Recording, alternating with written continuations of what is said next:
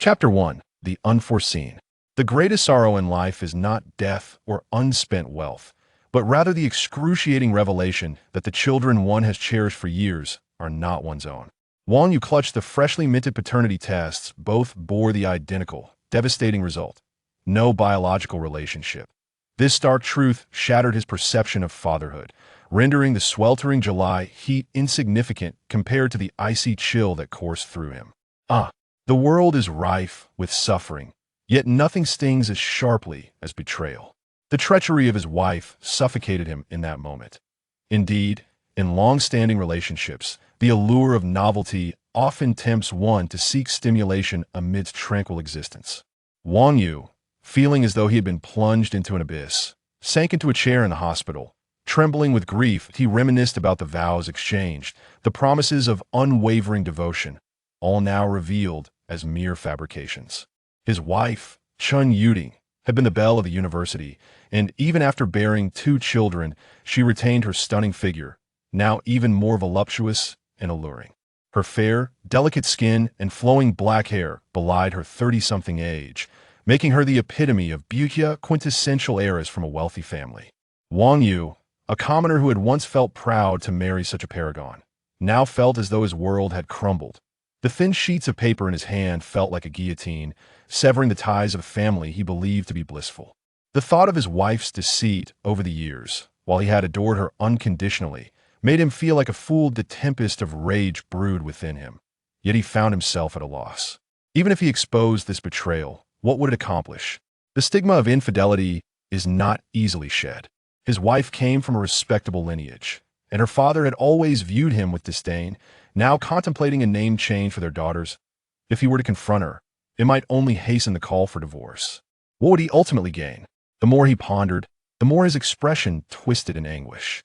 The betrayal felt like a vendetta to be avenged. With a heart full of fury, he stumbled out of the hospital and into a nearby bar. Today, he would indulge henceforth. He would live solely for himself. Standing tall at nearly 6 feet, with striking features, he had once attracted many admirers, but the presence of his wife had rendered them speechless. Now, as he drank deeply, his despair drew the protective instincts of the women surrounding him. "Sir, are you drinking alone? Care to join me?" One bold woman approached, and Wang Yu welcomed her company, indifferent to her identity. He craved nothing more than to drown his sorrows, to forget love and espoused. In his inebriated state, he quickly succumbed to the effects of alcohol, collapsing in a booth, oblivious to the advances of the women around him. "Release him. This man is mine tonight." Her proclamation thundered like a bombshell amidst the cacophony, igniting a riotous dispute among the women vying for his attention.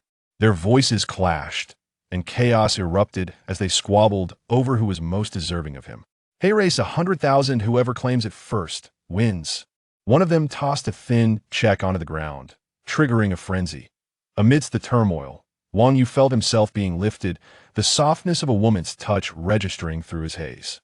He was barely able to stand, his blurred vision obscuring her identity. After leaving the bar, he found himself in a car, where he vaguely recognized the driver girl with long, flowing black hair. This resemblance to his wife stirred a wave of anger within him. "Chun Yuding, you deceiver. You made me raise another's children, and now have the audacity to show your face." The woman remained silent, as if his words fell upon deaf ears. Fueled by alcohol, Wang Yu continued to vent his fury. "I just had a paternity test done. Neither child is mine. Why would you do this to me?" Tears streamed down his face as he wept, the anguish overwhelming him. A man's tears are far more precious than blood. After years of devotion, to face such a betrayal was unbearable. His emotions spiraled out of control as he lamented, "I will not let this go. I will expose your family's disgrace and make that scoundrel pay." Yet the woman remained mute, her silence further igniting his rage. "Why are you silent? Do you feel guilty? After all these years of love, why would you betray me? Tell me why." As the alcohol took its toll, Wang Yu drifted into a restless slumber, muttering incoherently. Time passed, and the car finally came to a halt in an underground parking lot. The woman helped him out, leading him into a house that, in his dazed state, he felt like a puppet, completely at her mercy. He sensed her undressing him and possibly cleaning his body, but he was too intoxicated to comprehend his surroundings. Life is but a dream, replete with the scent of roses. Upon awakening, Wang Yu felt parched and instinctively reached out to call for his wife to fetch him water. Just as he opened his mouth, the events of the previous day flooded back. A self-deprecating smile graced his lips as he felt ashamed for his tears. Since he had resolved to take responsibility for his own happiness, it was time to sever ties with the betrayer. No matter her beauty or wealth, she was no more than a repugnant burden. As he gathered his resolve, he noticed an ache in his left arm, and the sensation in his hand felt unusual. The memory of his drunken escapade and being led away by a woman struck him with shock. To his surprise, he lifted his head slightly to see the woman beside him, peacefully sleeping, her eyes closed, her complexion radiant. Her silky black hair cascaded over his arm, her breaths gentle and rhythmic, lips slightly parted as if lost in a sweet dream.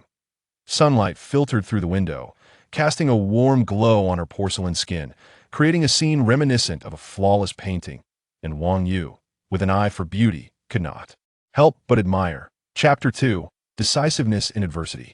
After a moment of appreciation, the woman stirred awake. Though I am unaware of how we arrived at this juncture, feel free to express any desires you may have. Wang Yu, still recovering from the effects of alcohol, spoke with a hint of apprehension. When she gazed at the man before her, a smile threatening to break free. The person she had cherished for 2 decades had deceived her, never offering a promise. Yet in a moment of despair and indulgence, she unexpectedly received a vow in return. How tragic, how lamentable, how pitiable, and even more contemptible. What difference does it make if she comes to terms with it? Is it foolish to berate herself for being so naive at her age, still clinging to something so intangible? The man before her had been observed from afar in the bar, and he too seemed to bear the scars of love lost. Though she contemplated burying her own affections entirely, when Sheen hesitated to choose just anyone, she desired at least a semblance of attraction, someone she did not find repugnant. Some women possess a peculiar tendency to inflict pain upon themselves to achieve certain ends, pursuing perfection even amidst their suffering. On her way home, she learned this man's name and heard his anguished cries. His plight was indeed more sorrowful than her own. After 7 years of devotion to his wife, he discovered that the 2 children she bore were not his. As a woman, Wan Xin condemned the shamelessness of the other woman, yet she also empathized with Wang Yu's fate. She considered that, after all, she merely sought a pleasing companion, and Wang Yu, with his decent appearance and seemingly commendable character, presented a heart-wrenching story that could bring tears to the eyes of any listener. After a taxing day of selection, she decided on him. At the very least, she could offer him something, a glimmer of hope, a reminder that life held not only deceit and betrayal, but also the potential for luck and warmth. If you wish for me to take responsibility, I believe we could explore a connection for a while, she asserted, her demeanor devoid of any worldly air, prompting Wang Yu to consider the possibility of getting to know her better. Though his wife had betrayed him, he had no intention of resigning himself to a life of solitude. Wang Yu felt a mix of emotions, awakening to the realization that he had inadvertently engaged in infidelity. This was a difficult pill to swallow for someone who had always prided himself on his integrity. It's fine, you should go. I am not interested in pursuing anything further, he replied. What do you mean? You ought to resolve your issues first. Both children are not yours. So hurry up and divorce your wife. How do you know? You were shouting about it in the car last night. It was hard not to hear. Wait for me. I will go home and divorce my wife first, and then I will come back to find you. Wang Yu believed his marital status had led her to misunderstand him. Do you not comprehend basic communication? If you wish to engage with me, it must be mutual. Now leave. I doubt, Wang Yu stammered, his face flushed, realizing that what had transpired was merely a one-night affair. Unlike her nonchalant demeanor, his traditional nature compelled him to leave behind his contact information. Wan Xin waved her hand, saying nothing. Although she felt sympathy for Wang Yu's plight and had bestowed upon him her most cherished gift, she was reluctant to forge any emotional connection with a man who had been deceived by women for so many years that a handsome exterior could only carry so much weight, especially since her heart was not in it. Wang Yu placed the note on the bedside table, preparing to dress and leave. As he lifted the covers, he discovered a small red flower resting on the bed. This. It was understandable that Wang Yu was taken aback. After all, He had never encountered such a flower during his marriage. His wife had explained that it was an injury from her dance lessons. Wang Yu had harbored doubts, later searching online to confirm such occurrences were indeed possible. Coupled with his wife's deliberate attempts to please him and her astonishing physical flexibility, he had accepted her story. "What are you staring at? Hurry and leave."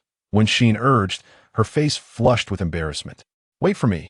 After dressing, Wang Yu looked at Wen Xin earnestly for 10 seconds, etching her image into his memory before departing. Sitting on the bed, Wen Xin felt a twinge of regret over her decision, not for having indulged herself, but for having chosen a man like Wang Yu. Her possessiveness might lead to future complications, yet she reassured herself that once she resolved her matters in this city, she would depart, likely never to cross paths again.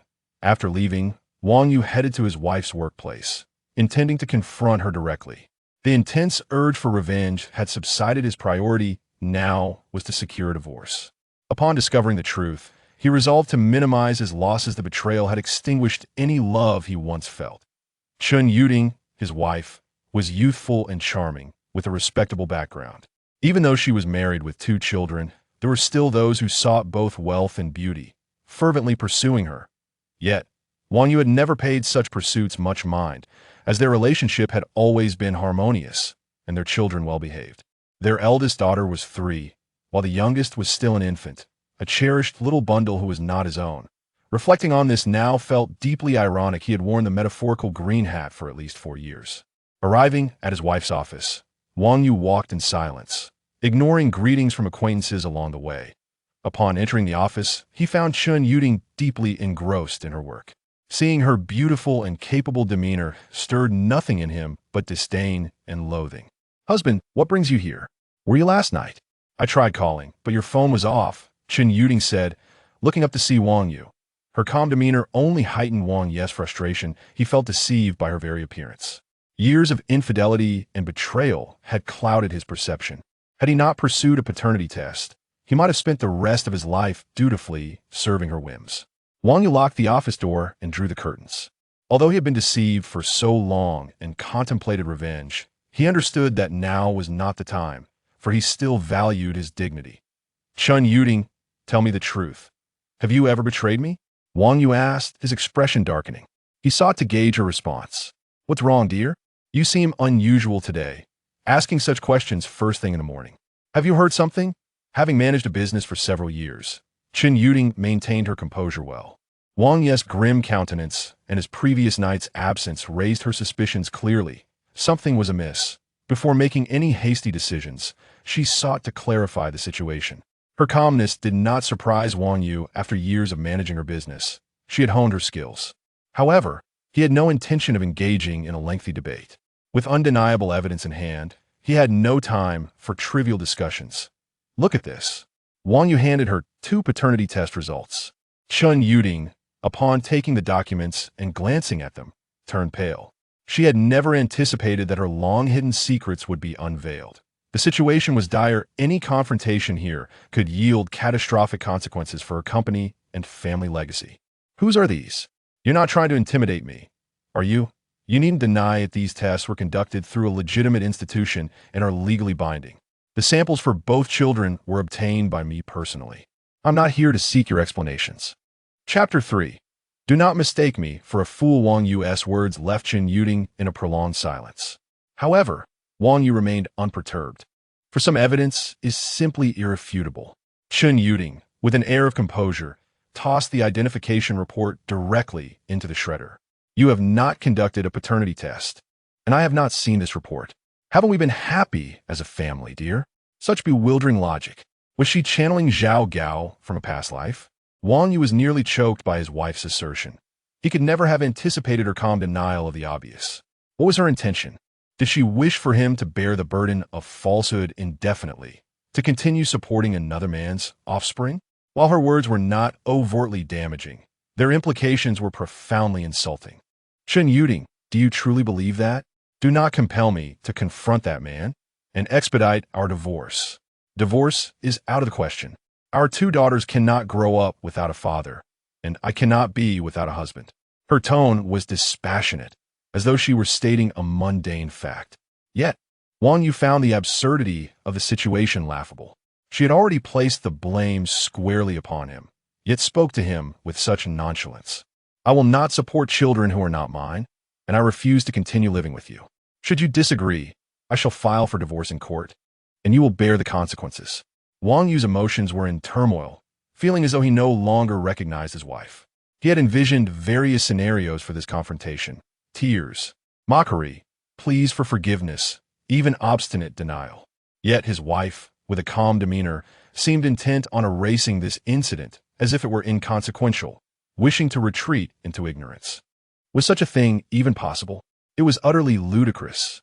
Although his wife was affluent, Wang Yu was not the sort to forsake his dignity for monetary gain. If not for the events of the previous night, if not for his filial responsibilities, at that moment, he was overwhelmed with an urge to confront her with unrestrained fury. Upon hearing Wang Yu's intent to escalate matters to court, Chen Yuding's brow furrowed. The ordinarily rational woman felt a surge of frustration. Yet, witnessing Wang Yu's barely contained rage, she hesitated to provoke him further. Allowing the situation to spiral out of control would lead to complications she would find difficult to navigate. Why would you seek a paternity test? Has someone whispered in your ear? Chen Yuding understood Wang Yu well. Their family had always enjoyed a harmonious existence, and he had never shown suspicion toward her. It was likely that someone had deliberately informed him of this matter. Indeed, I received a text message yesterday morning. Initially, I thought it was merely a nuisance, but it explicitly detailed your infidelity's time and place, leaving me with no choice but to doubt you. I had faith in you, convinced that someone was targeting you. I attempted to call you, but every attempt was met with silence, even at your office. You had assured me that you were going to work that morning, yet within an hour, I could not reach you, which compelled my suspicions. To my astonishment, the paternity test confirmed my worst fears. Where were you yesterday morning?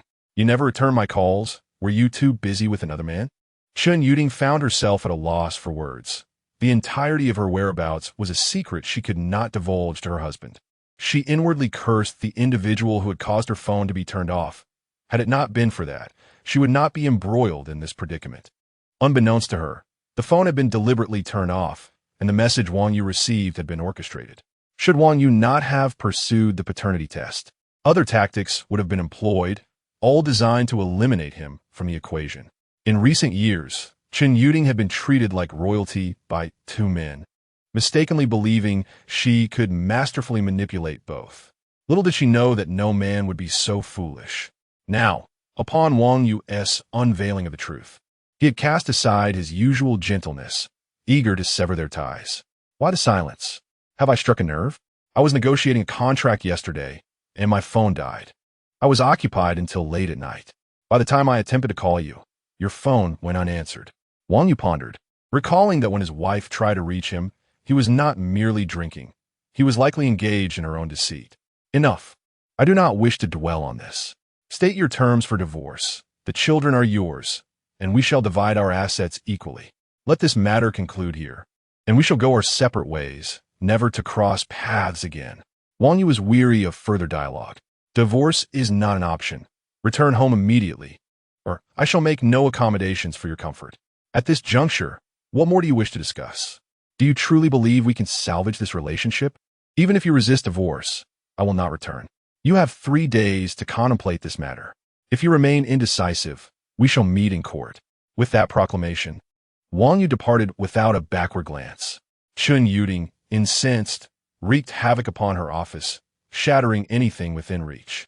Once she regained her composure, she retrieved her phone and dialed a number. After 2 rings, the call was answered. What troubles you, my senior? Are you missing your junior? My husband has discovered my secrets and knows the children are not his. Can you assure me of your intentions to marry me? He is aware, yet you have not concealed it well. What does it matter now? In 3 days, if I do not agree to divorce, he will pursue legal action. If this information becomes public, my family's reputation will be severely tarnished, and our 2 daughters will bear the brunt of the ensuing gossip. As she spoke, Chen Yuding succumbed to tears. She still held feelings for Wang Yu.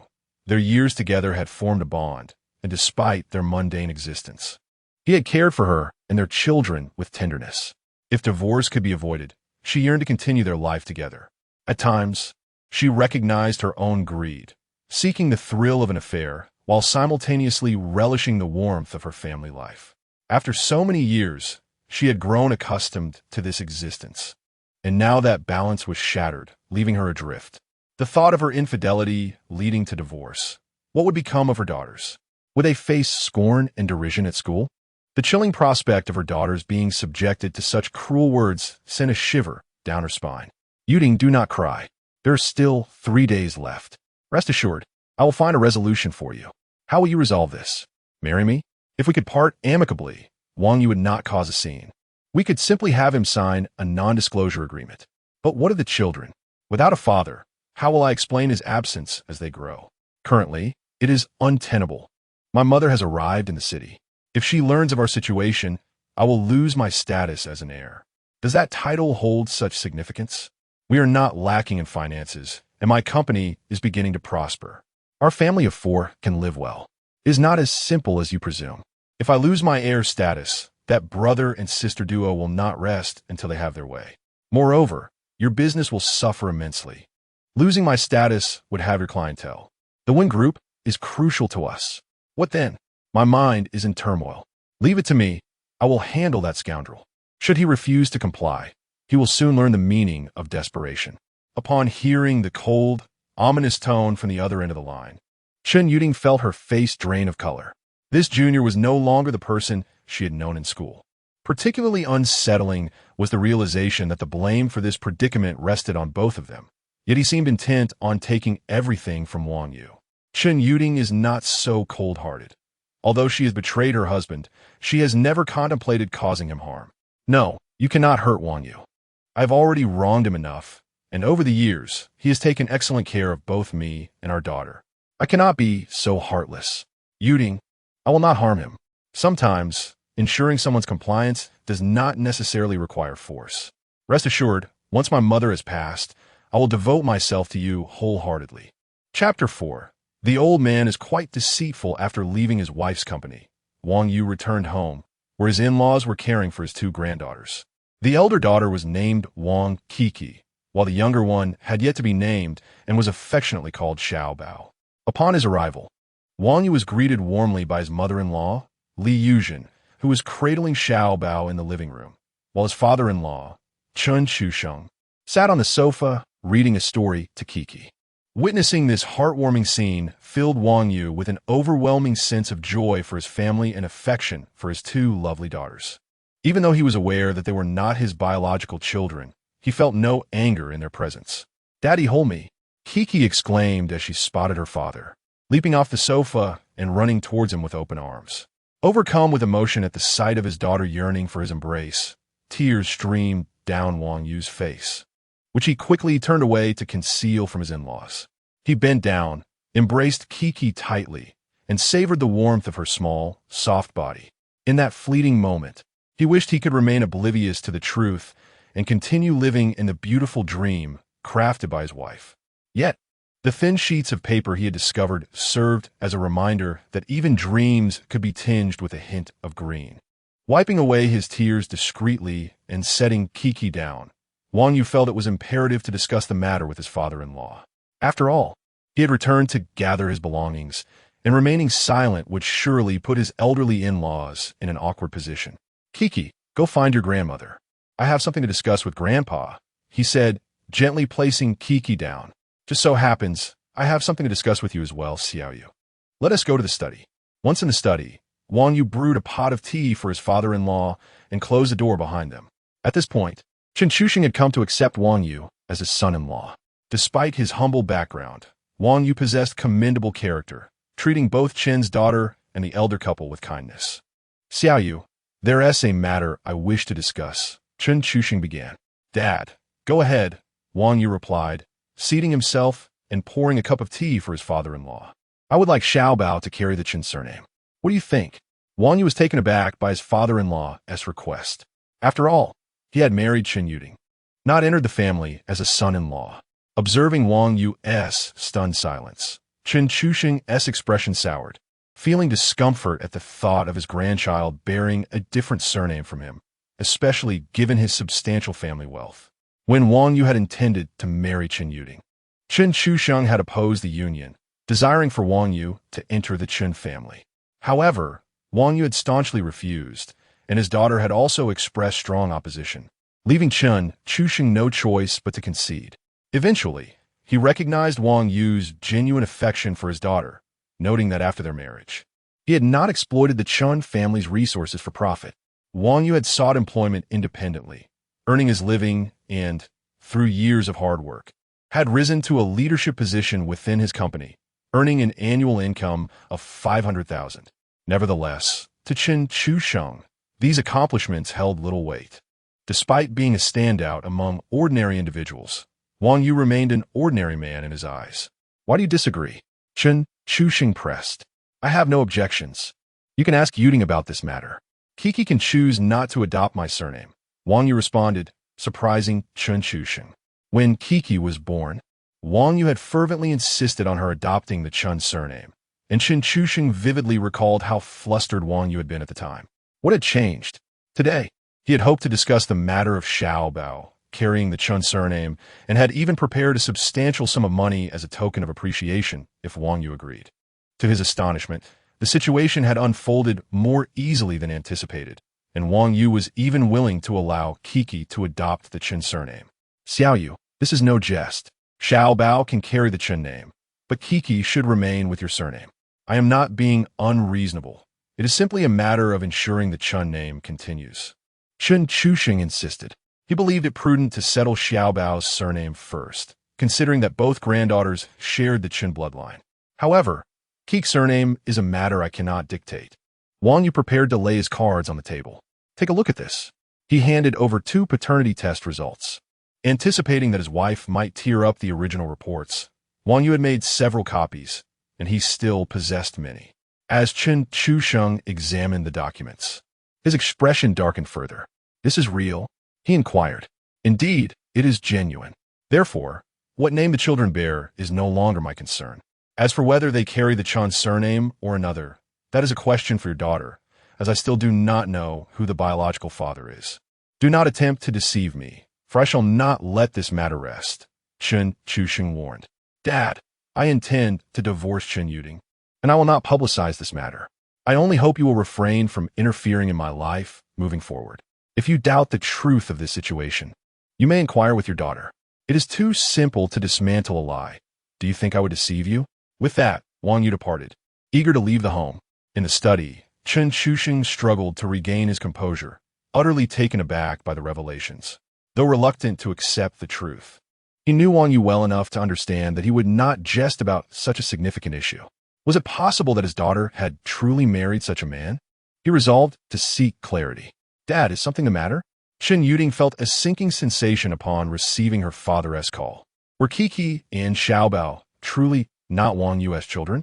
Chen Chusheng wasted no time in cutting to the chase. How do you know this? Did Wang Yu tell you? I have the paternity test results right here. You must clarify this matter for me. Is it true or not? He demanded. No. Kiki and Xiaobao are indeed Wang Yu's children. You must be mistaken. Wait at home. I will return shortly. Chen Yuding hastily replied before hanging up. Upon hearing his daughter's words, Chen Chusheng felt as if he had been duped by Wang Yu. Infuriated, he stormed out of the study, determined to confront Wang Yu. Entering the bedroom, he found Wang Yu packing his belongings, and his anger flared. He had initially viewed Wang Yu as an honest man, but now he felt betrayed. With a swift motion, Chen Chusheng slapped Wang Yu hard across the face. You dare deceive me? I just spoke with Yuding, and she claims that Kiki and Xiaobao are indeed your children. What do you have to say for yourself?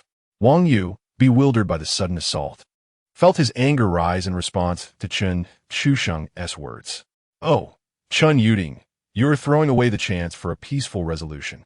Now that you refuse to acknowledge the truth, I will expose the man who fathered the children. Let us see if you can still maintain your family's reputation then. Chapter 5. Only 3 days given gazing at Wang Yu, whose face had turned crimson as he glared at him fiercely. Chen Chusheng increasingly sensed that this young man was deceiving him. Reflecting on the years during which Wang Yu had feigned benevolence, successfully swaying both him and his wife to accept him, it was now evident that his true nature had finally emerged.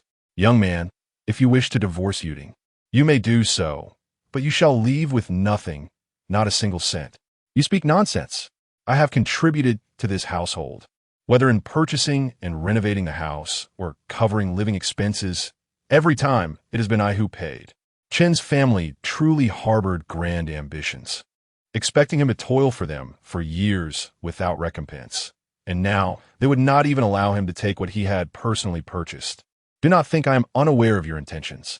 You two have been married for 7 years. You earn a maximum of 3 million yuan. Yet now Yuding's company is valued at over 100 million. You wish to claim half of the assets? You are truly cunning. No wonder you have played the fool for so long. Say what you will. We shall meet in court in 3 days. If you doubt the report I have prepared, conduct your own investigation. Just do not blame me if you find yourself embarrassed later. After speaking, Wang Yu forcefully tossed a few strands of hair onto the table. Observing Wang Yu's resolute demeanor, Chen Shuxing suspected that he was not fabricating anything and was indeed prepared to escalate matters to court. Doubts crept into his mind regarding his daughter's words. What are you still doing here? Are you afraid to confront the possibility that your daughter is indeed a promiscuous woman? Wang Yu's irritation rendered him less courteous. You are courting death. Chen Shuxing raised his hand, preparing to strike Wang Yu once more, only to have his attempt thwarted. Am I wrong? You may investigate thoroughly, but if you strike me, do not expect kindness in return. Wang Yu had long harbored resentment towards his father-in-law, who had opposed their marriage most vocally and had always looked down upon him, insisting he become a son-in-law. Had it not been for Chen Yuding's earnest pleas, Wang Yu would not have lowered himself to make various promises for the woman he loved. Their marriage would not have materialized. Yet, who could have predicted that this old man would orchestrate an extravagant wedding merely to uphold the Chen family's facade? Subsequently, he cut off Chen Yuding's credit card, insisting that if Wang Yu had such dignity, he should not spend the Chen family's money. Indeed, Wang Yu was dignified. He had never spent a single yuan from the Chen family. The apartment he purchased was acquired through his own diligent earnings. Initially, he had 1.5 million yuan, believing he could secure a loan of 1 million. However, upon hearing this, Chen Shuxing deemed it disgraceful for his daughter to require a loan for a modest 200-square-meter duplex. Hence, he opposed Wang Yu's loan application. Lacking sufficient funds, Wang Yu compromised and sought to purchase a 100-square-meter apartment temporarily. Yet this too met with Chen Shuxing's disapproval. In a fit of anger, Wang Yu contemplated ending the old man's life, but his wife intervened, asserting that buying a home was a matter for both partners, and he had a duty to contribute. Thus, he borrowed 1 million from his mother and finally purchased the apartment. With no alternative, Wang Yu clenched his teeth and accepted the situation, subsequently working tirelessly to repay the 1 million yuan owed to the Chen family. Those years were the most arduous for Wang Yu, juggling multiple jobs while enduring the scrutiny of Chen Shuxing and his wife. Although his wife also worked, Chen Shuxing had only offered her an assistant position with a meager salary insufficient to cover even a single set of cosmetics. The weight of family pressure rested solely on Wang Yu's shoulders, yet he persevered, driven by love for his wife and determination not to be looked down upon. Fortunately, his efforts bore fruit. He gradually established himself within the company, and 2 years ago, he was promoted to department manager. Life improved, and his wife bore him 2 lovely daughters, culminating in a harmonious blend of family and career success. Had he not discovered that the children were not his own, Wang Yu would have considered himself the happiest man alive. The realization that his hard work and sacrifices had culminated in betrayal left him seething, and he refrained from physically assaulting Chen Shuxing out of respect for his elder. I will investigate this matter thoroughly, should I uncover any underhanded tactics on your part. You shall wish for a fate worse than death. Just do not let your daughter drive you to despair. Oh, but you will not die. The apple does not fall far from the tree. Such a daughter reflects poorly on her father. You both share the same nature, with no regard for your own dignity. How could you possibly be driven to despair? Wang Yu, a master of sharp retorts, nearly brought Chen Shuxing to the brink of a heart attack with his words. He sidestepped Chen Shuxing and resumed packing his belongings. Meanwhile, his mother-in-law remained oblivious to the unfolding drama, believing the altercation stemmed merely from the issue of their child's surname. Mom, where are Dad and Wang Yu? Chen Yuding, returning from the office, found her mother with her 2 daughters, and everything appeared normal, as if nothing were amiss. They are upstairs. Your father confronted Wang Yu regarding the surname issue. It seems they had a heated argument. Perhaps you should go and mediate. Chen's mother, still unaware of the true nature of the conflict, suggested. Chen Yuding, upon hearing this, set down her bag, kissed her daughters, and hurried upstairs. Upon entering the bedroom, she found Wang Yu packing his things while her father glared menacingly at him. The situation had escalated beyond Chen Yuding's expectations. She had not anticipated that her parents would become embroiled in this conflict. Observing their expressions, it was evident that the rift had widened, making it all the more difficult for her to salvage her marriage. "Honey, what are you doing?" Ignoring her father, Chen Yuding rushed to grasp Wang Yu's hand. Wang Yu looked at her delicate and perfect wrist, no longer enamored, but rather filled with revulsion, contemplating that this hand had caressed other men. He immediately withdrew. "You returned just in time. There are matters you should clarify with your father. I do not wish to see either of you. I will call you in 3 days. By then, prepare for divorce." Having spoken, he pushed past his wife, dragging his suitcase, ready to leave. Chen Yuding clung to his waist, unable to utter a word, only able to cry silently. She had thought herself indifferent to her husband, yet the moment he prepared to depart, an overwhelming sense of loss surged within her. Confused by her own emotions, Chen Yuding felt an intense unease, as if a voice within was urging her not to let him go. "Let him leave. I refuse to believe he can go anywhere after departing from the Chen family. He will return, begging on his knees." Chen Chusheng, witnessing his daughter's distress, felt a pang of sympathy, yet his disdain for Wang Yu only deepened. So what if his daughter had strayed? Kiki and Xiaobao remained his granddaughters. A man incapable of holding on to his wife deserved to be cuckolded. The more he observed Wang Yu, the more his discontent grew. Forcefully prying Chen Yuding's hands away, Wang Yu cast a cold glance at Chen Chusheng, too weary to exchange further words with him, and walked away without looking back. In the living room, Chen's mother watched as Wang Yu stormed out, suitcase in hand, her heart heavy with discomfort. Was it truly so unreasonable to wish for Xiaobao to bear their family name? She turned away, unwilling to face Wang Yu's disdainful expression. "Daddy, where are you going?" Kiki, oblivious to the turmoil, gazed at Wang Yu with wide eyes, asking as he departed. Wang Yu, brimming with anger, could not direct his ire at Kiki. After all, the child was innocent, unable to choose her lineage. Moreover, he had cherished her as his precious treasure over the past 3 years, making it impossible to harm her. "Daddy is going on a business trip. Be good at home, and when I return, I will take you to the amusement park. All right?" "The amusement park?" "Yay! I will be good at home, Daddy. You must come back quickly." As Wang Yu gazed upon the child who called him father, his resentment towards his wife intensified. It was she who had sown the seeds of this torment, forcing such a young soul to endure suffering. Suppressing the urge to embrace Kiki, he managed to feign a smile, gently ruffling the little girl's hair, before departing with a heart full of anger and discontent. Chapter 6. Wealth makes me feel like a turtle leaving home. Wang Yu drove aimlessly through the bustling streets, gazing at the vibrant city without knowing his destination. As his vehicle passed a residential complex, he realized it was the very place he had departed from that morning. Though he was reluctant to confront that woman just yet, the idea of renting an apartment nearby seemed appealing. He promptly parked by the roadside and entered a real estate agency situated outside the complex, eager to inquire about available properties, with the intention of moving in that very day.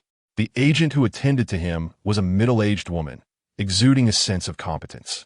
After understanding Wang Yu's requirements, she presented him with 3 housing options.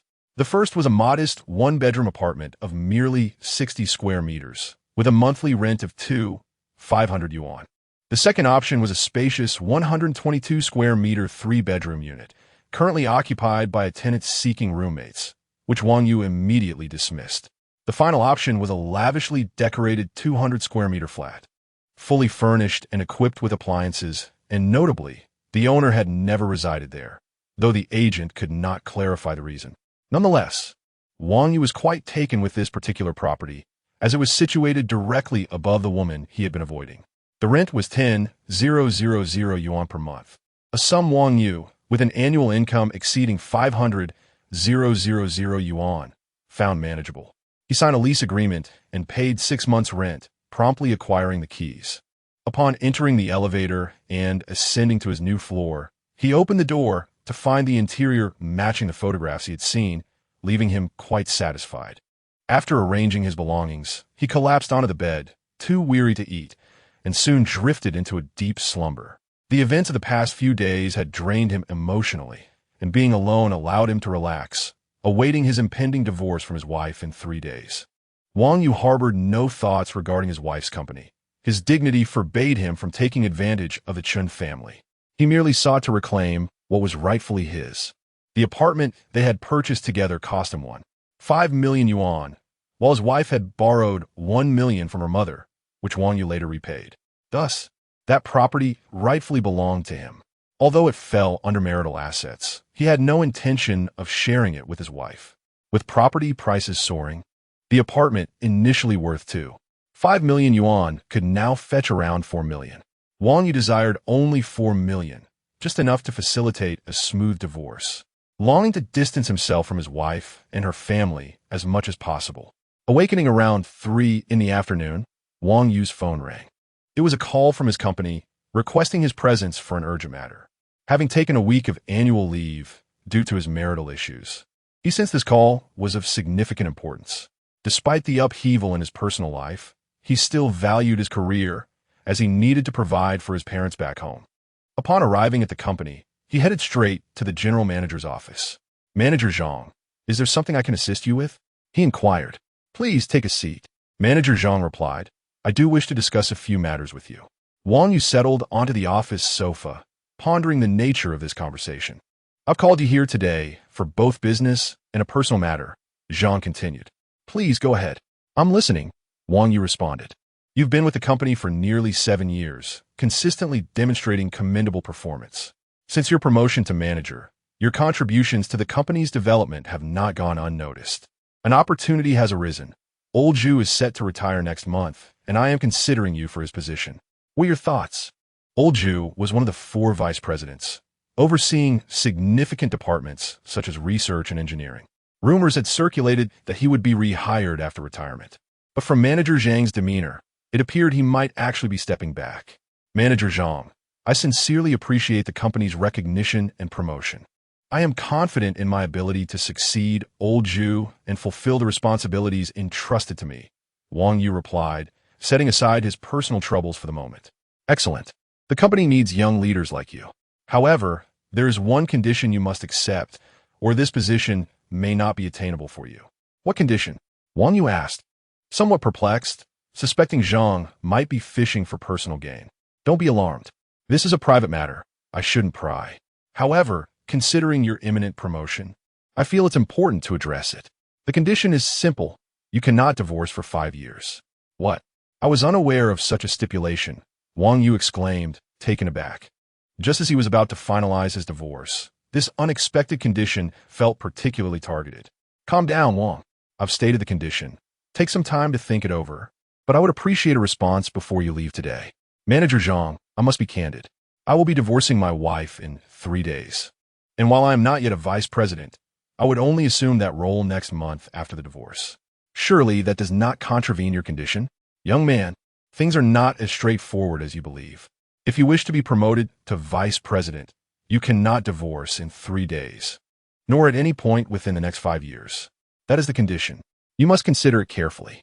Furthermore, the annual salary for the vice president is 5 million yuan, with profit-sharing opportunities. Last year, Old Yu received over 30 million in dividends, and this year's performance is expected to improve. Please think it through." With that, Manager Zhang waved him off, leaving Wang Yu in a state of confusion as he exited the office. He could hardly fathom that the obstacles to his divorce could stem from his workplace. According to Zhang, if he remained married, he could potentially earn at least 40 million yuan by year-end, an amount he could never hope to accumulate in a lifetime. Yet, the notion of remaining married and enduring his wife's betrayal for another 5 years was utterly unacceptable. To hell with it. Even for 400 million yuan, I would not agree to that. The marriage must end. Being a financially secure turtle is still unacceptable. After Wang Yu departed, Manager Zhang dialed a phone number in his office. Young Master One, I have taken care of the matter you assigned me. Now it rests on Wang Yu's decision. If he agrees, I will manipulate the contract accordingly. Whatever he earns in 5 years will have to be returned. If he declines, we will terminate his employment and blacklist him across the industry, ensuring he earns not a penny elsewhere. Thank you, Zhang. Please come by tomorrow. I have a project I wish to discuss with you. Chapter 7. Homecoming. As Wang Yu stepped out of the company, his mood was tumultuous. He crossed the road to purchase a pack of cigarettes. Taking a deep drag, he was immediately choked by the pungent smoke, leading him to cough violently. After a brief respite, he inhaled once more, the murky fumes filling his chest. Freed from the constraints of family, he began to reveal the personality that had been suppressed for many years. Before he met his wife during college, Wang Yu had been an extroverted and cheerful young man. Until his senior year, he was much like any ordinary student, relishing moments spent gaming and playing basketball with his dormitory mates. Smoking and drinking were habits he had cultivated during that time. However, once he began dating his wife in his final year, he unknowingly started to alter himself. He ceased smoking, found little time for games, and gradually abandoned his beloved basketball. His frequent visits to barbecue stalls with friends dwindled, as if he had transformed entirely, aligning his preferences and lifestyle with those of his wife. While smoking, Wang Yu reminisced about the days following his introduction to his wife. He had always silently indulged her, changing his habits, sacrificing his interests, and distancing himself from friends in the process. After years of molding himself into the person she desired, he pondered the outcome. I am truly a fool, he thought, striking himself sharply across the face. While others received reward for their sacrifices, he found himself wearing a metaphorical green hat. A cruel twist of fate. Divorce.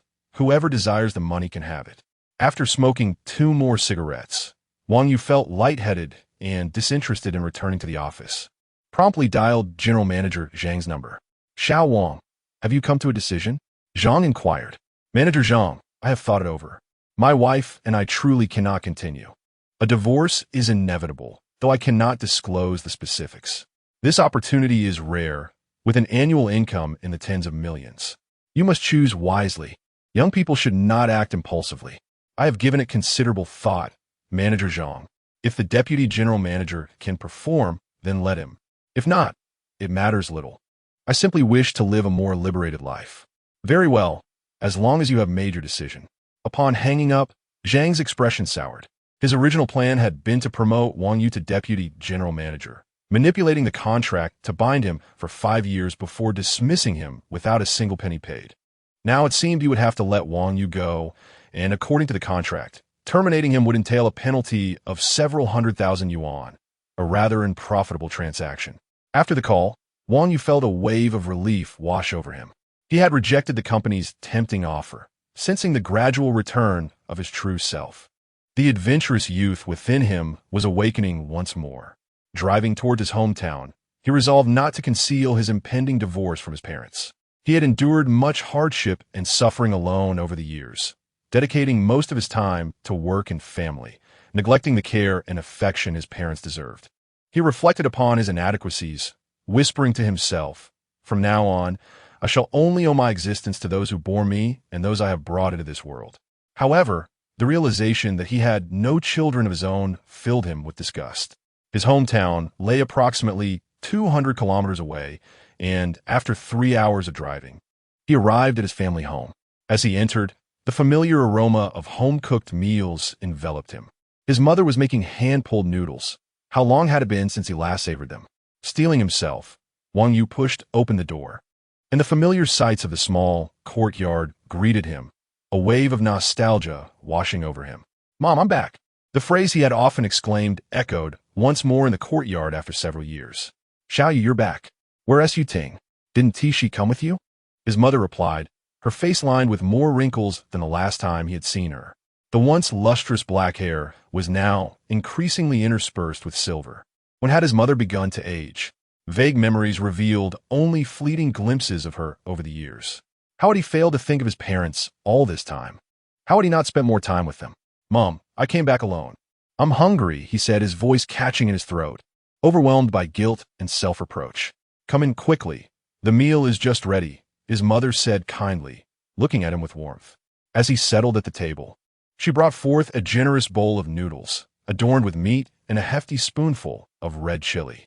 His mother had never forgotten his preferences, and the meat atop the noodles was a testament to her deep love for him. While eating, Wang Yu felt a bittersweet mixture of emotions. Yet a sense of tranquility began to envelop him. "Mom, where's Dad?" he inquired, noticing only his mother's presence halfway through his meal. "The temple in the village is set to be demolished to make way for a small square. Your father has gone to oversee the demolition," she replied. "The temple by the west side?" he asked. "Yes, the one you used to play at when you were little." "Oh, building a square sounds nice. We could dance there in the evenings." After finishing his meal, his mother handed him half a bowl of noodle soup, which he drank in one gulp. He felt as if he had been rejuvenated, all his sorrows and discontent dissipating, replaced by an indescribable sense of elation. "Mom, I'm getting a divorce from Chen Yuding." Wang Yu was not one to conceal matters. Direct by nature, he had little to hide. Although he felt embarrassed by his wife's betrayal, there was no reason to keep anything from his mother. "Divorce? Why? You were doing well together," she responded, her surprise evident. "Mom, due to certain circumstances, we can no longer continue. I came back today to discuss this with you and Dad." "Xiao Yu, divorce isn't a joke. What about Kiki and Xiaobao? They're still so young. What will happen to them if you two separate?" Despite not frequently seeing his two granddaughters, her love for them remained unchanged. "Mom, Kiki and Xiaobao aren't mine. It's humiliating," he said, wrapping his arms around her, fighting the urge to cry. However, sensing his mother's trembling form, he abruptly halted. "Mom, what's wrong? Are you okay?" He quickly helped her to the sofa, gently patting her back to soothe her. "Don't be upset, Mom. I'm still young, just over 30. I will definitely give you 2 chubby grandsons in the future." After taking a deep breath, his mother appeared drained, her previously cheerful demeanor now slightly pale. "My son, I've long advised you against this. The match was ill-suited. Life would be challenging. But I never expected you to endure so much suffering and hardship. Mom, it's all right. Once the divorce is finalized, I will quickly remarry and have children. I will ensure they bring you joy every day." Thinking of his 2 daughters, who were monopolized by his in-laws, and how his own parents were subtly rejected whenever they wished to care for their granddaughters, Wang Yu berated himself for being foolish. "You've grown up. I can't help much now. You must decide for yourself. I trust you will not make any rash decisions. Just ensure you live well. Marriage isn't paramount. You must take care of yourself. Rest assured, Mom, I'm not naive. I'll learn from this experience. Sit tight. I'll go fetch Dad," he said, watching as his mother began to calm down.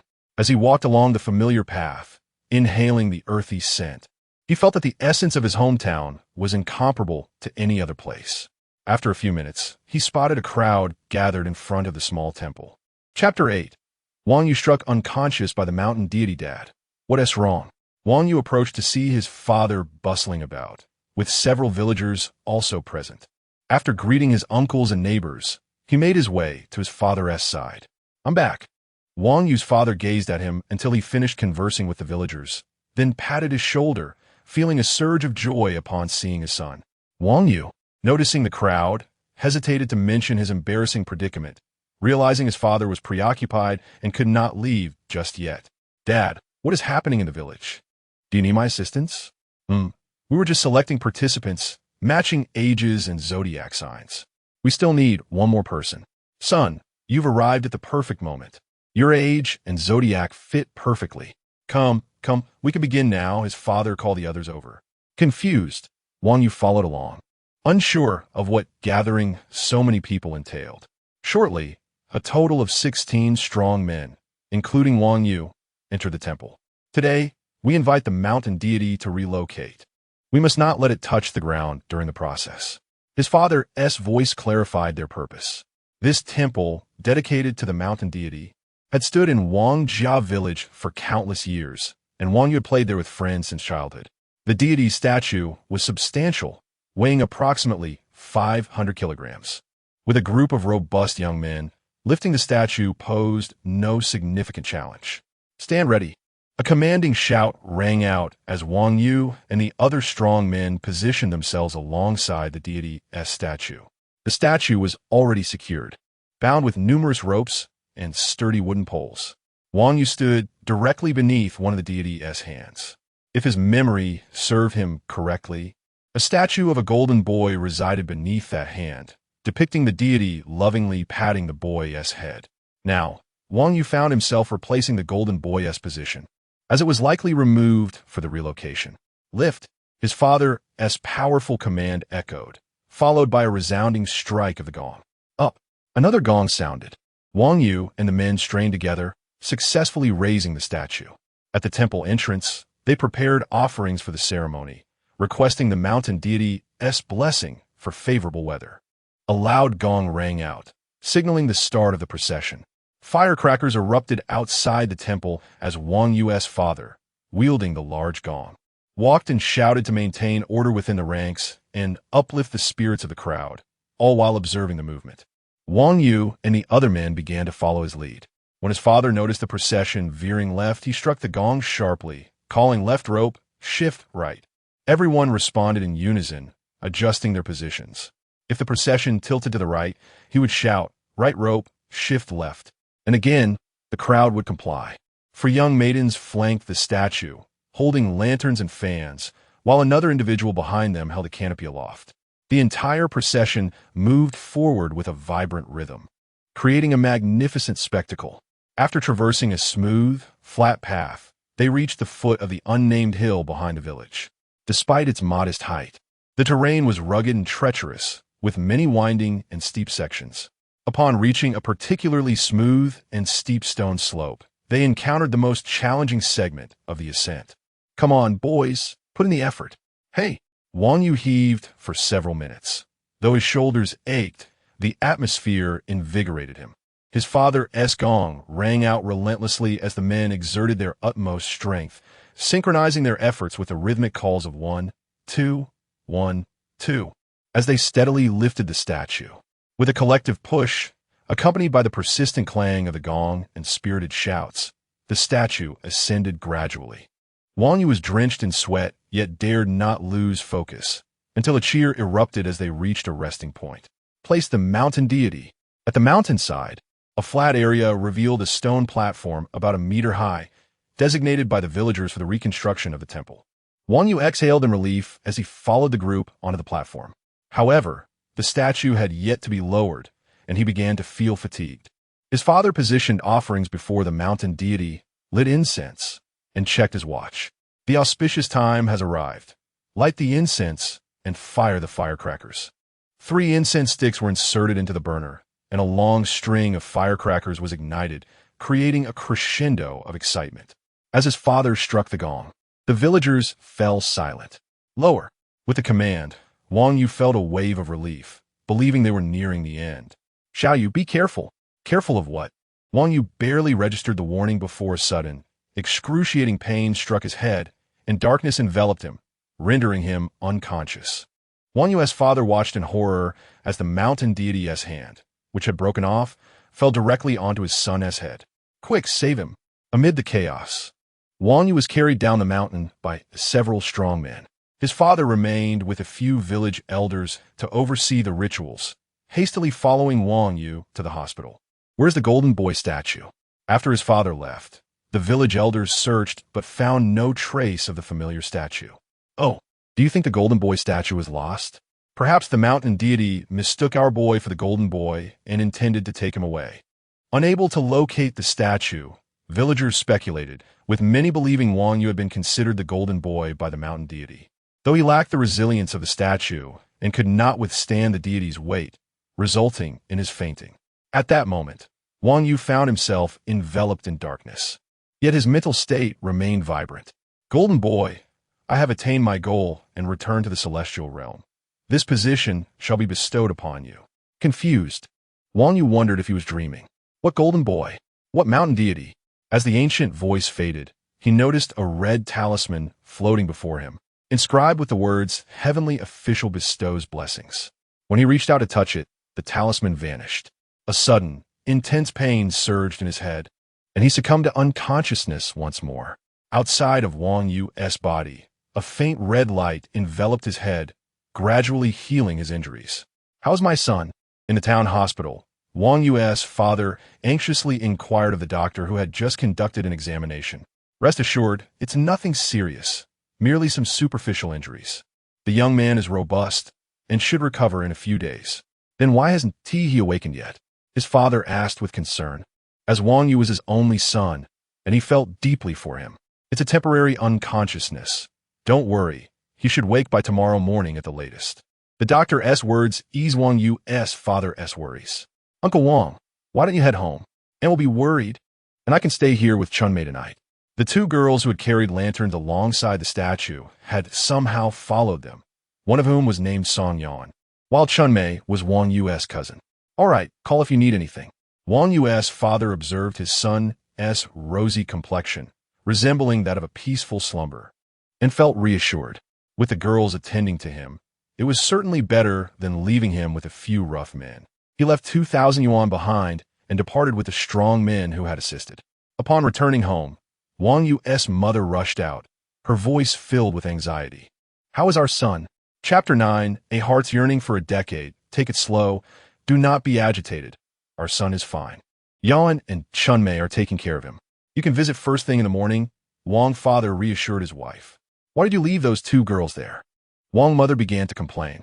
Chunmei is our son's sister, and Yan has grown up under our watch. There's no need for formality. They are family. Should we have left a few rough men to tend to the patient? Or should I, an old man, go? All right, you have a point. Hearing that their son was safe and that reliable people were looking after him, Wang mother felt a sense of relief. Upon entering the room, Wang father immediately devoured the noodles on the table. After such a long day, he was indeed hungry. Father, there's something I need to tell you. Originally, our son was supposed to tell you this himself, but given his current condition, I will speak on his behalf. What is it? Wang father set down his bowl and lit a cigarette, savoring the moment. Our son intends to divorce his wife. As Wang mother spoke, she began to wipe her tears in secret, feeling heartache for her son and a sense of injustice on his behalf. Divorce?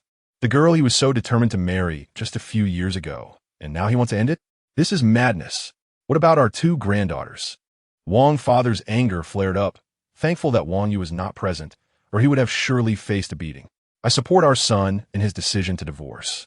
Wang mother's tone was resolute, leaving Wang father utterly astonished. My dear, how can you be so foolish? Divorce is a significant matter. Do not coddle him any further. I told you not to be angry. If you were aware of everything, you would surely agree with our son's decision. Wang mother sat across from her husband, pouring him a bowl of water. Is there anything else you haven't told me? Wang father inquired, accepting the bowl. Kiki and Xiaobao are not our son's daughters. Look, this is the paternity test report our son gave me before leaving. Wang mother produced the report that their son had handed her. Wang father took the report.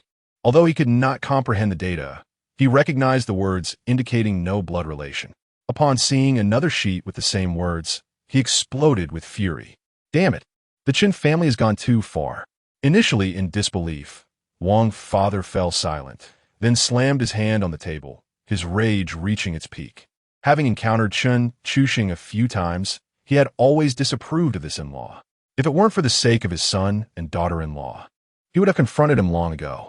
Now that his son was being bullied, Wang father was not contemplating the divorce, but rather plotting to confront the Chun family with vengeance. Enough. You seem to think this is like your youth, where you could solve everything with your fists. Wang mother rolled her eyes at her husband in exasperation. This matter cannot simply be dismissed. Wang father still sought an explanation. Let us first proceed with the divorce, and then see what our son decides. After all, he is 30 now, and we cannot make decisions for him. Yes, if this boy acts cowardly, I shall no longer acknowledge him as my son. With a huff, Wang father turned to leave for the village. Knowing that two young girls were still at the hospital caring for his son, and he needed to express his gratitude. At the hospital, Chunmei held Yan's hand as the two girls whispered to each other.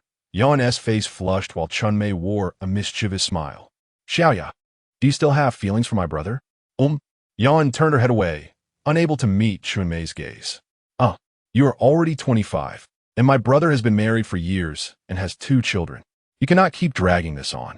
Chunmei had long known about her dear friend's affection for her cousin, but under the current circumstances, she felt it necessary to intervene, She could not simply watch her friend remain an old maid. "Chunmei, my life was saved by Yu Ge. I will never marry anyone but him." When Yan was 16 and Wang Yu was 21, he had been home for summer vacation. Chunmei had begged him to take her to the back mountain, and Yan had looked on eagerly, unable to resist the pleading of the two girls. Wang Yu took them to the river to catch fish. The events that followed were not so convoluted. Yan, lost in delight, accidentally fell into the water. Chunmei, being only 16 herself, could not save her. She only wished to join her friend in the afterlife. Wang Yu bravely jumped into the river and, with some effort, managed to rescue Yan. However, in the moment of saving her, Wang Yu had not thought much of it. In the water, he had touched parts of her that he shouldn't have. Once ashore, his innocent mind was oblivious to any implications, but from that day on, Yan's heart was forever tethered to him. Over the years, every time Yan recalled the moment Wang Yu had saved her, she felt immense fulfillment. Each time he returned home for vacation, she would plead with Chunmei to take her see him, dreaming of confessing her feelings when she was older. From 16 to 18, Yan blossomed into a young woman, her feelings no longer suppressed, eagerly awaiting Wang Yu's return to the village to express her heart. With bated breath, she counted down the days.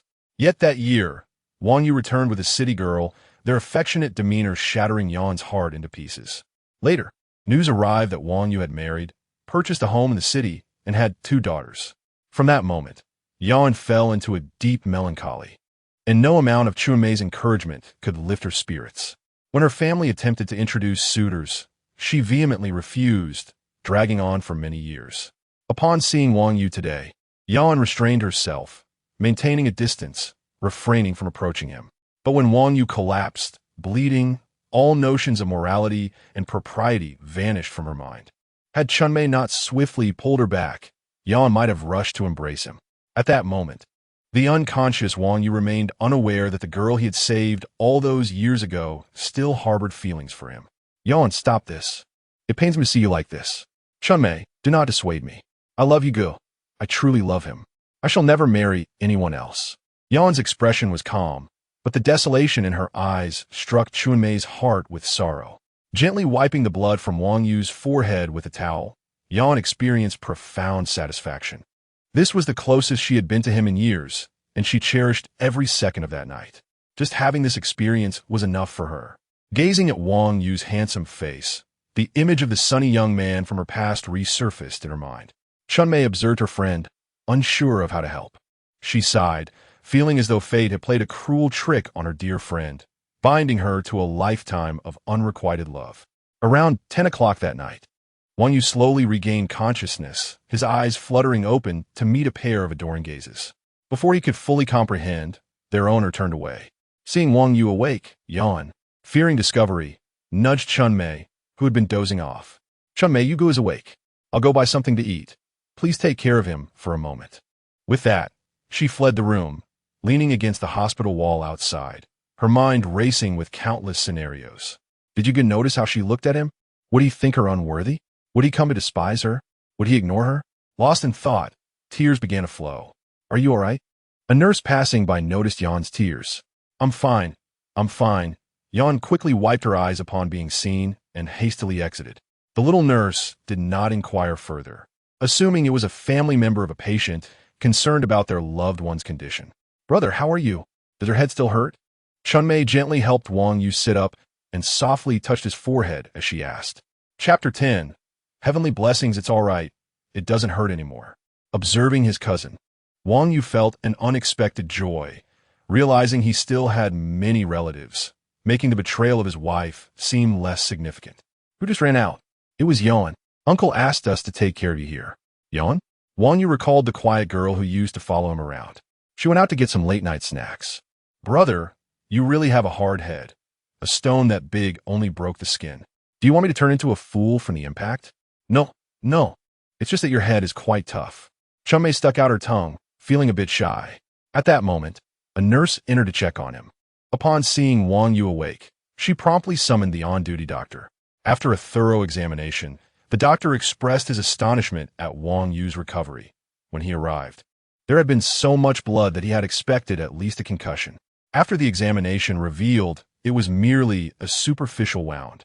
The doctor mused on how quickly Wang Yu had regained consciousness, considering the size of the stone that had struck him. Once the checkup was completed and finding no lingering effects from the injury, he remarked on the vitality of youth. After giving a few instructions and prescribing 2 bottles of anti-inflammatory medication, the doctor left. The nurse returned with the medication and began administering in 4. "You're fine now. Your wife was just outside crying. When she returns, you should reassure her so she doesn't worry." After the nurse finished, her inexplicable comment left both Wang Yu and Chun Mei at a loss for words. Was that Yan who was crying at the door? Is she scared by my injury? Brother, should we call sister-in-law? Chun Mei quickly changed the subject, wanting to divert Wang Yu's thoughts. Just then, Yan entered the ward, carrying a bag of food. "No need. I'm preparing for a divorce. You no longer have a sister-in-law." Wang Yu didn't wish to conceal the truth from his cousin, especially since their parents were already aware. Divorce? Why? Everything seemed fine. Chun Mei was torn between happiness and anger. Why ask so much? In a couple of days, I'll be getting the divorce certificate. Wang Yu preferred not to share the humiliation of his wife's infidelity with his cousin. All right, if you don't want to talk about it, but if you're divorced, let me introduce you to a girlfriend.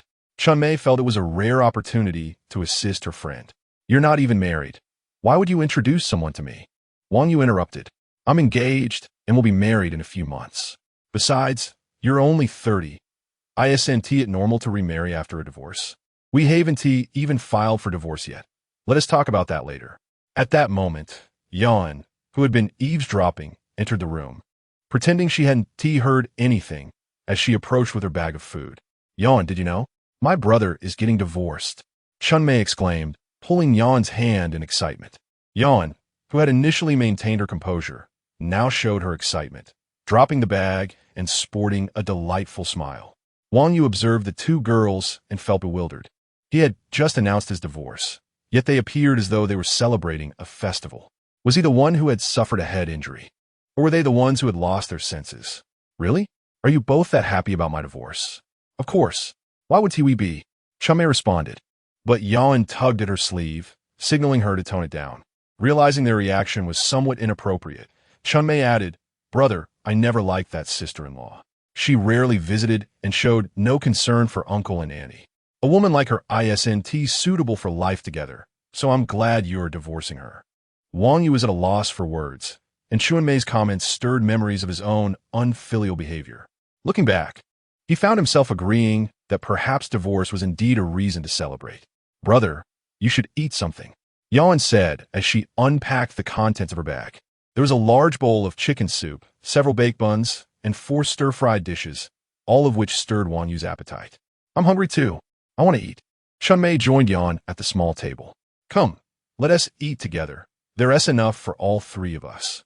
The trio gathered around and began their meal.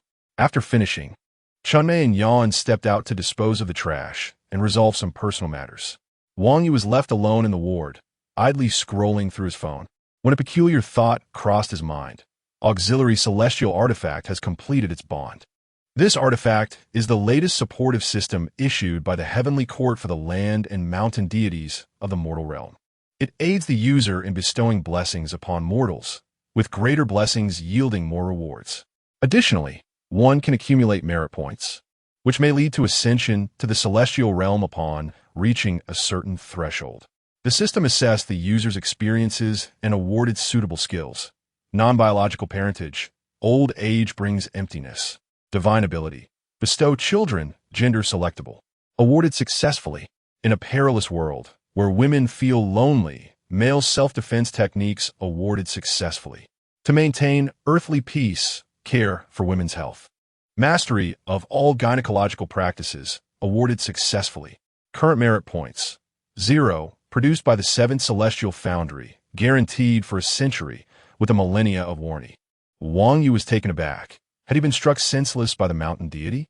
Upon closer reflection, he remembered a voice before losing consciousness, instructing him to go somewhere, asking a celestial boy to take his place.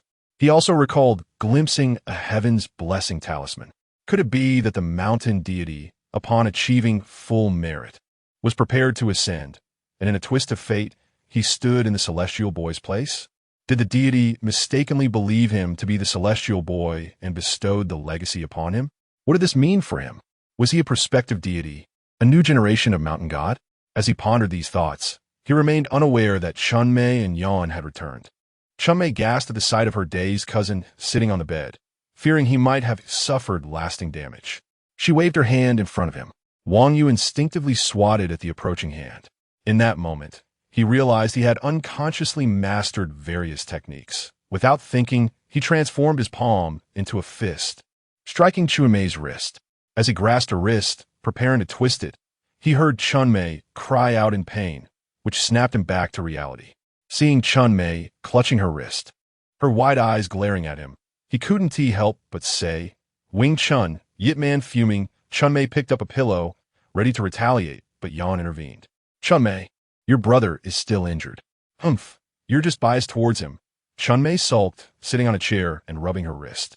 "Apologies, cousin. I was lost in thoughts of Yip Man's sequences when your hand came into my view, and I couldn't help but test it out." Wang Yu sheepishly apologized.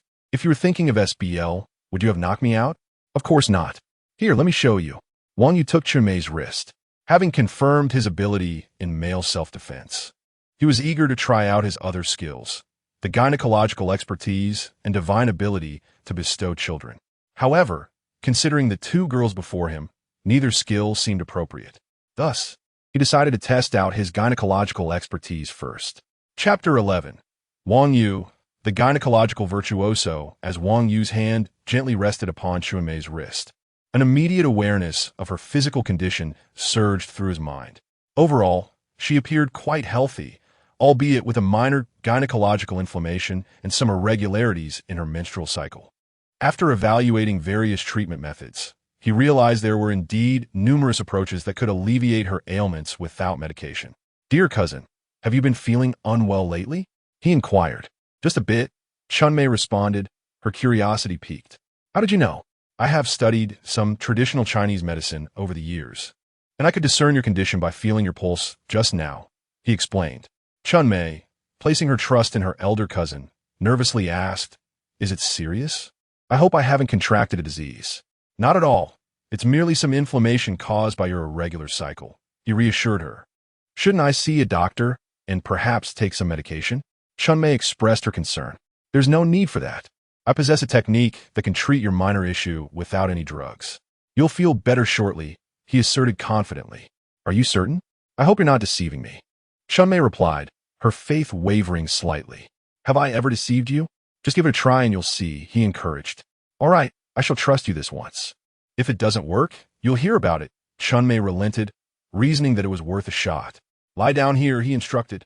The treatment was straightforward, a gentle massage of the lower abdomen, though it required a specific touch and technique. Wang Yu, feeling a mix of excitement and apprehension, decided it best for Chunmei to lie flat. Yan, observing from the side, looked at Wang Yu with admiration, completely convinced of his abilities. To her, he was already remarkable, and the revelation of his medical skills filled her with unexpected joy. Chunmei obediently reclined on the examination table. Wang Yu, standing at her side, hesitated slightly. It was summer, and her clothing was quite light. Despite their familial bond, he felt a twinge of bashfulness. He draped a towel over her abdomen to steady his nerves, then extended his right hand, beginning with gentle pressure, moving from light to firm and back again in a rhythmic kneading motion. Chunmei felt warmth radiating from her abdomen, and her fatigue seemed to dissipate, as if her discomfort had vanished entirely. After about 10 minutes, Wang Yu paused, despite the towel separating them. He felt an overwhelming pressure from the softness beneath. "Wow, that was incredible!" Chunmei exclaimed as she moved about, feeling unprecedented relief. "Of course, when have I ever misled you?" Wang Yu replied, pleased with the effectiveness of his gynecological expertise. "Yan, you mentioned feeling unwell recently and had no conclusive result from the hospital, right? Let my brother examine you," Chunmei suggested. "That's not necessary. I'm quite well," Yan demurred, a hint of embarrassment creeping in. "What's there to worry about? Let him take a look. It won't cost you anything," Chunmei insisted, taking Yan's hand and placing it in Wang Yu's. Wang Yu, eager to further test his abilities, replied, "All right, I will examine Yan." He began to feel her pulse, a process that felt somewhat disingenuous to him. Yet, as a gynecological expert, he could intuitively assess her health merely through contact. While such a method seemed extraordinary, the traditional practice of pulse diagnosis was well accepted, allowing him to avoid suspicion. As Wang Yu gently held Yan's wrist, the warmth radiating from it made her feel anxious. He quickly discerned that her condition was significantly different from Chunmei's, revealing some pulmonary issues. The treatment methods appeared somewhat challenging, yet he felt capable of managing them. However, he was taken aback by the diagnosis of palpitations, which seemed to stem from chronic anxiety and emotional turmoil, resulting in periodic heart pains. The appropriate remedy required a nuanced approach that combined herbal medicine with massage techniques, tailored to the patient's emotional state. While he was well-versed in the ingredients and cooking methods for the herbal concoctions, he was at a loss regarding how to address her emotional concerns. "Yan, your health appears to be somewhat compromised," he remarked, deciding to try the herbal remedy and massage first, postponing the matter of her emotional distress for now. "Is it serious, brother?" Chunmei asked, her concern for Yan evident. "Do not worry. It is treatable," Wang Yu reassured her, hastily retrieving his phone to send Chunmei the list of herbs needed, along with precise instructions on preparation and timing. "Just drink a bowl each night, and it should suffice after a month," he explained. "Is it truly that simple?" Chunmei questioned, glancing at the information on her phone, finding it hard to believe it was for a serious ailment. Some massage techniques should accompany it as well. "Then what are we waiting for? You should treat Yan right away. I'll head to the pharmacy to gather the necessary herbs," Chunmei declared, rushing out. Left in the room, Wang Yu felt a bit awkward as he regarded Yan. The massage techniques required for her were quite different from those used on Chunmei, as certain pressure points were notably sensitive. In this moment, Wang Yu felt more self-conscious than Yan. Had he not been aware of Wang Yu's impending divorce, Yan might not have allowed him to treat her, but knowing this, she felt emboldened and yearned for more contact with him. "Thank you for helping me, Wu Ge. How may I assist you in this process?" Yan inquired, her demeanor confident. Wang Yu, recognizing her poise, reminded himself that he was focused solely on healing, with no other thoughts in his mind. "Please lie down. I will perform the massage." Yan complied, though her slightly trembling form betrayed her excitement. Wang Yu observed her attire, which was quite modest, yet the alluring silhouette tested his resolve. Taking a deep breath, he began at her shoulders, silently chastising himself for the conflict between his professional duty and personal feelings. The previous half hour had allowed him to refine his technique, yet the closeness still felt daunting. Finally, as he completed the treatment, Wang Yu felt utterly drained. "All right, Yan, please assess how you feel now." Turning away, he avoided looking at Yan, acutely aware of his sweat-drenched shirt clinging to him. "I feel much better," Yan replied, her shyness overshadowed by a burgeoning sense of happiness from Wang Yu's ministrations. "What are you two doing?" Chunmei suddenly burst through the door, observing the scene with a hint of suspicion, noting the perspiration-soaked garments of both individuals. "We were just finishing a massage," Wang Yu replied, attempting to sound casual. "Is that so? You both seem quite sweaty," Chunmei remarked, her mind racing with implications. "Yes, I'm rather tired," Wang Yu admitted. "Then why is Yan so sweaty?" Chunmei probed further. "I'm also quite fatigued," Yan echoed. "Fine, you both seem unusually exhausted." Chunmei's thoughts raced, contemplating whether Yan was beginning to pursue her cousin, realizing that something unspoken had transpired in the examination room. Chapter 12. In the early morning, Wang Yu discreetly slipped away. Yuan pulled Chunmei aside, observing the medication in her hand, which she knew was meant for her, and swiftly consumed it. "Chunmei, I'm perfectly fine. You two should go and find a room to rest," she suggested. "Oh, all right." Chunmei was brimming with questions for Yuan, and it was rather inconvenient for Yuan to linger in her current state. Thus, she reluctantly dragged her reluctant friend out. Having slept little through the night, Wang Yu found himself wide awake by 5 in the morning, unable to find rest in bed. Though his reactions were somewhat sluggish, he was certainly not dim-witted. He had clearly discerned Yuan's feelings for him. To claim that he had no thoughts on the matter would be utterly implausible, as the previous day's massage had left a profound impression on him, especially the softness of her form and the delightful sounds that emerged.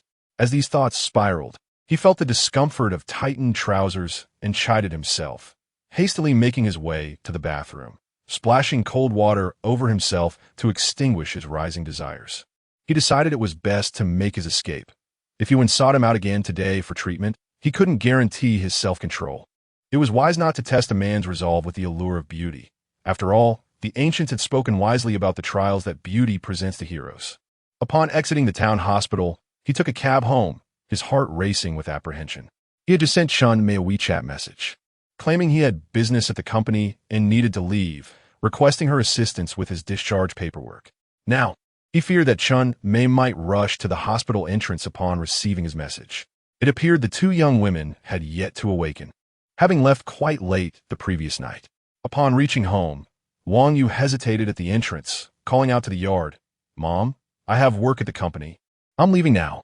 I'll return in a few days." He barely caught his mother's reply before starting the car and speeding away. On his journey back, his thoughts were tumultuous. The previous day, he had felt engulfed in despair, but now his perspective on his wife had shifted. Aside from feelings of disgust, he harbored no other negative emotions. To navigate life successfully, one must embrace a bit of fortune. Observing how open-minded netizens were, he mused that he too should not dwell on trivial matters. The divorce had occurred. It was better to focus on pursuing that enchanting girl. However, recalling their limited interactions, he recognized the challenge ahead. Just yesterday, he had lacked confidence. But after receiving a fortuitous boost from the mountain deity, his spirits soared. He was eager to check the merit points accrued from treating his sister in Yuan. Upon opening the panel, he was pleasantly surprised. His sister Chun Mei had contributed 1 merit point. Though modest, it was commendable given her mild ailment.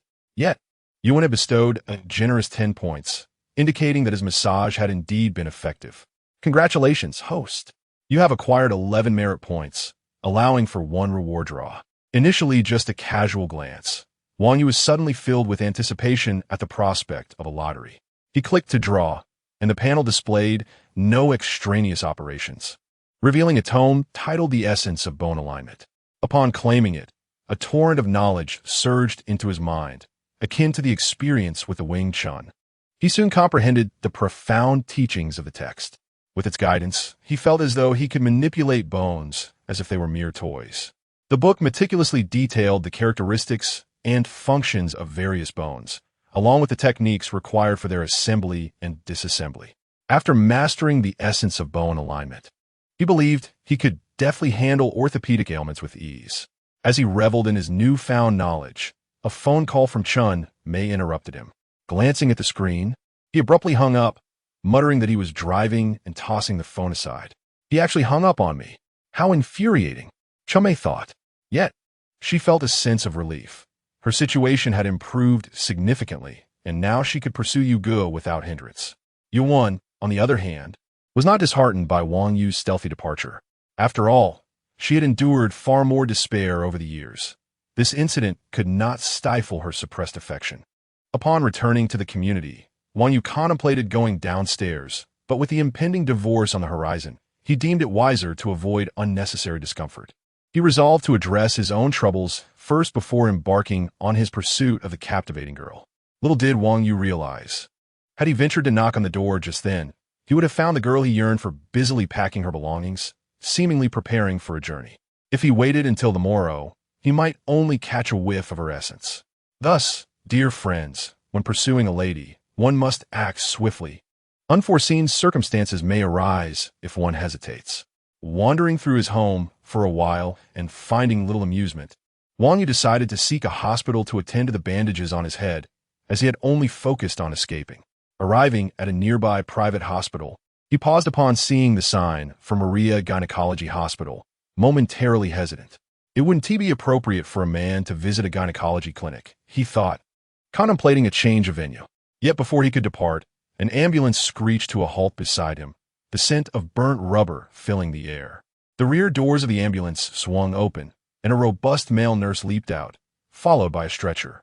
On it lay a small boy, his eyes tightly shut, his body and head smeared with blood. Trailing behind was a distraught woman, her attire suggesting affluence, her fair skin and fine figure marred by tears, rendering her beauty unrecognizable to Wang Yu. Just as he was about to leave, the sight of the boy sparked a thought. He appeared to have sustained severe injuries. likely multiple fractures. If he could provide treatment, his merit points would surely soar. Thus, he followed into the emergency room, where doctors and nurses, mistaking him for another patient due to his bandaged head, did not ask him to leave. The small boy was in critical condition. Had he not arrived promptly, he might have succumbed to excessive blood loss. Although he had been stabilized, his prognosis remained grim. The boy had sustained numerous compound fractures, with broken bones protruding from his legs. "How is my son?" A well-groomed, middle-aged man rushed into the emergency room, his voice tinged with urgency.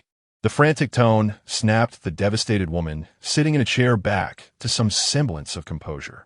"Xiao Jie was hit by a car. He's still in surgery. I should have taken better care of him," she sobbed. "Zhu Yin, do not despair. Xiao Jie will be fine," the man reassured her, despite his own distress. Trying to comfort his wife. "Who is the child's family?" inquired a middle-aged doctor, somewhat portly with a receding hairline, as he approached wearing a mask. "I am the boy's father." "Doctor, how is my son?" the man implored. "The child's condition is critical. He requires immediate amputation surgery to avert life-threatening risks." "What? Amputation?" the man uttered in disbelief.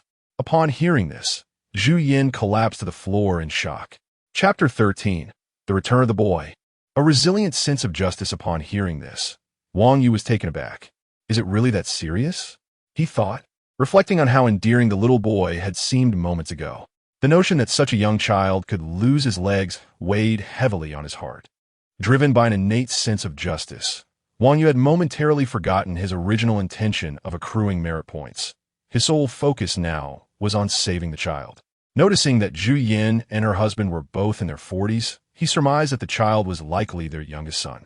The prospect of such a tragedy befalling their family, should the child indeed undergo amputation, would plunge them into an abyss of sorrow. Seeing Zhu Yin collapse on the ground, Wang Yu rushed to her side. As soon as his hands made contact with her, a vivid picture of her condition emerged in his mind. Shock induced by extreme grief. Potential treatments.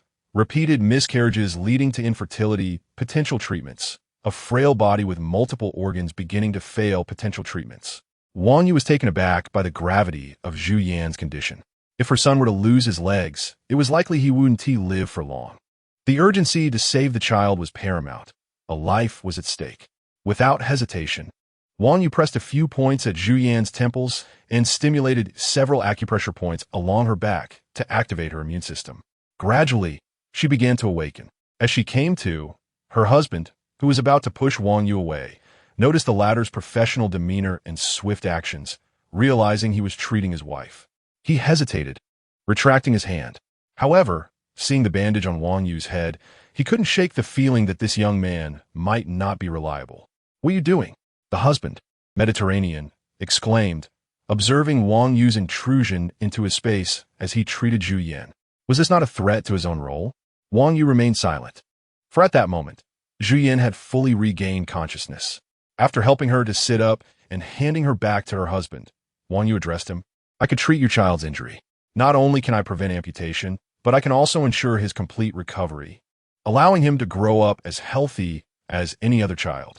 "Mr. Tang, do not listen to this nonsense," Mediterranean interrupted, clearly aware of Zhu Yan's husband's identity and eager to intervene. "Han Yuan, this young man can save Xiao Jie. Let him proceed with the treatment." Zhu Yan, having lost all rationality, clung to Wang Yu's words as if they were a lifeline, devoid of any doubt. "You're not deceiving me, are you? You can truly save my son's legs?" she implored. At this point, Tang Hanyuan was also losing his composure. Though skepticism lingered, the well-being of his son fueled a flicker of hope. What if this young man could indeed perform a miracle? This mindset mirrored that of many terminally ill patients who, despite their awareness of their dire conditions, cling to the hope offered by dubious remedies. The desperation to believe in the possibility of a cure was palpable in Tang Hongyuan's heart. "Mr. Tang, I can truly heal him, and you can observe my methods closely. If at any point you feel I am ineffectual, you have every right to stop me," Wang Yu reassured, understanding the parents' anxieties and willing to allow them to witness the treatment firsthand. "Very well, I accept your terms. Treat my child now. If you manage to save him, Tang Hanyuan will owe you a debt of life," he declared. Wang Yu was unconcerned by such promises, for his genuine intention was solely to save the child. Even without any reward, he would have pursued the treatment. "No, this is a hospital. You're not a doctor here. I cannot allow you to treat patients within these walls," Mediterranean interjected, disregarding Tang Hongyuan's status. Despite his disbelief in Wang Yu's ability to save the child's legs, he could not permit an outsider to operate on his turf. Whether or not Wang Yu could succeed was secondary. Allowing him to enter the emergency room would be a dereliction of duty, tarnishing his reputation. "What do you want? If he's not your son, why do you care? I'm speaking with the child's father, and your opinion is irrelevant," Wang Yu retorted, feeling a surge of irritation at Mediterranean's disruptive behavior. "Nonsense. I worry that you might fail and jeopardize the child's surgery timeline, resulting in a life-threatening situation. Indeed, our Dr. Wang is a renowned surgical expert in the province. If he cannot guarantee the preservation of the patient's legs, what hope is there for you, an unknown outsider? You possess a medical license? I suspect you're nothing but a fraud. Did you get that bandage on your head while trying to deceive someone?" A young nurse with acne remarked, standing beside Mediterranean and casting a furtive glance in his direction. "I may lack a medical license, but my techniques in bone setting are entirely capable of saving your child. If you place your trust in me, I can secure his legs within half an hour," Wang Yu countered, aware that Mediterranean was indeed a well-respected surgical expert, leaving him uncertain about whether the couple would permit him to treat their son. As the argument continued, Tang Hongyuan regained his composure. He was familiar with Mediterranean's reputation. Although the hospital was labeled as a gynecology facility, it was a private establishment driven by profit, offering a wide range of services with a roster of esteemed specialists. However, the costs were exorbitant, making it inaccessible to the average person. Thus, while the general public viewed it as a mere gynecology clinic, those in the affluent circles of Sioux City recognized it as the premier medical facility in the area, frequented by the wealthy. "Dr. Wang, I am aware of your esteemed name. I must ask, is there absolutely no hope for my son's legs?" Tang Hongyuan's tone was heavy with despair.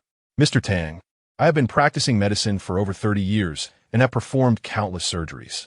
While many doctors can ensure your son's survival, none can guarantee the preservation of his legs. Not even the experts from the Kyoto Medical Institute," Mediterranean asserted confidently. Wang Yu's expression darkened upon realizing that the child's father was resistant to his treatment. "Darling," Zhu Yin implored, looking to her husband for a decision. "Youth, my rational mind tells me not to trust you, yet my son's condition compels me to consider your words," Tang Hongyuan confessed, torn between doubt and desperation. "Consider carefully. If you are deceiving me, the consequences are beyond your capacity to bear," he warned. Wang Yu remained unfazed by Tang Hongyuan's threat. Under similar circumstances, he too would likely be skeptical of a stranger lacking a medical license. "Rest assured, Mr. Tang, you will find solace in your choice." Observing Wang Yu's confidence, Tang Hongyuan resolved to proceed. "Dr. Wang, I implore you to make arrangements for the treatment. Regardless of whether you succeed or not, I will compensate you with 1 million yuan." Mediterranean, initially inclined to refuse, fell silent at the mention of such a substantial sum. The nurse beside him gazed at Tang Hongyuan in disbelief. While it wasn't uncommon for patients to incur expenses in the millions, today marked the first instance they encountered someone willing to pay such a sum merely to allow an outsider to treat a patient. Chapter 14. The art of healing. The task of mending bones proved to be far from simple. With a generous pledge of 1 million, Tang Hongyuan facilitated the necessary arrangements with Mediterranean. Upon entering the emergency room, Wang Yu was confronted with a heart-wrenching sight. His child lay exposed upon the surgical table, garments removed, and blood loss had been staunched. However, the fluctuating numbers on the nearby monitor indicated the child's precarious condition. Even the seasoned Tang Hongyuan could not suppress his tears upon witnessing his son's plight. His wife, Zhu Yin, had been kept outside. Tang feared that the sight of their son's suffering would cause her to faint once more. "Please provide me with a pair of gloves, something lightweight," Wang Yu requested as he approached the child. He gently caressed the boy's head, but regrettably, there were no indications of his physical state within his mind. At Wang's signal, a young nurse presented him with a pair of surgical gloves. Once adorned, Wang meticulously examined the child's body, ensuring no detail was overlooked. After thoroughly assessing the more than 200 bones, He grasped the gravity of the child's situation. Mr. Tang, the child has 8 fractured ribs, a broken left arm, a cracked scapula, spiral comminuted fractures in both lower legs, and multiple skeletal dislocations, Wang succinctly summarized. Mediterranean stood in awe, having taken numerous X-rays. He was astounded that Wang had discerned the extent of the injuries merely through tactile examination. "Thank you," Tang Hongyuan began, but ultimately, words failed him. Faced with his son's dire condition, threats and pleas seemed futile. Wang nodded resolutely and commenced the treatment. Armed with the knowledge of the bone-setting art, he approached the child's injuries with unwavering confidence. He began with the ribs, cognizant of their proximity to vital organs, fearing complications if left unattended for too long. With nimble fingers, Wang applied precise pressure to the child's body, his techniques fluid and rapid. As he manipulated the fractured areas, protrusions and indentations gradually returned to a state of equilibrium. In less than 3 minutes, he had flawlessly realigned the 8 broken ribs. At that moment, Mediterranean realized Wang's extraordinary capabilities, employing a device to monitor the child's recovery. As the instrument displayed the successful reconnection of the ribs, Mediterranean's eyes widened in disbelief, struggling to articulate his astonishment. Having stabilized the ribs, Wang then focused on correcting the dislocated bones, tasks he deemed manageable. Once these were addressed, he turned his attention to the scapula, a bone of considerable size, yet delicate, presenting a significant challenge. However, Wang navigated this obstacle with ease, successfully repairing the scapula and simultaneously treating the injured arm. Next came the most formidable challenge, the legs. The sight of the exposed bone fragments stirred a deep sense of empathy within Wang. He could scarcely fathom the suffering endured by the child. Although both legs exhibited spiral comminuted fractures, he discerned varying degrees of severity. He first aligned the protruding bone in the right leg, his fingers delicately probing the scattered fragments within. After numerous careful touches, Wang counted approximately 30 fragments. In conventional medical practice, amputation would be inevitable, as no one could possibly reassemble so many fragments within the body. Even if aligned, the likelihood of successful healing seemed grim. Yet, Wang possessed the skill to achieve this feat. He mentally cataloged the fragments and commenced the repositioning of the first. The task was arduous, and Wang found himself sweating profusely, prompting Mediterranean to signal for a nurse to assist him. It became evident that this young man might very well save the child's legs, a potential medical miracle unfolding before their eyes. Wang, undeterred, pressed on, aware that he needed to complete the alignment of all 30 fragments in one continuous effort.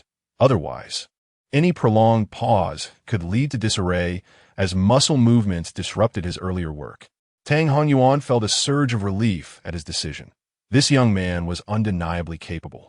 Although he lacked medical knowledge, the shift in demeanor from Mediterranean and the nearby nurse indicated a burgeoning hope for his son's recovery. After approximately 20 minutes, Wang finally aligned the last fragment, exhaling deeply, fatigue washing over him. The intense concentration had drained his energy. Quickly apply the cast. This leg will need a month before it can move, he instructed, his previous bravado replaced by the demeanor of a novice. Observing Wang's swift and skilled actions, Tang felt reassured. Although he had doubted the preservation of his child's legs, Wang's expertise was undeniable. "Mr. Tang, this leg is saved, but the other one poses a greater challenge. I cannot guarantee success, but I assure you, amputation will not be necessary." Wang's confidence had waned. His fingers trembled from exhaustion after the previous treatment, and he questioned his ability to tackle the more complex left leg.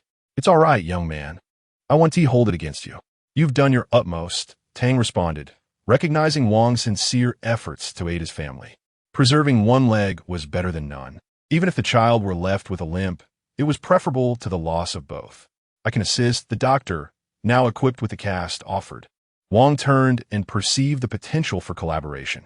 He instructed the doctor to reposition the fragments near the fracture site, allowing Wang to undertake the alignment, which would conserve significant energy. "Very well. I appreciate your help," Wang acquiesced. "Can you manage?" Tang inquired, his faith in the doctor wavering. There shouldn't be any issues. My skills are commendable, the doctor responded, excitement evident in his voice at receiving recognition from someone of Wang's caliber. Then I entrust the two of you, Tang said, a flicker of hope igniting within him. With familiarity, Wang approached the examination of the left leg with greater speed, his assessment revealing over 50 fragments, presenting a daunting challenge. After determining their locations, Wang and the doctor engaged in a detailed discussion regarding the methods of repositioning the fragments. While Wang predominantly spoke, he frequently sought the doctor's confidence in their approach. Chapter 15. A salary of 5 million awaits at our hospital. The two individuals engaged in a dynamic akin to that of a master imparting knowledge to a disciple. Doctor. Wang listened with profound admiration as Wang Yu articulated various techniques and treatment methodologies. With humility, he sought guidance while judiciously sharing his own insights. Through their dialogue, Wang Yu discerned Dr. Wang's extensive experience and solid foundation in the field, instilling him with confidence regarding the forthcoming treatment. Once the treatment plan was finalized, Wang Yu's mental state had also largely recovered, and the two were poised to commence the official procedure. Under Wang Yu's direction, Dr. Wang meticulously began to reposition the fractured bones. As the fragments were maneuvered to the site of the break, Wang Yu took over, skillfully aligning them in their rightful positions. Both were exceedingly cautious, not daring to relax their focus, while several attentive nurses anxiously wiped the sweat from their brows. As time elapsed, the fragments were gradually reassembled. However, when only a few pieces remained, Dr. Wang found himself faltering. His fingers involuntarily trembled, and he felt utterly drained of strength. Wang Yu cast a reassuring glance his way, signaling for him to take a moment to rest. A wave of embarrassment washed over Dr. Wang, the expert who had spent years honing his craft, now humbled by the younger man's intricate and demanding work that had far exceeded his own efforts. It was disheartening to realize he could no longer keep pace. Yet, Wang Yu held Dr. Wang in high regard for his significant assistance. The latter's endurance throughout the procedure had earned Wang Yu's respect. Confidently, Wang Yu proceeded to connect the remaining fragments in one fluid motion. Observing Dr. Wang slump into a chair, Tang Honyuan felt a surge of anxiety. The fate of his son's recovery rested entirely on Wang Yu's ability to persevere. Wang Yu's hands remained steady, unfazed by the absence of Dr. Wang's support. His concentration was unparalleled as he flawlessly aligned a fragment, seamlessly transitioning to the next. He worked with the precision of a machine, rhythmically completing the intricate task, impervious to the sweat trickling down his face or the fatigue weighing upon his body. After what felt like an eternity, he finally completed the last connection, collapsing to the ground. "Quickly apply the cast," he exclaimed, breathlessly sitting on the floor to catch his breath. Reviving somewhat, Dr. Wang was already prepared with the necessary materials and swiftly moved on to the next steps. "Young man, my son's legs are saved," Tang Honyuan ventured, his heart racing with trepidation, fearful of receiving unfavorable news from Wang Yu. "Rest assured, the connection of your child's legs was remarkably successful. He will not face any impediments to his normal activities and life moving forward," Wang Yu replied, a smile illuminating his face. This treatment had served as a profound spiritual cleansing for him. Witnessing the preservation of a child's legs from amputation filled him with genuine joy. Thank you," Tang Honyuan exclaimed, unable to contain his excitement upon hearing Wang Yu's words, repeatedly expressing his gratitude. After the cast was applied, Dr. Wang instructed the nurses to conduct a comprehensive examination of the child. Shortly thereafter, the results emerged, and upon viewing the X-rays displaying the impeccably reconnected bones, Dr. Wang and the nurses felt an overwhelming admiration for Wang Yu. "Mr. Tang, your son is truly healed." The X-ray reveals a flawless connection of the fractured bones, each fragment perfectly aligned. "In less than a month, he will be able to walk," Wang Yu declared, rising to his feet. "I will prescribe a herbal remedy for you. If followed diligently for a month, your child will be walking in no time." He then requested paper and pen from the nurse, listing several traditional Chinese herbs along with their preparation methods, handing it to Tang Honyuan. "May I inquire your esteemed name?" Tang Honyuan asked reverently as he accepted the prescription. "I am Wang Yu." There is no need for such titles. I merely did my part, he replied modestly. Oh, Wang the divine physician. How fortunate that we share the same surname. Dr. Wang chimed in, approaching Wang Yu with a smile. Meanwhile, the nurses busied themselves cleaning the child's wounds in preparation for his transfer to a hospital room. Tang Honyuan wished to converse further with Wang Yu, but was preoccupied with his son's well-being. Thus he expressed his thanks and followed the nurses out. Dr. Wang, may I ask a favor? Wang Yu inquired. Certainly, what is it? Dr. Wang responded. Please assist me in removing the bandages from my head. Wang Yu remembered his original purpose for visiting the hospital. The bandages were tangled and cumbersome to undo alone. Not a problem at all, Dr. Wang replied, promptly helping Wang Yu remove the bindings. Once freed from the bandages, Wang Yu felt an immense sense of relief. He moved his head, confirming he was unharmed, exchanged pleasantries with Dr. Wang, and prepared to leave. Just as he reached the doorway, he was taken aback to see Zhu Yin rush over, kneeling before him. Wang Yu quickly stepped forward to assist her, feeling unworthy of such a grand gesture. Today had been a whirlwind of emotions for Zhu Yin: heartbreak at her son's accident, despair upon learning of the potential amputation, and finally, the joy of knowing her son's legs were saved. In her overwhelming gratitude, she disregarded her usual composure and sought to express her thanks by kneeling. Gently raising Zhu Yin to her feet, Wang Yu offered her soothing words of comfort. At that moment, Tang Honyuan and several others approached. Upon seeing Wang Yu, Tang Honyuan immediately stepped forward to convey his gratitude once more. His son was the culmination of years of effort and longing, and the thought of losing him had been unbearable, especially with the potential loss of his wife looming over them. The young man before him had not only saved his son, but also a family on the brink of fracture. Mr. Wang, your medical prowess is remarkable. May I inquire where you practice? A well-dressed, middle-aged man, wearing black-rimmed glasses, asked with a smile. Oh, I neglected to introduce myself. I am Han Kuan, the director of Maria Hospital, he announced politely. Director Han, you flatter me. I am not a medical professional. I merely employed a family technique in this treatment. Wang Yu replied humbly. Such modesty, Wang the divine physician, truly leaves me at a loss for words. Dr. Wang interjected, complimenting Wang Yu. Mr. Wang, I would like to extend an offer for you to join our hospital with an annual salary of 5 million. What are your thoughts? Han Kun proposed, demonstrating the eagerness of a private hospital director to secure skilled talent. However, I lack a medical license, Wang Yu responded, intrigued by the offer. He possessed expertise in bone setting and gynecology, making him confident in his capability to practice medicine. Furthermore, this experience had ignited a newfound passion for healing. That will not be a problem. Our hospital will facilitate that for you. All we need is your agreement to join us, Han Kuan assured him, displaying his competence as a director. Very well, yet I must attend to some matters first. Would it be acceptable for me to return in 2 days? Wang Yu replied, contemplating his plans to divorce his wife the following day and resign from his job in the afternoon. Chapter 16. A falling out with the company. Brother Wang, please wait. Observing Wang Yu's departure, Tang Honyuan promptly approached him.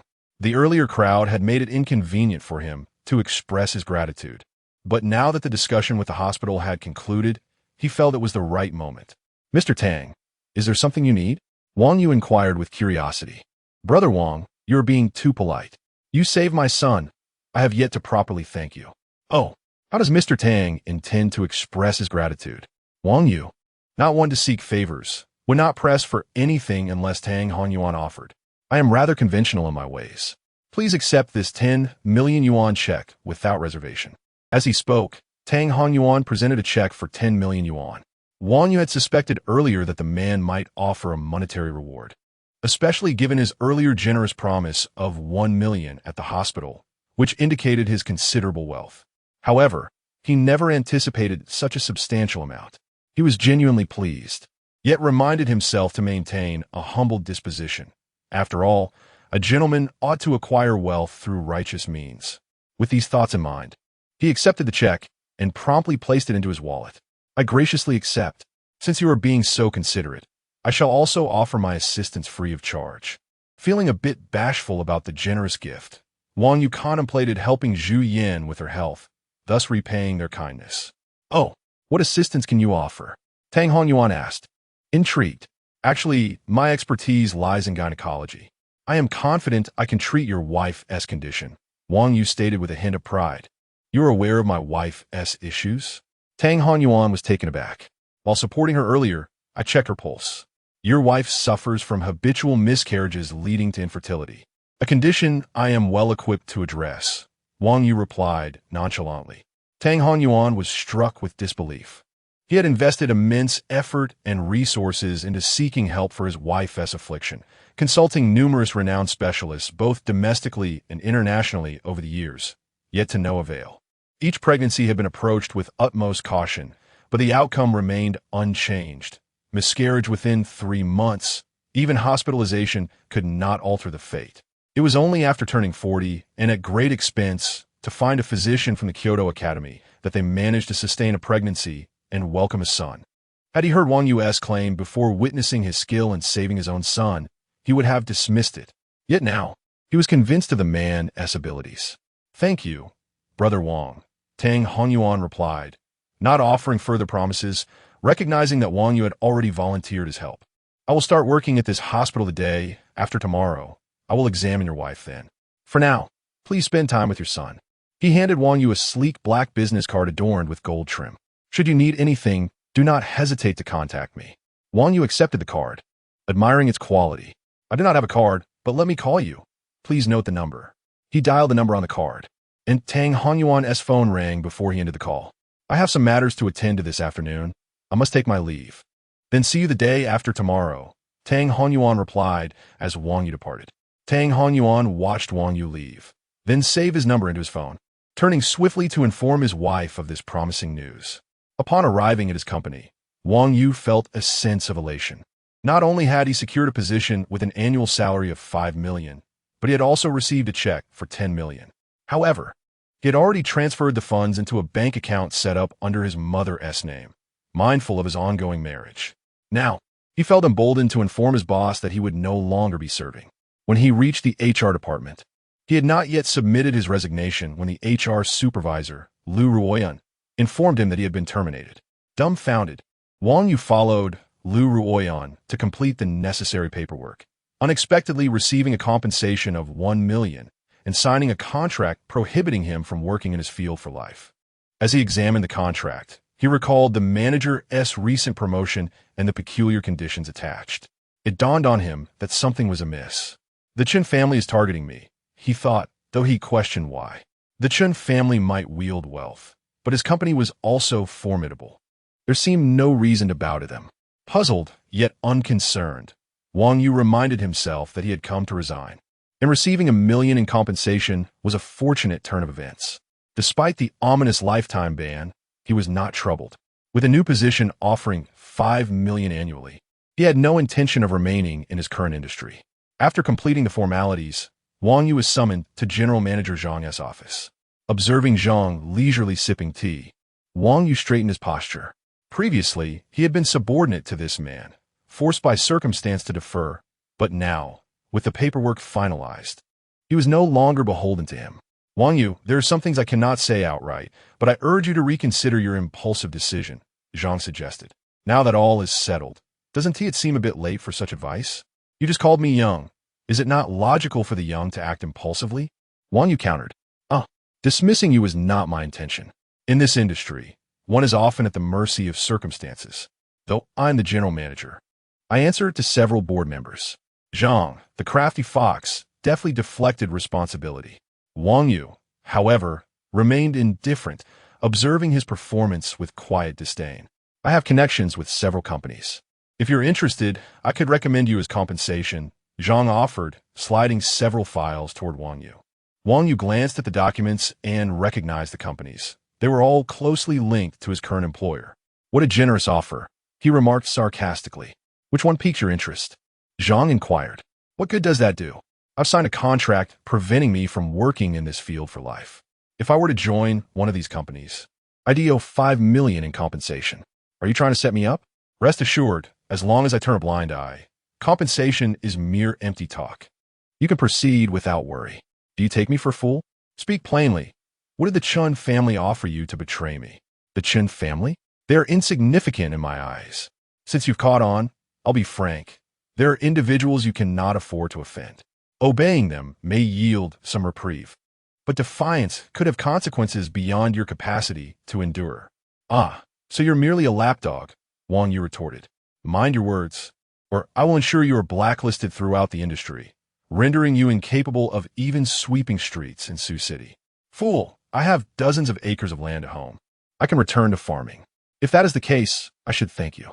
You look down on the Chun family, which suggests the one targeting me is that scoundrel linked to my wife, a despicable rat. If I catch him, I will teach him a lesson. Very well. You will soon learn that words can bring calamity. Now, leave my office. Chapter 17. A chance encounter with my former mother-in-law. There is something else I wish to share with you. Wang Yu paid no heed to General Manager Zhang's fury. He produced his resignation letter, waving it before Zhang as he spoke. I originally came here to resign today, but I did not anticipate your generosity, General Manager Zhang.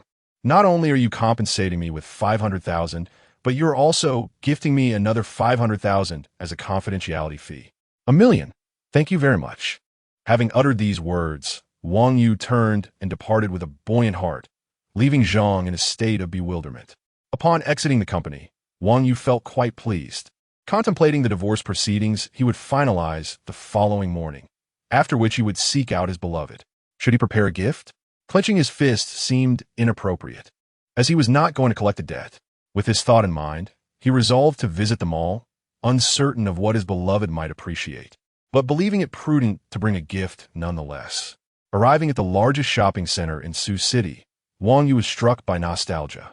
He recalled how he used to visit this place with Chun Yuding. Now, he found himself alone, purchasing a gift for another woman, a poignant reminder of life's unpredictable twists. Yet, one must look forward. Past love ought to be swept into the annals of history, for there remain many cherished individuals in his life who deserve his attention. Wang Yu made his way directly to the jewelry store, gazing at the array of exquisite adornments displayed in the showcases. As a rather straightforward man, he was momentarily at a loss for choice. Should he heed the online advice to simply select the most expensive piece, regardless of its suitability? With this in mind, he ventured into the most upscale women's jewelry store in the mall. Here, he found not only gold and platinum pieces, but also rare gems like jade, sapphires, and other precious stones. Upon glancing at the prices, Wang Yu, with 10 million in his pocket, couldn't help but wince. Not a single item was priced below 6 figures. And while 7-figure pieces were scarce, there were still several within each display case. As for the singular showcase dedicated to the most extravagant pieces, none were priced under 10 million. In that instant, Wang Yu began to grasp the nature of the affluent lifestyle. When he had married, he had assumed the Chen family was among the wealthiest in Sioux City after learning of their assets. However, after several years in society, he recognized that while the Chun family was certainly well off, they did not rank among the top 10 wealthiest families in Sioux City. But none of that mattered to him now. After tomorrow, they would inhabit entirely different worlds, severing all ties and mutual interference. As he continued to admire the exquisite jewelry and the accompanying price tags, Wang Yu abandoned his earlier notion. His financial capacity simply did not permit such indulgence. "Sir, may I assist you with anything?" A clear voice, imbued with professionalism, drew Wang Yu's attention. Turning, he was greeted by a youthful and radiant salesgirl, her name tag indicating her status as an intern. As a novice in purchasing such high-value jewelry, Wang Yu was grateful for her timely appearance. "I wish to buy a piece of jewelry as a gift, but I am unsure how to select one. Could you offer me some guidance?" "Sir, may I inquire about the age range of the woman you intend to gift? Is she your partner or a relative?" Wang Yu pondered momentarily, envisioning a woman who appeared to be in her 30s, yet possessed the youthful complexion and figure of someone in her 20s. He found himself unsure. She is a woman I am currently pursuing, approximately 25 years of age." Wang Yu considered that perhaps the woman simply dressed more maturely. Her physique and skin were more indicative of her age. "Sir, do you have a budget in mind?" The intern displayed remarkable professionalism, understanding the importance of gauging the customer's financial capabilities before making extravagant claims. "Perhaps a bracelet around 1 million, but I prefer not to deviate too much from that price." Reflecting on the unexpected windfall of 1 million, Wang Yu felt no remorse in spending it. Selecting a bracelet seemed a spontaneous yet fitting choice. After all, he hesitated to gift a ring and felt a necklace might not align with her taste. The intern's eyes brightened at his response, recognizing a strong likelihood of purchase. 1 million worth of jewelry was readily available in their store, though it was rare for them to sell even one piece daily. Very well, sir, please follow me. Following the intern, Wang Yu arrived at a display case where a stunning openwork platinum bracelet adorned with numerous diamonds took center stage. The price tag of $999 made Wang Yu realize how adeptly the intern was at selling. The light from the display case danced upon the bracelet, radiating a dazzling brilliance. Sir, this bracelet is a masterpiece by the renowned Italian designer, Master Caliuri. It weighs 120 grams and is crafted from high-purity platinum. It features 12 diamonds, each exceeding 1 carat, meticulously selected and cut to ensure optimal brilliance and fire. The diamonds are arranged in a specific pattern on the bracelet, exuding an air of nobility and elegance. Whether for formal occasions or everyday wear, it adds an unparalleled charm and radiance. Wang Yu found himself entranced by the dazzling diamonds. Yet he sensed that his beloved was a woman of substance who would likely eschew such ostentation. This is not quite right. It's too gaudy. Do you have something simpler that can enhance the wearer's taste and sophistication? Indeed, sir. There's a bracelet that aligns perfectly with your request, although it may exceed your budget slightly. No matter, let us take a look. Slightly exceeding his budget did not deter Wang Yu. He believed he could manage it.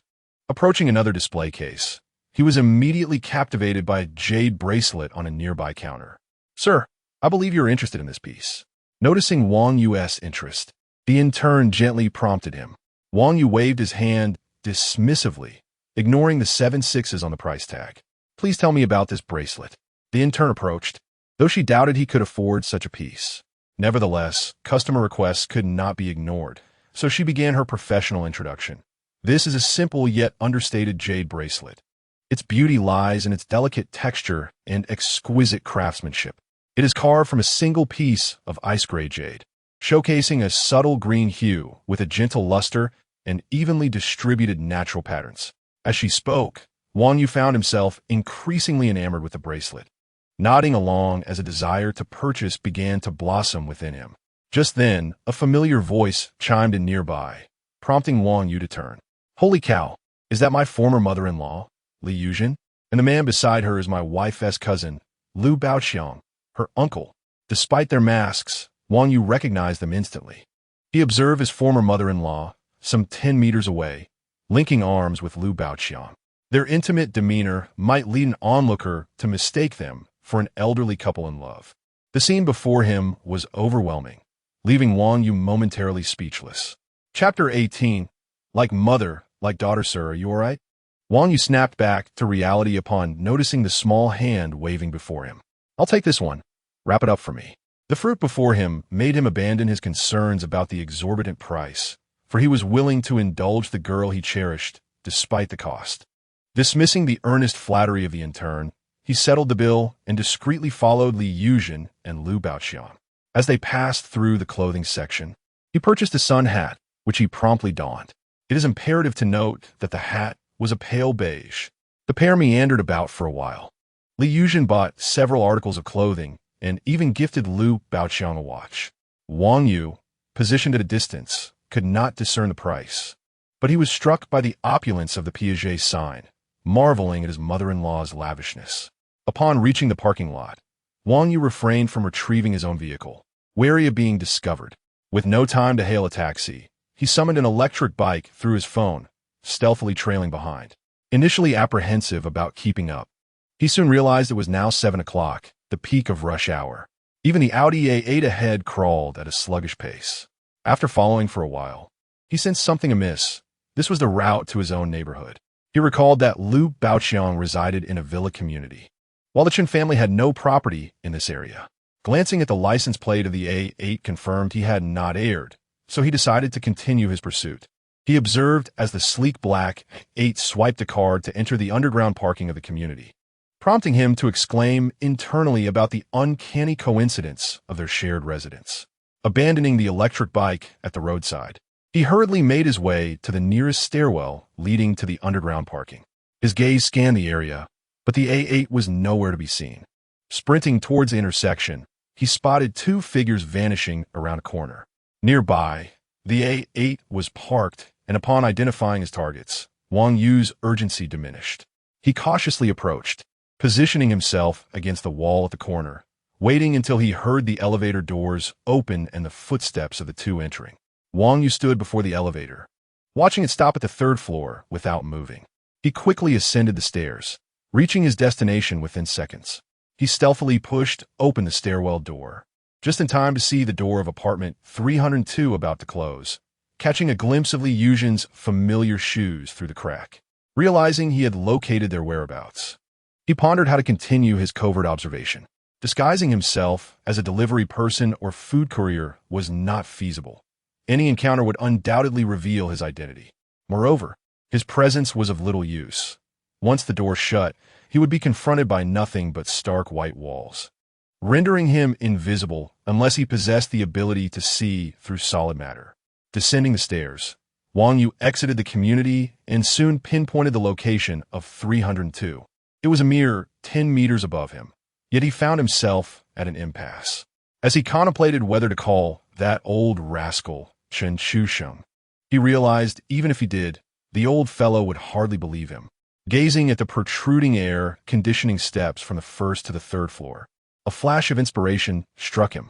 He was well acquainted with these steps, having seen them online numerous times, where users often left comments, leaving a lasting impression. Without hesitation, he maneuvered through the first floor window to the air conditioning steps on the second floor.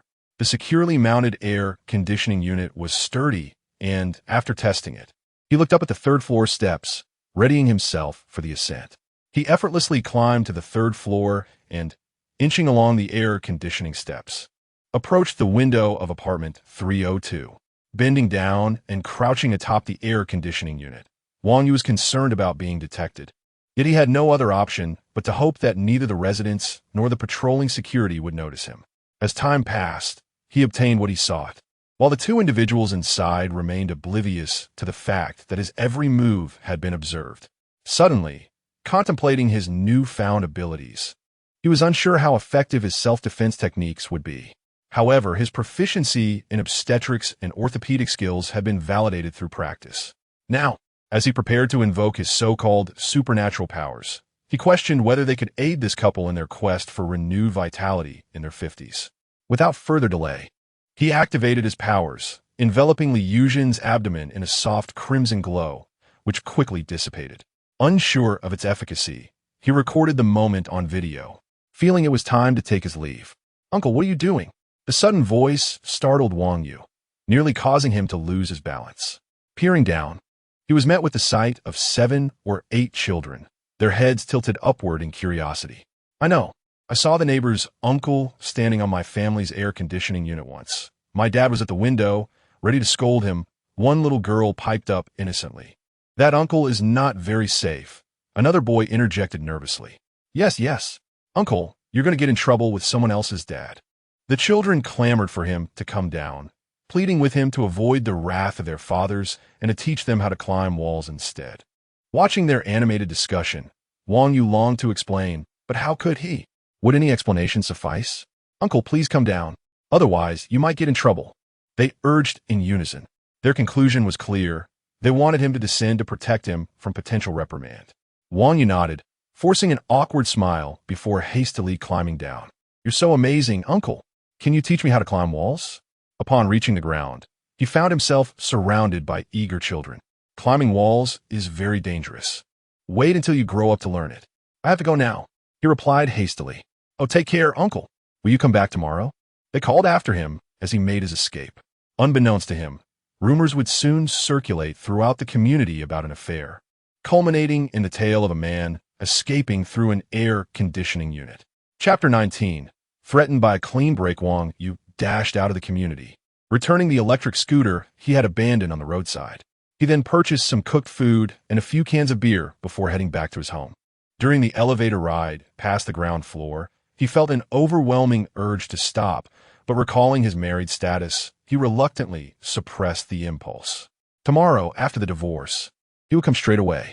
Clutching the bracelet he had just bought, Wang Yu resolved silently. As he drank his beer, he scrolled through his phone, opening a video he had just recorded. He intended to capture a few screenshots to print at the color printer in the rented apartment. How could it still not be 3 minutes? He distinctly remembered lingering near the air conditioner for quite some time. Could it be that he hadn't filmed everything? Puzzled by the video's duration, he quickly pressed play and watched it from start to finish. It indeed lasted for 2 minutes and 36 seconds, drawing him into deep contemplation. After capturing several representative scenes, he printed them out and placed them in a file, preparing to wash up and sleep.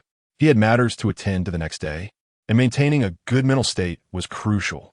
Lying in bed, Wang Yu felt an unsettling sense of forgetting something important, yet he couldn't pinpoint it.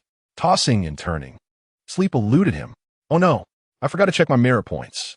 His initial motivation had been to earn merit points to save a child, and amidst everything that had transpired today, he had completely overlooked this. He opened the system panel, skipping the preliminary information, and directly observed that his merit points had risen to 37. Rescuing the comatose, Zhu Yin had granted him a base point, while saving that child had awarded him a staggering 25 points. However, there were no lottery rewards this time, leaving him somewhat disheartened. The system's rewards were formidable, and he had hoped to draw a new ability today. Though slightly disappointed, Wang Yu felt joy at the increasing merit points. Soon, he would formally start his job, facing a multitude of patients daily, and his merit points would surely soar. Perhaps he might even ascend to the celestial realm, and with such delightful thoughts, he quickly drifted off to sleep. That night, Wang Yu slept soundly. In contrast, his wife Chen Yuding struggled to find peace, knowing that her husband would divorce her the following day. Over the past 2 days, she had reached out to her lover several times, but each time he was preoccupied, leaving her feeling abandoned and desolate. Meanwhile, Song Yan, who had left the hospital, felt no sorrow over Wang Yu's abrupt departure. The news of his impending divorce felt like a dawning light, invigorating her heart, which had languished in despair for years. Lying in bed, clutching a pillow, she wore a smile, sleeping sweetly and serenely. The best sleep of all was enjoyed by Li Yuzhen and Liu Baoqiang, who embraced each other in blissful affection. The next morning, Wang Yu arrived at what was once his home. After calling his wife to no avail, he had no choice but to return. A few knocks on the door revealed Li Yuzhen answering, momentarily catching Wang Yu off guard. Nonetheless, the matter of the divorce took precedence, and he forced himself to push aside thoughts of the previous night. "Come in. Your father wishes to speak with you," Li Yuzhen said. "Fine. As long as we can finalize the divorce, I'll discuss anything," he replied. Following her into the living room, he found himself confronted by Chen's family seated in his own purchased home, igniting a flicker of anger within him. "Wang Yu, if you wish to divorce, you must sign this." Chen Chusheng pushed a document toward him. Upon examining it, Wang Yu discovered it was a divorce agreement. The terms were not merely harsh. They were utterly outrageous. Had it been his former self, he would have likely torn it up in a fit of rage. However, with the grand revelation he had prepared, he anticipated their tears post-divorce. Suppressing his fury, he was ready for revenge, thinking to himself, "Just wait, I will not allow you to rest easy." Noticing his wife's signature already on the document, he took the pen and swiftly signed his name. "No!" Chen Yuding rushed over, attempting to intervene. But Wang Yu was too quick, having already completed the signature. He took one copy for himself and carelessly discarded the other 2 onto the table. "Draft a receipt. You'll receive 1 million promptly." Chen Chusheng stared incredulously at Wang Yu's calm demeanor. "Are you certain?" Wang Yu responded, "Absolutely. Yuchun family truly knows how to devour without leaving bones. Not only am I leaving with nothing, but you even seek to take my compensation. I see now. Was my dismissal orchestrated by you?" No. Husband, please let me explain. What happened earlier doesn't count. Let us not divorce. Can't we just live well together?" Chen Yuding, recalling many moments shared with Wang Yu, felt a pang of regret and reluctance. Wang Yu, however, had seen through her nature. It was not love that motivated her, but rather the comfort of being cared for without reserve, a habit formed from years of his devoted attention. "You never truly loved me. You merely relished being pampered, thriving on my unconditional giving." Slap. Chun Chusheng struck his daughter. Isn't this enough humiliation? Hurry up and finalize the divorce. Faced with such a father, if she weren't his own flesh and blood, Chun Chusheng might have wished to strangle her. The resoluteness of Wang Yu and the fury of his father compelled Chun Yuting to comply obediently. Gathering the necessary documents for the divorce, they drove to the Civil Affairs Bureau. As Wang Yu stood in line, watching couples ahead process their paperwork, an indescribable ache welled within him. Never in his wildest dreams had he imagined reaching this juncture. How unpredictable life can be, and how inscrutable human hearts. Soon, it was their turn. Presenting the divorce agreement and other materials, the official asked no further questions, having witnessed countless similar situations. He merely glanced at Wang Yu, surprised at the man's clean break. Before commencing the procedure, "Are you certain you want a divorce?" "Yes," Wang Yu replied with unwavering conviction. Chen Yuting remained silent, tears brimming in her eyes. "And you, madam?" the official inquired, but Chen Yuting seemed oblivious to the question, gazing at Wang Yu with silent tears. "If I had known it would come to this, I would have acted differently. Let us part with dignity. Neither of us wishes to escalate matters further." Observing Chen Yuting's pitiful demeanor, Wang Yu found it difficult to harden his heart and offered a few words of comfort. Very well. Despite her reluctance, Chen Yuting ultimately consented to the divorce, acknowledging the consequences of her own choices. The official, hearing her acquiescence, pressed the seal, and in that moment, Wang Yu felt an unprecedented sense of relief. Exiting the Civil Affairs Bureau, Chen Yuting followed Wang Yu in silence as they made their way to the parking lot. Just as Wang Yu was about to enter his car, Chen Yuting tugged at the corner of his shirt. "Thank you." "Thank me? For what?" "Thank me for leaving empty-handed? Thank me for forfeiting my compensation? Thank me for being blacklisted across the industry and forced to return home to farm?" Wang Yu's words pierced Chen Yuting's heart like needles. "The compensation was my father's demand, and I didn't cause your dismissal. I truly had no idea things would escalate to this point." Chen Yuting felt utterly humiliated, left with no defense. "Enough. What has happened cannot be changed. After you gather your things, it would be best if we never met again. Husband, thank you for your love, for your care and companionship all these years. I am truly sorry." With tears streaming down her face, Chen Yuting turned and walked away. Chapter 20. Men must live with clarity upon returning to this house. Although merely an hour had passed, Wang Yu was enveloped by a profound sense of change. The nest he had painstakingly acquired through years of toil and savings was no longer his. It was a bittersweet realization, stirring a hint of sorrow, yet predominantly a feeling of worthlessness for himself. The marriage had dissolved. As Wang Yu entered, Chun Chusheng surprisingly wore a neutral expression, devoid of his usual scowl. "It's over. Uncle Chun, from this moment forth, I sever all ties with the Chun family. We owe each other nothing. I'll just retrieve my belongings and leave." Chun Chusheng had always regarded this young man with disdain, yet he held a grudging respect for Wang Yu's character and integrity. Especially now, after facing such betrayal from his wife, Wang Yu had decisively chosen to cut ties, a move that impressed Chun Chusheng greatly. "This is for you," he said, handing Wang Yu a bank card.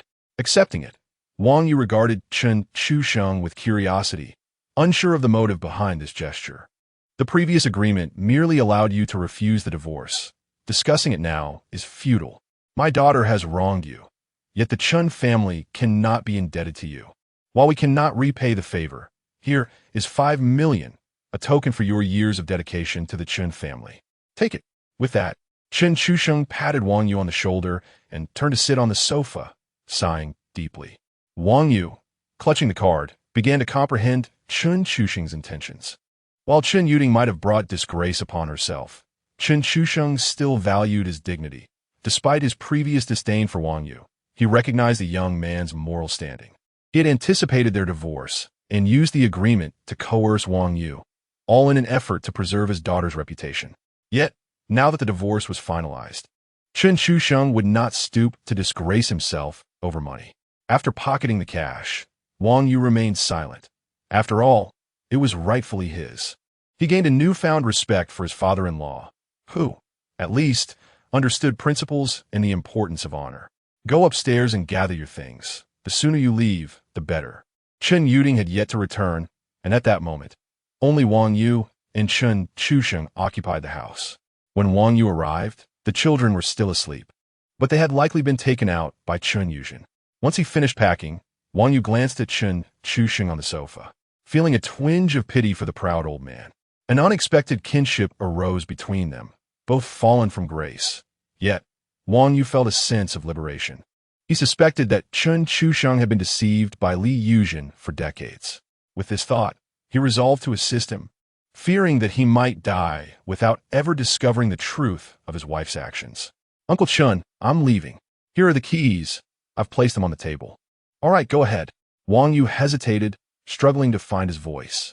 Finally, he produced printed photographs and a USB drive containing copied videos, placing them into Chen Chusheng's hands. "Uncle, the most important thing for a man is to live with clarity. I have given you everything without a backup. Take care of yourself." With that, he swiftly departed. Chen Chusheng, staring at the photographs and USB drive in his hands, felt a wave of trepidation. Had this young man uncovered evidence of his daughter's infidelity? He was relieved he had not completely severed ties, for otherwise, Wang Yu would not have entrusted him with these items. The thought of this information being exposed filled him with dread. Where would he hide his shame?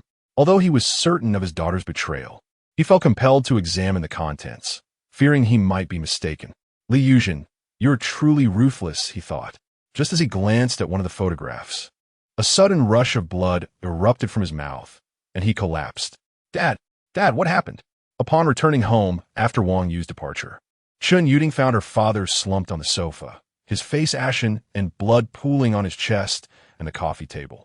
She quickly called for an ambulance and rushed to aid Chen Chusheng. In her frantic state, she noticed the scattered photographs on the floor depicting her mother with her uncle, and her vision darkened as she fainted. Fortunately, Chen Yuding had called for help before losing consciousness. Otherwise, Chen Chusheng might have succumbed to the shock. The ambulance arrived swiftly. Although they could not reach Chen Yuding by phone, the open door allowed them access. Witnessing the unconscious father and daughter, they immediately initiated emergency treatment rather than transporting them to the hospital. Being young, Chen Yuding, despite her emotional turmoil, regained consciousness quickly, ignoring the doctor's protests. She hastily gathered the photographs from the floor, tearing them apart and flushing them down the toilet. Chen Chusheng, suffering from acute stress, was stabilized after temporary rescue efforts but remained unconscious, being carried away on a stretcher to the hospital. In the ambulance, Chen Yuding observed her father, hesitating to contact her mother. She could hardly fathom that her family had disintegrated in just a few days. Wang Yu, unaware of the turmoil within the Chen household, had no desire to know. Having completed what he deemed necessary, he felt justified in his actions. Otherwise, he would have worn that metaphorical green hat to his grave. Passing by a barber shop, Wang Yu contemplated the fresh start he was embarking upon. "Let us begin with a new hairstyle," he declared. "Cut it short." Gazing at his once artistic locks, he reminisced about the days of his buzz cut. The stylist worked skillfully, and in less than half an hour, Wang Yu transformed from an elegant office worker into a dashing, spirited young man. With his fair complexion and short hair, he exuded the aura of a recent graduate. Satisfied with his reflection, Wang Yu felt this was the image of a man he aspired to be. After settling the bill, he prepared to return home. Just as he stepped outside, he collided with someone, feeling a surge of force. "Ah!" A startled cry snapped Wang Yu back to reality. At that moment, a fragment of information flashed through his mind. Stage 2 breast cancer, treatment options. Whoa, is this even possible? He thought, startled. "Move aside." Despite having inadvertently bumped into her, the woman before him, Sun Qian, glared at him with a mix of embarrassment and anger. "I'm so sorry. It was unintentional." Wang Yu quickly apologized. The woman appeared to be in her 30s, undeniably beautiful, though faint crow's feet hinted at her age. Despite his handsome and sunny demeanor aligning with her preferences, Sun Qian was not inclined to be gracious. She sidestepped Wang Yu and entered the barber shop. Wang Yu yearned to inform her of her ailment, yet the awkwardness of the encounter left him at a loss for words. He followed her inside, recognizing that he could assist her, potentially earning some merit in the process. "Miss, I apologize for the incident," he began, but his opening line nearly sent Sun Qian into a rage. Do I look that old? If you can't speak properly, then be quiet. Wow, she is quite feisty. Wang Yu thought. I genuinely wasn't intentional. I'm a doctor, and I sensed a tumor while I was near you. He believed his explanation was flawless, conveying both his identity and his previous actions. You're using an old trick, young man. I have things to do today. Spare me your nonsense and leave. Sun Qian retorted. Having been pursued by countless suitors with an array of peculiar pickup lines, she found Wang Yu's approach utterly unoriginal. I am employed at Maria Hospital. Here's my telephone number. If you doubt my words, you may verify it independently. Having said this, Wang Yu handed over a slip of paper inscribed with his contact information and name. Sun Qian accepted it and carelessly tucked it into her bag, showing no inclination to engage further with Wang Yu. Noticing that she had taken the note, Wang Yu turned and departed. Chapter 21. Sun Qian. Upon returning home, Wang Yu meticulously organized his belongings before heading to the bathroom, where he scrubbed himself clean from head to toe. After shaving his face to a smooth finish and donning a dapper suit, he appeared invigorated and full of spirit. Grabbing a bracelet worth 7,000 yuan, he hurried downstairs with anticipation. Before long, Wang Yu found himself standing before the door of the young woman he had met, his heart racing and hands trembling, reminiscent of his youthful university days. He mustered his courage and knocked several times on the door. Stepping back, he stood erect as if under military inspection. However, after 2 minutes of silence, he began to wonder if she had not heard him. He knocked with greater force, yet still received no response. Glancing at his watch, he realized it was already past noon. Had she gone to work? Perhaps he should return later. Though disappointment washed over him, he reassured himself that the house would still be there. After all, people could not simply vanish. Back in his own space, Wang Yu felt the heat envelop him. Looking at his suit, he chuckled at his own foolishness. With temperatures soaring above 30 degrees Celsius, even a shirt felt stifling. Wearing such a heavy suit was indeed a lapse in judgment. He removed the suit and observed the sweat-soaked white shirt he wore beneath, finding humor in his predicament. Deciding to grab a bite to eat before returning, he changed into lighter attire. Meanwhile, Sun Qian sat in a hospital, clutching her examination report, feeling a chill creep into her heart. The young man had not merely flirted. He had indeed alerted her to the discovery of a tumor. Initially indifferent to Wang Yu's words, she had begun to feel discomfort on her left side, prompting her to seek medical advice. Without even styling her hair, she hurried to a nearby hospital for an X-ray. With the end of the workday approaching, the doctor rushed through the process, and within 20 minutes, Sun Qian had her results. What should I do for treatment? She inquired, her anxiety palpable as she noted the doctor's silence while reviewing her X-ray. Do not worry. Although it is malignant, it is at an intermediate stage, detected in a timely manner, and is treatable. The doctor's conclusion eased her frayed nerves. You will need to be hospitalized for a few days for observation, followed by further tests, and then we will proceed with the removal surgery. Removal? Sun Qian gasped in shock. Yes, without excision. The cancer cells will spread, and your life could be at risk. The doctor's words plunged her into despair. How could she face the world afterward? The thought made her feel as though she wished for death. Then she recalled the young man. His brief interaction had unearthed her health issue, and she felt certain he would know how to help her. Doctor, I need to go home to discuss this, she said hurriedly before leaving. Once in her car, she emptied her bag and finally found the note Wang Yu had given her. She had received countless notes before, but had never paid them any heed. Yet, at this moment, the note felt like a lifeline. Dialing the number on the slip, she prepared to contact him. Wang Yu, about to enjoy a meal, noticed an unfamiliar number calling and answered without a second thought. Hello, Dr. Wang, this is Sun Qian. We met today at the hair salon, and you gave me your number. Oh, Miss Sun, you've had your examination. I presume you trust my words now? Trust, yes. I wonder if it's convenient for you, but I would like to treat you to dinner. Wang Yu, already planning to dine, accepted the invitation without hesitation. After all, he had genuinely helped her, and it was only fitting to share a meal. All right, name the place, and I will meet you there. Let us go to Tianjie Restaurant. It's my family's establishment. The two quickly arranged their meeting, and Wang Yu drove over.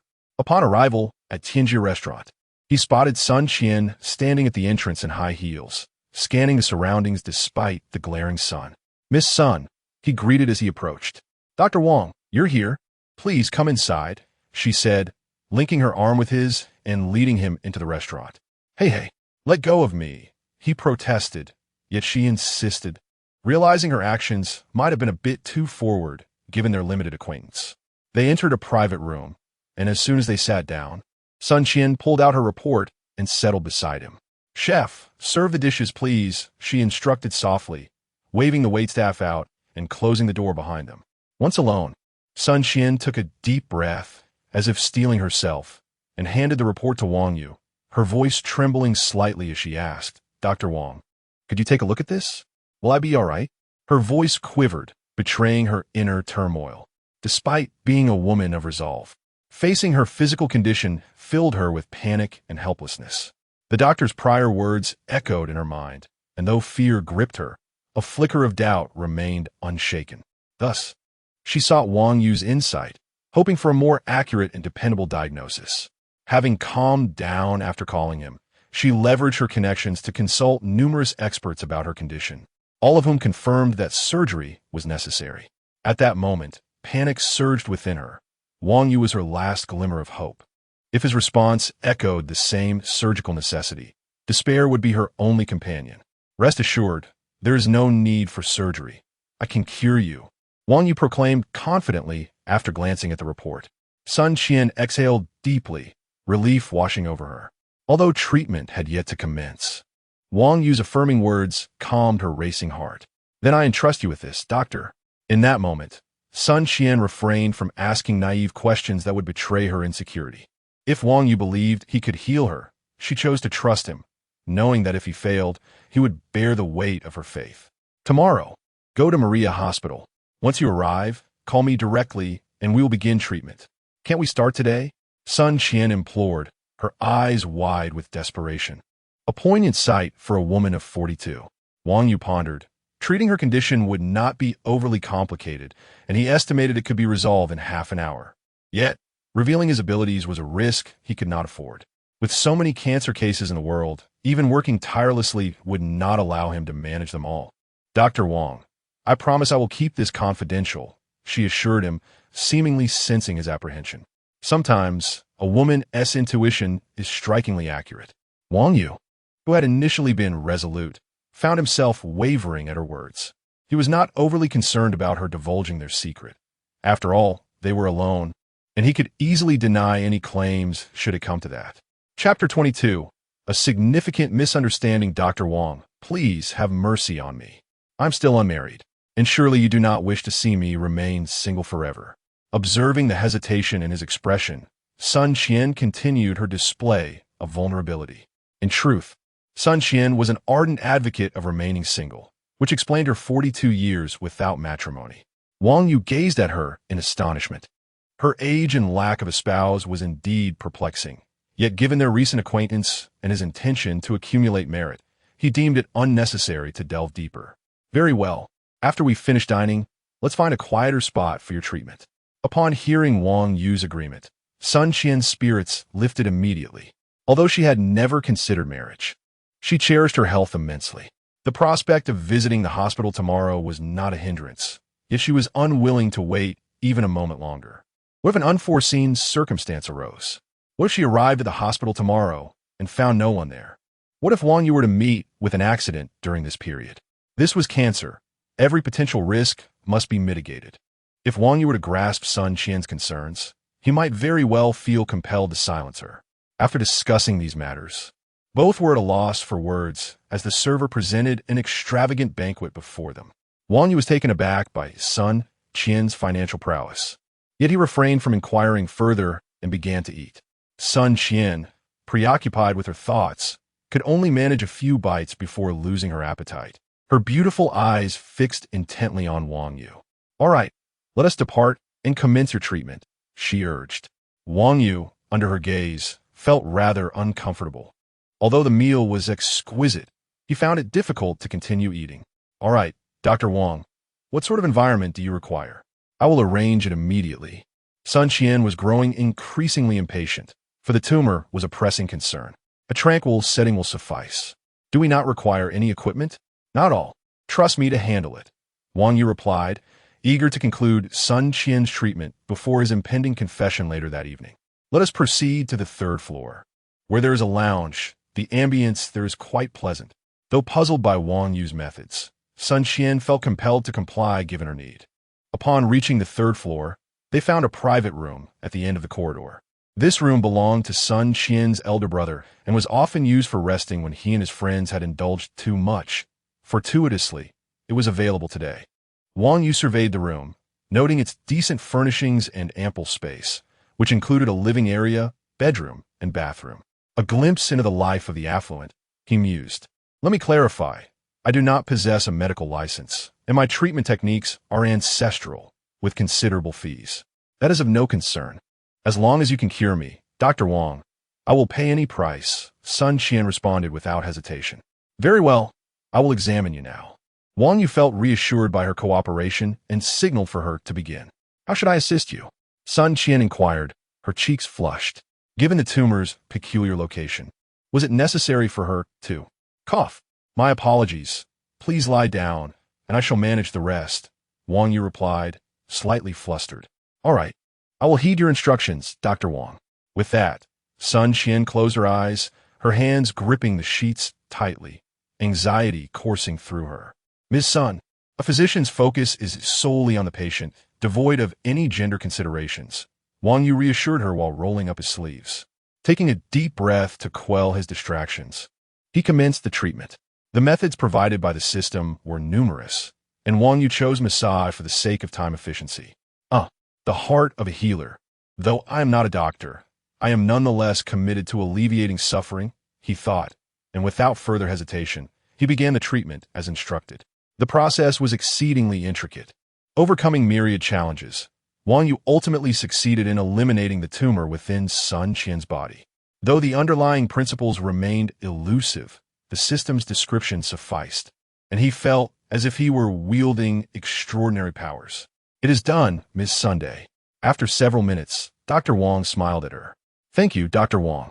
Sun Qian expressed her gratitude. At that moment, a boisterous voice rang out from the hallway. Qian, I heard you came to see me. The door swung open abruptly, revealing a figure at the threshold. What on earth are you two doing?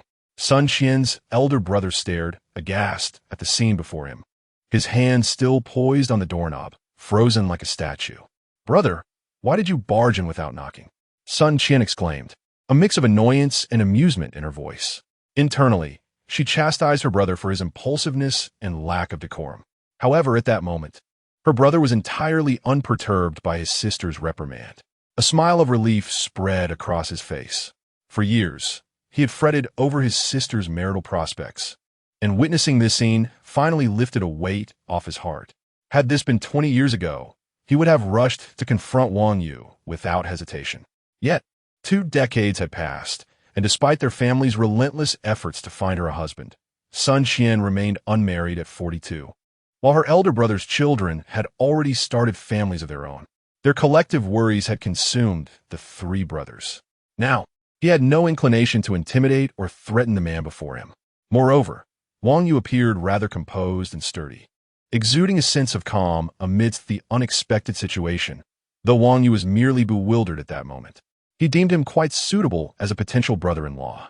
Qian, it is my fault. Please, continue. I shall take my leave, her brother said, promptly shutting the door behind him. Hey, brother, did you know? Qian has found someone. I saw it with my own eyes at my restaurant. What? You want to come over? All right, hurry. Hello. Second brother. Qian has a boyfriend at my restaurant. You must come see. You're in a meeting? Push it aside and come quickly. Hey, Jingrui, hurry and pick up Grandma and Grandpa. Your aunt is finally getting married. What? Well, have I ever deceived anyone? They are at my restaurant. Quickly bring them over to discuss the wedding. Who are you? Lao Zhao. Oh dear. My sister is getting married. I'm so excited I dialed the wrong number. Listen to me. The commotion from the hallway left both individuals in the room utterly bewildered. Sun Qian, disregarding Wang Yu's presence, dashed out barefoot. Sun Dishing, I will strangle you. Shut your mouth. Qian, let go. You're grown. There is no need to be embarrassed. This isn't what it seems. Call me back and say you made a mistake. Don't let them come. Do you think I'm blind? How could this be a mistake? Qian, you're 42. If you marry this month, I can hold my nephew next year. Listening to the exchange outside, Wang Yu sensed an immense trouble looming. He hastily scoured the room for paper and pen, feverishly jotting down a prescription in preparation to make his escape. Chapter 23. The True Drinker, Ms. Sun. Here you go. Everything is written down. Just follow the instructions. I have something else to attend to, so I'll take my leave. He handed the prescription to Sun Qian, who was tidying up after her brother. Dr. Wang, I apologize. My brother was just joking. Please don't take it to heart. Sun Qian said awkwardly as she received the prescription. It's quite all right, as long as you clarify the situation. If you have any issues, feel free to find me at the hospital, Wang Yu replied, preparing to make his exit. This place felt perilous. Sun Dushing had likely summoned his entire family by now. Once they arrived, leaving would become quite the challenge. Brother-in-law, wait. Sun Dushing broke free and threw his arm around Wang Yu's shoulder. Young man, don't be shy. My whole family approves of you and my sister. But I only just met your sister today. Furthermore, despite being divorced, I'm only in my early 30s, while your sister is already 42, significantly older than me. Which of your eyes saw any interest from me? Wang Yu protested. However, he kept these thoughts to himself, considering Sun Qian's feelings, especially after having just spent an afternoon together. Mr. Sun, this is a misunderstanding. Allow me to explain.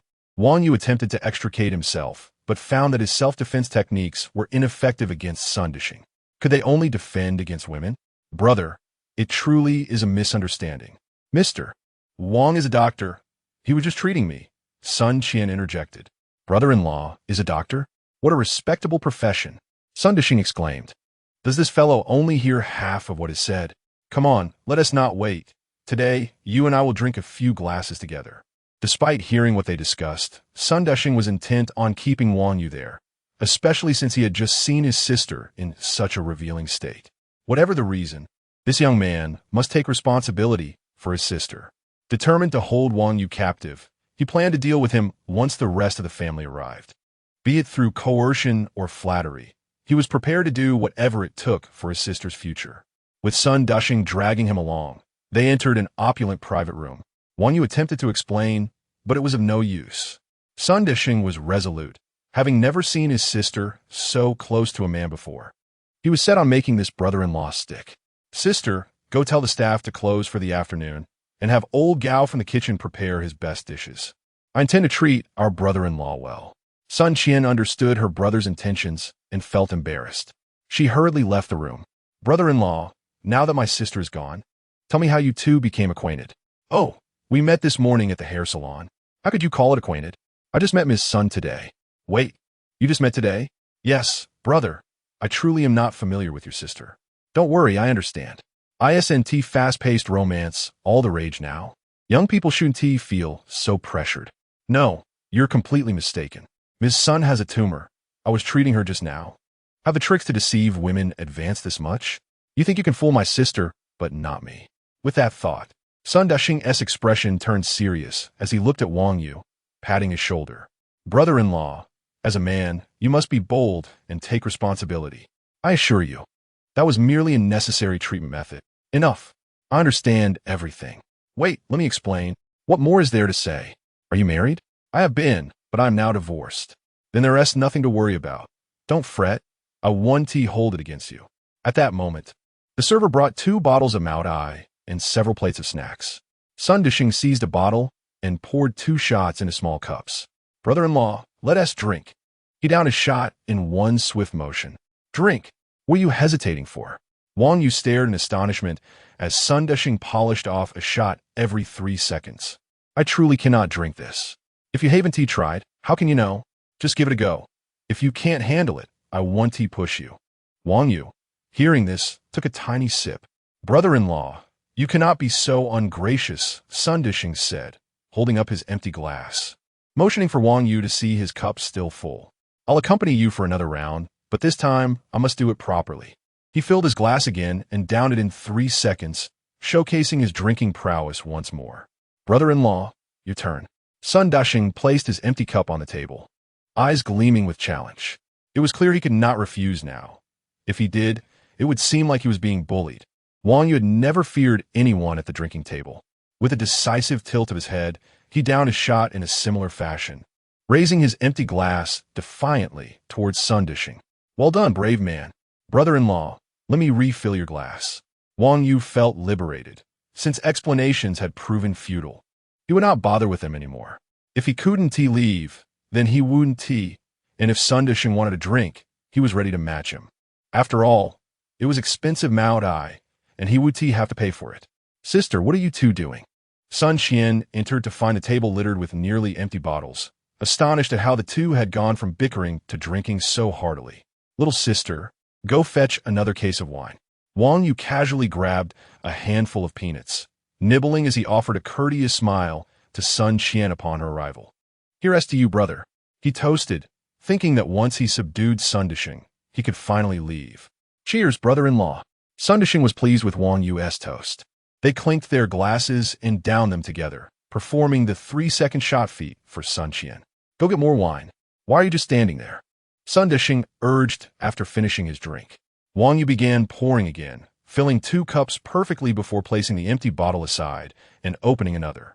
At this point, Sun Dishing realized Wang Yu's intentions. The young man was clearly being impulsive, choosing to contest him. Yet, of all things to challenge, why this? Now that he was a brother-in-law, he felt it was time to teach Wang Yu a lesson about the hierarchy of life. "Here's to you, brother-in-law." Cheers.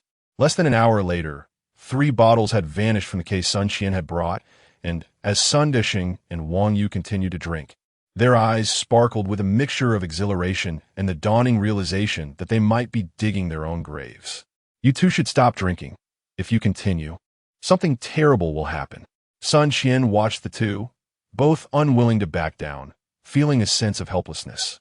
She knew her brother's drinking capacity well and initially assumed Wang Yu would soon concede. However, she never imagined they would down 5 bottles so effortlessly, and if she didn't intervene soon, the remaining 3 would likely disappear just as quickly. Chapter 24. When 3 brothers turn ruthless, they even betray their own sister-in-law.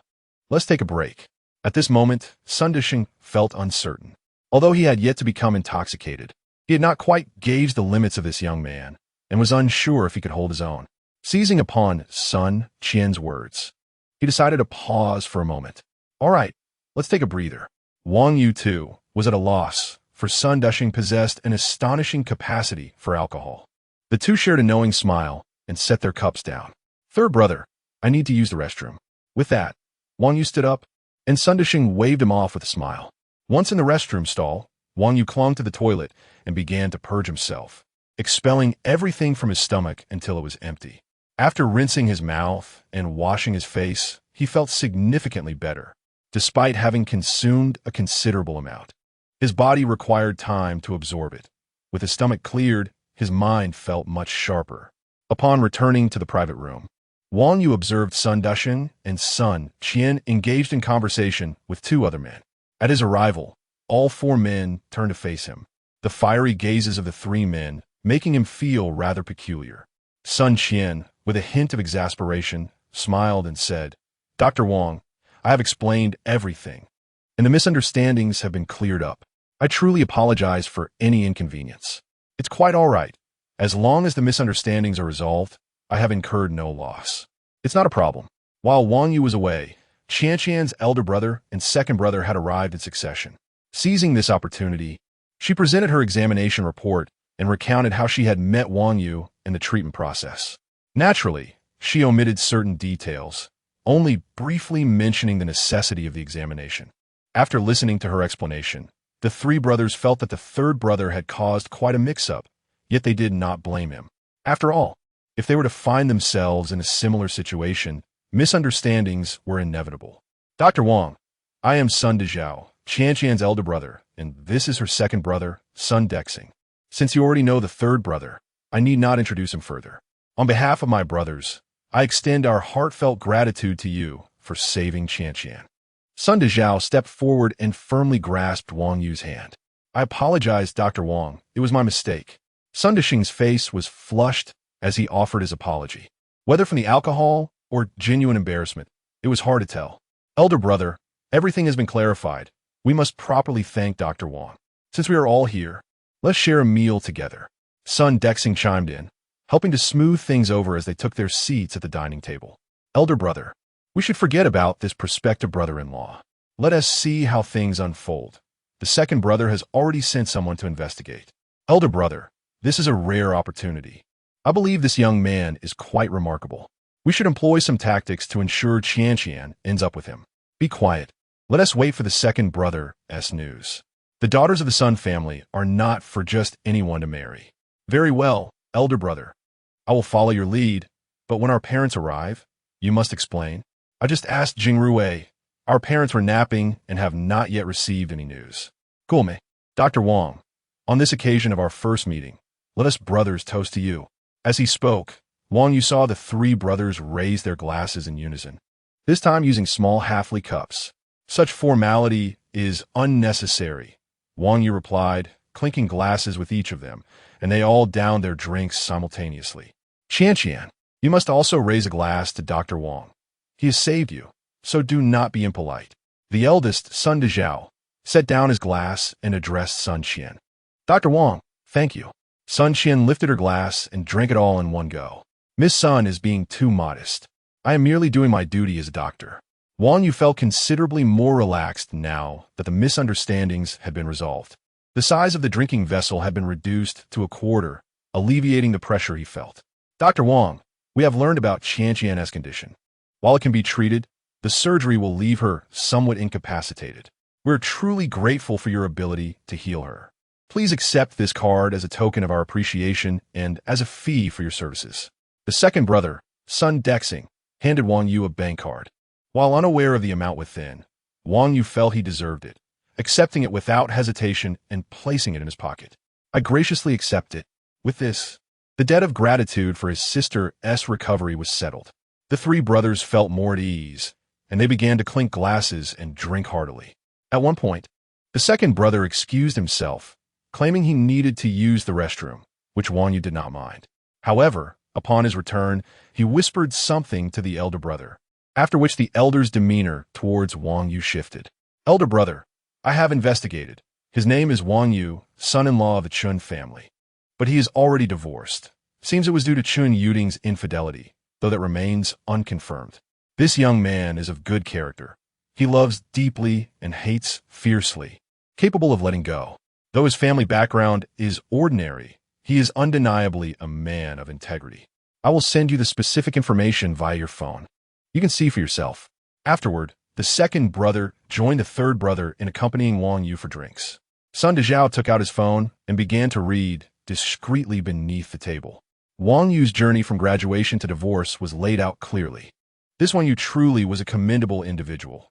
The Chun family was relatively well off, yet records indicated that throughout the years, he had not spent a single penny from them, nor had he utilized their resources for his own endeavors. From the beginning of their marriage, he had worked multiple jobs, relying on his own efforts to purchase a house and a car, always taking responsibility for his family. Upon learning of his wife's betrayal, he could not tolerate even a hint of dishonesty and opted for a clean break, leaving empty-handed, refusing even the compensation he had just obtained. A man like this, capable of enduring hardship, willing to fight, with a sense of responsibility and integrity, one who does not bow to monetary temptation or fear the oppression of power, if he cannot be his sister's husband. Then Sun Dezhao would never forgive himself. Although his sister was 12 years his junior, in Sun Dezhao's eyes, she would always be 18. However, it appeared that this young man would be difficult to convince to become his brother-in-law. He would need to employ some measures. Determined to secure his sister's lifelong happiness, Sun Dezhao resolved to set aside his principles for the moment, even if it meant resorting to underhanded tactics. He signaled to the second and third brothers, who, after years of camaraderie, understood their elder brother's intentions without needing further explanation. Thus, the three brothers reached a silent agreement, their smiles growing increasingly mischievous as they gazed at Wang Yu. Qian, do not just focus on eating. Today is a joyous occasion. Let's share a few drinks. The second brother, Sun Dexing, had begun to plot against his own sister. Very well, I shall join you for a few drinks. Sun Qian, unsuspecting, assumed her brothers were genuinely celebrating her recovery and readily joined in. Chapter 25. the mischievous maneuvers of the third brother with the addition of Sun Qian. The atmosphere significantly intensified. Wang Yu, who had just received a card filled with funds, felt quite elated. Observing the situation among the four siblings of the Sun family, it was evident that the money on that card was more than ample. He was welcoming to all, yet he failed to notice that the three brothers were subtly encouraging him to drink with Sun Qian. As the youngest sibling, Sun Qian merely sensed her brother's unusual enthusiasm and harbored no suspicions. After more than 40 minutes of drinking, Sun Qian, having consumed over a gene, had succumbed to the table. The third brother summoned 2 waiters to assist in taking Sun Qian to the lounge on the 3rd floor, and then he began pouring liquor into Wang Yu's glass. With a half-dough cup in hand, Wang Yu could no longer keep track of how much he had drunk.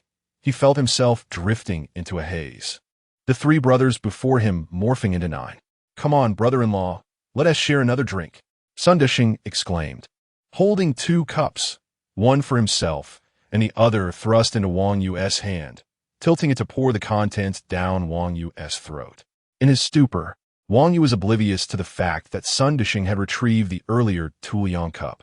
After a few more drinks, reality began to dawn upon him. But it was too late. As he pointed at the 3 brothers, he slurred, "You brothers lack chivalry." Following a belch, he collapsed into his chair. "Wow, this kid can really drink. I doubt I could hold my own against him," Sun Desheng observed as he wiped the sweat from his brow, feeling a sense of accomplishment. "Eldest brother, what's wrong?" Sun Desheng, the second brother, noticed the eldest, Sun Dezhao, slumped motionless over the table, assuming he too had overindulged. "Second brother, you don't know the eldest's drinking prowess. He is likely incapacitated now. What shall we do next?" "The eldest hasn't given any instructions. Isn't it obvious? The eldest wants us to get this kid and Qian drunk, ensuring they become intimate. At that point, he wants to be able to refuse being our brother-in-law." After some contemplation, Sun Desheng nodded, agreeing with the third brother's reasoning. "All right, let us help our brother-in-law to his room to rest." The 2 exchanged knowing smiles, lifting Wang Yu to head towards the lounge on the 3rd floor. Once the room was left with only the eldest brother Sun Dezhao, he surprisingly sat up, poured himself a glass of water, and after sipping it, a smug smile graced his face. Anyone witnessing this would undoubtedly commend him.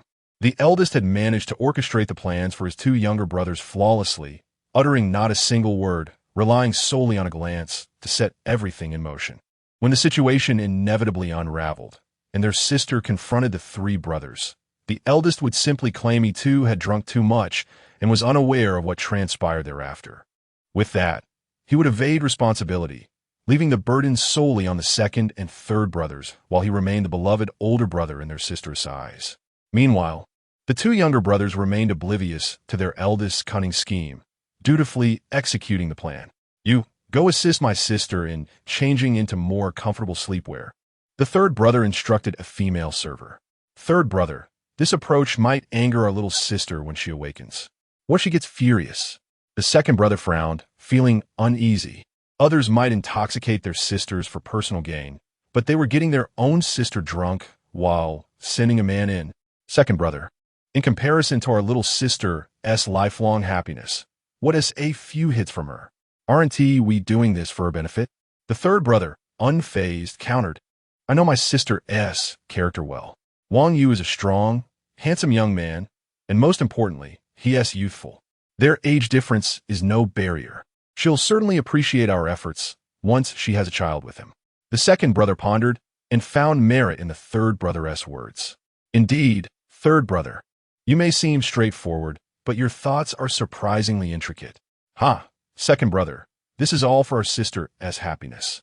The 2 brothers supported the inebriated Wang Yu while discussing Sun Qian's future happiness in the corridor. "Boss, everything is set. Miss Sun is already asleep," the server reported upon her return. "Here is your reward," the third brother said, handing her 1,000 yuan before dismissing her. "Come on, second brother. Let us escalate this misunderstanding further. What are you doing?" the third brother questioned as he saw Sun Desheng adjusting the air conditioning to a chilling 16 degrees. Third brother, you may not know this, but when people feel cold, they instinctively huddle together for warmth." "Wow, second brother, you truly are the most educated among us. Your knowledge is impressive, the third brother replied, slightly astonished.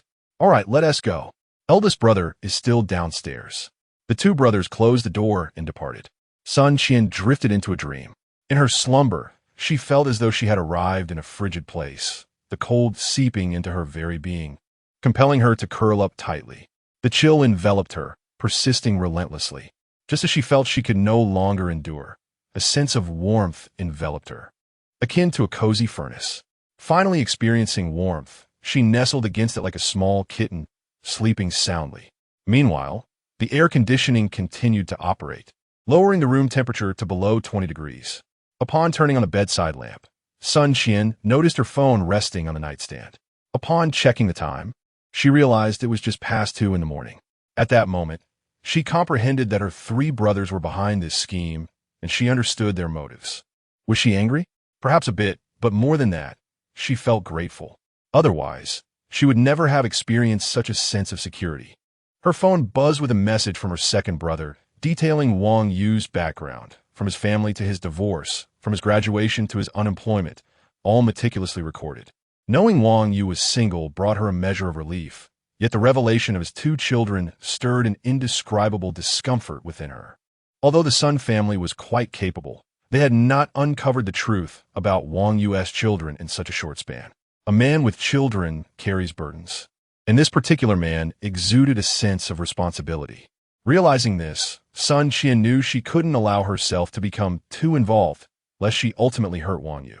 Having long surpassed the age of needing love, she had grown accustomed to solitude, and previously, she harbored no particular feelings for Wang Yu.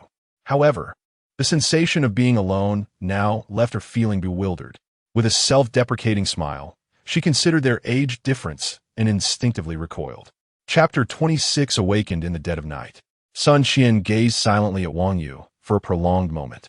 Suddenly, she lowered her head and tenderly kissed his lips before turning away without a backward glance. As she opened the door, she was met with the sight of her 3 brothers sprawled on the sofa in the hallway, fast asleep. They had been vigilantly waiting outside for her. Sun Qian approached her eldest brother and gently nudged him awake. Upon seeing his sister, Sun Dezhao was about to speak, but Sun Qian silenced him. They retreated to a private room downstairs, where Sun Qian brewed a pot of tea and quietly sat in a chair. Several times, Sun Dezhao attempted to engage in conversation, only to be interrupted by Sun Qian. They sat in silence. Eldest brother, I do not blame you for this matter. Sun Qian's words rendered Sun Dezhao speechless, despite his preparation of countless justifications. Her calm demeanor was unexpected. She neither raised her voice nor displayed anger, which filled him with trepidation. You have seen the information that second brother sent me, right? Yes, I have. Although Wang Yu is divorced, he is undoubtedly a suitable match. Otherwise, you brothers would not act in such a manner. I understand that you all care for me, but Wang Yu is different. What is different? As long as you consent, I will ensure that he marries you. Eldest brother, I know that with your intervention, there is a great possibility that Wang Yu would marry me. Yet, have you considered whether our union would truly bring us happiness? Why wouldn't it? Wang Yu's character is certainly worthy of lifelong commitment. Sun Qian took a sip of tea, shook her head, and sighed softly. Though Wang Yu is divorced, he has 2 children. I know you can accept that, and so can I. However, have you seriously contemplated Wang Yu as a person? What about him? He is quite responsible, caring for his family well, and he possesses admirable qualities. Indeed, he is commendable. Any woman marrying him would be fortunate. Yet these very virtues are why I cannot be with him. Little sister, how can that be? Sun Dezhao's words were cut off by Sun Qian.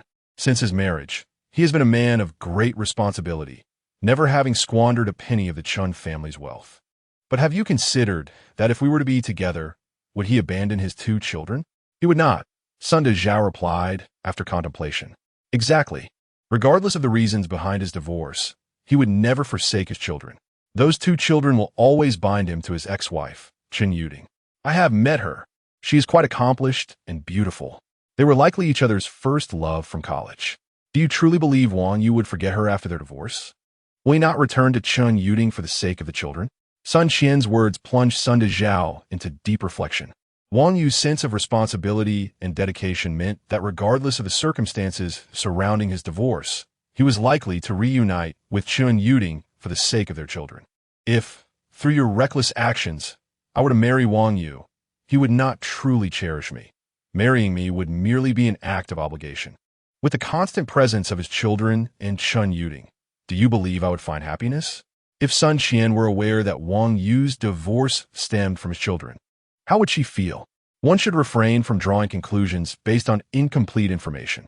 The truth is often beyond your expectations. Little sister, I am sorry. This is all my fault, Sun De Zhao finally comprehended. A sister marrying a man who does not love her would find no happiness, regardless of his admirable character. All right, elder brother, let this matter rest here. I will leave the second and third brothers to you. With that, Sun Qian departed. Sun De Zhao remained alone for a long while, feeling ashamed of his impulsive actions. The trouble caused by his brothers was something he, as the elder brother, needed to resolve. He ascended to the third floor and, seeing his two younger brothers still fast asleep, gave each a kick to rouse them. With a cold glare, he silenced their attempts to speak, signaling them to follow him back to the earlier private room. Now, tell me, what were you two up to while I was inebriated? What's the matter, elder brother? Wasn't this all your suggestion? Nonsense. The second and third brothers shrank back, knowing full well that their actions had been excessive. Observing them, Sun De Zhao found it difficult to chastise them further, as they bore the brunt of the blame. He conveyed Sun Qian's sentiments and organized them into his own explanation. Thus, it seems that my sister is indeed unsuitable for Wang Yu. Sun Deshing nodded in agreement. What shall we do then? My sister has suffered such a loss. Should we just let it be? Sun Desheng felt discontented. He still wished for Wang Yu to marry his sister, as he appreciated his drinking capacity. It was your actions that caused her misfortune. What more do you want? Enough. I have spoken with my sister, and let this be as if it never happened. You two are not to mention it again. Now, return home. All right. I will heed elder brother's words. I shall take my leave. Sun Desheng, at a loss for what to do regarding matters of the heart, prepared to depart. Third brother, do not leave. Tomorrow, ensure that you send that fellow away without raising suspicion. Sun De Zhao instructed the departing younger brother. Why me? The third brother pointed to himself, reluctant to comply. If not you, then who? This establishment is yours, and he is sleeping in your room. With a glare, Sun De Zhao departed. Good grief. I secured the venue, prepared the food and drinks, and not only did I not gain anything, but now I am also left to clean up the mess. Yet, he reflected on the reality of being the youngest. His elder brothers dared not oppose him, and in front of his sister, he could only accept being bullied. In the end, he consumed the most alcohol, did the most work, and bore the brunt of the blame. Now his own bed was occupied, leaving him without a place to rest. Such is fate. With a heavy heart, Sun Desheng gathered a few chairs together, preparing to endure until dawn. Wang Yu awoke after a deep slumber of over 10 hours, feeling refreshed. As he opened his eyes and realized he was in the upstairs lounge, memories of the afternoon's treatment of Sun Qian flooded back. Why am I overthinking? It was merely a treatment. At that moment, he could not recall anything else from the previous night. After dressing and washing his face, Wang Yu prepared to leave. Upon opening the door, he was met by the sight of Sun Desheng, his eyes red and standing at the entrance. Third brother, you're up so early. Yes, you have awakened. At that moment, Sun Desheng was unsure how to face Wang Yu, but he still felt a tinge of anger within. My apologies, third brother. I drank too much yesterday and caused you trouble. Don't mention it. You nearly toppled all three of us. Looking after you is only proper. It's nothing. I'll take my leave now, third brother. Wang Yu observed Sun Desheng and felt something amiss, but dismissed it and resolved to head to the hospital. Go on. Do visit third brother for drinks when you have the chance. Sun Desheng waved him off. Farewell, third brother. Wang Yu appreciated Sun Desheng's personality. Calling him third brother felt quite natural. Chapter 27. It is time to showcase true skill departing from the Heavenly Street restaurant. Wang Yu hurriedly got into his car, neglecting breakfast, and made his way to Maria Hospital. Upon arriving at the hospital entrance, he encountered the couple, Tang Hongyuan and Zhu Yan, who had evidently been waiting for some time. Seeing Wang Yu, they approached him excitedly. Brother Wang, you have finally arrived. I have been waiting for you. exclaimed Tang. Mr. Tang, it's not even 8 o'clock yet, Wang Yu replied, glancing at his phone and feeling that he was not late. You don't understand, Dr. Wang. That day you told my husband that he could have another child. He couldn't sit still all day yesterday and was out here waiting as early as 6 this morning, Zhu Yin interjected, stepping forward to explain. Rest assured, Mr. Tang, I never make empty promises. Once I complete the onboarding process, I will begin treatment for your wife, Wang Yu said, walking into the hospital under the eager gaze of the couple. He called the hospital director, and soon Han Kuan personally came down to greet him. After exchanging pleasantries, they arrived at the director's office. Mr. Wang, everything is prepared for you. The position of head of the orthopedics department is waiting for your assumption, Han Kuan stated. After Wang Yu's departure that day, Han Kuan had inquired about the treatment process and was astonished by the skill displayed. He had immediately decided that the position of head of orthopedics was destined for Wang Yu. Director Han, there is something I wish to discuss.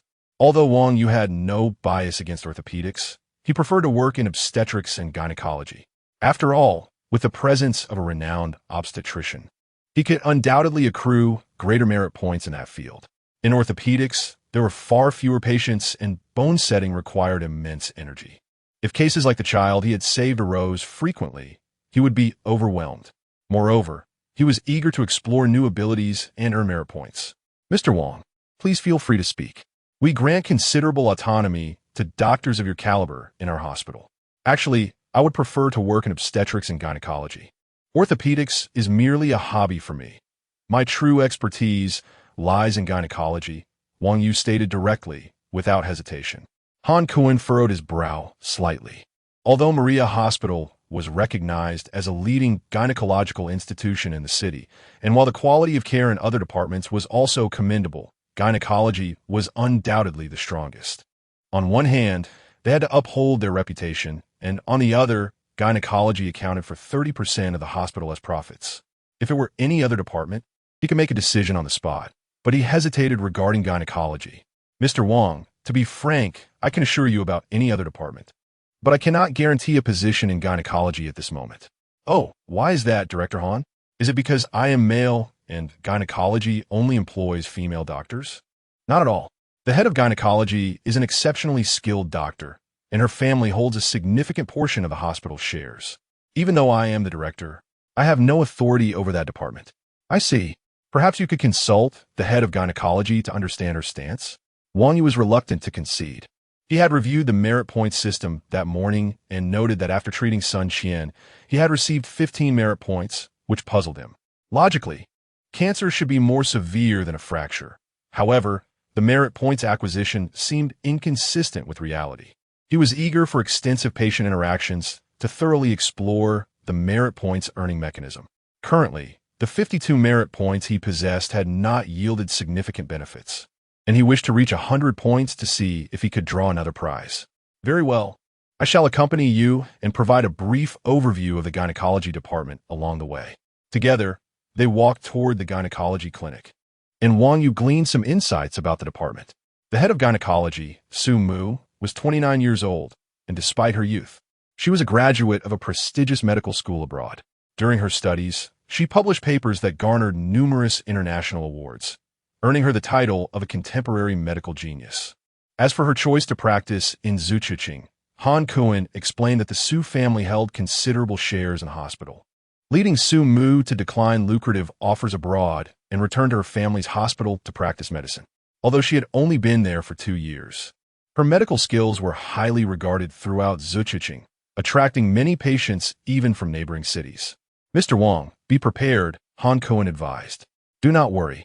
I have yet to meet a challenge in the field of gynecology, Wang Yu replied with confidence.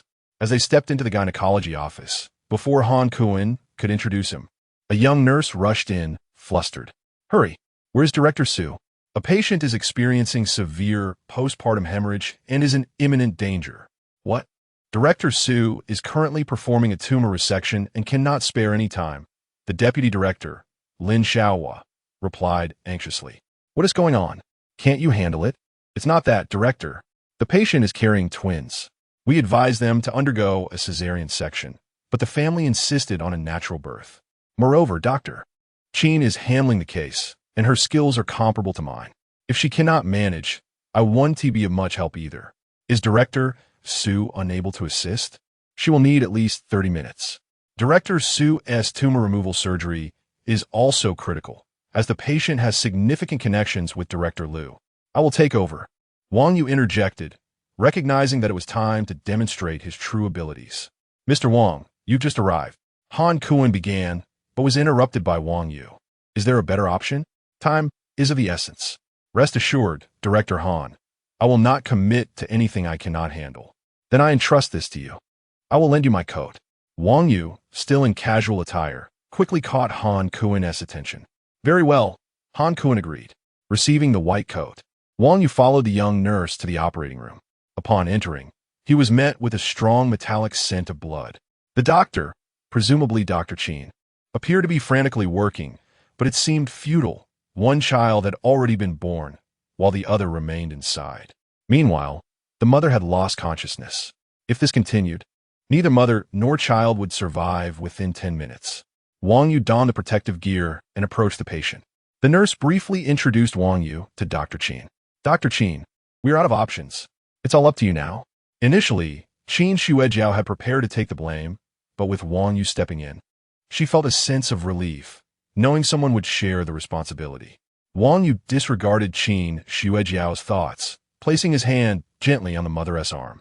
A flood of information surged into his mind, and after a moment of contemplation, he quickly devised a treatment plan. Clamps, scalpel, scissors, vascular clamps, surgical tweezers.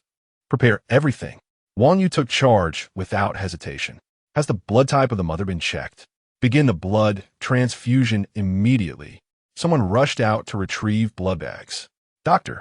Qin, I need you to perform an emergency cesarean section on the mother. Dr. Wang, we cannot proceed without the family's consent. Immediately obtain their signatures. Otherwise, the child in her womb will not survive. What about the mother? Have faith. With my presence, the mother will be safe. Chapter 28. Encountering severe hemorrhage in gynecology, Dr. Qin commenced the surgery without delay. Time is of the essence. As she observed the nurse still preparing the liability waiver, Qin Xuejiao felt an overwhelming urge to turn and leave. What was she waiting for? Someone had already stepped out to sign. As long as the family members were not adversaries of the mother-to-be, they would undoubtedly sign. However, hospital regulations dictated that surgery could not proceed without a family member's consent. There was no time for lengthy discussions. If you can assist, then do so. If not, promptly step aside and allow the hospital director to bring in Dr. Lin. Upon hearing that the director was outside, Qin Xuejiao hesitated to abandon her post. Yet, standing idle in the operating room was not an option. She looked at the unconscious mother on the delivery bed and the busy Dr. Wang Yu beside her, and a wave of shame washed over her. She recalled her initial motivation for studying medicine, the exhilaration of being accepted into medical school, and the oath she took upon graduating. When had she begun to lose her passion, becoming indifferent, no longer resembling a dedicated physician? Dr. Wang Yu's assertive intervention, disregarding hospital protocols and focusing solely on the patient, rekindled her original ambition. The primary responsibility of doctor is to heal and save lives. I can do this, Qin Xuejiao declared with unwavering resolve. As time passed, Wang Yu and Qin Xuejiao worked in harmony, successfully delivering another child. The arrival of new life instilled confidence in all present, and Wang Yu, though appearing composed, felt a sigh of relief. The system's interface only provided methods. The execution relied entirely on him. A single misstep could lead to dire consequences, and the successful delivery bolstered his courage. Let us proceed. The mother's hemorrhage was critical, yet Wang Yu adeptly located the source of the bleeding, employing several hemostatic clamps and vascular clamps to regain control over the situation. Guided by Wang Yu's explanations, Qin Xuejiao commenced suturing the wound, with the nurses diligently assisting. Blood pressure stabilized, the heart rate returned to normal, and the patient's body temperature rose. We have succeeded. Under Wang Yu's leadership, they accomplished the rescue operation, and both Qin Xuejiao and the nurses felt an overwhelming sense of achievement. All right, everyone, do not become overly exuberant. The subsequent tasks are equally important. Dr. Qin, I'll leave the follow-up to you. I shall step out now, Wang Yu stated before preparing to leave. Was the condition of the mother? The tense voice and hurried footsteps halted Wang Yu's movements as he was about to remove his protective gear. Sister Qin? Before Qin Xuejiao could respond amidst her busy preparations, she was prompted once more. Director Su, the mother's condition is currently stable. The two children, though slightly weak, show no other issues. Could you kindly move your foot? You're stepping on mine, Wang Yu remarked. Only then did Su Mu realize she was inadvertently standing on his foot. She quickly retreated, her cheeks flushing, though her mask concealed it. I apologize. I was too preoccupied to notice. It's quite all right. Your concern for the patient's condition is understandable. During their first encounter, Wang Yu found a favorable impression of Su Mu. She seemed genuinely dedicated to her patients. This is Dr. Wang Yu, recently appointed by the hospital director. He was instrumental in managing the mother's critical situation. Qin Xuejiao briefly introduced the events that had transpired. Dr. Wang's skills are exceptional. Our gynecology department warmly welcomes you. Su Mu expressed, eager not to miss the opportunity to recruit such a talented physician. She had been overwhelmed with work for the past 2 years, carrying the gynecology department largely on her own. While Dr. Qin and Deputy Director Lin were competent, they merely matched the standards of other hospitals in the city. With Su Mu's involvement, Maria Gynecology Hospital's reputation gradually spread to neighboring cities. The increasing notoriety brought undeniable pressure, without outstanding skills to handle the influx. The consequent negative ramifications would be unbearable for the hospital. Since Su Mu's reputation began to rise, she had scarcely taken a break, often working over 10 hours daily. The arrival of Wang Yu, showcasing his remarkable medical expertise, could undoubtedly alleviate a significant portion of her burden. This is not the appropriate place for discussion. Let's step outside, Wang Yu suggested as he removed his protective gear. Of course, Dr. Wang. I too wish to converse with you, she replied. Upon entering the office, they found Director Han and his wife, Tang Honyuan, already waiting. How'd it go? Director Han inquired, his gaze shifting towards Su Mu. Dr. Wang's skills are commendable. Both the mother and children are stable, she confirmed. That is reassuring. Director Han sighed with relief. So, does this mean I have passed the assessment? Wang Yu jested. Mr. Wang, with your expertise, assessment seems unnecessary. I have other matters to attend to, so I shall leave the rest to Directors Su and you. Director Han concluded before departing. Brother Wang, do you have a moment? Tang Honyuan, who had initially brought his wife for treatment, learned that Wang Yu had entered the operating room to assist a mother in critical condition. Though anxious, he understood that saving lives took precedence. In a hospital, urgency often dictated the order of operations.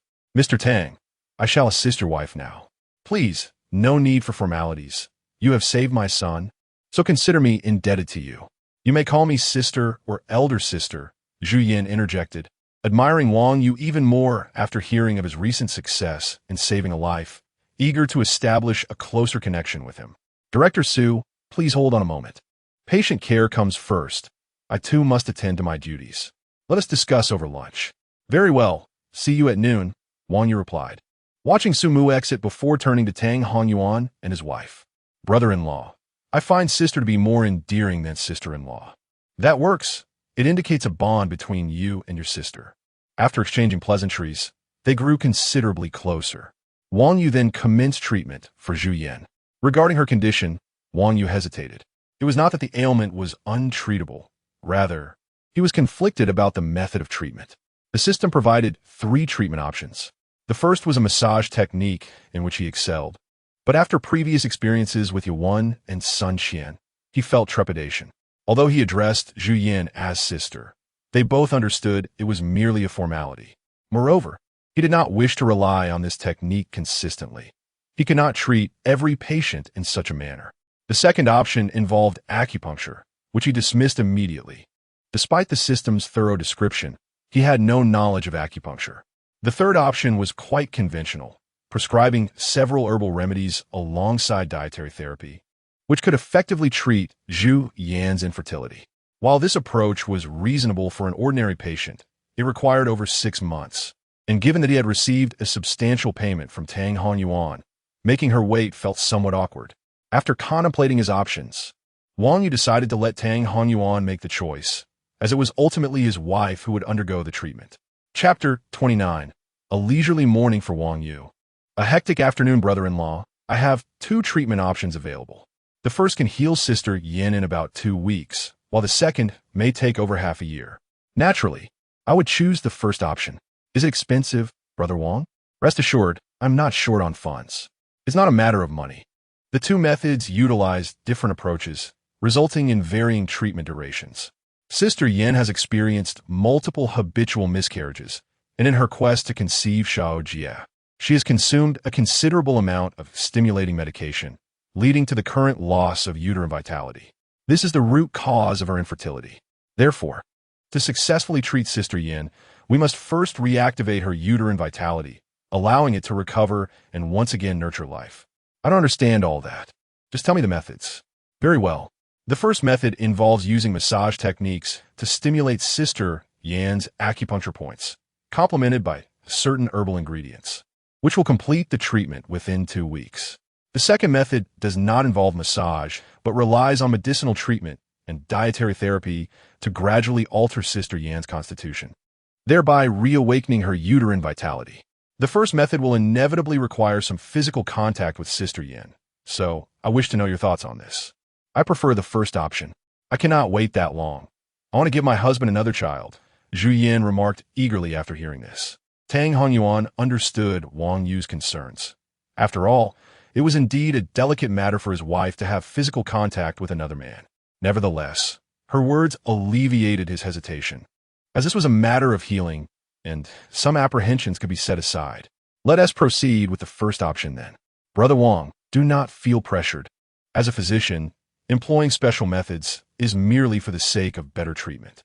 The couple's dialogue dispelled Wang Yu's worries, and he promptly arranged for a quiet hospital room through Deputy Director Lin to commence the treatment. This time, Wang Yu maintained a calm demeanor. Unlike the previous 2 sessions where he lost control, in less than half an hour, he completed the massage, and the entire process unfolded smoothly, characterized by the doctor's professional attitude towards the patient. After prescribing medication, Wang Yu graciously declined the couple's further expressions of gratitude. As they departed, he utilized his divine ability to bestow fertility upon Zhu Yin, observing a red glow merge with her body before turning back to the department. With the treatments of the patients and Zhu Yin concluded, Wang Yu earned 25 and 15 merit points respectively, leaving him merely 8 points shy of breaking the 100-point threshold. Eager to continue his practice, he felt restless due to his recent arrival, compounded by the absence of Director Su and Deputy Director Lin, resulting in a morning devoid of tasks. Seated in the office, he idly perused various case files to pass the time, his thoughts drifting to the girl from the blood donation room downstairs. He had initially planned to visit her the previous night, but ended up drinking too much and fell asleep. Now, unable to attend to patients or express his feelings to the woman he desired, he felt increasingly impatient, sensing that time dragged on. Dr. Wang, shall we go for lunch? Su Mu's voice broke through his reverie. Turning around, Wang Yu finally beheld Su Mu's striking features. Her voluptuous figure, perfectly proportioned stature, and slender waist paired with ample curves created a striking visual impact. Her dark hair was elegantly styled, accentuating her fair and elongated neck, while her vibrant red lips and white teeth radiated warmth and brightness, her dimples appearing and disappearing as she spoke. An impressive beauty, yet Wang Yu felt no particular inclination. As he gazed at Su Mu, he was reminded of the woman with whom he had an uncharacteristic encounter, unsure of her whereabouts now. Dr. Wang, Su Mu raised her voice slightly. Oh, my apologies. I was just taken aback by how beautiful Director Su is. I momentarily lost my focus. Wang Yu's candid response surprised Su Mu. Well, shall we go for lunch now? Unsure how to continue the conversation, he hastily shifted topics. Su Mu smiled slightly, choosing not to comment further. The two walked together to the cafeteria. En route, Su Mu took the opportunity to learn more about Wang Yu. So, you specialize in traditional Chinese medicine? After finding a seat with their trays, she inquired.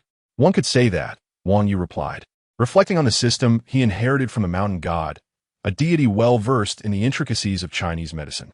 I never expected someone as young as you to possess such expertise in traditional Chinese medicine. Su Mu expressed her surprise, impressed by his proficiency. Director Su, I'm actually a year older than you, Wang Yu noted, slightly sensitive to her comments on his youth. Yes, I am aware. I have reviewed your records. However, encountering someone under 30 with your level of skill in Chinese medicine is quite rare. Have you forgotten your own capabilities? Your proficiency in Western medicine at your age is equally remarkable, Wang Yu countered, causing a flush to rise on Su Mu's cheeks, revealing her shyness. No need for such mutual flattery. This afternoon, I plan to assign you to see patients. I will pair you with a nurse who has a background in traditional Chinese medicine. Understood. I will follow your arrangements, Wang Yu replied, their light conversation concluding as they finished their meals. Afterward, Su Mu escorted Wang Yu to the outpatient department, assigning him an office before taking her leave. Wang Yu surveyed the room, finding it satisfactory, and felt a thrill at the prospect of working there under the supervision of a captivating superior. Shortly thereafter, a young nurse named Tian Tian arrived, exuding a charming demeanor that pleased Wang Yu. After a brief exchange, their workday commenced. Maria Gynecology Hospital was renowned for its gynecological department, and Wang Yu anticipated a busy day, though he was unprepared for the sheer volume of patients. Unbeknownst to him, Su Mu had placed him in the most bustling outpatient department after recognizing his medical prowess.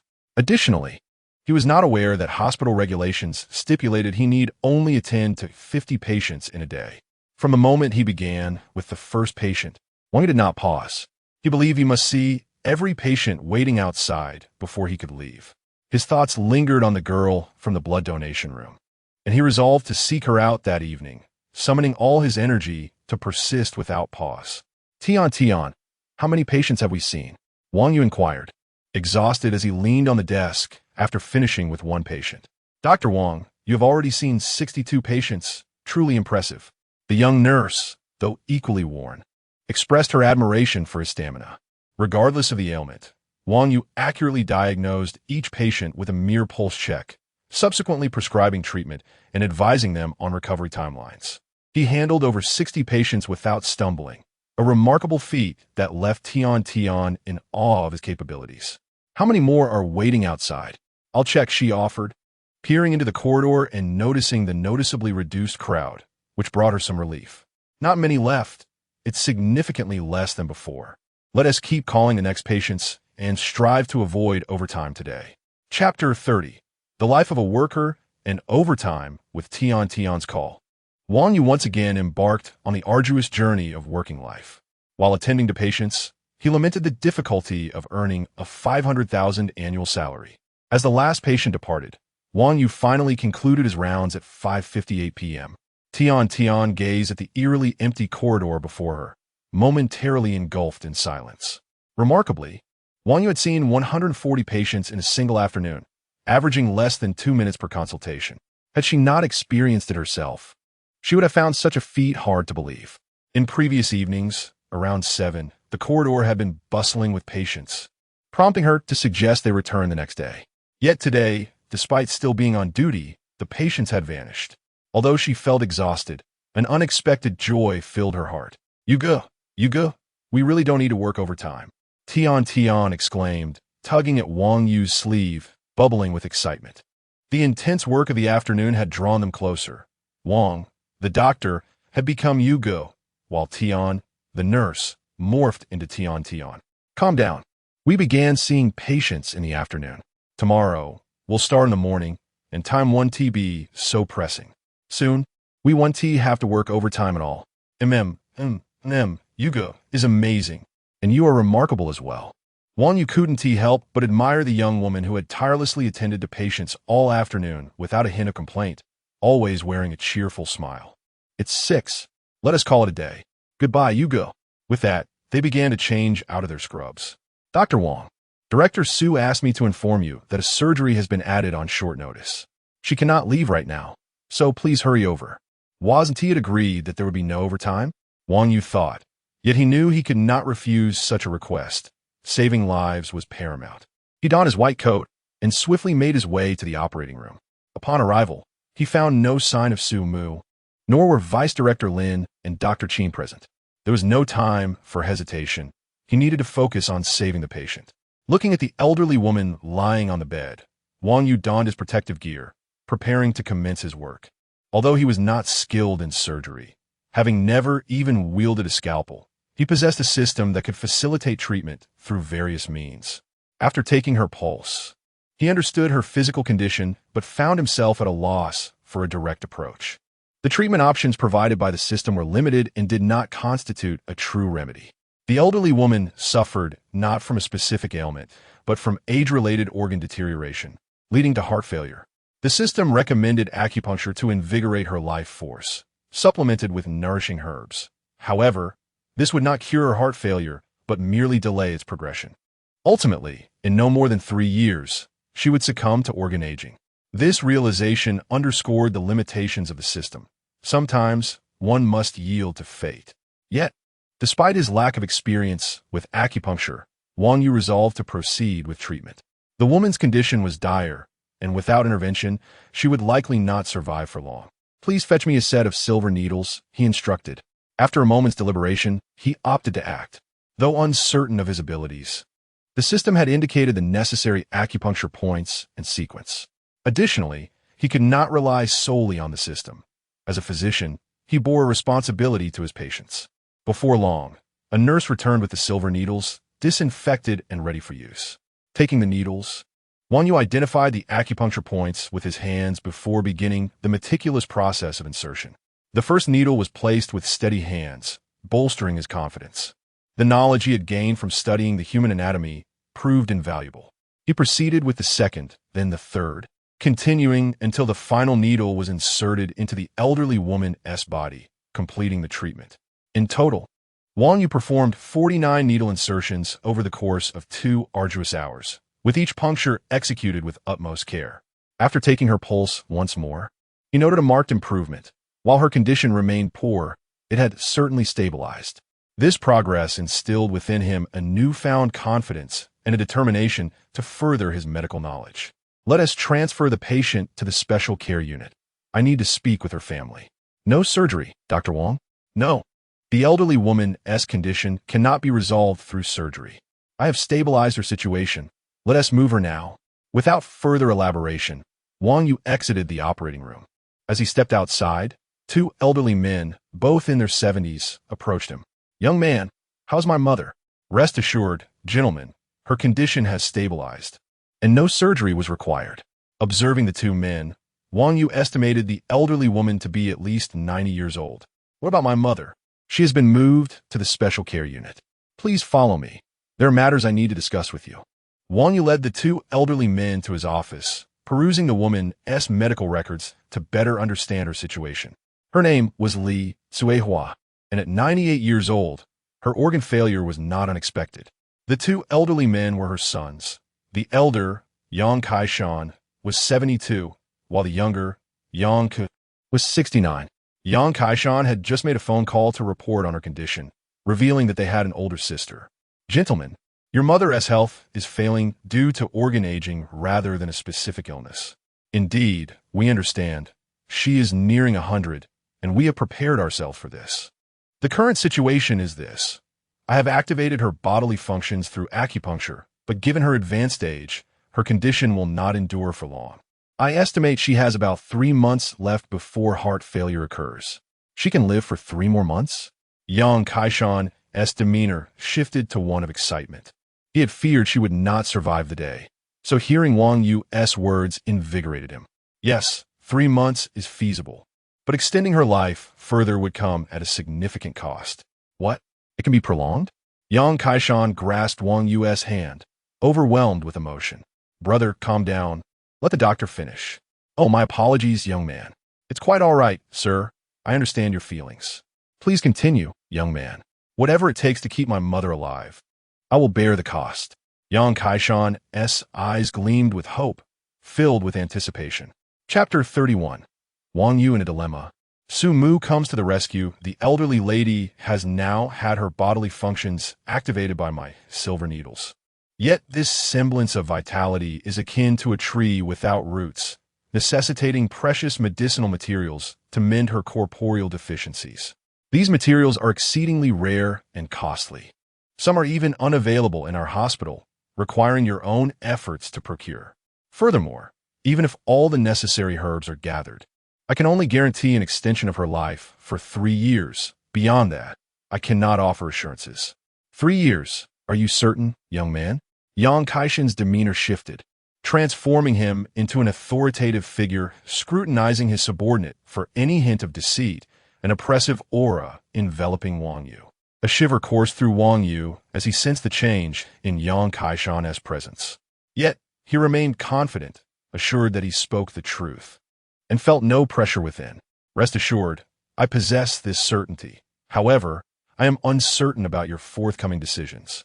Observing Wang Yu maintain his composure under his scrutiny, Yang Kaishan retracted his imposing aura, returning to the guise of an ordinary old man. To prolong my mother's life, tell me what medicinal materials are required. My brothers, and I will find a way to provide them. Having just inspected our hospital's inventory, I will refrain from mentioning what we possess and will note down what we lack. With that, Wang Yu produced paper and pen, commencing his list. The two elderly men swiftly positioned themselves behind Wang Yu, peering over his shoulder. 50 to 100 grams of 200-year-old Lingji, over 200 grams of 100-year-old black ginseng, 20 to 30 grams of 5-split coptis, 1 complete Wan Sui herb.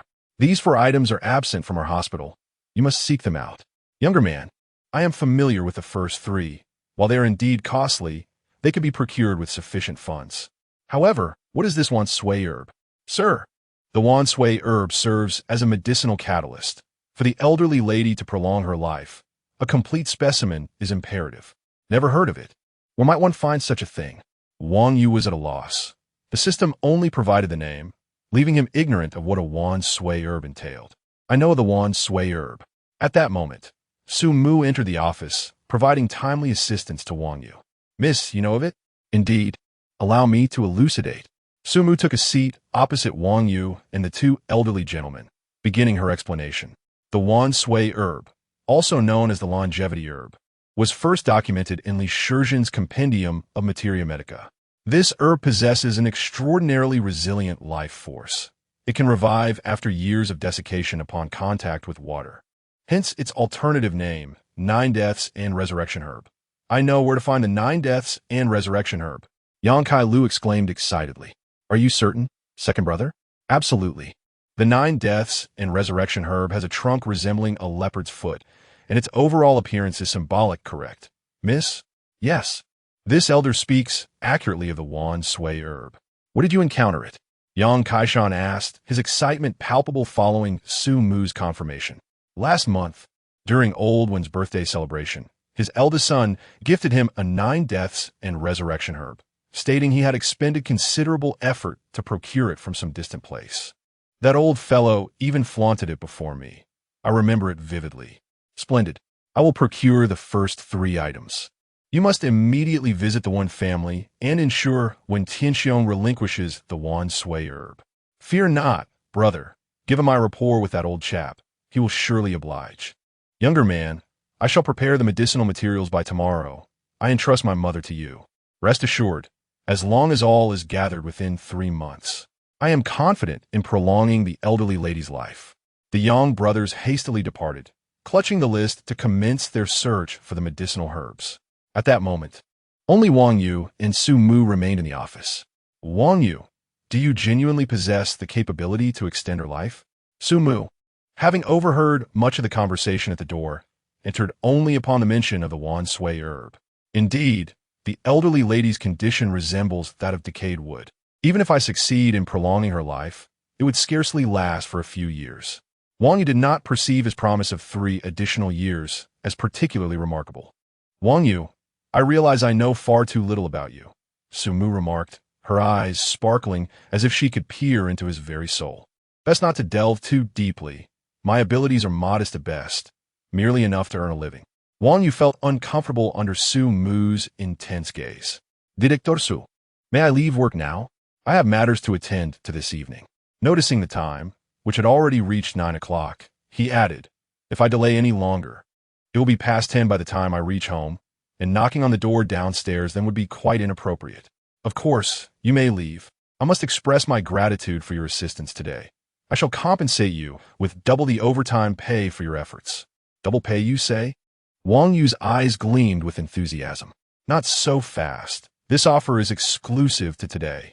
You mentioned having matters to attend to, so hurry along. Sumu stifled a laugh at Wang Yu's avaricious expression. I used to think every overtime shift came with double pay. Had I known, I would have moved into the hospital. Shaking his head, Wang Yu departed the office. After he left, Sumu did not retire for the night. Instead, she diligently perused a thick stack of medical records. Despite her busy schedule, she never abandoned her studies, carving out time each day to deepen her knowledge. Indeed, an individual's success is not solely predicated on exceptional talent, but also on the unrecognized diligence and unwavering perseverance over the years. After leaving the hospital, Wang Yu found the roads relatively uncongested due to the post-peak hours, arriving home in a little over 20 minutes. Upon entering, he washed his face, changed into a clean outfit, and took the 7 jade bracelets downstairs. She must be home now, he thought, knocking on the door once more. He stepped back, standing straighter than before. Yet, the outcome remained unchanged. After 2 minutes, there was still no response.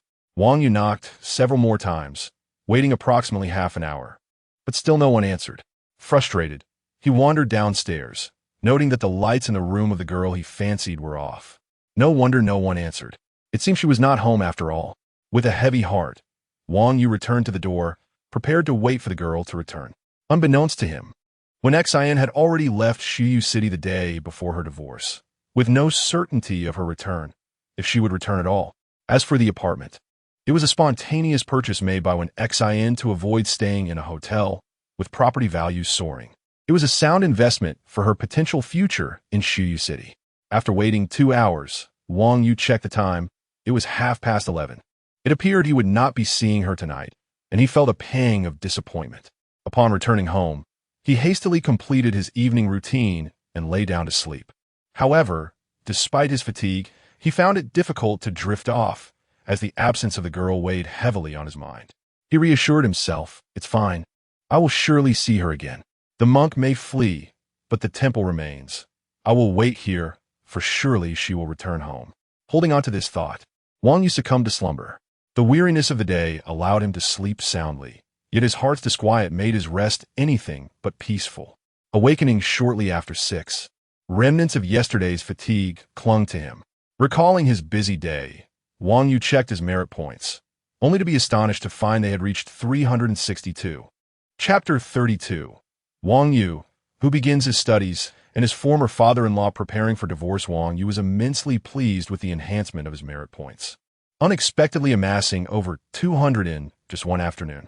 At this rate, a day's clinic session would yield no less than 300 points, accumulating to 10,000 in a month and 120,000 in a year, an exhilarating prospect.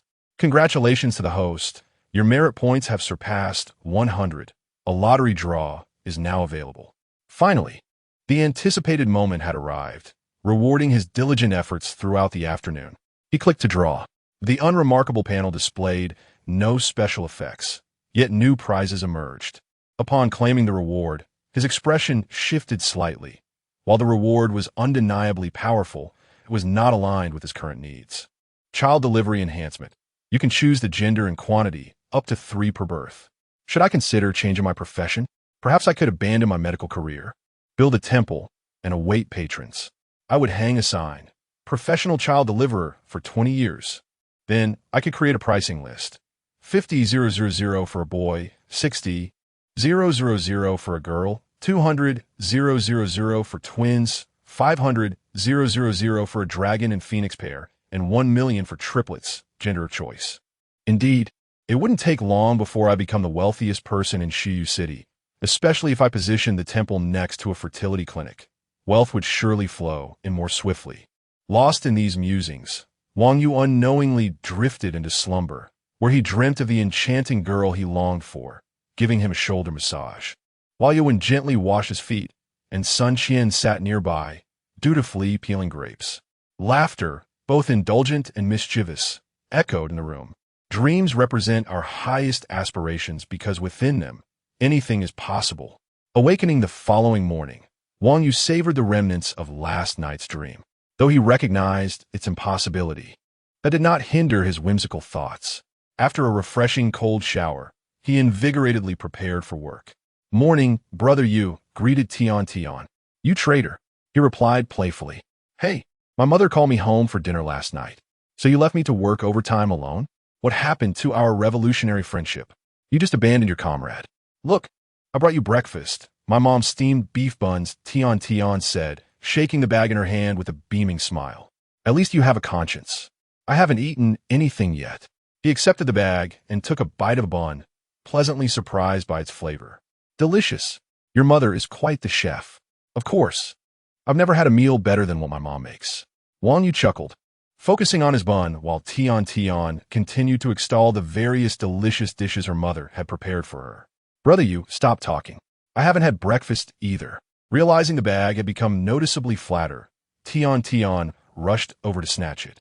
After finishing the last bite, Wang Yu handed her the bag. "Don't worry. There's still some left for you." "Ah, 10 buns. And you only left me one? Are you a pig? That's not my fault. Your mom's buns are just too delicious. At least I saved one for you." "Oomph. Heartless man." Tian Tian turned away, silently relishing the final bun. "Shall I treat you to lunch? What do you say?" Wang Yu suggested, noticing her sulky demeanor. "Sure. I want to make you poor," she exclaimed, her smile returning at the prospect of a treat. "Ah, women." Wang Yu couldn't help but tease. After breakfast, they donned their white coats and masks, ready to commence work. Wang Yu, wearing a pair of plain glasses, appeared notably more composed. "Brother Yu, why are you wearing glasses?" Tian Tian inquired. "It makes me look more cultured." Upon entering the clinic, they quickly settled into their work rhythm. Wang Yu's pace remained swift. As patients dwindled, his merit points surpassed the 400 mark. Yet the system still displayed no lottery draw notification. He remained unperturbed, knowing rewards awaited at 100 points and 1,000 points.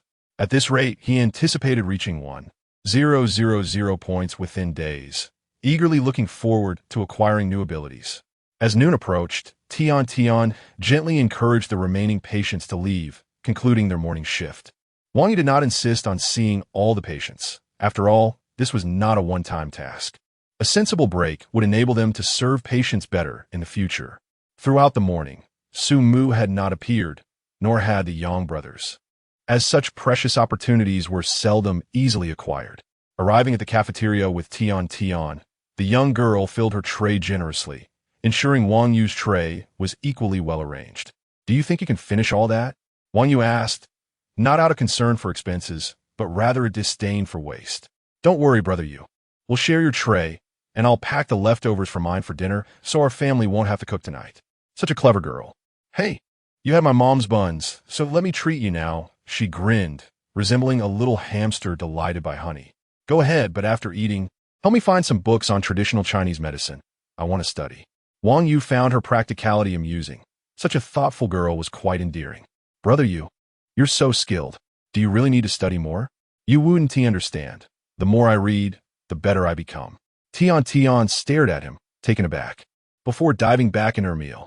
As they neared the end of their lunch, Wang Yu noticed Su Mu had yet to arrive, leaving him somewhat despondent, as he had hoped to catch a glimpse of the beautiful doctor. "Brother Yu, I'm off to find those books. Please take care of your tray and pack mine," she said, bustling away. Watching her depart, Wang Yu couldn't help but admire the vibrancy of youth as he began to tidy up his meal. Meanwhile, in the central hospital, Chen Chusheng found himself unable to eat. Chen Yuding sat by his bedside, holding a bowl of chicken soup, unsure how to console her father. The actions of her mother left her feeling ashamed, yet she couldn't help but reflect on her own similar failings. With vacant eyes, Chen Chusheng lay in his hospital bed, having survived the crisis but now engulfed in despair. "Yuding, I want a divorce from your mother," he rasped, his voice laced with bitterness. "Dad," Chen Yuding called, at a loss for words, unsure whether to urge her father to remain calm or to dissuade him from acting impulsively. Such matters weighed heavily on any man. To maintain composure in such times was a rare feat, with her husband, Wang Yu, having left everything behind in anger, and her mother engaging in infidelity. The family felt irrevocably shattered. "All collaborations with the Liu family are terminated. I won't allow them to profit from my company any longer." You need to handle this afternoon. At that moment, Chen Chuxing's hatred for his wife and Liu Baoqiang reached a boiling point. He had already seen the contents of a USB Wang Yu provided, and even Chen Yuding had viewed it. The images in the video left Chen Chuxing seething with rage. Chen Yuding longed to confront her mother, but her own actions rendered her too ashamed to do so. In the silent hospital room, father and daughter shared a heavy silence, punctuated only by their labored breathing and Chen Yuding's suppressed sobs. Chapter 33.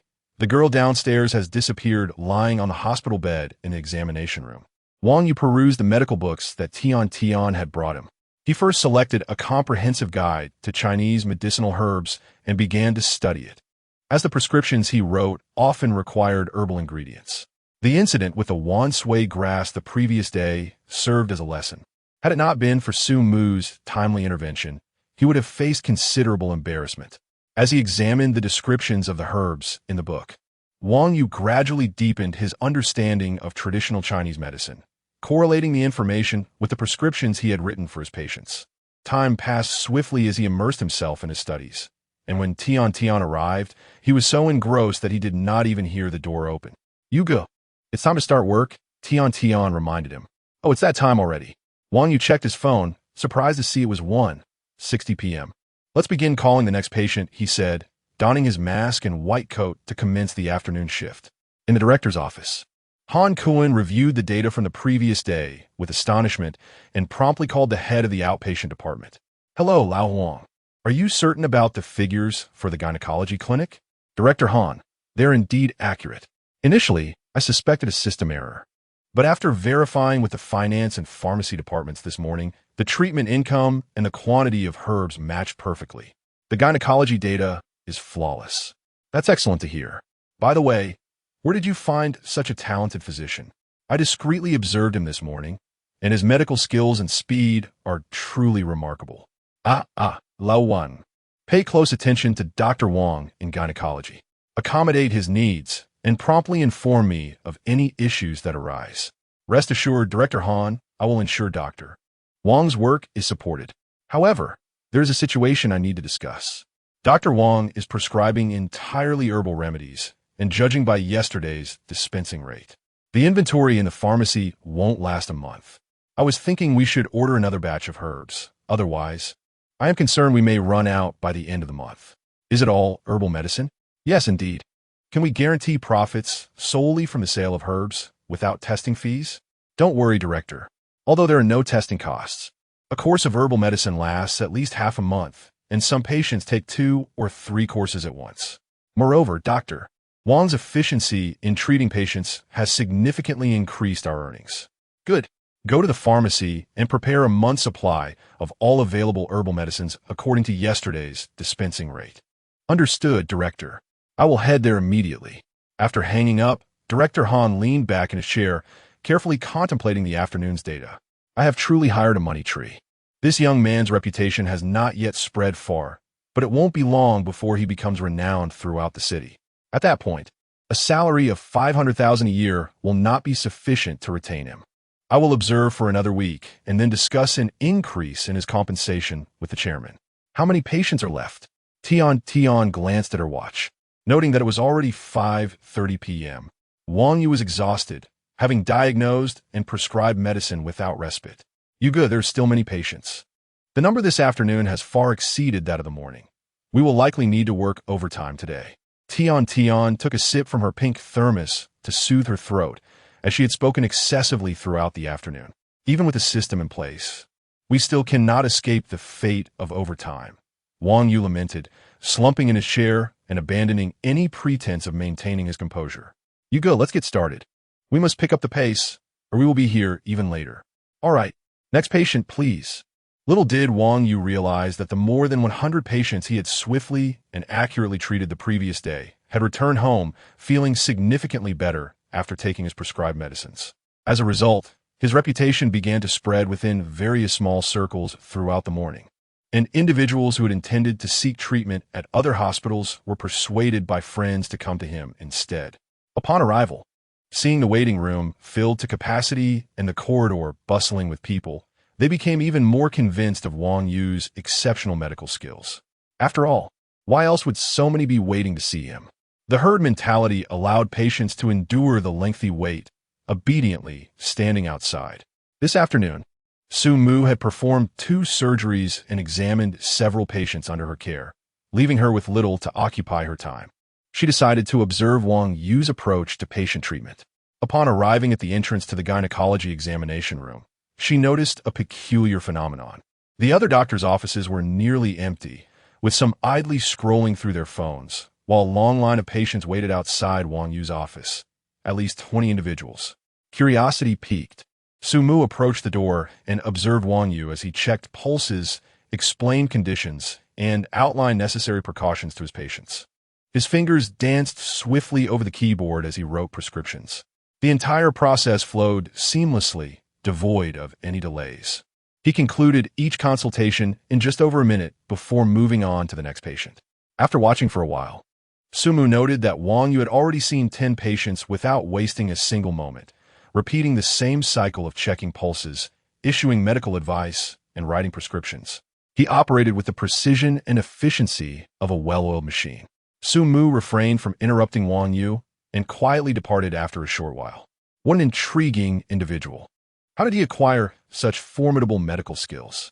After more than an hour of diligent work, Wang Yu finally completed his consultations as the clock neared 7. Normally lively, Tian now lacked the energy to bounce around. She exchanged a brief greeting with Wang Yu before dragging her weary body out of the examination room. Eager to return home for a well-deserved rest. This is no way for a person to live, Wang Yu thought, reflecting on the myriad of women he had encountered throughout the day, many of whom were beautiful and possessed enviable figures.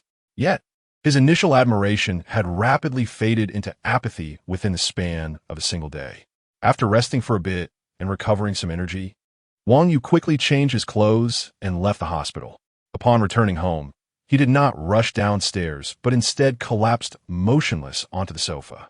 After sitting for about an hour, he finally regained some composure. He neglected to eat, changed his clothes again, and donned a bracelet before heading downstairs. Knock, knock.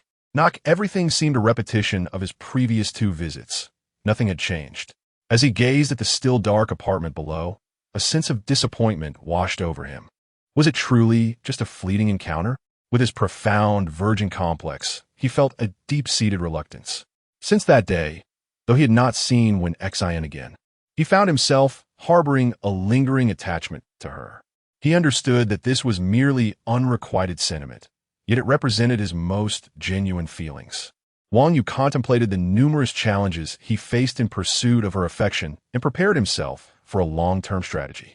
However, the current situation, where he could not even see her, was beyond his expectations. The disappearance of the girl had become a thorn embedded in his heart, causing him restless nights filled with tossing and turning. Chapter 34. Thank you, brother. In the ensuing 3 days, Wang Yu truly experienced the formidable nature of women in the bustling city of Su. When shops offered discounts, they would queue for new product launches. They would also line up. Even at the entrance of a newly opened milk tea shop, women predominantly formed the lines. The gynecological clinic, catering exclusively to female patients, was particularly crowded, with women flocking to Wang Yu's consultation room, seemingly oblivious to the 3 other rooms available for treatment.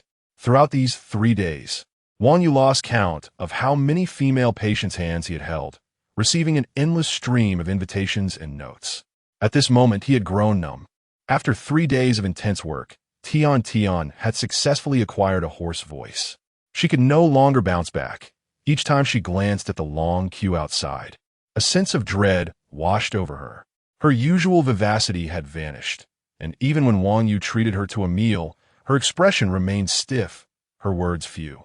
Dark circles under her eyes and slightly disheveled hair were testament to the toll reality had taken on her. Laughing from morning till night, speaking from 8 a.m. to 8 p.m., left her with no desire to do anything or say a word during her breaks. Were it not for the generous overtime pay, Tian would have long considered storming into her supervisor's office to submit her resignation with a defiant shout of "I'm done," and walked away with poise. Tian, Should I take a break tomorrow? What day is it tomorrow? Thursday. Let me check. Tian pulled out her phone and scrolled to her saved work schedule. Under Thursday's column, Wang Yu's name was marked with the words rest. Instantly, the young nurse felt invigorated. Brother Yu, we don't have to work tomorrow. Her hoarse voice could not conceal her youthful excitement. Let's go home. Upon hearing the affirmative news, Wang Yu stood up, waved his hand to signal the end of the day's work. Once back home, he did not take the elevator directly from the underground garage, but instead stood downstairs, gazing at the still darkened room. His feelings of disappointment gradually morphed into acceptance. That night may have been merely a dream. He had received the most precious gift from a woman. Yet what more could he desire? Greed has always been a flaw of humanity. Returning to his empty home, Wang Yu felt an indescribable ache. The once blissful and happy abode was no more. Thoughts of his two daughters, whom he cherished above all, pierced his heart with lingering pain. Yet, as he was not their biological father, he had no right to claim them. The divorce had drawn a definitive line between him and the Chun family, rendering any arguments over right or wrong meaningless. Life marched on, indifferent to individual circumstances. Downing a can of beer, Wang Yu buried his yearning for the girl deep within his heart.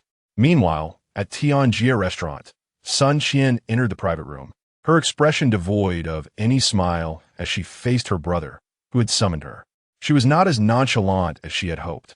Thoughts of Wang Yu, whom she had known for merely a day, lingered in her mind, her hand unconsciously brushing her chest as she relived the sensations of that afternoon. Little sister, I've gathered some information that might be useful to you. What have you investigated? Is it about big brother keeping another woman?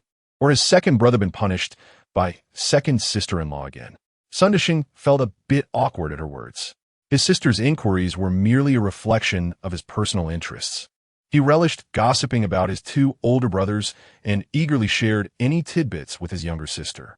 Together, they would revel in the information and then use it to tease their brothers. At that moment, Sun Qian thought her brother had unearthed more secrets about their siblings. But her previous enthusiasm had faded into indifference. It's not about big brother or second brother. It concerns my brother-in-law. What brother-in-law? Sun Qian was momentarily taken aback. You mean Dr. Wang? Why are you inquiring about him? What about him? Is he remarrying Chen Yuding? Sun Qian's tone carried a note of disappointment. Such a fine man. Yet he was not hers. No, the two of them haven't even seen each other these past few days.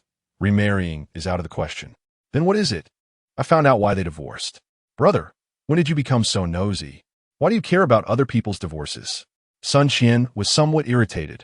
After that day, she had no intention of maintaining contact with Wang Yu and had forced herself to move on. Despite the emotional turmoil of recent days, her resolve remained unchanged.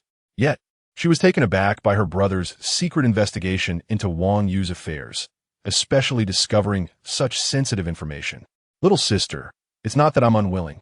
It's just that such a good man as Wang Yu can't be my brother-in-law, and I have no energy to drink. Then go marry him, or be with him. To stop calling him brother-in-law casually. Sun Dishing, momentarily at a loss for words, quickly regained his focus. Little sister, listen to me. Wang Yu and Chen Yuding will never remarry, I can guarantee it. What do you know that makes you so certain? At that moment, Sun Qian's heart, which had felt deadened, flickered back to life. Chen Yuding cheated on Wang Yu. Both daughters are not his. Sun Dishing's bombshell left Sun Qian stunned. Such explosive news, he exclaimed, taking a triumphant sip of his drink, anticipating a jubilant reaction from his sister. However, Sun Qian's expression remained unchanged. Brother, are you serious? You're not joking, are you? Little sister, do you doubt my abilities? I even have the video of Wang Yu getting the paternity test results. He pulled out his phone and shared a video with her. As Sun Qian watched the familiar figure in the video, a wave of pain washed over her. The clip showed Wang Yu receiving his test results, his face etched with despair, leaning against the hospital wall as tears streamed down his cheeks. The anguish he suffered was beyond words. As she continued to watch, tears filled Sun Qian's eyes. She had never imagined the cheerful, sunny man she knew could harbor such sorrow. Why are you crying, little sister? Shouldn't you be happy? Sun Dishing, puzzled by his sister's tears, asked. Shut up. Sun Qian shot him a glare. All right, I won't say anything. Take your time. Although the video was brief, Sun Qian lingered over it, watching it repeatedly, absorbing Wang Yu's sadness and despair, her heart aching for the man with whom she had shared an intimate connection. There's also the paternity test. I spent 10,000 yuan to have someone obtain it from the hospital. Sun Dashing reminded her, noticing her silence. Sun Qian, upon hearing this, closed the video and scrolled through the paternity test results on her phone. The words "no blood relation" struck her heart with an indescribable pain. Yet an uncontrollable excitement bubbled within her. What should I do? He is so pitiful. I should marry him, bear many children for him, and stay by his side forever. Resolute, Sun Qian saved the video and the test report to her phone, then tossed Sun Dashing's phone back to him. With reddened eyes but a smile finally gracing her face, she addressed her brother. Brother, you care for me more than big brother and second brother ever could.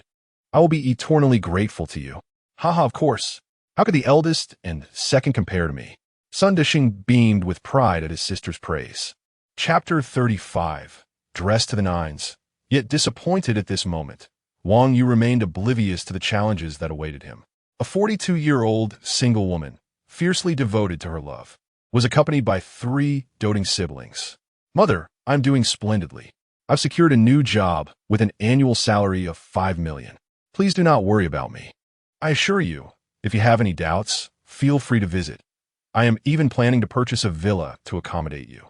As for a girlfriend, I just started my new workplace. I'll consider that once I'm settled. Rest assured, your son is now quite presentable and financially stable. Numerous young women are showing interest, and I assure you, it won't hinder your hopes of holding a grandchild. Yes, let Chunmei come over. My place is over 200 square meters with 4 rooms, and since I'm alone, it would be perfect for her to cook for me. All right, I shall meet her at the station tomorrow at 11. What about Dad? Oh, he will return soon. You both can discuss whether you want to come to the city. I must go now, Mother. Do not fret. I will undoubtedly find a girlfriend in a few months. Well, have I ever deceived you? Take care, Mother. Goodbye. After ending the call, Wang Yu exhaled deeply. His mother's incessant chatter was as overwhelming as ever. Her recurring theme of finding a wife left him at a loss for words. He could only offer reassurances, though he had hoped to win over a charming lady with whom he had been laboring for months. Now, her whereabouts were a mystery. Currently, he was so busy that even finding time to relieve himself felt like a luxury, and his primary interaction was with the sweet nurse, who was only 20 years old. As a divorced man in his 30s, he resolved to dismiss any notions of pursuing her, especially since he regarded her as a younger sister. His thoughts whirled chaotically, leaving him uncertain about his next steps. Sigh, perhaps I should delay a while. Maybe the charming lady will return by then. After washing up, Wang Yu collapsed onto his bed, falling into a deep slumber within 3 minutes. Third brother, I will go to the hospital to find him tomorrow. Clearly tipsy, Sun Qian's eyes sparkled with hope. All right, I'll accompany you. Third brother, I want to marry him. Okay, I'll help you book a hotel. Third brother, I want to have his children. Well, that is something I cannot assist with. Third brother, please don't sway. My head is a bit dizzy. Sun Dashing, observing his sister in her drunken haze, found himself at a loss for words. He summoned 2 female attendants to help Sun Qian to the 3rd-floor lounge while he remained downstairs, drinking alone. Should he call his brother-in-law to invite him over, get him drunk, strip him down, and slip him into his sister's bed? Contemplating this, Sun Dashing dialed Wang Yu's number, but the latter was deep in slumber, completely unaware of the ringing phone. After several attempts to reach him without success, Sun Dashing reluctantly abandoned the idea. Great. It seems I have nowhere to sleep tonight. Concerned for his sister's safety, he dragged several chairs together, preparing to endure the night. Chunmei, is it true that brother you will come and pick us up tomorrow? Having just ended her conversation with Wang Yu's mother, Chunmei conveyed the news to Yan that her cousin would indeed meet them at the station. Yes, and Auntie mentioned that brother you has 4 rooms. We could stay there. Staying there might not be appropriate, Yan replied shyly, lowering her gaze. Come on, Yan. I deceived our parents into letting us work, so you must seize this opportunity. Otherwise, once my brother find a new girlfriend, you'll regret it. Yes, I will surely seize this chance. Yan realized she had been too passive in the past and resolved to take a more proactive approach this time. There's something else, but you must keep it a secret. What is it? If it's significant, perhaps you should refrain from telling me. Yesterday afternoon, I overheard Annie and my mother speaking while wiping away tears. I learned that my brother's divorce was due to that woman being unfaithful, and both children are not his. Ah, Yan could not contain her shock. Keep your voice down. Chunmei immediately covered Yan's mouth, giving her a warning. Yan gestured for Chunmei to release her. We must keep this confidential, especially for my brother. He is very concerned about appearances. If he finds out, it will be disastrous. Rest assured, Chunmei, I will not breathe a word to anyone. Sigh. I wonder how my brother has been coping these past few days. That Chun Yuding truly lacks decency, committing such disgraceful acts. As Chunmei's words of condemnation echoed, Yan's heart drifted elsewhere, already anticipating the arrival of her beloved Wang Yu. A smile of happiness gracing her face. Brother Yu, Yan is willing to have your children, any number you desire. Meanwhile, Wang Yu remained blissfully unaware in his deep sleep, completely ignorant of the two young women who had already set their sights on him, eagerly awaiting tomorrow's events. The following day, Wang Yu indulged in a rare lie-in, awakening to continue his studies of the medical texts he had brought from the hospital. He planned to head to the station at 10:30 to meet his cousin. At Maria Hospital, Sun Qian stormed out, visibly frustrated after discovering that Wang Yu was off duty today. Early that morning, she had knocked on the door of a hair salon to get a stunning new hairstyle. Dressed in her favorite outfit, with perfectly lined eyes and vibrant red lips, she had hoped to surprise him with her appearance, only to find out he was not at work. Settling into her car, Sun Qian took a moment to calm her excited heart and dialed Wang Yu's number. Hello, who is this? Dr. Wang, I apologize for the interruption. This is Sun Qian. Oh, Miss Sun, what can I do for you? Upon hearing her voice, Wang Yu's mind conjured an image, large, fair, and enticing. I came to the hospital today, hoping to see you again, but I discovered you were off. I thought I might call and see if you had time. I will be at work tomorrow. You may come then. Tomorrow? Sun Qian's disappointment was palpable. Yes, I'm quite busy today. My cousin is visiting, and I need to pick her up from a station, followed by shopping. Well then, Dr. Wang, are you free for lunch? I would like to treat you and your sister, and perhaps you could take a look at me as well. It wouldn't interfere with your afternoon plans. Oh, I feel bad. Last time, your brother covered the expenses. Please, Dr. Wang, if you don't see me today, I won't be able to sleep tonight. The elder woman's charm was hard to resist. Very well, I will go to my brother's place. I will pick her up and head over. Just let him know. Rest assured, Dr. Wang, I look forward to seeing you at noon. After hanging up, Wang Yu glanced at the time, realizing it was almost time to head to the station. He quickly gathered his belongings and made his way downstairs. Chapter 36. The first encounter between Sun Qian and Song Yan. Wang Yu tidied up the clothes he had changed out of over the past few days, intending to toss them into the washing machine when he suddenly discovered the bank card given to him by the second son of the Sun family. Upon inspecting it, he found it was from Zhongyuan Bank, conveniently located near his residential area. With some time to spare, he decided to check the balance. As he sat in his car, he couldn't help but marvel at how he had been so preoccupied that he forgot about such an important matter. After parking, he approached an ATM, memorized the password on the back of the card, and began his inquiry. When he saw the number 5 followed by 6 zeros displayed on the screen, he was taken aback. Goodness, the Sun brothers are indeed quite extravagant, spending $5 million just for medical treatment. The world of the affluent once again reshaped his perspective. The Sun family's wealth was evident. Their generous gift was partly due to Wang Yu's successful effort in preventing their sister from undergoing a severe surgery, and partly an intentional attempt to cultivate a relationship. After all, a skilled doctor like Wang Yu was someone worth befriending, who could guarantee a life free from illness. With a bank card safely stored away, Wang Yu felt quite pleased. After purchasing a bracelet, he still had over $3 million left. Later, Chen Chusheng had generously given him $5 million as a divorce settlement, significantly padding his wallet. Today's discovery had elevated his assets to the $10 million mark, inspiring thoughts of indulgence that he had never entertained before when he earned a mere $500,000 a year. As he drove toward the bus station, he contemplated whether to sell the apartment he was renting. The real estate agent had mentioned that if it didn't rent out, it would have to be listed for sale. He also considered parting with his $10,000 car, which, despite being only 3 years old, he felt inclined to replace. It wasn't that he disliked the vehicle. Rather, it was laden with memories of his ex-wife and 2 children. He resolved to buy a new car that afternoon, intending to sell the old one to sever ties completely. Lost in thought, he arrived at the bus station. After finding a parking spot, he made his way toward the exit. The city was modest in size, and the station featured only a single square and an exit. At that moment, the entrance was bustling with people, including taxi drivers soliciting fares and hotel staff promoting their services. Most were there, like Wang Yu, waiting to greet someone. After waiting for over 10 minutes, he spotted Chunmei's signature ponytail bobbing through the crowd. Seeing his cousin filled him with joy, and he waved enthusiastically to catch her attention.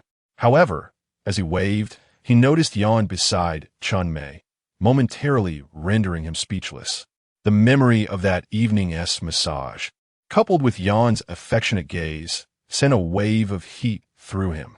Hadn't his mother mentioned that only Chunmei would come? Why was Yan tagging along? He had promised Chunmei she could stay at his place.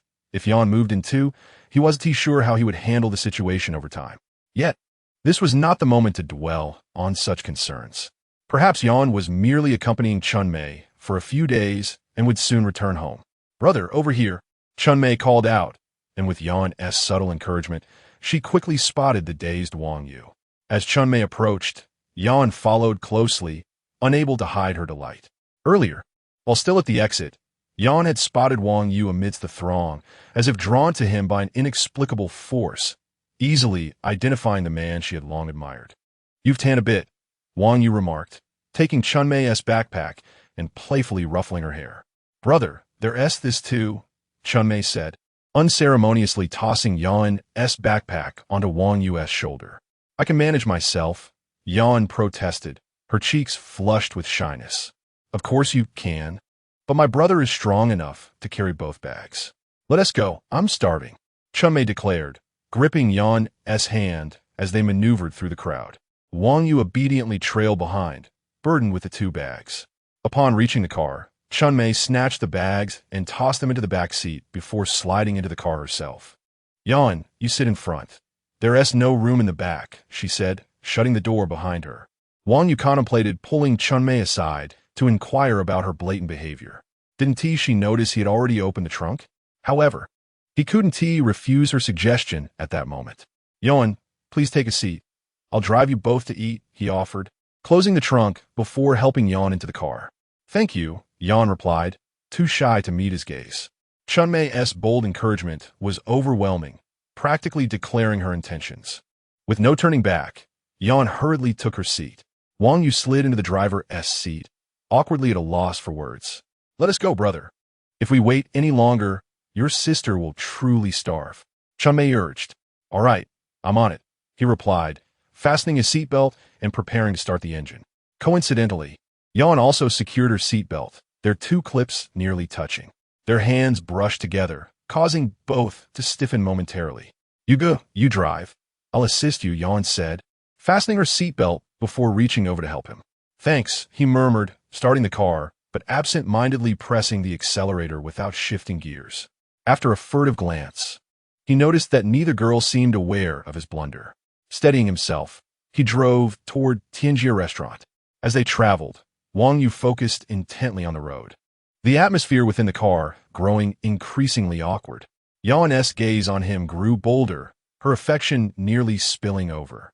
Wang Yu, aware of her scrutiny, felt increasingly uncomfortable, his body stiffening as Chunmei called out to him, her voice lost on him.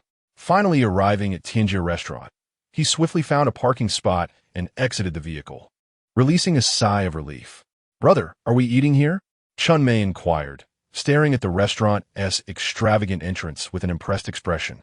"Indeed, a friend is treating us today, so I thought I'd bring you both along," Wang Yu replied. "Brother, those 2 people at the entrance look peculiar," Chunmei remarked, and Wang Yu followed her gaze to see Sun Qian and Sun Dishing. Today, Sun Qian appeared to have put considerable effort into her appearance, radiating elegance as she stood outside the restaurant, scanning the surroundings. This scene brought back memories of a few days prior, although now there was an additional figure beside her. Sun Dishing, wielding a pink parasol, stood protectively beside Sun Qian, his robust frame resembling that of a large bear. Their odd pairing attracted the attention of several passers-by. Third brother, Wang Yu called out from a distance. Brother-in-law is here. Who are these two? Dishing exclaimed.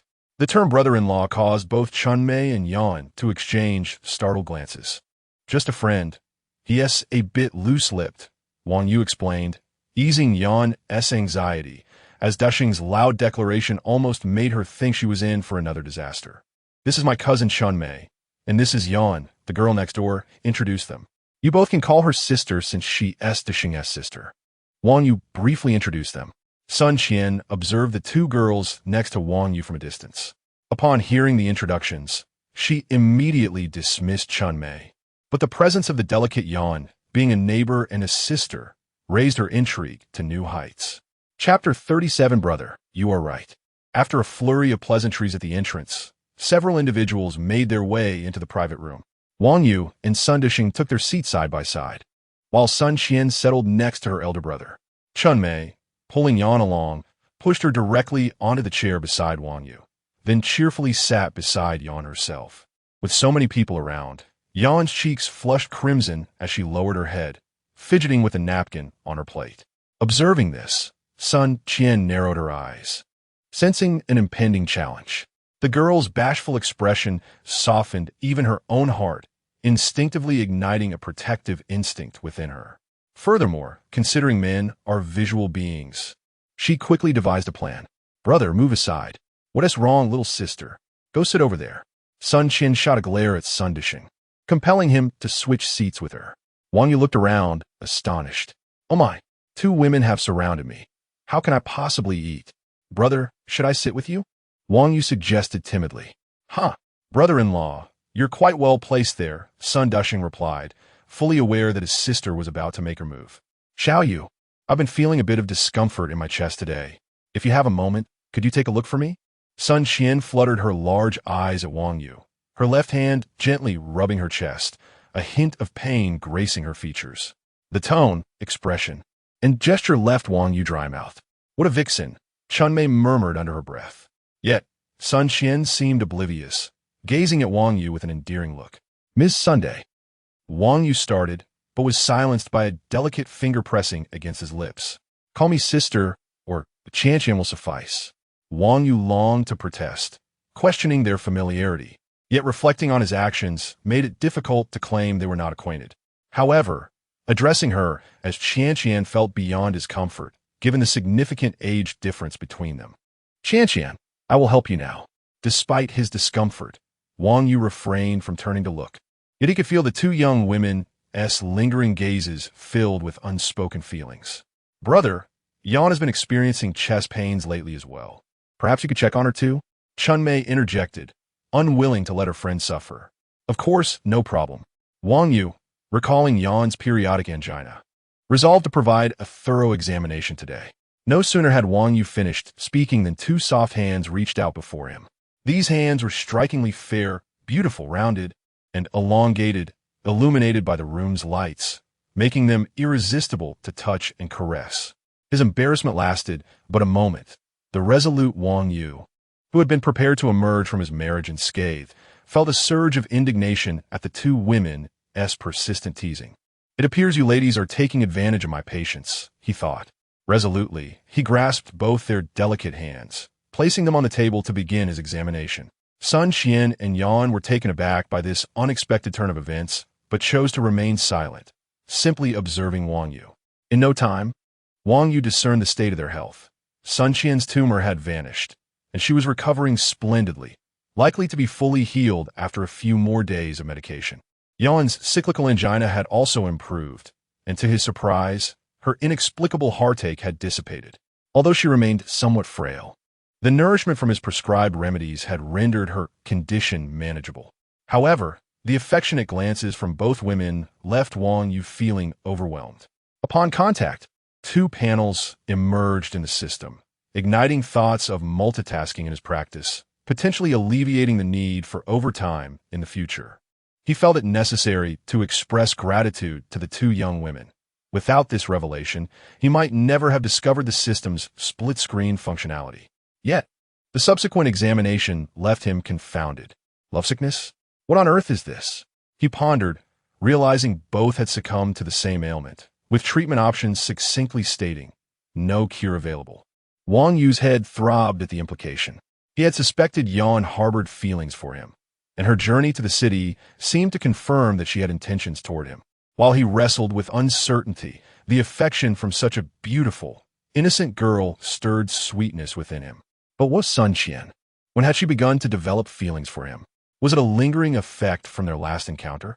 Though acutely aware of their age disparity, having measured Sun Qian's figure himself, left him unable to deny the attraction he felt.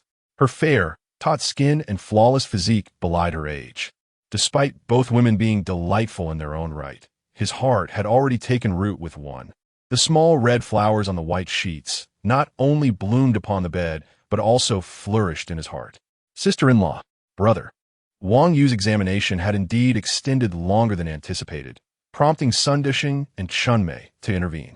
Clearing his throat to mask his moment of distraction, Wang Yu released their hands, lifted his teacup for a sip, and stated, "Both of you are recovering splendidly. There are currently no issues. But I still feel pain in my chest. Xiao Yu, could you please massage it again for me?" Sun Qian implored immediately. Again? Wang Yu nearly nodded in eager agreement, but hesitated. Some actions, once taken, come with lifelong responsibilities. Yuga, I've also been feeling unwell lately. Would you mind giving me another massage? Yan mustered the courage to voice her request, her hand clutching Wang Yu's sleeve tightly. Her cheeks flushed to the point of embarrassment. Yet her eyes were hopeful, brimming with affection that sent a shiver down Wang Yu's spine. He pondered the possibility of visiting her later that evening, conflicted between the allure of the innocent girl who had grown up alongside him and his existing affections. This realization startled him. It felt as though he could indulge in a massage without any obligation afterwards. Yet, observing Yan's earnest gaze, he questioned whether he could even leave her room if he did visit. Well, this is a girl who should not be trifled with lightly. Faced with their requests, Wang Yu found himself at a loss for how to refuse. Brother-in-law, let us eat first. Afterward, we can go upstairs, and you can attend to them both then. What is there to be conflicted about in healing the sick? Brother, you are right. Sun Dishing's words snapped him back to reality. Healing the sick is paramount. There is no need for hesitation. Remember, the doctor sees only the patient, not gender. Chapter 38. I'll get drunk first. You all do as you please, having found a justification for himself. Wang Yu set aside his conflicting emotions and, at that moment, pulled Sun Dishing to begin drinking. The reason for drinking was clear. He had no intention of giving the two young ladies massages. He truly believed that he could deceive himself with the pretense of seeking medical attention. Since he could not utter the word no, he decided to drown himself in alcohol, thinking that once he closed his eyes, he would be oblivious to everything. With this mindset, Wang Yu drank merrily, and Sun Dishing, also a heavy drinker, paired cups with him. Within an hour, they had polished off 4 bottles of baijiu. Yan, unsure of Wang Yu's drinking capacity, watched him with concern, wanting to offer words of caution, but finding herself at a loss for how to begin. Chunmei, on the other hand, was ravenous upon seeing the delicious spread. She had completely forgotten about her earlier intentions and thought it best to eat her fill first. Sun Qian watched the two men beside her with a smile that barely concealed her frustration. After a fruitless trip to the hospital that morning, she had coquettishly invited Wang Yu for lunch, yet had not even begun to pursue him. The sudden appearance of a delicate girl made her seethe with jealousy, wishing she could take a bite out of Wang Yu herself. Brother-in-law, listen to third brother. I will ensure your marriage goes smoothly, Sun Dishing, clearly intoxicated, declared. All right, leave it to third brother. I will definitely prepare a generous red envelope for you, Wang Yu replied, his words becoming increasingly reckless. With a mention of a brother-in-law. I can relax. When I capture that girl, I will certainly ask third brother for help. The moment these words left his lips, both Sun Qian and Yan were taken aback. Which girl was he referring to? Wang Yu was moving rather quickly, having just divorced and already found a new target. A sense of unease tightened in their chests. Brother, which girl? What was her name? Chunmei, straightforward as ever, directly inquired. I don't know her name. She lives right below my apartment. Chunmei was momentarily at a loss for words. Not even knowing the girl's name, yet contemplating marriage was absurd. Her cousin was certainly no saint. Why ponder so much? Come on, brother-in-law. Let's drink to this, she suggested. Sun Dishing's mind was clearly muddled, still trying to process everything. Sun Qian kicked him under the table several times, but he remained oblivious. Yuan, sister has a few words to share with you. Let us go sit next door. Observing her brother's lack of composure, Sun Qian set her sights on Yuan. Yuan, after a moment of contemplation, nodded and followed Sun Qian out of the private room. Chumei wanted to join, but was halted by a glance from Sun Qian. The two women, one older and one younger, entered the adjacent room, each harboring their own thoughts. Sister, now that it's just the two of us, I will be direct, Sun Qian began. I can see that you have feelings for Xiaoyu. I suspect this has been the case for quite some time. Indeed, I decided when I was 16 that I could only marry Yu Ge, Yan replied with unwavering conviction. Sun Qian was momentarily speechless. Was this girl truly so infatuated? I, too, wish to marry Xiaoyu. We are now rivals, she admitted candidly. It is evident. Since we both desire to marry him, we cannot allow him to fall into the hands of another woman. Wouldn't you agree? Sun Qian's words resonated with Yan. Now, realizing she had a competitor, if more women entered the fray, her chances would diminish significantly. What can we do? Yan asked. There are ways, but I wonder if you are resolute enough to make some sacrifices, Sun Qian enticed her. For you go. I fear nothing. Just tell me what to do. Then come closer. I will whisper something to you. After a flurry of whispers, Yan's cheeks flushed, her hands nervously clutching her clothing, biting her lip in anxiety. Sister, can you truly commit to this? But won't you be upset? Besides, this seems too absurd for us to pursue together. Are you considering stepping away from Xiaoyu? If so, I will not hold back. He is currently intoxicated. We can act this afternoon. I refuse to let this opportunity slip away. Moreover, do you really think you'll be angry? I understand men better than you do. Though Sun Qian spoke with confidence, her heart was not as assured. After all, she had only just met Wang Yu and was still caught up in the excitement. What if things went awry, leaving her without even a friendship? However, if she could ensnare Wang Yu's young admirer, the situation would become significantly more complex, allowing her to navigate her way to what she desired. But, in the end, one of us will have to leave, Yan said, her thoughts remaining innocent. Although she was tempted to agree with Sun Qian, she understood that ultimately, one of them would have to emerge victorious. As someone from a prominent family, Sun Qian's perspective was far removed from Yan's naivety. She understood that rules were meant for the powerless. Those at the pinnacle could evade such constraints easily, provided their actions were not excessively outrageous. What is wrong, sister? Are you afraid? Don't concern yourself with societal judgments. Your happiness is paramount. Do you not wish to spend your life with Xiaoyu? I do, but I'm uncertain if this is the right course of action. I've never encountered anything like this, and I dread the thought of my parents finding out. Yan's conservative nature left her feeling flustered, unsure of whether to agree. What is the issue? My elder brother and third brother are not married, yet I have never seen my parents chastise them. Moreover, her sisters-in-law lived harmoniously together. If Sun Dezhao and Sun Deshing ever learned that their sister's audacious thoughts were inspired by them, who knew how they would react? Indeed, individuals shaped by different environments are distinctly different. What appeared unfathomable to Yan was a daily occurrence for Sun Qian. Their contrasting worldviews clashed, leaving Yan as shattered. Sister, do not hesitate. What Xiaoyu expressed earlier was not mere drunken chatter. It was heartfelt. If we do not take action, we may find ourselves facing a lonely future. Do you not wish to bear a child that belongs to both you and Xiaoyu? Sun Qian's words struck Yan like a hammer, reverberating in her heart. 9 years of unrequited love had left her weary of solitude, and the thought of living the remainder of her life in such a manner sent shivers through her.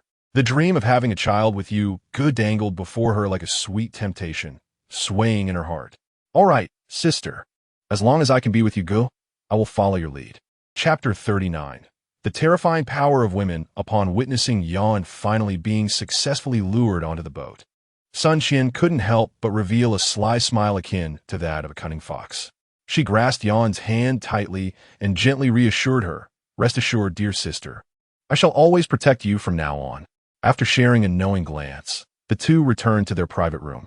Chunmei, filled with curiosity about their earlier exchange, leaned closer to Yan and began to whisper incessantly with inquiries. However, Yan dared not divulge such intimate matters. Should Chunmei discover her and Sun Qian's intentions, she would undoubtedly intervene. Thus, Yan casually replied, "Oh, nothing special, just asking about some past events involving Yuge." "Oh, is that all? Then why not inquire of me?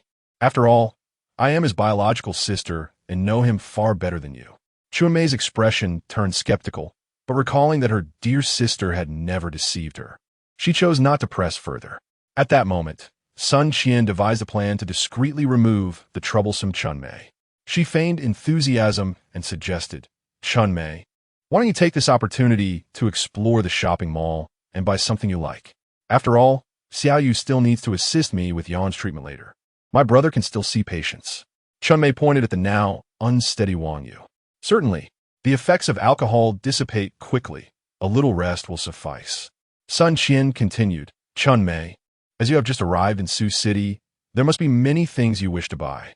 I can have someone accompany you to my second brother's mall. Take whatever you fancy as a welcome gift from me." With that, Sun Qian summoned a waiter, relayed her instructions, and made a phone call to her second brother. Before Chunmei had finished her meal, she was drowsily escorted away by the waiter. Observing Yan still in the room, Sun Qian couldn't shake the feeling that something was amiss. Yet she couldn't quite pinpoint it.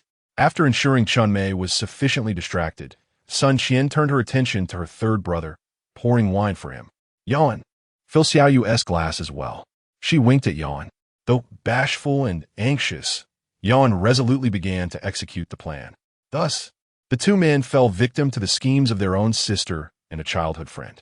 Despite their capacity for drinking, they unknowingly overindulged under the gentle coaxing of Sun Qian and Yan. About half an hour later, Sun Dushing had slid beneath the table. He was too heavy for Sun Qian to budge, so she decided to leave him be. Wang Yu, on the other hand, though also inebriated, was well cared for by Yan, who ensured he remained seated upright. However, his arms had already encircled Yan's slender waist, his head resting against her soft abdomen as he drifted into a deep slumber. Feeling the strength of Wang Yu's arm and his potent masculine presence, Yan found it difficult to maintain her balance. Her hands were at a loss, unsure whether to embrace him back or gently push him away. At that moment, Yan was incredibly anxious, her large eyes darting towards Sun Qian, silently imploring her for guidance. The intimate contact with Wang Yu sent her heart racing, and she dared not move her hands from his head. "Come in, please." Sun Qian called out at the door, and soon, two attendants arrived. "Take this gentleman to the lounge on the third floor," Sun Qian instructed, pointing at Wang Yu in Yan's embrace. "And the boss?" the attendants inquired, glancing at Sun Dushing under the table. "My brother is tough. Just find any place for him to lie down." Faced with such a sister, the attendants were unsure how to respond, but they complied with Sun Qian's orders. Before long, Wang Yu was settled on a bed in the third-floor lounge. Yan followed, tending to him by the bedside. Although Sun Qian had suggested carelessly placing her brother somewhere, she stayed to ensure he was comfortably arranged. Once finished, Sun Qian pushed open the lounge door and found Yan wiping Wang Yu's body. "Oh dear, what are you doing? It's quite warm here. Yuge is sweating profusely, so I'm helping him clean up. Wouldn't it be better to turn on the air conditioning? Do you intend to wipe him down until tomorrow?"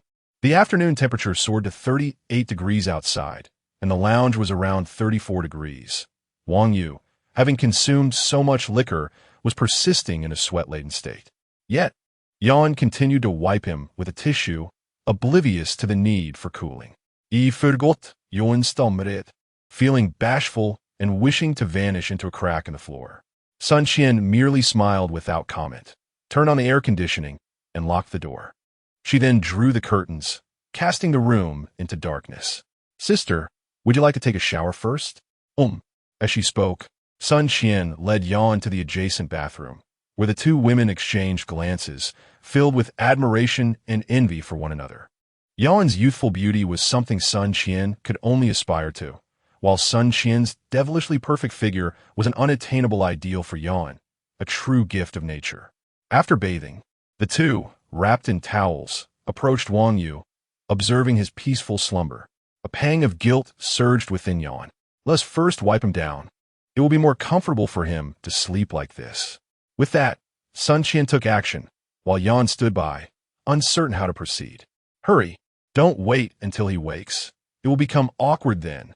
Encouraged by Sun Qian's words, Yan set aside her embarrassment and began to assist. In a short while, Wang Yu was thoroughly cleaned. Observing Wang Yu before her, Sun Qian felt a twinge of shyness. Despite her composed demeanor, she was still a young woman. Yan, sister, I'll step out for a moment. Yan's head shook vigorously. Summoning her courage to reach this point had exhausted her, and she could not proceed with the next steps in front of another person. With that, Yan hurriedly exited the room, leaving Sun Qian alone. Watching Yan leave, Sun Qian felt a sense of relief, but also a recognition of her own hesitations. Taking a deep breath, she internally encouraged herself. You could do this. Happiness must be fought for. Wang Yu, now deeply asleep, lay there, and Sun Qian gazed at him, feeling an indescribable emotion swell within her. Having never contemplated marriage, she found herself inexplicably drawn to this man.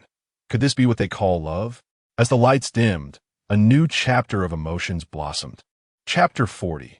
Wang Yu's inebriation once more in a hazy state. Wang Yu felt a soothing warmth enveloping him, as if a gentle force was coursing through his body, compelling him to struggle upright. However, outside in the corridor, Sun Qian had already succumbed to slumber. The door opened and closed repeatedly. Those exiting the room were breathless, while those entering were filled with anxiety. Time slipped away quietly, and soon it was past 10 o'clock at night. As the effects of alcohol gradually waned, Wang Yu's consciousness began to return. Half awake, he attempted to shift his position, but was startled to find his left arm firmly restrained, immovable. Had he not yet awakened? Or was he still ensnared in a dream? Wang Yu's mind was clouded, leaving him perplexed about the events of the afternoon. The peculiar sensations emanating from his body led him to mistakenly believe he was still trapped in an illusion. Surely such fortune could not befall him in reality. Perhaps excessive drinking had induced these hallucinations. However, as he became increasingly alert, he sensed that something was amiss.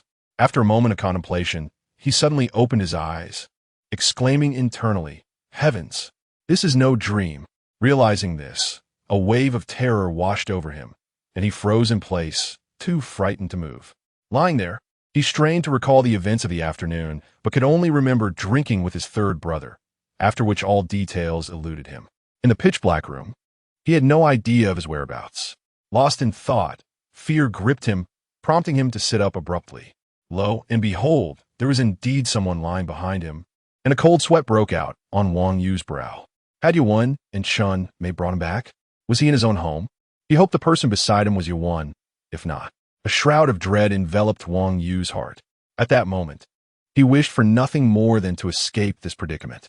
Although he was oblivious to the reasons behind this situation, it was too late to voice any concerns. His newly awakened mind descended into chaos once more as he groped mechanically for the bedside table. He could not locate the familiar switch, but instead stumbled upon a phone. Its owner unknown.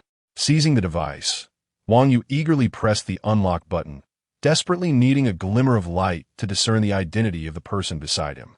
As Yuan slept, she sensed the absence of the warmth she had been embracing.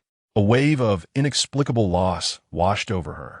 Instinctively, she reached out, yearning to reclaim that comforting presence. Just then, her hand brushed against something warm and solid. Wang Yu, without hesitation, she grasped him tightly and pulled him closer. But despite her efforts, he remained immobile. Yet, she did not let that deter her. There were other ways to draw near. Quickly adjusting her position, she inched closer to Wang Yu until they were intimately entwined. Then, she nestled her petite head against his shoulder, her cheek gently resting against his body. The entire motion flowed seamlessly like a gentle stream. Before Wang Yu could react to Yuan's actions, everything had settled. His arm was tightly ensnared by her embrace, rendering him powerless.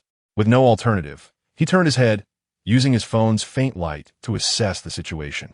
When he beheld Yuan's adorable face, the last remnants of guilt evaporated, replaced by a profound sense of sweetness and happiness. Thank goodness I was terrified. although he had not anticipated it would be Yuan. At that moment, as long as it was not Chun Mei, he would accept even a man by his side. Wang Yu let out a long sigh of relief. As if reborn, gazing at the girl beside him, he felt a headache arise, yet it was a far cry from the suicidal thoughts that had plagued him earlier. Had he known, he would have refrained from drinking so excessively. This same scenario had unfolded twice, leaving Wang Yu uncertain whether to feel fortunate or troubled. Exiting the bathroom, he flicked on a small night light, revealing the room's true environment. It turned out he had not returned home, but remained in his third brother's lounge. Approaching the bedside, he picked up his clothes from the floor, dressed hastily, and lit a cigarette before stepping out of the room. If it were merely a matter of being with Yuan, he would not feel distressed. However, there was still the unnamed girl from before. Sighing, he stepped outside, muttering to himself, "This girl is really bold." He was acutely aware that Chun Mei, Yuan, and Sun Qian had not been drinking. She must have been sober at that time. He had just divorced and was still grappling with his future, only to find himself entangled once more with a girl, and a neighbor at that. As these thoughts swirled in his mind, Wang Yu felt a mix of headache and a hint of pride. Yet, the reality of his situation weighed heavily on him. He could only choose one out of the two women he cared for. He did not wish to let go of either, nor did he want to hurt them, leaving him in a state of deep turmoil. Nevertheless, Wang Yu did not choose to silently retreat. What was done was done. Regardless of the reasons, the outcome was already set, and he resolved to take responsibility. However, to whom that responsibility would be owed remained an enigma. Just as he grappled with this uncertainty, a soft body pressed against him from behind, arms wrapping around his waist, her head resting on his shoulder. The intoxicating scent enveloped him, interrupting his train of thought. "What are you thinking about?" Sun Qian's voice whispered in his ear. Perhaps, sensing Wang Yu's turmoil, she continued, "You need not be so conflicted. Qian, why did you not stop Yuan?" Wang Yu sighed. "Why should I intervene? Yuan has quietly harbored feelings for you for so many years. Is your heart made of stone? I recall stating that I have someone I like now." "Huh, I have 2 sisters-in-law and 4 older sisters. You can figure out the rest yourself." Sun Qian's words opened a new door for Wang Yu. Indeed, if he did not wish to abandon anyone, then he need not do so. After years of striving in society, Wang Yu had gained considerable insight, and with his current assets, supporting 2 women was within his means, provided they were willing. Qian, I truly appreciate your comforting words. But could you please release your hold on me?" Wang Yu's face flushed crimson, feeling somewhat awkward. Upon hearing this, Sun Qian chuckled softly, a teasing tone in her voice. "Oh, let go of you? Hee. Little one, are you trying to renege on your obligations?" "No, that's not it. Absolutely not." Wang Yu quickly waved his hands in protest. "I will certainly take responsibility for Yuan. That is beyond question." His gaze was resolute and sincere, reflecting his inner determination and sense of duty. However, at that moment, Wang Yu remained unaware of the immense sacrifices and contributions that Sun Qian had made behind the scenes. "And what about me? Do you plan to evade your responsibilities to me?"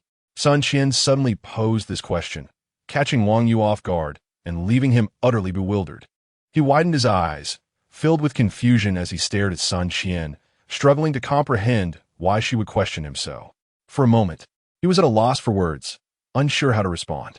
Seeing that Wang Yu remained silent, Sun Qian pressed on. "Do you truly have any intention of taking responsibility for me?" Her gaze locked onto Wang Yu, as if trying to peer into the depths of his soul to uncover his true feelings. "Crap, they are taking advantage of my inebriation. I must seek revenge for this." Chapter 41. Wang Yu has departed go to sleep. Wang Yu whispered tenderly as he embraced Sun Qian, his voice imbued with affection and warmth. He silently pondered. Having let one slip away last time, he could not allow these 2 to escape again. Nestled in Wang Yu's broad and warm embrace, Sun Qian felt the fervent heat radiating from his body and the gentle caresses he bestowed upon her. Even for someone as free-spirited as she, her cheeks flushed a vibrant red, reminiscent of a stunning sunset. She shyly pressed her head against Wang Yu's solid chest, listening to the strong rhythm of his heartbeat, as if she were enveloped in a beautiful dream, gradually losing herself in its depths. "Could you carry me?" Faced with such an endearing and enticing plea, How could Wang Yu possibly refuse? With a slight exertion of his arm, he gracefully lifted Sun Qian, as if he were a prince in a fairy tale, cradling his beloved princess. Together, they entered the lounge, gently pushing open the door and making their way to the bedside. Wang Yu carefully placed Sun Qian in the center of the bed before lying down beside her. Sun Qian instinctively wrapped her arms around Wang Yu's, and within moments, she drifted into a peaceful slumber, her breathing steady and serene, exuding an air of tranquility that spoke of sweet and secure dreams. Meanwhile, Wang Yu lay on the bed, staring wide-eyed at the ceiling. Despite his physical exhaustion, his mind raced, refusing to succumb to sleep. Surely, any man in his position would find it difficult to rest, especially one who had already slept for several hours. At that moment, his arm, tightly embraced, felt as though it were ensnared, preventing any movement. As time trickled by, after enduring an agonizing 15 minutes, he could no longer withstand the discomfort. Ignoring the possibility of awakening the two beside him, Wang Yu summoned all his strength to abruptly withdraw his arm. He then cautiously turned Sun Qian on her side and quickly repositioned himself, trying to distance himself from them. Once he had accomplished these movements, he exhaled a long sigh of relief. What a liberating sensation! More importantly, he had regained a long-lost sense of freedom. Seizing the opportunity, he opened the system interface to examine the physical condition of the two women. To his astonishment, the affliction that had troubled him so greatly had miraculously vanished without a trace. Moreover, their physical states were nothing short of perfect. The previously vexing ailments, tumors, angina, and more had all disappeared. At this revelation, Wang Yu could not help but break into a triumphant smile. His gaze then fell upon his merit value. Goodness, when did it rise to 1468 points? Wang Yu distinctly recalled that the last time he checked, it was merely a little over 300 points.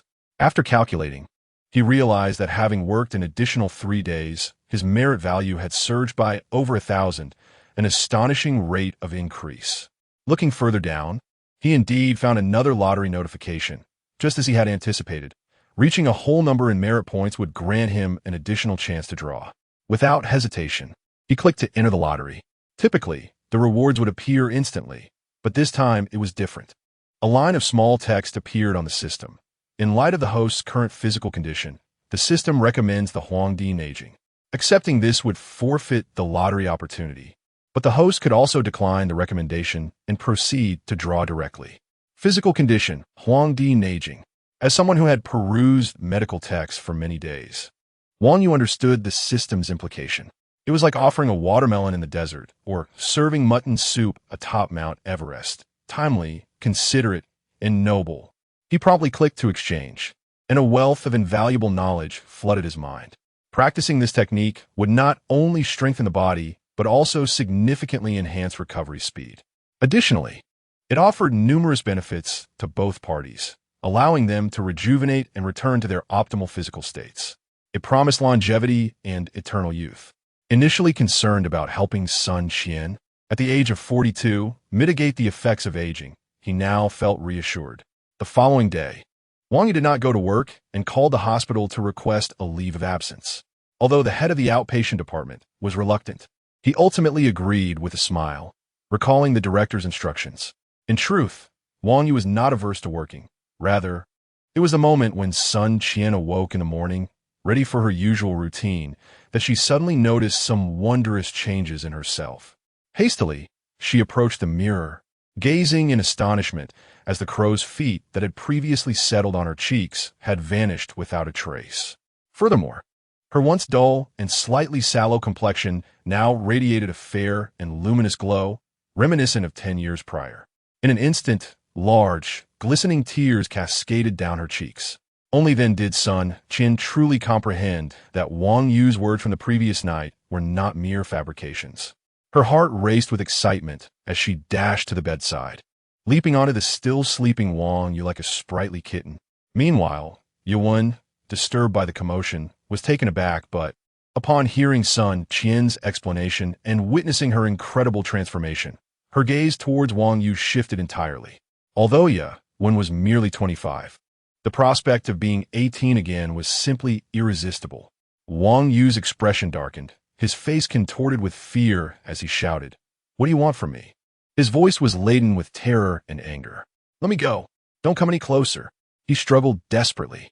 Meanwhile, Chun-Mei, anxious from the absence of her brother and close friend, knocked fervently on the door, each strike more forceful than the last.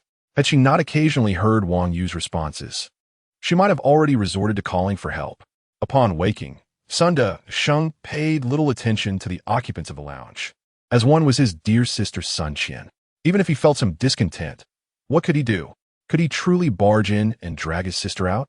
Now that the matter was beyond his control, he decided to wait for her to emerge and then plan accordingly. Having learned from past experiences, Sun Sheng refrained from repeatedly dialing the phone. Instead, he sat quietly on the corridor sofa, waiting. Could his brother-in-law's body withstand this? After sitting from morning until afternoon, he occasionally heard noises from within, transitioning from a slight dissatisfaction with Wang Yu to a deep sense of pity.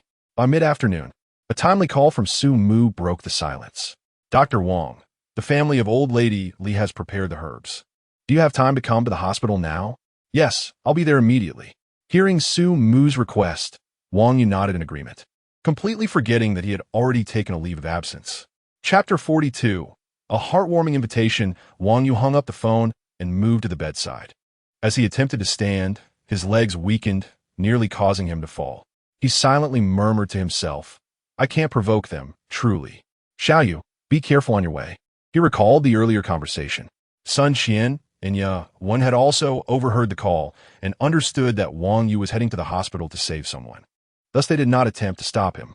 Suppressing his physical exhaustion, Wang Yu picked up his clothes from the floor, rinsed them off in the bathroom, and then exited. At the doorway, Sun Dashing noticed Wang Yu's sunken eyes and unsteady gait and couldn't help but admire his sister's tenacity.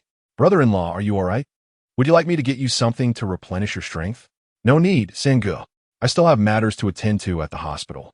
Please look after Qian and Yuan for me," Wang Yu replied, disregarding Sun Dashing's insistence as he hurried away. "Brother, you finally emerged." Chun-Mei, full of curiosity, intercepted Wang Yu, her eyes sparkling with intrigue. "I have urgent matters. You and Yuan should follow Sun Qian for now. I will come to fetch you once I am done," Wang Yu stated before hastily departing in his car, accelerating away. The events of the day left a profound impact on him. He had nearly been drained to the point of collapse, and the mere thought still sent shivers down his spine. Upon arriving at the hospital, Wang Yu headed straight to the inpatient department.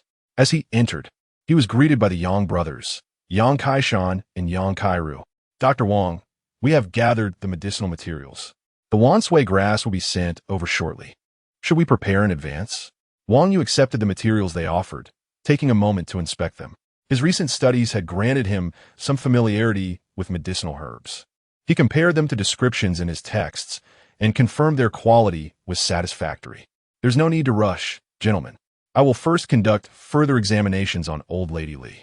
The group then made their way to the special care ward, where Old Lady Li had already regained consciousness. Her complexion appeared decent, yet her body remained frail. Wang Yu approached and began to take her pulse. The system displayed the results, revealing no significant changes. He planned to administer acupuncture later.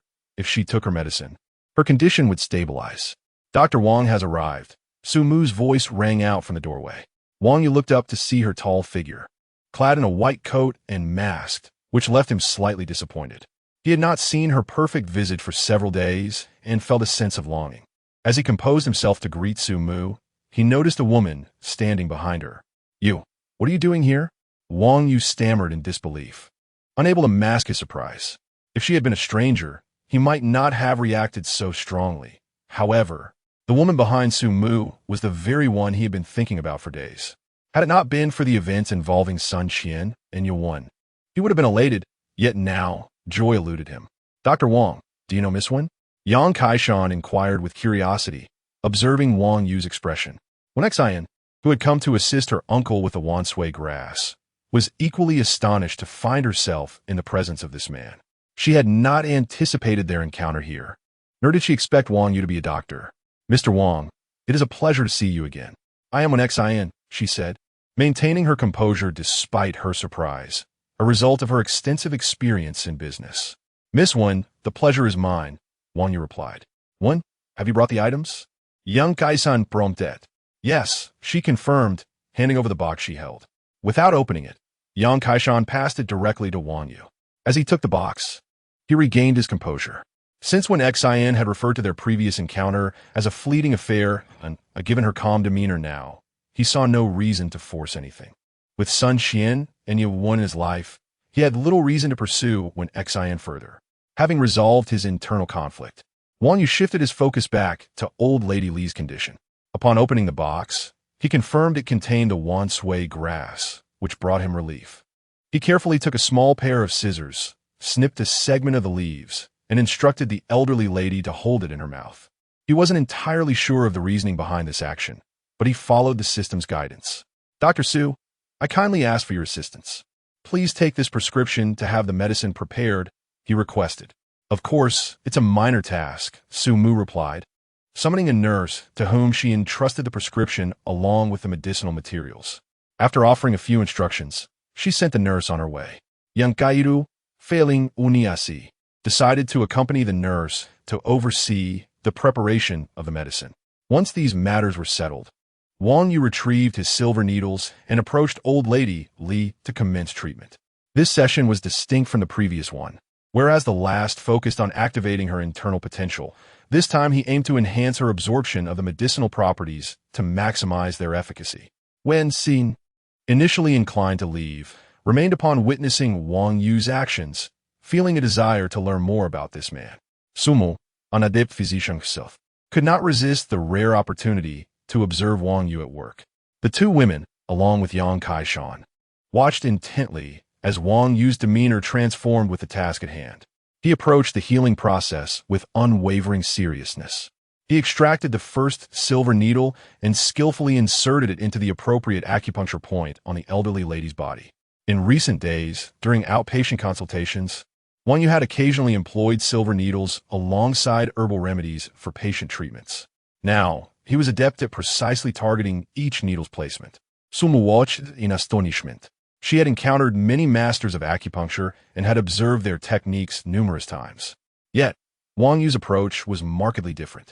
His needle placements were precise, his hands steady, and the depth of each insertion appeared meticulously measured, all remarkably consistent. The intervals between his needle placements were also uniform. Unlike many traditional practitioners who would rotate the needle and wait considerable time before proceeding with the next. As time elapsed, nearly 2 hours passed, and Wang Yu had inserted over 100 needles into Old Lady Li. Having utilized most of the 5 packages of needles, he completed the final insertion, wiped the sweat from his brow, and exhaled deeply, relieved to have finished. Observing Wang Yu's completion of the treatment, the nurse brought in the prepared herbal concoction, gently administering it to the elderly lady. After she takes the medicine, we will wait an hour before removing the needles, Wang Yu explained. After meticulously advising the 2 elder Yangs on post-treatment care, Wang Yu exited the ward, mindful that 3 young ladies awaited his return at Tianjia restaurant. Mr. Wang, do you have time later? I would like to invite you to dinner, when Xian's voice halted Wang Yu in his tracks. Chapter 43. Wang Yu becomes an audience mister. Wang, are you unwilling to go? Observing Wang Yu's silence, Wen Xing inquired once more. No, Im Wing. I would like to go, Wang Yu replied nervously. I'll wait for you outside. Just come out once you finish your matters, Wen Xing said before gracefully striding away. Though uncertain as to why Wen Xing had invited him to dinner, Wang Yu felt a surge of joy at her proposition. He quickly made his way to the office, changed his clothes, and prepared to leave. Dr. Wang, are you leaving? Su Mu asked, noticing Wang Yu's departure. Yes, I have something to attend to, he replied. Is it a date with a beautiful lady? Su Mu had overheard Wen Xing's words, and Wang Yu's imminent departure certainly suggested a dinner with her. Just a friend. Just a friend, Wang Yu chuckled, unsure of how to clarify his relationship with Wen Xing, before hastily exiting. Watching Wang Yu walk away, Su Mu felt a strange pang of sadness. Miss, may I treat you to dinner today? Wang Yu said sincerely as he approached Wen Xing outside the hospital. She nodded subtly. Wang Yu then drove Wen Xing toward Tianjia food court. How about here? Halfway there, Wen Xing suddenly pointed to a bustling outdoor eatery. For some reason, She felt an overwhelming desire to experience things she had never encountered before. "All right, I'll follow your lead," Wang Yu responded, pulling over to the side of the road. The summer outdoor stalls were lively, and Wang Yu led Wenxing to a small eatery specializing in spicy crayfish. They found a cozy corner and ordered a portion of spicy and another of 5-spice, followed by a few bottles of drinks. "Let's have some wine," Wenxing suggested unexpectedly. "Shall we go for beer then?" he asked. After ordering a few cold dishes and several bottles of beer, he poured a glass for both Wenxing and himself. Wenxing took the glass, cautiously sipping, her expression shifting slightly before she seemed to arrive at a decision. Tilting her head back, she drank it all in one go. Wang Yu, hoping to clink glasses with her, was taken aback when she simply finished her drink without reciprocating. Feeling awkward, he followed suit and downed his drink. "This is my first time drinking beer," Wenxing exhaled, her tone somewhat indifferent. "But it's not as bad as I imagined." As she poured herself another glass, Wang Yu struggled to find the right words, sensing something was amiss with her demeanor. "What's wrong? Don't you believe me?" she asked. "No, I believe you," he replied, feeling anxious and uncertain about how to steer the conversation, resulting in an awkward silence. Wenxing, intrigued, observed the restless Wang Yu and asked, "Have you divorced your wife?" The abrupt shift in conversation caught him off guard. "Is it appropriate to ask that?" "I have already divorced," he admitted. "You handle it well, being able to let go," she remarked before finishing her drink. "I admire you. Some things took me 2 decades to achieve, while you accomplished it in mere days." "What do you mean?" "I don't understand," Wang Yu said, unable to keep pace with her thoughts, resorting to silently drinking alongside her. 2 bottles of beer vanished quickly, prompting Wang Yu to open 2 more. "Since childhood, my mother was particularly strict with me. There were many things I had never tasted," she began. "This outdoor eatery, for instance, is my first visit, and beer is also a first for me. I've never had crayfish before." As she spoke, tears streamed down her cheeks. "There's no need to cry," Wang Yu said, handing her tissue, but she waved him off, continuing her narrative. "When I was young, I had to learn many things: etiquette, painting, piano, dance, tea art. If I didn't tea excel, my mother would scold me harshly. Back then, I cried even more than now. But eventually, I stopped crying because I saw my mother crying harder in private. Though I didn't tea understand why she was so sad, I knew she smiled brightly whenever I made progress. As I grew older, I learned of my true identity. I was an illegitimate child, and my mother was merely one of the many women my father kept. She raised me well in hopes that my father would visit us more often. But in my memories, he rarely did. I wished to spend my life with my mother, believing we could be happy without a father. However, I never expected my mother would leave me before I grew up." At this point, Wenxing's tears flowed more freely. Wang Yu wanted to console her, was halted by her gesture. "I don't know why I feel compelled to share this with you. Perhaps it's because I entrusted my first time to you, which makes me trust you more." Wang Yu, still at a loss for words, opted to continue drinking. "My mother ended her life when I was 16. I know it was because of my father, otherwise she wouldn't have done it. From that moment on, I harbored hatred for him. After my mother's departure, my father brought me to the Wen family. The house was grand and beautiful, but it was devoid of happiness. I missed the home I had with my mother. At that time, I longed to escape that place, to distance myself from my father, whom I despised. I devoted myself to my studies, aiming to enroll in a university far from him. Yet, after the college entrance examination, my father still kept me close, altering my chosen university with a single phone call. I felt like a puppet, living according to his whims. In university, I became increasingly aloof, shunning any form of communication and lacking friends until my second year when I met someone. He treated me sincerely, always concerned and caring for me. Although I seldom spoke to him, he remained by my side every day. Gradually, I became accustomed to his presence, even deliberately following his affairs until graduation. After finishing school, I confessed my feelings to him. I can still vividly recall his expression, so joyous and elated. However, my father vehemently opposed our relationship, leading me to rebel against him for the first time. After a heated argument, I left the Wen family to be with him, believing he was the only one who truly cared for me. He was delighted to see me and spoke at length. But all I remember is his promise to marry me. At that moment, his significance to me rivaled even my mother's. My father sought me out several times afterward, but upon seeing my resolute stance, he refrained from forcibly taking me back. I continued to live in the home my mother and I once shared. Seeing my unwavering resolve, my father treated me like he had treated my mother, handing me a sum of money before leaving. Those days were filled with joy. I had finally returned to the home where I had grown up. Even if my mother was no longer there, the place was imbued with her essence. Chapter 44. A heartfelt wait and Wang Yu's embarrassment at that moment. The waiter served the crayfish, and Wang Yu skillfully peeled one, placing it onto Wenxin's plate. "Let's have a bite first," he suggested. Wenxin set down her wine glass, picked up her chopsticks, and savored the shrimp meat. The spicy flavor tantalized her taste buds, evoking a unique sensation. "What's wrong? Can't handle the spice?" Wang Yu inquired with concern. "No, it's delicious," Wenxin replied. "Does it sound strange to hear me say this?" "Not at all, just a bit surprising," he assured her. "Are you curious why I'm not with him and why this is our first time together?" "Indeed, I'm quite curious." Wenxin reflected. "When I was 25, I wished for him to marry me, but he asked me to wait. That night was the last time I broached the subject. Yet he still told me to be patient, but I truly didn't want to wait any longer." "Then why didn't he marry you?" Wang Yu asked, a hint of confusion in his voice, for it was evident that Wenxin harbored deep feelings for him. "I wasn't sure at first, but eventually it became clear it was merely a matter of status and position. After graduating, he became a civil servant and diligently climbed the ranks to become a departmental head.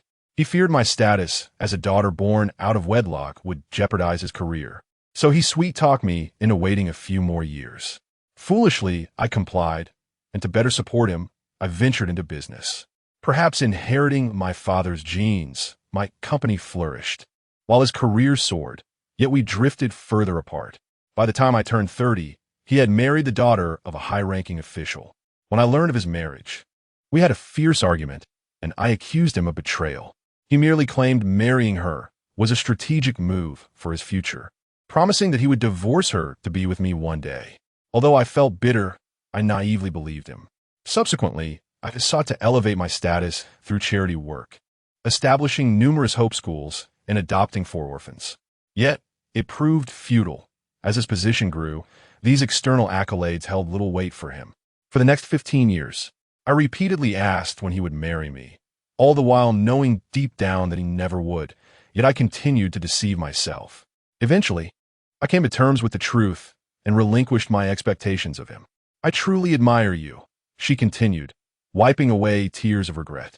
"When you discovered your wife's infidelity, you were able to make the right choice immediately. I wish I had possessed such resolve back then. That's all behind us now, and you seem to be doing quite well, don't you?" Wang Yu comforted her while peeling crayfish. "You're 30 this year, right?" "Yes," she confirmed. "I'm 45.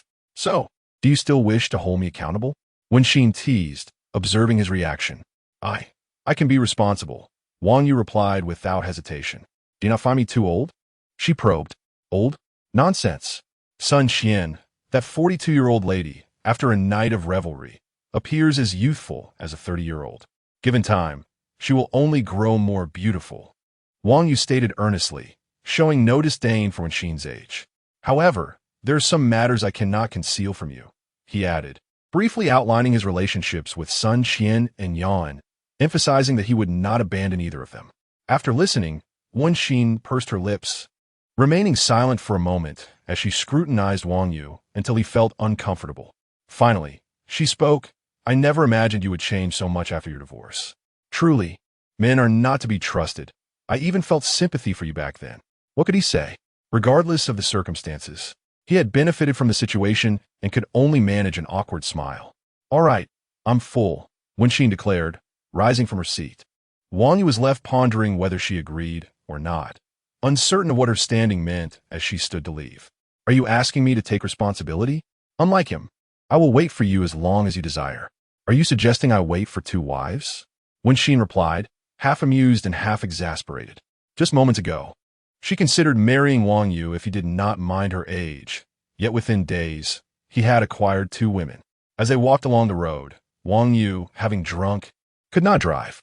He initially thought to call for a designated driver, but was stopped by Wenxin.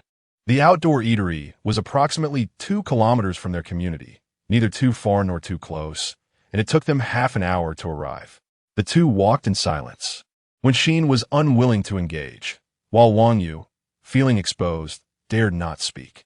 "All right, I've arrived," Wenxin said at the community entrance, signaling for him to leave. I live here too," Wang Yu awkwardly admitted. "When did you move here?" she asked, surprised. "After the divorce, I rented a place just above yours," he revealed. Wenxin looked at him incredulously, confirming he was serious. "Let us go," she replied, and Wang Yu quietly followed her. They entered the community, and only when the elevator reached Wenxin's floor did Wang Yu snap back to reality. "I'm here. Thank you for keeping me company today," she said before departing. Wang Yu returned home, feeling dazed, his thoughts consumed by Wenxin and her earlier remark about accountability. Although she had ultimately given up hope, Wang Yu was reluctant to let go. He could not blame himself for being captivated by her. Her poignant history and tumultuous love life struck a deep chord within him. "Oh, I still haven't given Wenxin the bracelet I bought for her," he suddenly remembered, recalling the lavish gift he had purchased. He hurried to the bedroom, opened the drawer, retrieved the bracelet, and rushed downstairs. The route was familiar to him, having traversed it numerous times before. Once again, standing at Wenxin's door, he knocked gently and stepped back, standing straight. He had performed this ritual countless times. But this time he was certain someone was inside and that he would not be met with disappointment. The door swung open, and upon seeing Wang Yu, Wenxin frowned, displeased by his persistent presence. This is the bracelet I bought for you. Since you've been away these past few days, I thought I'd bring it to you now," he stammered, handing her the receipt, which bore the date of her departure. She chuckled softly, realizing that had she stayed just one more day, perhaps they could have been together. Yet, the past was behind them, and there was no need to dwell. Fate had played its hand. "All right, I'll accept it," she said, taking the bracelet from him. Wang Yu felt a fleeting warmth as her fingers brushed against his, leaving him momentarily stunned. In that instant, a vivid image flashed in Wang Yu's mind. Wenxin accepted the bracelet and closed the door without noticing his expression, while tumultuous emotions surged within him. Chapter 45. Significant Discovery. Children. Wang Yu stood frozen, involuntarily murmuring. The system panel indicated a warm, yet concerning state of health. But at that moment, Wang Yu paid no heed to these details. His gaze fixated on the final line of information: pregnancy, with twins, at risk of miscarriage. The sudden revelation left him at a loss for words, struggling to articulate his emotions. The earlier conversation with Xin had been filled with warmth, and although he felt a pang of disappointment, he had accepted the situation. Yet now, in light of this new development, how could he possibly reconcile it? Xin remained unaware of her pregnancy, as it had only been about 10 days since their intimate encounter. In such a brief span, even a hospital checkup would yield no results, and Wang Yu's system was akin to a glitch. If he had possessed the system at that time, perhaps he could have detected it upon waking. Knock, knock, knock. After musing about the children, Wang Yu noticed the risk of miscarriage and felt the urgency to explain matters to Xin. The most pressing issue was ensuring she accepted his treatment to safeguard their child. The insistent knocks at the door caused Xin, who had been admiring a bracelet, to furrow her brow. She had indeed contemplated marrying Wang Yu, but more out of admiration for him and a compromise with her own life. After all, both her father and uncle had been subtly urging her to settle down for years. Although she cared little for their opinions, their incessant nudges had become quite bothersome.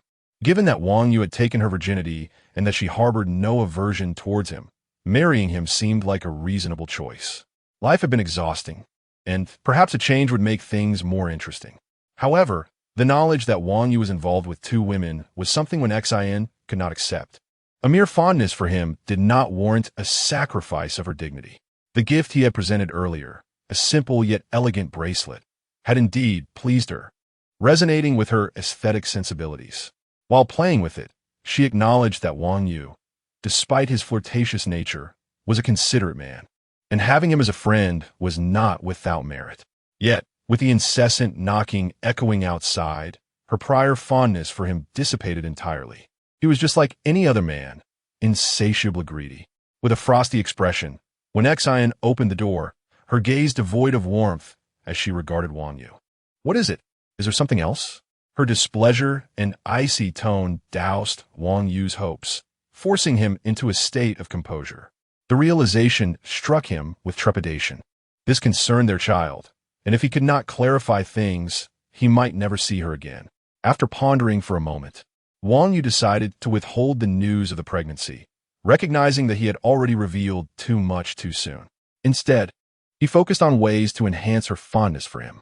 "Miss Wen, I just remembered something I neglected to mention amidst the chaos earlier.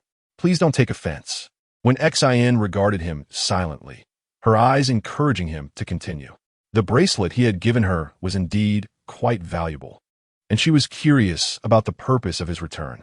Wang Yu retrieved the system panel once more, scrutinizing it intently, his mind already formulating a plan. As a skilled gynecologist, he intended to begin by addressing Wen Xion's health concerns. "Miss Wen, as you know, I am a doctor. During our time together today, I noticed several hidden issues with your health." "Oh, what issues? Why didn't you mention them earlier?" "Well, I intended to, but I couldn't find the right moment. I thought it best to wait until you were calm, but then I became flustered and forgot. Now that it has come mind, I hurried over." "Speak then. What is wrong with my health?" If not for Wen Xin witnessing Wang Yu's treatment of the elderly Lady Li, she would have likely dismissed him entirely. "It's somewhat complex. Perhaps we should discuss it inside." Though it was evening, the temperature outside remained high and the mosquitoes were abundant. Wang Yu worried that discussing sensitive matters in such conditions might pose a risk to Wen Xion's health. After all, he couldn't bear the thought of a mosquito biting the mother of his child. Wen Xion leaned against the door, not moving, scrutinizing Wang Yu for any signs of insincerity. Finding none in his demeanor, she turned and stepped into the room. "Come in, but don't entertain any ill intentions." "Why would I? I am a doctor." "Huh. How could you not have ulterior motives?" Once inside, Wang Yu and Wen Xion sat across from each other. The room's decor remained unchanged from his last visit. Yet, this was not the moment for admiration. He needed to soothe Wen Xion's concerns first. "Miss Wen, may I take your pulse? I studied traditional Chinese medicine, which emphasizes observation and inquiry. While I have identified some issues, I would like to confirm them through pulse diagnosis." "Very well." A delicate, smooth arm extended towards him. Wang Yu knew that to maintain the ruse, he had to play his part convincingly. After a few minutes of taking her pulse, he reluctantly withdrew his fingers, having prepared his words during the process.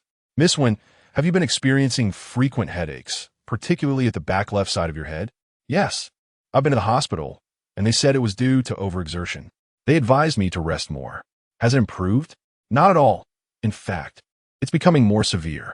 At that moment, when Xion's doubts about Wang Yu dissipated completely, replaced by a burgeoning trust. "Let us set that issue aside for now. Let us move on to the next." "What next? Are there other issues?" "Wang Yu, I undergo annual checkups. Aside from this headache, no other problems have been discovered. Some conditions may not be detectable until they manifest. By the time they are diagnosed, it could be too late. Trust me, I would not deceive you." "Then what else is wrong with me?" "My hands and feet are often cold, and I sweat easily. I experience neck pain during seasonal changes. My menstrual cycle is frequently irregular, and the flow is quite heavy. On rainy days, I often suffer from stomach aches and lack an appetite." Wang Yu relayed the system-detected issues, omitting the last one. As when Xin reflected on her health over the years, she realized that she had indeed experienced these problems, which she had previously overlooked. "Dr. Wang, what illness do I have? Is it serious?" Wang Yu's words shifted her perspective, and she instinctively adopted the role of a patient. Though she had relinquished her romantic aspirations, she would not abandon her life. After all, the world was beautiful, and she wished to see more of it. Chapter 46. Massage is indeed an excellent therapeutic method at this moment. Wen Xin appeared isolated and fearful, devoid of her usual fortitude and composure. After all, the prospect of succumbing to an unusual ailment is unsettling for anyone. Rest assured, though the situation is serious, I possess the capability to treat it. At this juncture, the dynamics shifted, granting Wang Yu the upper hand, albeit with a tinge of shame regarding his actions. Nevertheless, his words rang true. Wen Xin's health condition was not exaggerated in the slightest. "Your headaches are likely inherited from your mother. Perhaps you can recall if she experienced similar symptoms during her lifetime. The coldness in your hands and feet, accompanied by sweating, indicates a weakened constitution and potential liver issues. The remainder stems from long-term lifestyle habits and irregular routines. Individually, these symptoms are not particularly grave, but their convergence complicates treatment. A single misstep could trigger a cascade of severe consequences. Thus, your current health is precarious, posing a constant risk to your life. Oh, it's not your life at stake. It's my child's life that is in jeopardy. As the system clearly states, there is a risk of miscarriage. For the sake of the child, I must persuade you, which is hardly excessive. So what must I do? Is hospitalization necessary? Not at all. I assure you I can heal you, but it would be prudent to refrain from work for the time being. Furthermore, ensure you maintain adequate rest daily and adhere to my dietary recommendations for the next 3 months. Very well, that poses no issue. I can manage my work online and will remain at home for the next few months. Observing Wen Xin's compliance, Wang Yu felt it necessary to bolster her trust in him. Allow me to perform a massage to alleviate the discomfort in your head, stomach, and cervical spine. Tomorrow, I will procure some medicinal herbs, and with acupuncture, we can officially commence treatment. Massage? Although Wen Xin was unfamiliar with traditional Chinese medicine, she had not heard of massage as a curative measure, leading to her momentary confusion. Have you heard of promoting blood circulation? What I intend to do is stimulate your body's acupoints to activate your immune system. Upon hearing this, Wen Xin nodded, choosing not to dwell on her doubts. Let us begin now. We shall move to the bedroom where you can lie on the bed for easier treatment. Half an hour passed. Miss Wen, how do you feel now? I feel considerably more comfortable, and my hands and feet are much warmer. An hour elapsed. Miss Wen, try moving. Has the soreness in your cervical spine dissipated? Indeed. Wang Yu, you are remarkable. 2 hours went by. Dr. Wang, how much longer must we continue? The warm sensation in her lower abdomen caused Wen Xin's face to flush like a ripe apple. This is quite serious. We must continue for a while longer. 3 hours later. Zzz. Under Wang Yu's expert massage, Wen Xin's body had significantly recovered, alleviating years of ailments. And she had fallen asleep. Wang Yu withdrew his hands, gazing at the peacefully slumbering Wen Xin, feeling a profound sense of accomplishment. He resolved to return daily for a month. Convinced he would win her heart, he covered her with a blanket and left in high spirits. After showering, Wang Yu lay on his bed, contemplating the 3 women in his life. The aftermath of his divorce felt surreal. He now had a wife, 2 others close to him, and in 10 months, he would welcome his own child. The rapid arrival of happiness filled him with excitement and a hint of anxiety. Upon receiving a message from Sun Qian, Wang Yu couldn't help but commend her. Aware of Wang Yu's efforts to save lives at the hospital, Sun Qian took the initiative to arrange for Yuan and Chun Mei, merely requesting that he return her call when time permitted. It was past 11. She likely hadn't slept yet. With this thought, Wang Yu dialed Sun Qian's number. After exchanging a few pleasantries, the phone was seized by Chun Mei, who expressed her dissatisfaction with her brother. After Wang Yu promised a plethora of unequal agreements, the phone was finally handed back to Yuan. Wang Yu harbored deep feelings for Yuan. The young girl's affection for him tugged at his heartstrings. Her willingness to share him with other women to be with him was especially touching. He spoke to Yuan with utmost gentleness, assuring her of a perfect wedding in the village to pacify her anxious heart. These next few days, I'll be relying on you to take care of Yuan and Chun Mei while I manage my busy schedule. I'll find time to visit your family soon. Handle your matters first. I'll take care of Yuan and Chun Mei. Thank you, Sister Qian. Good night. Good night, dear brother. After hanging up, Wang Yu felt a sense of confusion. His acquaintance with Sun Qian was still rather brief. Although he liked her, he recognized that his feelings were more physical than emotional. Nonetheless, he was genuinely grateful to her. Despite the unclear nature of her affections, her methods were somewhat questionable. However, the prospect of simultaneously having both her and Yuan was largely due to Sun Qian's efforts. Furthermore, with Wen Xin soon joining this family, he would rely heavily on Sun Qian's assistance. Early the next morning, Wang Yu arrived at the clinic. Good morning, Brother Yu. Upon entering, Tian greeted him with enthusiasm. Brother Yu, your absence yesterday led to numerous complaints from patients. Those women nearly caused a riot in the clinic. Is it really that serious? Wang Yu was unaware that his reputation had rapidly spread in just a few days. The absence of the famed Dr. Wang had indeed incited quite a commotion. Indeed, the director tried to reason with them, but dozens insisted on your treatment. Well then, I shall strive to finish early today. Hearing of his newfound popularity, Wang Yu felt a sense of joy, yet he understood that the influx of patients seeking his care would only increase. With Wen Xin waiting at home for his attention, he realized that he needed to enhance his treatment efficiency if he hoped to leave on time. All right, brother Yu. Our goal is to avoid overtime. Let us work hard together. Donning his white coat, Wang Yu commenced his busy day. During a brief respite, Su Mu approached him, seemingly eager to discuss something. But upon seeing Wang Yu's engrossed state, she chose to forego her intent. Immersed in his work, Wang Yu remained diligent. Despite the presence of the system, he took his patients seriously, striving to employ the least invasive methods to treat their ailments, utilizing simple massages and acupuncture as necessary. By noon, the waiting room remained bustling with patients. Wang Yu dispatched Tian Tian to the cafeteria for assistance while he remained seated, hardly moving from his chair. He spent merely 10 minutes for lunch and made 2 trips to the restroom, finally concluding his patient consultations by 6 in the evening. Exhausted and worn out, Wang Yu left the hospital without delay, quickly changing his clothes before hurrying home, where his designated wife and child awaited his care. Chapter 47. Pursuing a woman requires some tactics on his way home. Wang Yu recalled his promise to assist Wen Xian in preparing a 3-month dietary plan. Yet, given his current circumstances, he hardly had time to cook, and even if he did, he was acutely aware of his culinary shortcomings. Who could he enlist for help? Chun Mei could certainly cook, but his sister was too capricious, and entrusting her with preparing meals for Wen Xian might lead to unforeseen complications. He had tasted the dishes made by Yuan a few times during his stay at home, and they were quite delightful. However, Wang Yu hesitated to delegate this task to her. Xiaoqing Mei was always willing to share herself with others, but to have her care for another woman was simply unfair. Even if Yuan was willing, Wang Yu would not consent. As he pondered this, an excellent candidate suddenly came to mind. He promptly dialed the number.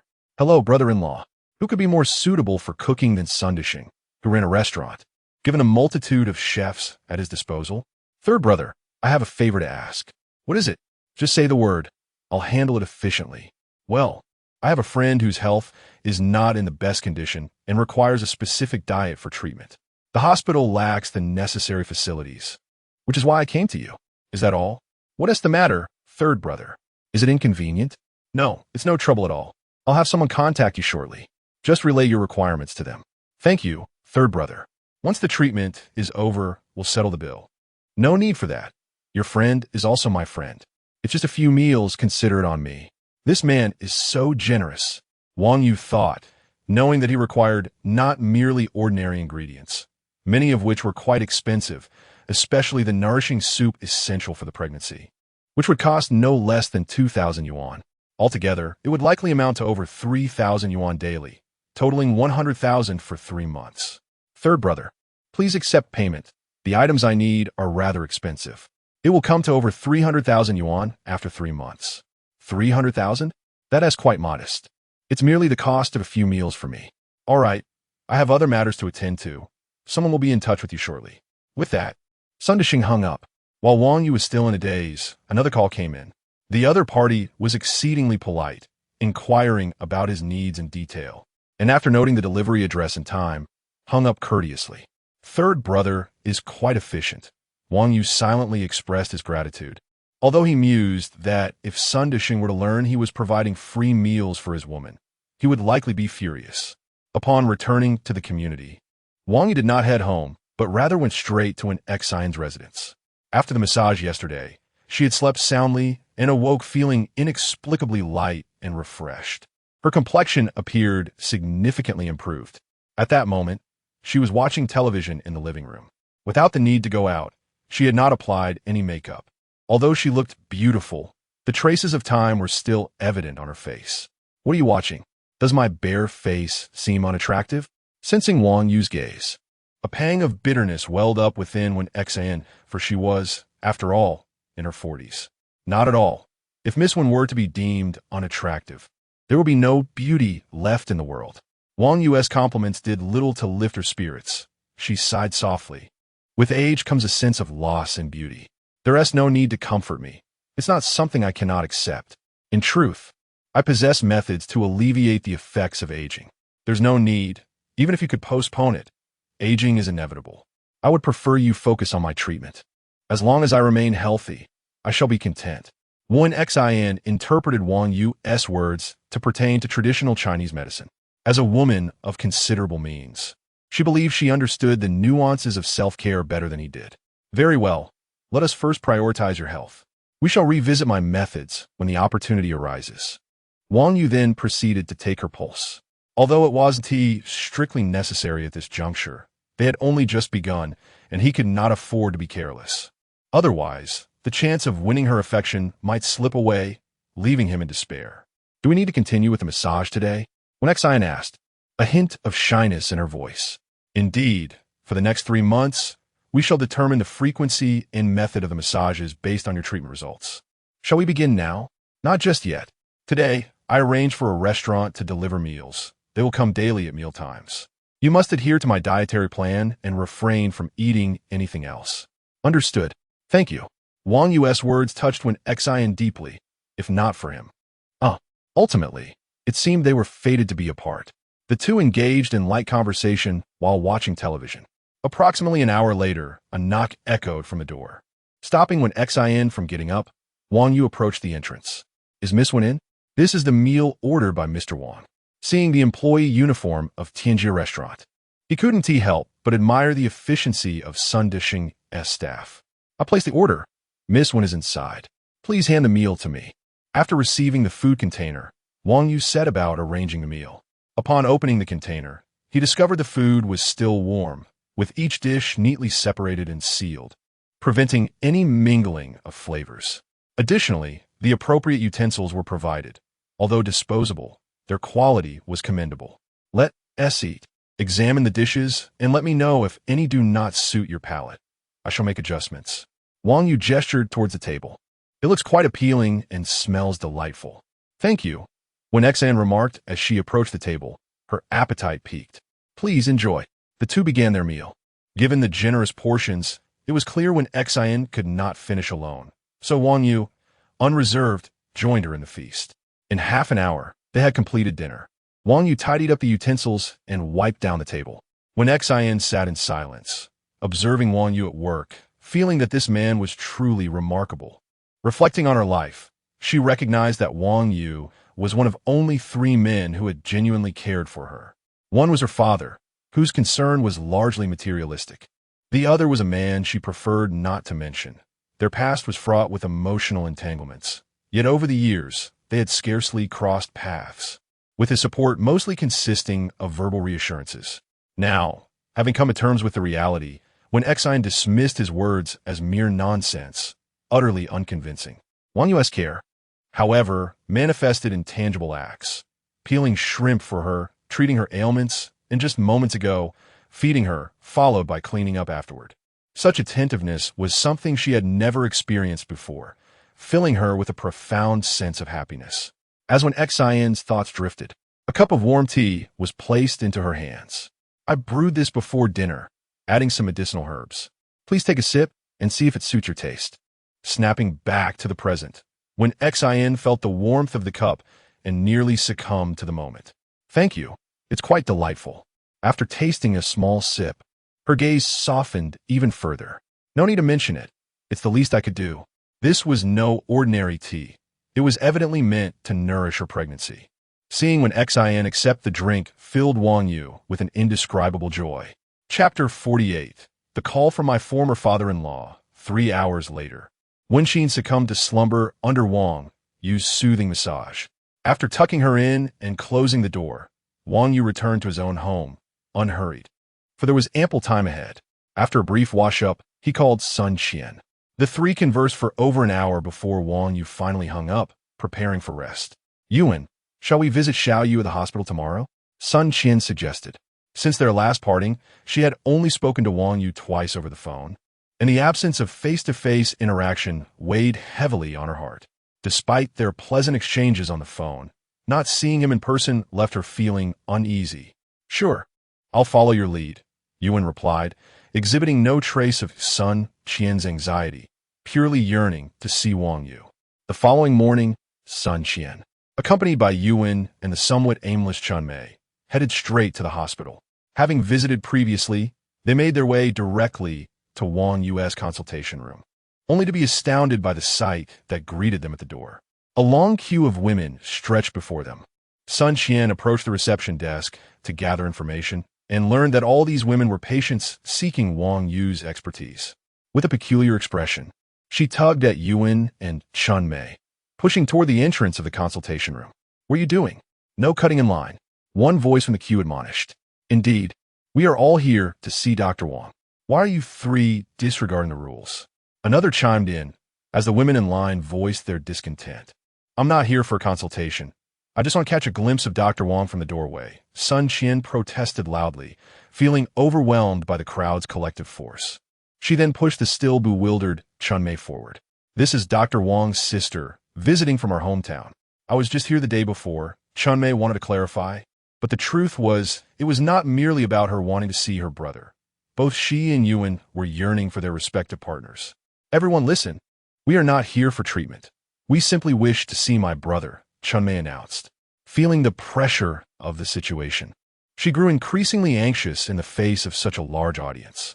Upon hearing that they were relatives of Dr. Wang, the crowd ceased their criticisms, parting slightly to allow them to approach the door. "Are all these people here for consultations?"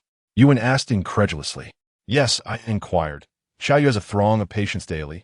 Sun Qian responded, her concern deepening. "At this rate, my brother will surely wear himself out." Just then, the door to the consultation room swung open, and a patient exited, promptly followed by a nurse who called in the next patient. Through the gap, the three women caught a glimpse of Wang Yu, indeed engulfed in a whirlwind of activity. Yuan pulled Sun Qian aside to avoid the jostling crowd. "Sister, is brother Yu this busy every day?"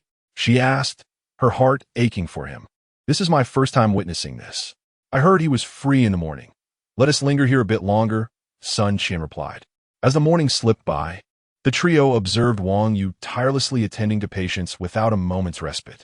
Finally, at noon, they hoped to share lunch and converse. However, only the nurse exited the consultation room. The door remained ajar as Wang Yu continued to see one patient after another. Despite the bustling crowd outside, the atmosphere within Wang Yu's room remained serene. It wasn't until half an hour later that the nurse returned with a lunchbox, signaling Wang Yu to take a brief pause. After a few minutes to eat and a quick trip to the restroom, he resumed his demanding work. The three women began to comprehend the extent of Wang Yu's busyness, realizing even his meals and restroom breaks were squeezed into his packed schedule. "We should head back. It seems we won't get to see him today," Sun Qian remarked, observing the line that had not diminished since the morning. She surmised that Wang Yu must be staying late at the hospital, so she decided not to disrupt him any further, leading Yuan and Chunmei out of the hospital. On their way back, a silence enveloped them. Initially, they believed that despite his busy schedule, Wang Yu would carve out time to see them. Yet he had not appeared throughout the day.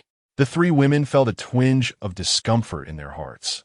However, witnessing Wang Yu in action had quickly dispelled any lingering grievances, replaced instead with empathy for his plight. "Chunmei, weren't you looking for a job?" Sun Qian suddenly recalled Wang Yu mentioning that her cousin intended to work in the city. Yes. Both you and I are here to seek employment," Chunmei replied, keeping their little secret under wraps. "Chunmei," Yuan gently tugged at her hand, whispering, "Don't reveal our intentions or you'll give us away. Are you planning to return home after a few days?" Chunmei whispered back, "If I find a job, I can stay in the city and be near my brother." "How wonderful would that be?" Yuan found her reasoning sound and nodded enthusiastically. "Let us grab some lunch first, then I'll take you both to my shop. If it feels right, you can stay and help me out," she proposed. "Wah, sister-in-law is a big boss," Chunmei exclaimed dramatically. The mere mention of sister-in-law filled Sun Qian with delight. After lunch, they indulged in a spa treatment before heading to her brother's store, where they reveled in shopping until the afternoon hours slipped away. By 4 o'clock, they finally arrived at her jewelry store. Were Wang Yu to see this, he would surely be astonished to discover that this establishment bore the same brand as the one where he had purchased bracelets at the mall. "This is my domain." Over the next couple of days, Take the time to observe and learn. There's even an exhibition area in the mall that belongs to me. I'll take you there later, she explained. Before her, the dazzling array of items transformed Chunmei's eyes into sparkling orbs of excitement, filling her with immeasurable joy. At that moment, Wang Yu remained oblivious to the fact that Sun Qian had significantly aided him, as he was still immersed in his duties at the hospital. Just like the previous day, he worked tirelessly until 6 in the evening before finally finishing with his patients. After changing clothes, he swiftly made his exit. "Brother Yu, what is the rush?" Sweetie inquired. "I need to return home to prepare dinner for your sister-in-law," he replied, only to have his phone ring with a familiar number. This caller had frequently reached out to him in the past, but after his divorce, those calls had ceased. However, recalling that this person had once come to his aid with a generous sum of 5 million, he decided to answer. "Hello, Uncle Chun.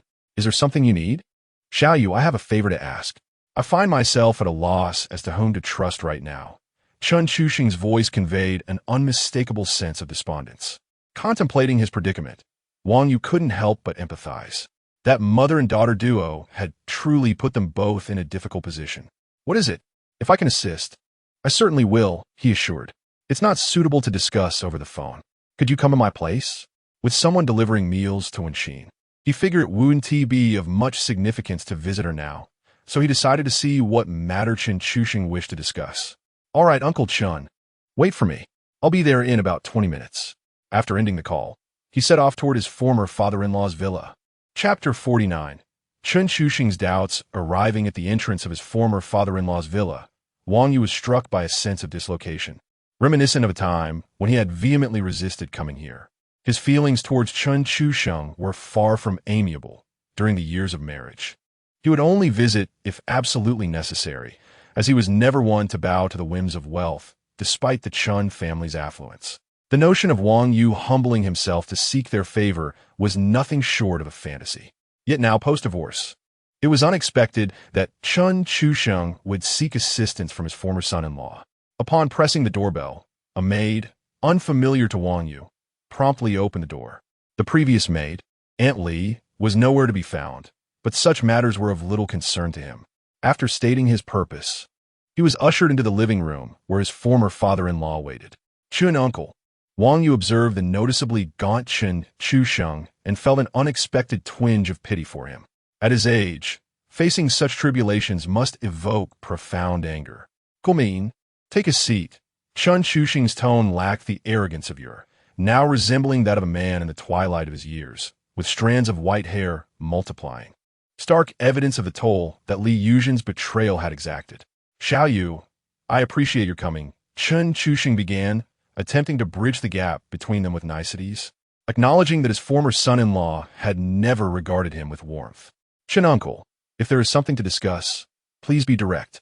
I will certainly assist if I can," Wang Yu replied, keen to avoid wasting time, as he had his own matters to attend to. "Here, take this. I need you to help me with a paternity test tomorrow." Chun Chuxing hesitated momentarily before handing Wang Yu an envelope. "Chun uncle, you suspect." Wang Yu's unfinished sentence spoke volumes. "Indeed, some matters require clarification. I refuse to leave this world in ignorance." Chun Chuxing's gaze sharpened, laced with an undercurrent of menace. Wang Yu recalled the events of that day involving Li Yuzhen and Liu Baoqiang, and he could not dismiss the possibility of further abhorrent deeds. "Very well.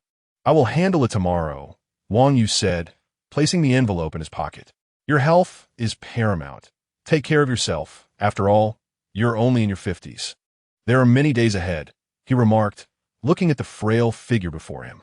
He felt a genuine empathy, fearing that the results of the test might be what he dreaded, and he worried about the potential repercussions on Chun Chuxing's health. "Yes, I am aware. Li Yuzhen and Liu Baoqiang are still alive. How could I possibly perish?" Chun Chuxing's voice was laced with bitterness and a chilling resolve. The steel of a man who had navigated the treacherous waters of business for decades, far beyond the experience of someone like Wang Yu, who was merely a few years into adulthood. "Unless there is anything else, I shall take my leave," Wang Yu said, offering no further words, as he had little interest in the Chun family's affairs. His visit was merely an acknowledgement of the last vestige of fairness Chun Chuxing had extended to him. "Go, and remember to keep this confidential," Chun Chuxing replied. Rest assured, Wang Yu affirmed as he departed. On his way home, he chose not to dwell on the matter. Having severed ties with the Chun family long ago, the outcome was of no consequence to him. Even if Chun Yuding was not Chun Chushing's biological daughter, he saw no reason to shield her. Reflecting on his own troubles, Wang Yu could not help but curse under his breath, his disdain for his ex-wife intensifying. Upon returning home, he first sought out Wenxin. Their exchanges were few, yet their rapport was harmonious. Noticing the remnants of Wenxin's meal on the dining table, Wang Yu showed no disdain, sitting down to finish it. He then prepared a cup of tea for her and began tidying up. As she sipped her tea, observing him at work, Wenxin felt a comforting sense of security, as if enveloped in protection. Later, they retreated to the bedroom for a 3-hour massage session. Wenxin had developed an affinity for this experience, finding solace in the deep slumber that followed, contemplating the prospect of continuing their companionship. Hesitating over whether to extend an opportunity to Wang Yu, she considered the possibility for herself as well. After gently covering the sleeping Wenxin with a blanket, Wang Yu lingered by her bedside for some time before bending down to place a tender kiss on her forehead, then quietly departing. Unbeknownst to him, as the door clicked shut, Wenxin opened her eyes briefly, smiling before turning back to sleep. The next day at the hospital, Wang Yu remained occupied, scarcely finding a moment to arrange for the paternity test. Maria Hospital had the capability to conduct the test, yet as a private institution, its results bore no legal weight. Thus, he contemplated visiting a public facility for verification, though time constraints made this seem unlikely. In search of assistance, he spotted Tian, who was busily engaged in her duties. An idea struck him. Tian, could you assist me with something? What is it, Yu? She replied. Take this, he said, handing her the envelope from Chun Chusheng. Is this a red envelope for me? Tian's eyes lit up with excitement as she received it, eager to open it. Not quite. I need you to go to the city center hospital for a paternity test. And remember, keep this confidential, he instructed. Yu, are you? Tian's eyes widened in disbelief. Don't jump to conclusions. A friend asked me for help, he quickly clarified, feeling a twinge of guilt, aware of the implications surrounding his own situation. Oh, I see. Just a friend, she nodded, yet her skepticism was palpable. Enough of the explanations. Let's just go. If anyone inquires, tell them you're out shopping for me, he urged, eager to send her on her way. Yu, don't be disheartened. You still have me, Tian said, glancing back at him with a mix of empathy and allure, her expression inviting yet elusive. All right, enough theatrics. Hurry back, he replied, exasperated yet amused. With that, Tian dashed off, leaving Wang Yu smiling at the lively nurse. Though his days were filled with busyness, the presence of such a spirited young woman lightened his burdens.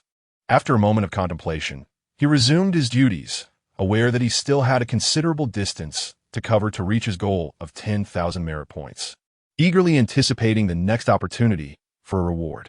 During a phone call with Sun Qian the previous night, he learned that she had successfully arranged for her sister in Yan. His affection for Sun Qian grew, and he looked forward to dining with them after a long 2 days apart. While Wenxin's situation was pressing, he was determined not to neglect his own relationships. Chapter 50. The misfortunes of the father-in-law and son-in-law after a long day of toil. Wang Yu finished his shift earlier than usual, as the number of patients today was slightly fewer than yesterday. The young nurse returned around noon, and upon handing the report to Wang Yu, her gaze throughout the afternoon was imbued with curiosity and pity. Despite Wang Yu's attempts to explain, his words fell flat, especially since the nurse was already aware of his divorce. In this context, his attempts at clarification seemed utterly inadequate. After attending to all his patients, Wang Yu, who had held back his frustrations all afternoon, gently tapped the nurse on the head, took the appraisal results she had delivered, and hastily departed the hospital under her sweet yet indignant gaze. Upon arriving at the Chun residence, he was greeted by the same housekeeper as yesterday. Once inside, Wang Yu remained silent, placing the appraisal results on the table and letting out a soft sigh before turning to leave.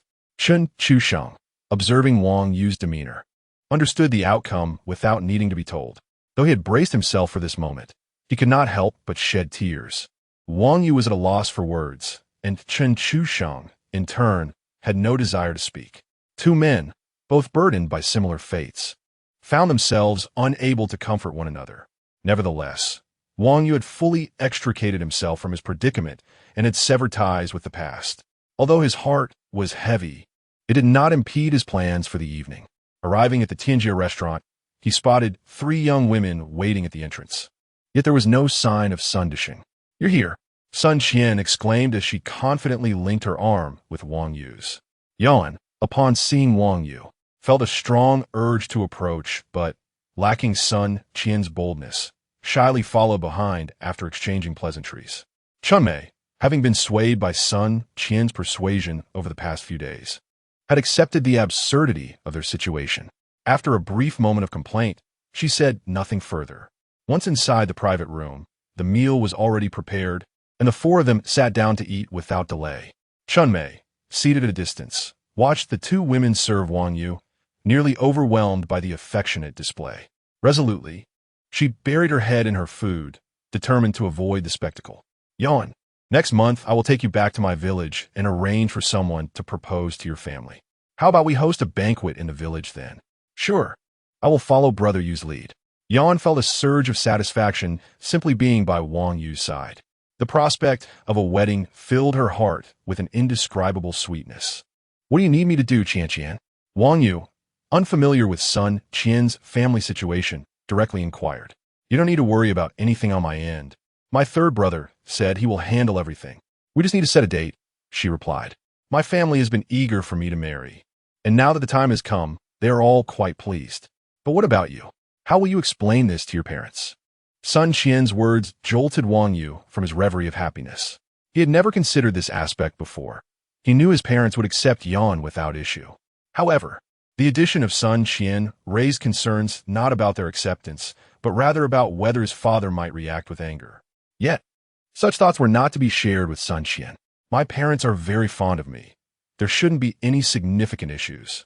I will return home and clarify things with them," he assured the 2 women. With this promise, the meal continued joyfully. "Where next?" Wang Yu asked habitually after they finished eating.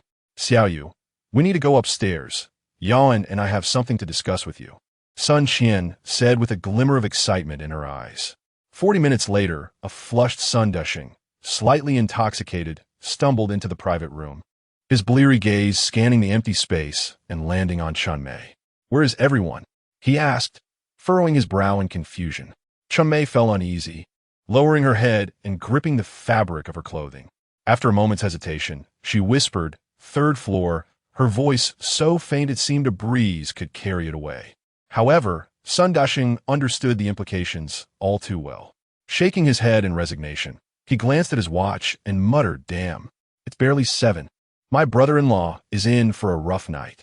Though he felt sympathy for Wang Yu, he refrained from interrupting his sister's enjoyment. "Chunmei, it's getting late. Let me take you home," Sun Dishing offered, patting his chest in a show of bravado.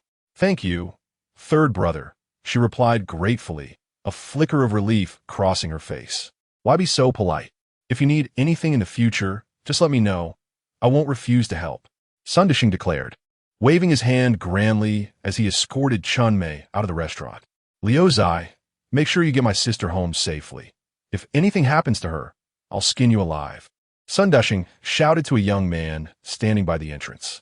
Meanwhile, Wang Yu was diligently working as Sun Qian and Yan, having experienced his expert massage techniques, felt rejuvenated and free of their previous ailments. Seizing the moment after their meal, they dragged Wang Yu over to continue pampering them. "Qian, this isn't how it works." Wang Yu lamented while working. "My shoulders still hurt. You should really focus on that." Sun Qian ignored his protests, commanding him to get on with it, while Yan simply sipped her tea, enjoying the banter between the 2. In the meantime, when Xin was unable to find rest, her mind restless, Wang Yu had sent her a message in the afternoon, informing her that he would not be coming over that night. Although she initially shrugged it off after dinner, recalling his earlier words, she brewed herself a cup of tea. Bored and uninterested in the television, she felt a void in her heart. Typically, at this hour, Wang Yu would be providing her with a massage.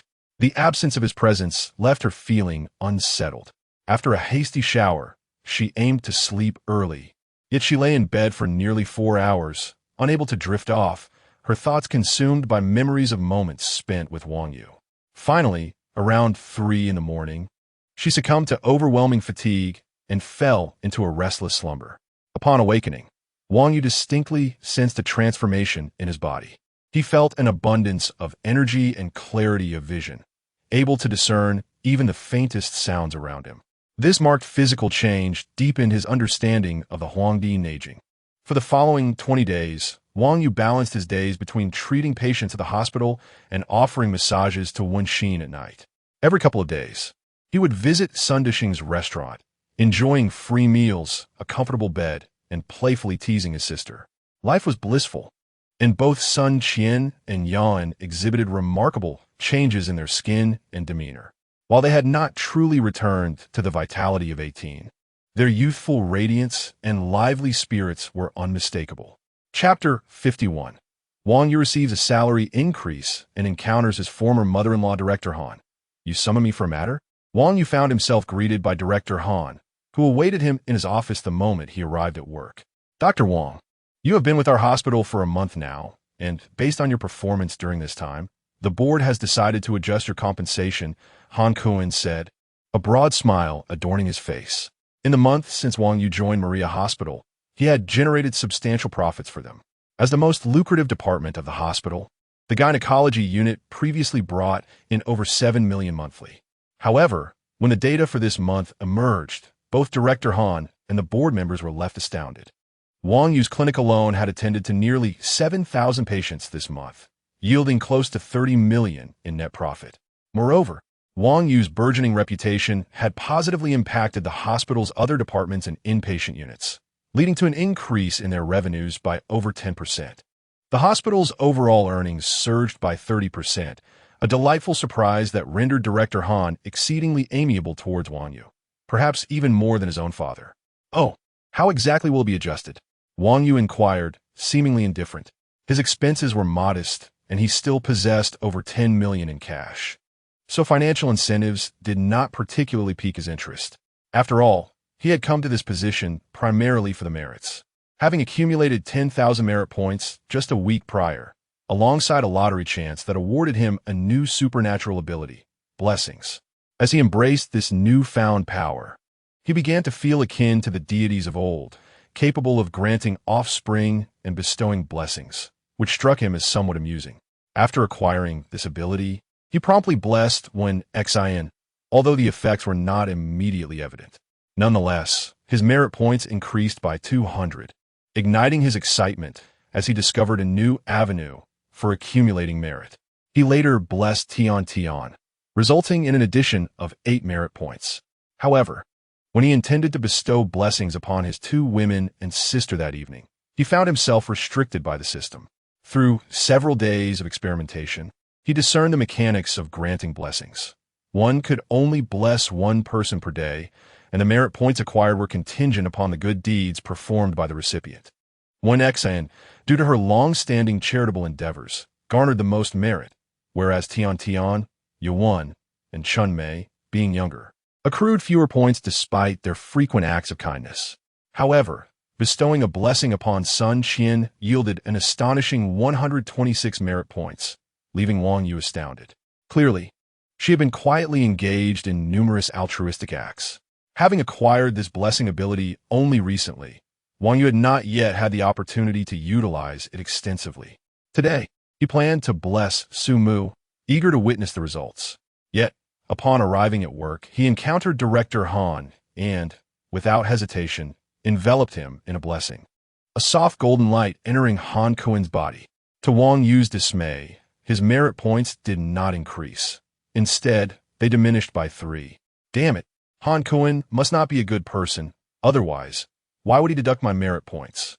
Wang Yu mused. Nonetheless, he rationalized that Han had not committed any egregious acts, but rather, his mercantile nature likely prioritized profit over virtue, leading him to engage in some unscrupulous dealings. Thus, the deduction of 3 merit points seemed a punishment for bestowing blessings upon an unworthy individual. This realization underscored the necessity of prudence in wielding his newfound power. Misallocating it could jeopardize the merit points he had painstakingly earned. "Dr. Wang, Mr. Wang, are you satisfied? Please feel free to voice any requests, Han Kuan inquired. Noting Wang Yu's expressionless demeanor and silence, mistakenly interpreting it as dissatisfaction with the adjusted compensation, which made him somewhat anxious. Oh, no, I'm quite satisfied. I appreciate the attention from you and the board, Wang Yu replied, attempting to reassure him. That's good to hear. Here is your commission for this month. Please accept it. Moving forward, your commissions will be deposited into this card.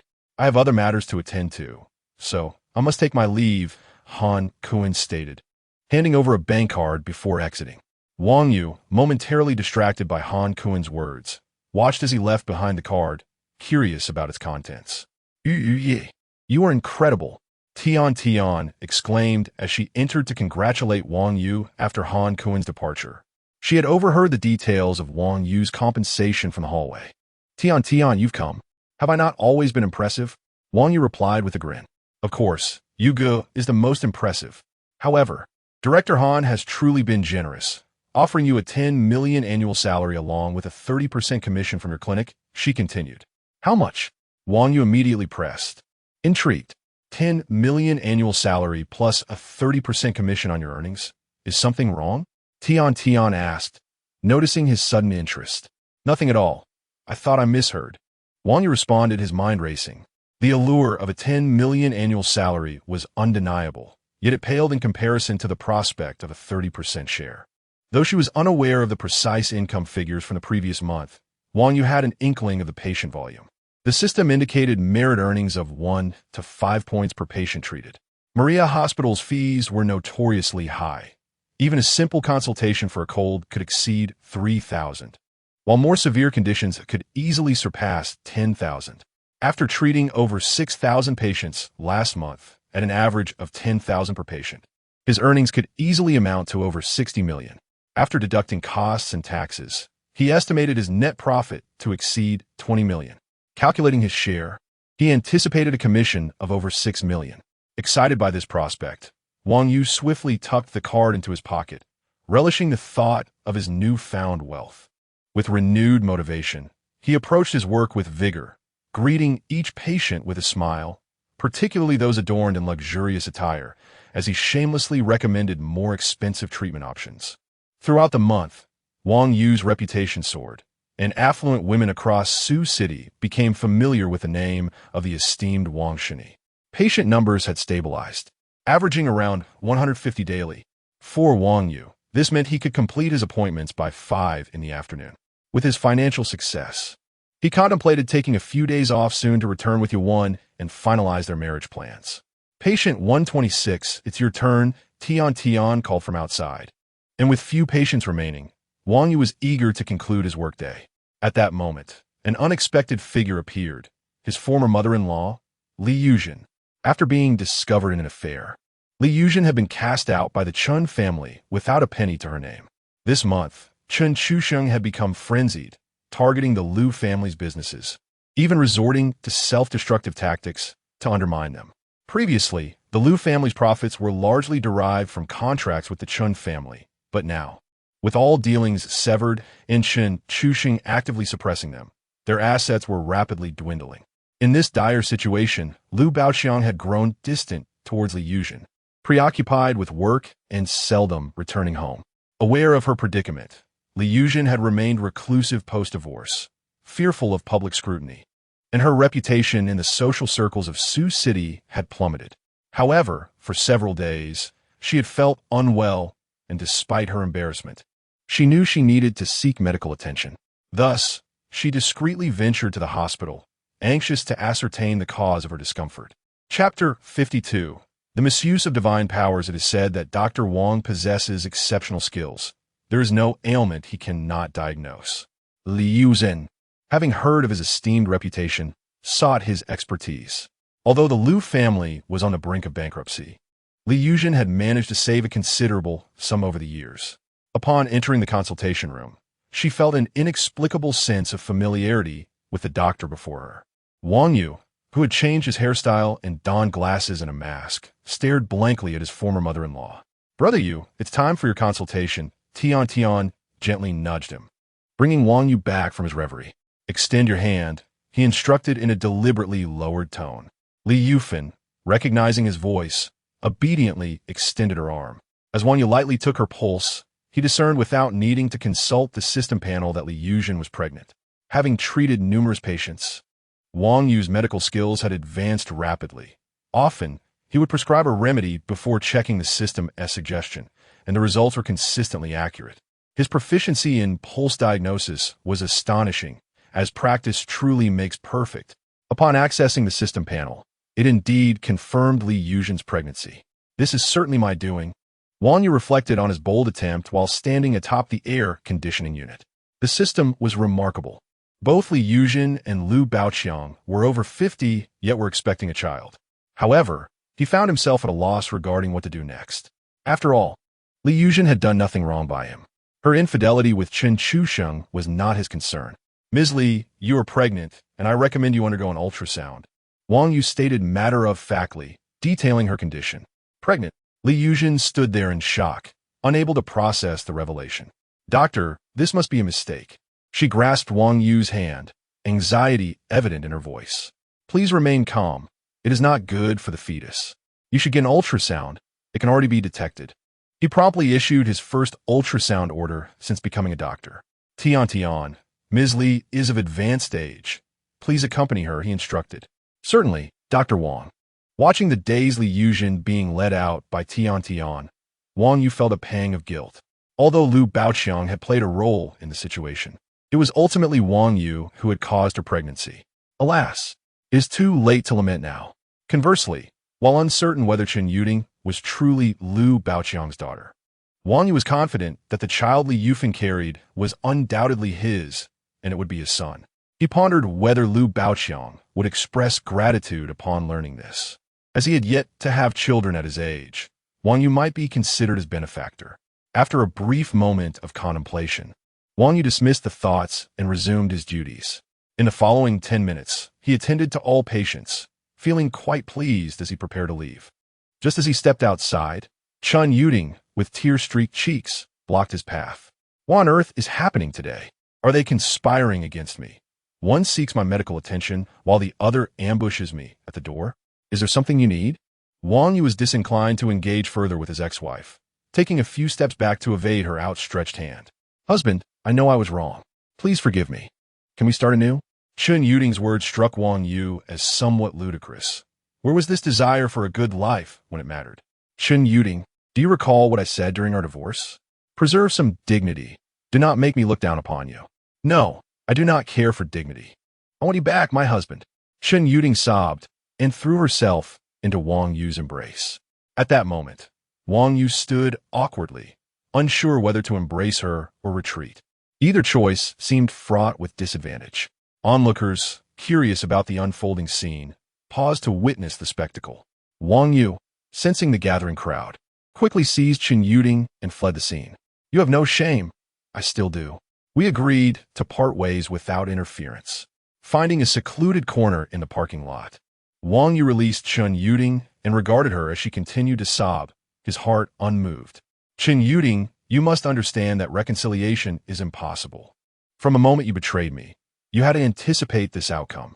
Husband, I truly recognize my mistakes. I will be with you every day at home. Is that agreeable? Every day at home?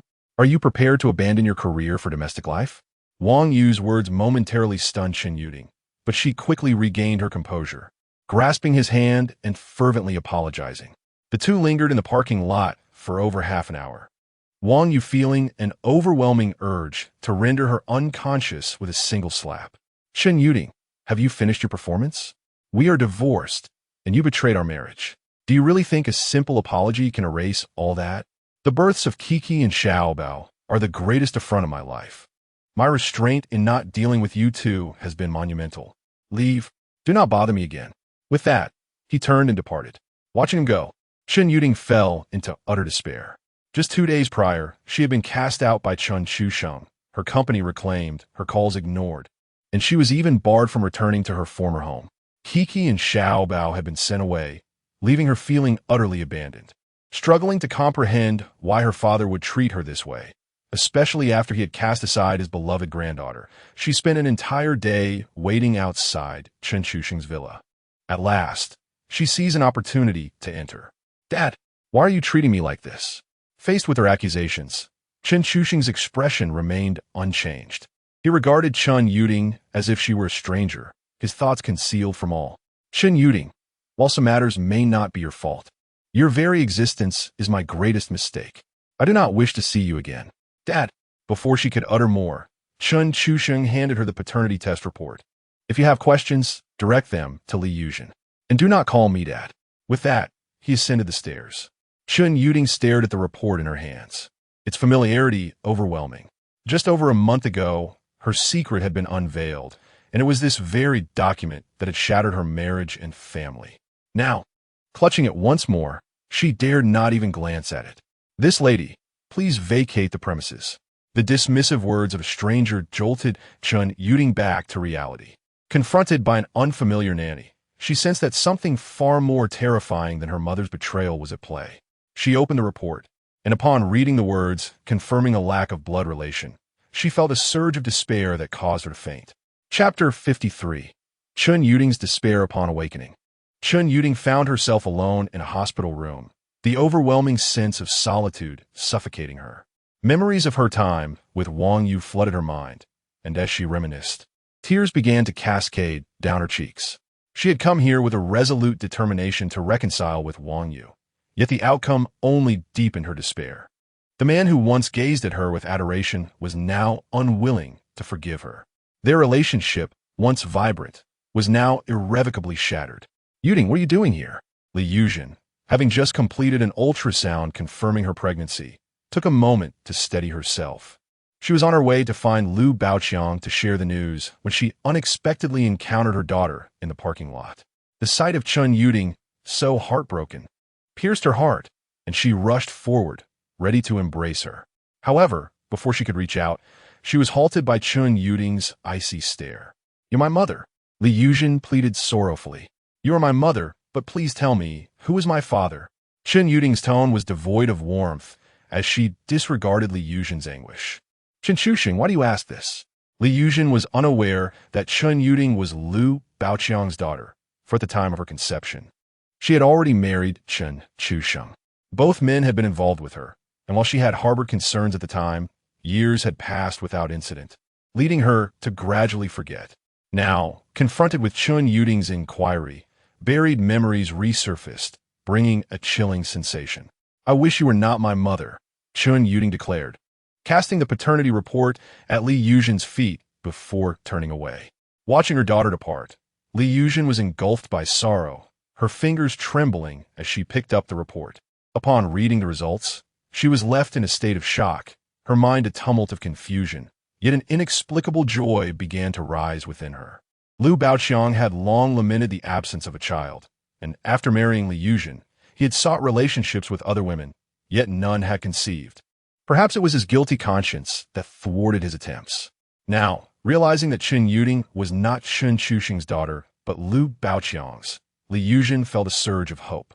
If he were to learn this news, he would undoubtedly be elated, and he would treat her with the same affection as before. The child she carried would only strengthen her position, for Lu Baoqiang, who had given up on fatherhood, would soon discover he had a 30-year-old daughter and was about to become a father again. The long-held desire of having a child would be fulfilled, ensuring a future of happiness as a mother of two. With her spirits lifted, Li Yuzhen quickly collected the report and dialed Lu Baoqiang's number. "Baoqiang, there's something I must tell you in person." "What is it? Can it be said over the phone?" His tone was impatient. "You need to come home immediately. This is vital and undoubtedly good news." Li Yuzhen dismissed his impatience, and upon returning home, she thrust the ultrasound results and paternity report before him. Convinced that he would be so overjoyed he'd gladly kneel to wash her feet. "Fine, I will come home right away." After a moment of contemplation, Lu Baoqiang decided he needed to hear what Li Yuzhen had to share, as he felt on the brink of madness from Chen Chuxing's relentless pressure. His once vast fortune had dwindled to a mere 20 million under unyielding scrutiny, and he dared not expose the truth of his endeavors, suffering in silence. Meanwhile, Chen Yuding wandered aimlessly through the streets, devoid of direction or a sense of belonging. Her lover had been unreachable for quite some time. the last communication urging her to wait a few more days. Initially, she had held onto a shred of hope, believing that her bearing 2 children for him would matter. But days without contact had extinguished even that flicker of optimism. Her father had cast her from their home, reclaiming her assets, leaving her with only the apartment Wang Yu had purchased and the 1 million given at their divorce. Though these possessions were substantial, they offered little solace to someone like Chun Yuding, who had grown accustomed to a life of privilege. Her attempt to reconcile with Wang Yu had been her last hope, but the aftermath had dealt her a crushing blow. As she walked, she felt as though her spirit had been extinguished, a mere shell of her former self. Her once idyllic family was in ruins. Her husband's departure, her mother's betrayal, her father's indifference, and the shocking revelation of being the daughter of her mother's lover. The suffocating weight of despair threatened to drive her to madness. Crossing a bridge, she gazed down at the rushing waters below, contemplating whether leaping into the abyss might offer a release from her torment. Jutin, no. Just as she removed her shoes and prepared to climb over the railing, a young man sprinted toward her, calling out urgently. Turning to face him, Chun Yuding offered a bitter smile. Was this a mirage? Why did he appear just as she contemplated ending her life? A surge of resentment coursed through her, had it not been for his relentless seduction. She believed she would have found happiness with Wang Yu. Yuding, Wan Liang grasped her just as she was about to jump, pulling her back from the precipice. Let me go. This is all your fault. If it weren't for you, I wouldn't be here. In a fit of desperation, Chun Yuding struggled fiercely, biting down on Wan Liang's arm. The sharp pain coursed through him, yet he held her tighter. After a moment of struggle, Chun Yuding's strength waned. Having gone 2 days without nourishment, she felt utterly spent. Wan Liang, you destroyed my family. I despise you. Her gaze at him was a tumult of emotions, a mixture of relief at being saved and bitterness over her abandonment. Do not worry. I will not leave you again, Wan Liang responded, disregarding her words as he lifted her into his arms, making his way to the car parked by the roadside. As he opened the door and settled into the back seat with her, memories of their first encounter flooded back to him. He had been a freshman, while Chun Yuding was a senior. Captivated by her, he pursued her fervently for 2 months until they finally became a couple. Yet their happiness was short-lived. After just a month, his mother sent him abroad, forbidding him to date during his college years. Yielding to her demands, he had no courage to resist, and their parting was marked by a night of unforgettable intimacy, with Wan Liang vowing to return. Chapter 54. The Past of Chun Yuding. However, Wan Liang could never have anticipated that, 2 years later, he would receive news of Chun Yuding's marriage. After extensive inquiries, he discovered that merely 2 months after their separation, she had begun a relationship with another man. Upon learning this, Wan Liang was almost driven to the brink of rage. He confronted Chun Yuding, only to be informed that she had been pregnant at the time and, in her fear, sought companionship. When he inquired about the child, she revealed that she had terminated the pregnancy clandestinely. Astounded, Wan Liang pondered why she would seek a partner if she intended to terminate the child. Chun Yuding's reasoning left him utterly bewildered. Despite his anger, a lingering affection for her remained, especially after her marriage, which imbued her with a newfound allure as a wife. Unable to resist, Wan Liang yearned to embrace her, but she firmly rebuffed him, declaring her love for her husband and requesting that he no longer disrupt her life. This incensed Wan Liang, who contemplated confronting Wang Yu, viewing him as the thief of his beloved and the bearer of his humiliation. Yet, reflecting on his status as a university student still under his mother's authority, he chose to abandon the idea, knowing he could not offer Chun Yuding any assurances. Nevertheless, gazing at the enchanting woman before him, he felt an insatiable desire to indulge in her presence. She was his ethereal muse. With renewed vigor, he pursued her more fervently. Knowing her preferences intimately, Wan Liang succeeded in winning her over within a week. Thus, the two embarked on a secretive liaison, concealed from Wang Yu. Upon graduating, Chun Yuding expressed her desire to divorce Wang Yu and marry Wan Liang. However, to inherit his mother-esque company, Wan Liang hesitated, particularly since Chun Yuding was still married. The thought of his mother discovering that he had disobeyed her wishes during his studies, particularly in pursuing a married woman, terrified him. Wen Liang endeavored to placate Chen Yuding while diligently working, eventually earning his mother's approval. When he was appointed as acting general manager, he was overjoyed. After making a brief phone call to Chen Yuding, he immersed himself in company affairs, remaining occupied until today, when he finally found time to reach out to her. However, his calls went unanswered, and an unsettling premonition gripped him. He mobilized his connections to search for her in Sioux City and soon found her wandering despondently in the streets. Upon confirming her location, Wen Liang rushed to her side, only to witness her preparing to leap into a river. The sight nearly shattered his composure. As he embraced her, a profound sense of reassurance washed over him. Yuding, my mother has finally relinquished her control over me. We can be together forever now. In that moment of despair, Chen Yuding's eyes gradually lit up at Wen Liang's words. You're not deceiving me. You truly can marry me? Yes, indeed. Hearing Wen Liang's promise, Chen Yuding collapsed into his arms, weeping uncontrollably. The month of turmoil had plunged her from bliss to despair, and now, with Wen Liang's assurance, her pent-up emotions erupted. If Wang Yu had witnessed their embrace, his perception of Chen Yuding would have undoubtedly shifted. Just an hour prior, she had professed her remorse and vowed to lead a better life. Yet here she was, in another man's arms. Ah, women! Wang Yu mused after parting ways with Chen Yuding, feeling unsettled as he arrived at Wenxin's home, his face devoid of its usual smile. What is wrong? Have you encountered some trouble? During dinner, Wenxin could no longer contain her curiosity. Wang Yu, feeling no need to conceal the truth from her, recounted his afternoon's events, leaving Wenxin astounded. Your ex-mother-in-law is quite formidable. I never imagined such a woman existed. I hadn't anticipated it either, but it's of no concern to me. Then why the long face? Don't you want to spend time with me? No, it's just that my ex-wife came looking for me, and it disgusted me. While Wenxin felt a twinge of sympathy for Chen Yuding's plight, she also recognized that her actions did not warrant pity. After dinner, holding a teacup, she gazed at the busy Wang Yu, unable to suppress the feelings she had harbored for days.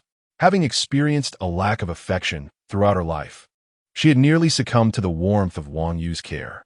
Their relationship was on the verge of breaking through the final barrier. Realization Wang Yu also sensed. However, considering the child she carried, he hesitated to express his feelings, fearing it might affect Wenxin's mood. After tidying up, they entered the bedroom. As Wenxin lay down, she looked at Wang Yu, who was preparing to give her a massage, and could not help but ask, "Will you stay tonight?" Wang Yu, taken aback, was momentarily stunned. Yet, upon seeing the hopeful look in Wenxin's eyes, he nodded in agreement. Let us get some rest. We can continue the massage in the morning. With that, Wenxin covered her head with a blanket. All right, I'll do as you wish. Wang Yu could hardly refuse her request. Although aware of Wenxin's pregnancy, he believed he could be cautious. I'll go take a shower. Okay. That night, Wenxin experienced Wang Yu's tenderness, a sensation entirely distinct from before. He treated her as a cherished treasure, exercising utmost care. In his embrace, she felt immense satisfaction and drifted into a deep, blissful slumber. In the morning, as they awoke simultaneously, Wang Yu could not resist planting a kiss on Wenxin's face. You truly want to find me repugnant? Wenxin, like a languid kitten, nestled against his chest. Not all, but I am already 45. In a few years, you'll still be youthful while I will have aged. A hint of melancholy tinged Wenxin's voice. How could you possibly grow old? You will remain youthful and beautiful throughout your life. Wang Yu gently cradled Wenxin's face in his hands, admiring her closely. Feeling shy under his intense gaze, Wenxin playfully pinched him. Enough flattery. As long as we could be together for a few years, I will leave when I can no longer maintain my beauty. The significant age difference compelled Wenxin to confront reality, deciding to part ways with Wang Yu when she felt she could no longer hold onto her allure. Miss Wen, follow me, Wang Yu instructed, leading her to a full-length mirror without explanation, disregarding their lack of clothing. Standing behind her, he held her closely, resting his head gently atop hers. Look, do you see any changes in yourself? Initially shy and with her eyes closed, Wenxin could not help but open them upon hearing Wang Yu's words. When she beheld their reflection in the mirror, she playfully pinched his side. You're incorrigible. Let go of me. Feeling her struggle, Wang Yu found it challenging to maintain his composure. Don't move. Just observe your transformation. he urged, tightening his embrace as he encouraged her to face the mirror. Chapter 55. Deception. When Xin realized that Wang Yu was not joking, suppressing her shyness, she gazed earnestly at her reflection in the mirror. Her figure remained flawless, her skin as pristine as fresh snow, and her complexion radiant with a healthy glow.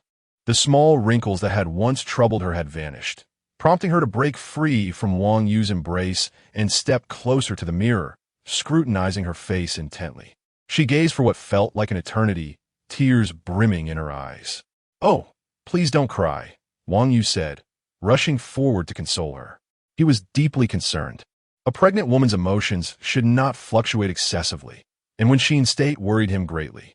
He had invested considerable effort in safeguarding their child from the brink of miscarriage over the past few days. "No, I'm not crying," Wen Xin exclaimed, hastily wiping her cheeks. Suddenly, she turned and enveloped Wang Yu in a tight embrace, her voice quivering slightly as she spoke.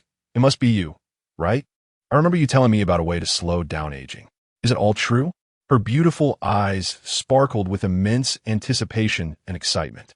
Wang Yu smiled gently and replied softly, "Of course, I would never deceive you."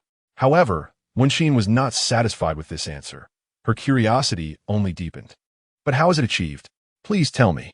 Her round, expressive eyes were filled with an insatiable thirst for knowledge. Meeting Wen Xin's unwavering gaze, Wang Yu's lips curled into a sly smile as he deliberately prolonged his words. "Oh, do you truly wish to know?"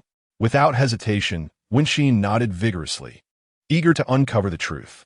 With a mischievous grin, Wang Yu replied, "All right, I will share the details with you." They lay side by side once more, their bodies closely intertwined. Taking a deep breath, Wang Yu began, "I have been diligently practicing a unique technique, one of remarkable power." Wen Xin's interest was piqued, and she eagerly asked, "What kind of miraculous technique is it?" With a mysterious smile, Wang Yu teased, "The name of the technique is not important. What matters is its astonishing effect. It allows us to retain our youth forever." Wen Xin's eyes widened in disbelief. "Is that true? That's incredible. But how do you accomplish it? Do you massage me every day?" Wang Yu shook his head gently, smiling as he explained, "It's not that simple. What is it then? Come closer." "Let me tell you," as Wang Yu elaborated. Wen Xin gradually grasped some of the concepts, yet she still felt something was amiss. Nevertheless, observing her appearance, which seemed at least a decade younger, left her no choice but to believe him. "You haven't deceived me, have you?" Wang Yu said with a hint of pride. "Yes, dear, you are wonderful. I knew no woman could resist such temptation." He planned to take a leave from the hospital and accompany Yan back to the village to discuss their relationship with their parents and formally propose. "I'll be going now. I'll visit you in a few days." After planting a kiss on Wen Xin's forehead, Wang Yu departed. Upon arriving at the hospital, he headed straight to Director Han's office. After explaining his intentions, Han Kuan granted him 3 days of leave without hesitation. Leaving the director's office, Wang Yu prepared to visit Yan, intending to take her car shopping first and then return home in the afternoon. He had been so busy lately that he hadn't had time to replace his old car, but now he finally found a moment to spare. "Dr. Wang, hurry! Director Su is looking for you," Tian exclaimed, rushing toward him and pulling his hand. "What is the matter, Tian? Quickly. A patient was just brought in from the police station, shot multiple times. Director Su wants you to help immediately." "Let go. Gunshot wounds are a surgical matter. What does it have to do with us in obstetrics? Come on. Saving lives is urgent." There is no time to explain. Seeing the anxious little nurse, Wang Yu decided not to hesitate any longer and sprinted toward the operating room. Upon arriving at the door, he saw several police officers gathered, their faces etched with distress. Make way. Dr. Wang is here," Tian shouted as she pushed through the crowd. The officers quickly parted to allow them entry, and before Wang Yu could react, he was pulled inside by Tian. After donning protective gear, he approached the operating table. At that moment, Su Mu was diligently working, and upon noticing Wang Yu's arrival, she immediately said, "Dr. Wang, the patient is in critical condition with multiple penetrating gunshot wounds. There are 3 bullets lodged inside her, and I'm not confident I can save her, so I need your help. But I've never performed surgery before. I don't know what to do in this situation. Just focus on monitoring the patient's condition. I need you to use your acupuncture skills to control the bleeding. Remember that pregnant woman you saved from severe hemorrhaging? You can do this. All right, I'll do my best. Wang Yu felt a sense of relief upon entering. He had noticed that the patient on the operating table was a woman, and with his systematic knowledge, he was confident in assessing her condition. He took the patient's pulse, and the system immediately displayed her current status. It was similar to what Su Mu had described, but offered more detail. Observing the still bleeding wounds, Wang Yu wasted no time and began using silver needles to stop the bleeding. After inserting several needles, the bleeding finally ceased. Su Mu also let out a sigh of relief. She first disinfected the 4 penetrating wounds and then began suturing them. Wang Yu continued to monitor the patient's state, using silver needles to halt any new bleeding as it occurred.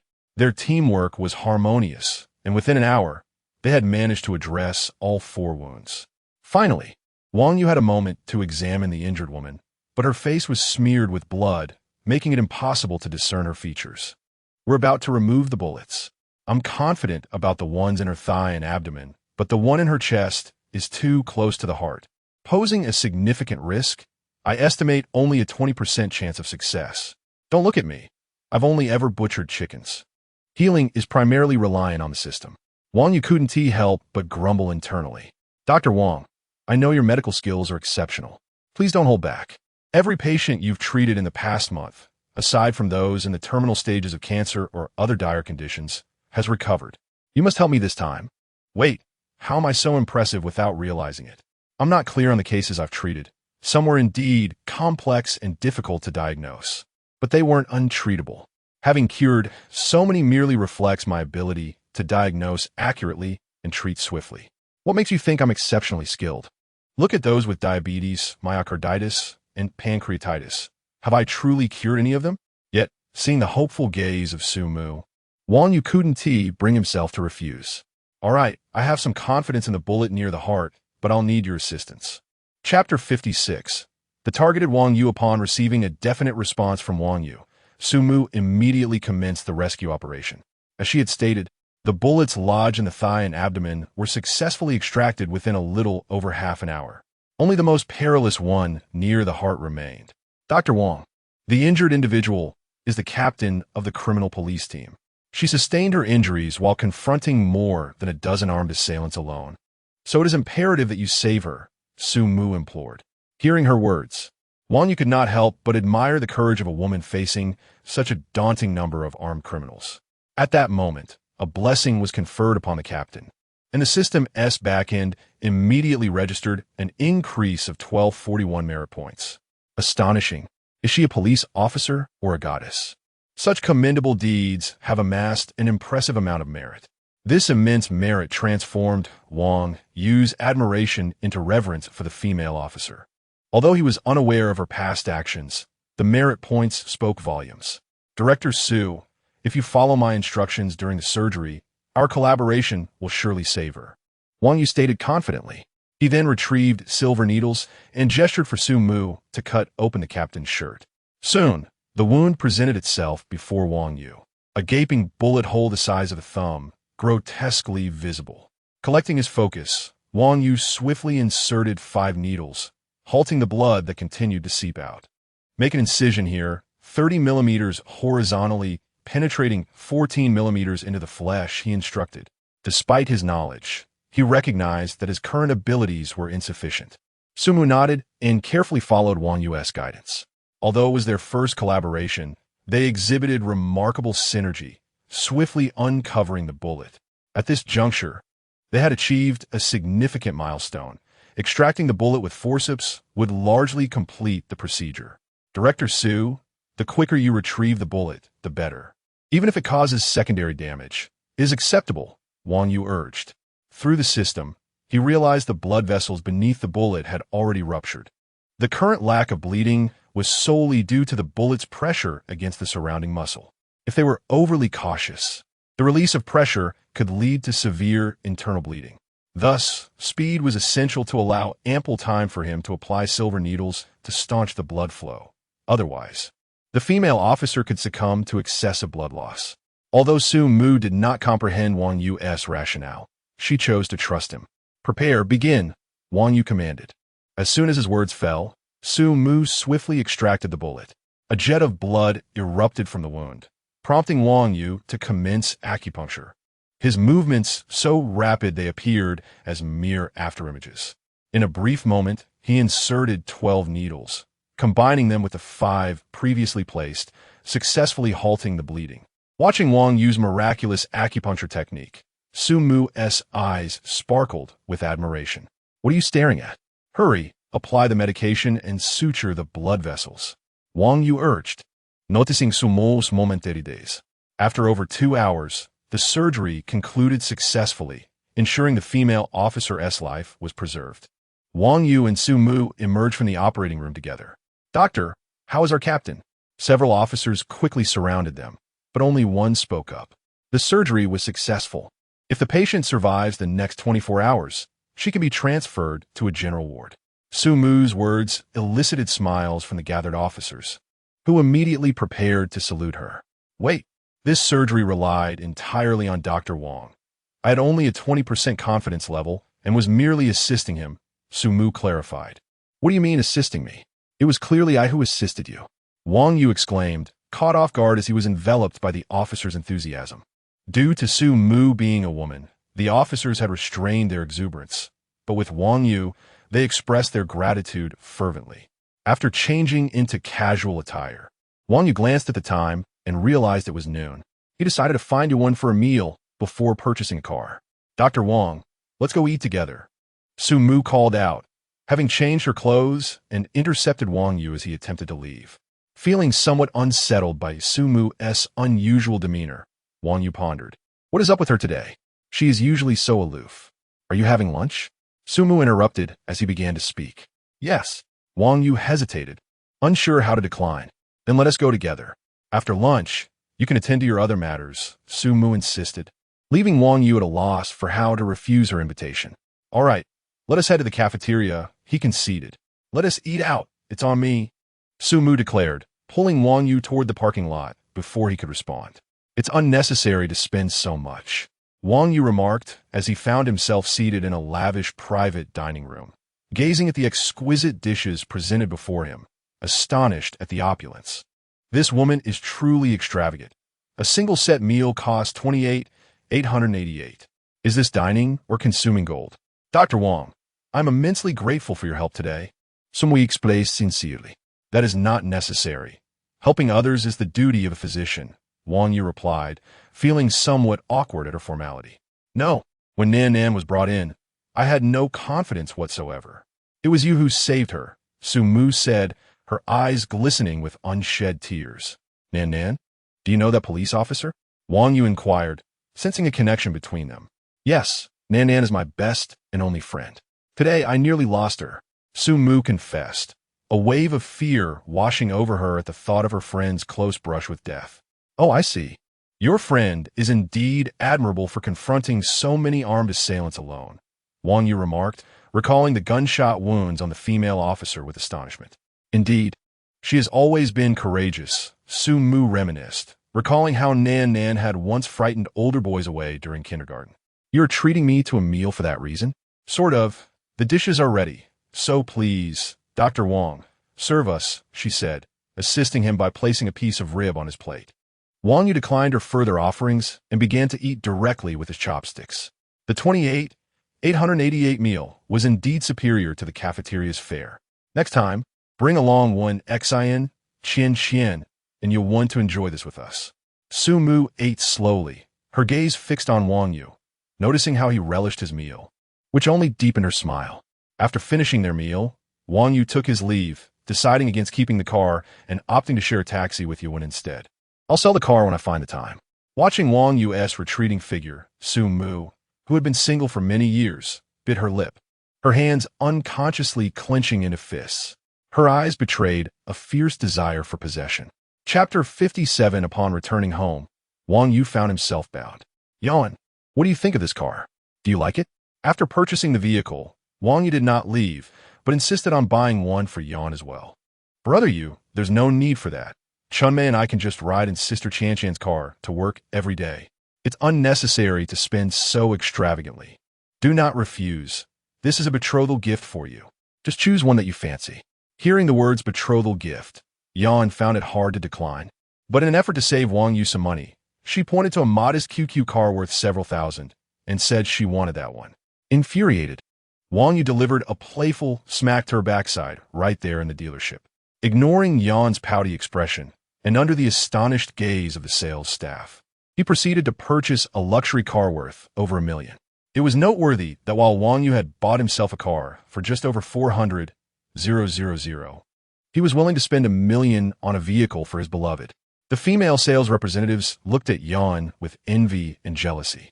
After completing the transaction, Wang Yu instructed someone to drive Yan's new car to the Tianjie restaurant, then called Sun Dashing to assist in receiving it before heading back to the village. As for Chunmei, his sister had just started her job, and taking leave would adversely affect her future prospects. Although he and Sun Qian were now one family, this made it all the more important for him to perform well. One must not bring shame to their sister-in-law. This was Wang Yu's understanding. As for his sister Chunmei's thoughts, he would wait until he and Yan returned to discuss that. On the way back to the village, Wang Yu drove with one hand, a blissful smile illuminating his face. Yan, with her cheeks flushed, tightly closed her eyes, bit her lip, and gripped the seat belt across her chest. Unable to contain herself any longer, she pinched his mischievous hand hard. Then she reclined the seat back and crawled to the back, adjusting her clothes and reflecting on the earlier events, wishing she could nibble on that naughty hand some more. As the saying goes, joy invigorates the spirit. Driving his new car with his lovely wife beside him, Wang Yu hummed a tune and relished the fruit that Yan had peeled for him, basking in sheer happiness. Soon, they arrived back in the village, where Wang Yu first dropped Yan off at her home before returning to his own. It was still before mealtime, and the front door of his house was ajar. The fragrant smoke wafting from the kitchen made Wang Yu swallow hard. "Mom's cooking smells so good. Mom, I'm home." He pushed open the door and hurried to the kitchen, where his mother was still busy, filling his heart with joy. He had fulfilled the promise he made when he left the village. Thinking about the 2 children due in 9 months, he felt a warm glow inside. His mother's long-held wish was finally about to come true, and he finally had a reason to bring his parents to the city to care for them. In less than 2 months since the divorce, he had acquired 3 women, 2 children, and assets worth over 10 million. Indeed, Chen Yuding was a disaster. He resolved to keep his distance from her in the future. "Mom." His mother turned around, and upon seeing her beloved son, she opened her arms for an embrace. Picking up a rolling pin from the countertop, she swung it at Wang Yu's head. "What you told me on the phone was true. You didn't deceive me." "I didn't deceive you, Mom. Everything I said is true. I came back to the village with her today." Wang Yu, undeterred by his mother's rolling pin, embraced her and planted a kiss on her cheek. His mother was pleased with her son's demeanor, but her focus quickly shifted to the daughter-in-law. Grabbing Wang Yu by the ear, she pulled him away from her and made her way out of the kitchen to see her new daughter-in-law. After circling the yard and peeking inside the house, she found no one. "Where's she? Where's my daughter-in-law?" The old lady felt as though she had been tricked by her son and angrily questioned Wang Yu. "Mom, please sit down and don't be upset. This daughter-in-law is someone you know well." "Who?" "Don't give me that silly grin. I know many people. Just tell me who it is." "Chunmei's classmate, the daughter of Uncle Song. That girl Yon." "Yes, we returned together, and she has probably already told her family." Upon hearing this, Wang Yu's mother immediately stood up from her seat and paced back and forth in the room. "What are you thinking? A second marriage, and yet you pursue a young lady. If Uncle Song comes over to beat you, I won't intervene." Wang Yu shrank back at the mention of Uncle Song, knowing his temper was notoriously poor, especially with Yan having 2 older brothers who were quite imposing. Just then, a commotion erupted outside. Curiosity piqued, Wang Yu stepped outside to investigate. My goodness, did the Song family come in full force? A dozen burly men surrounded Uncle Song and his 2 sons, all 3 of them seething with rage as they stood at the entrance of Wang Yu's home, ready to speak as soon as they spotted Wang Yu's head peeking out from the door. "You little rascal, so you really are home." Uncle Song could no longer contain his fury upon seeing Wang Yu. He had nurtured his precious daughter for over 20 years, only for her to be taken advantage of by this scoundrel after just a few days. He had thought Wang Yu to be a decent young man with his thick eyebrows and big eyes. When he learned of Wang Yu's divorce, he even expressed regret on his behalf. Who would have thought that this rascal would turn around and take advantage of his daughter? Uncle Song, please don't be angry. Hear me out. What nonsense? Find him. With a single command, the dozen men surged forward, quickly restraining Wang Yu. At that moment, Wang Yu's mother emerged from the house. Wang's wife, I won't discuss matters with you women. Go get your head of the family. I will wait here for him to provide an explanation. After saying that, she gestured for everyone to leave. Wang Yu's mother watched in a panic as her son was taken away like livestock. She rushed back inside, grabbed her phone, and called her husband. Hurry home. The Song family has taken our son. What? That old scoundrel Song. Jianjun dares to take my son? No time to explain. Hurry back. Our son has slept with their daughter. The Song family's girl? Slept with her? Wang Yu's father, who had been angry and shouting, was rendered speechless by that single revelation. His son was impressive, embodying his father's former prowess. The atmosphere shifted instantly. The earlier aggression vanished, replaced by a smile as he said to Wang Yu's mother, "This daughter-in-law seems quite promising. Just wait, I will return right away and finalize this marriage proposal tonight." Hey, didn't you hear me? Our son has been taken away. Aren't you going to save him before discussing marriage? No worries, that kid is tough. A few it's 1T hurt him. Go find a matchmaker and prepare some gifts. Tonight, we will go to the Song family to propose. Chapter 58. Never pretend to be clever in front of your father and father-in-law, haha. In-laws. Wang Yu's father and relatives arrived at the Song family with a plethora of gifts, their hearts brimming with joy as they beheld Song Jianjun seated in the courtyard. As for Wang Yu, bound to the side, he was completely ignored. Wang Zhantao, silence yourself. Who do you think you are to call me your in-law? Song Jianjun glared at him, his nostrils flaring with indignation. He had intended to assert his authority when the Wang family arrived, yet this man was utterly unpredictable. Behind him, a throng of Wang relatives appeared, bearing pigs, carrying grains, and holding oil, with 2 large trays in their hands. Were they here to negotiate? Clearly, they came bearing betrothal gifts. In-law, please don't be angry.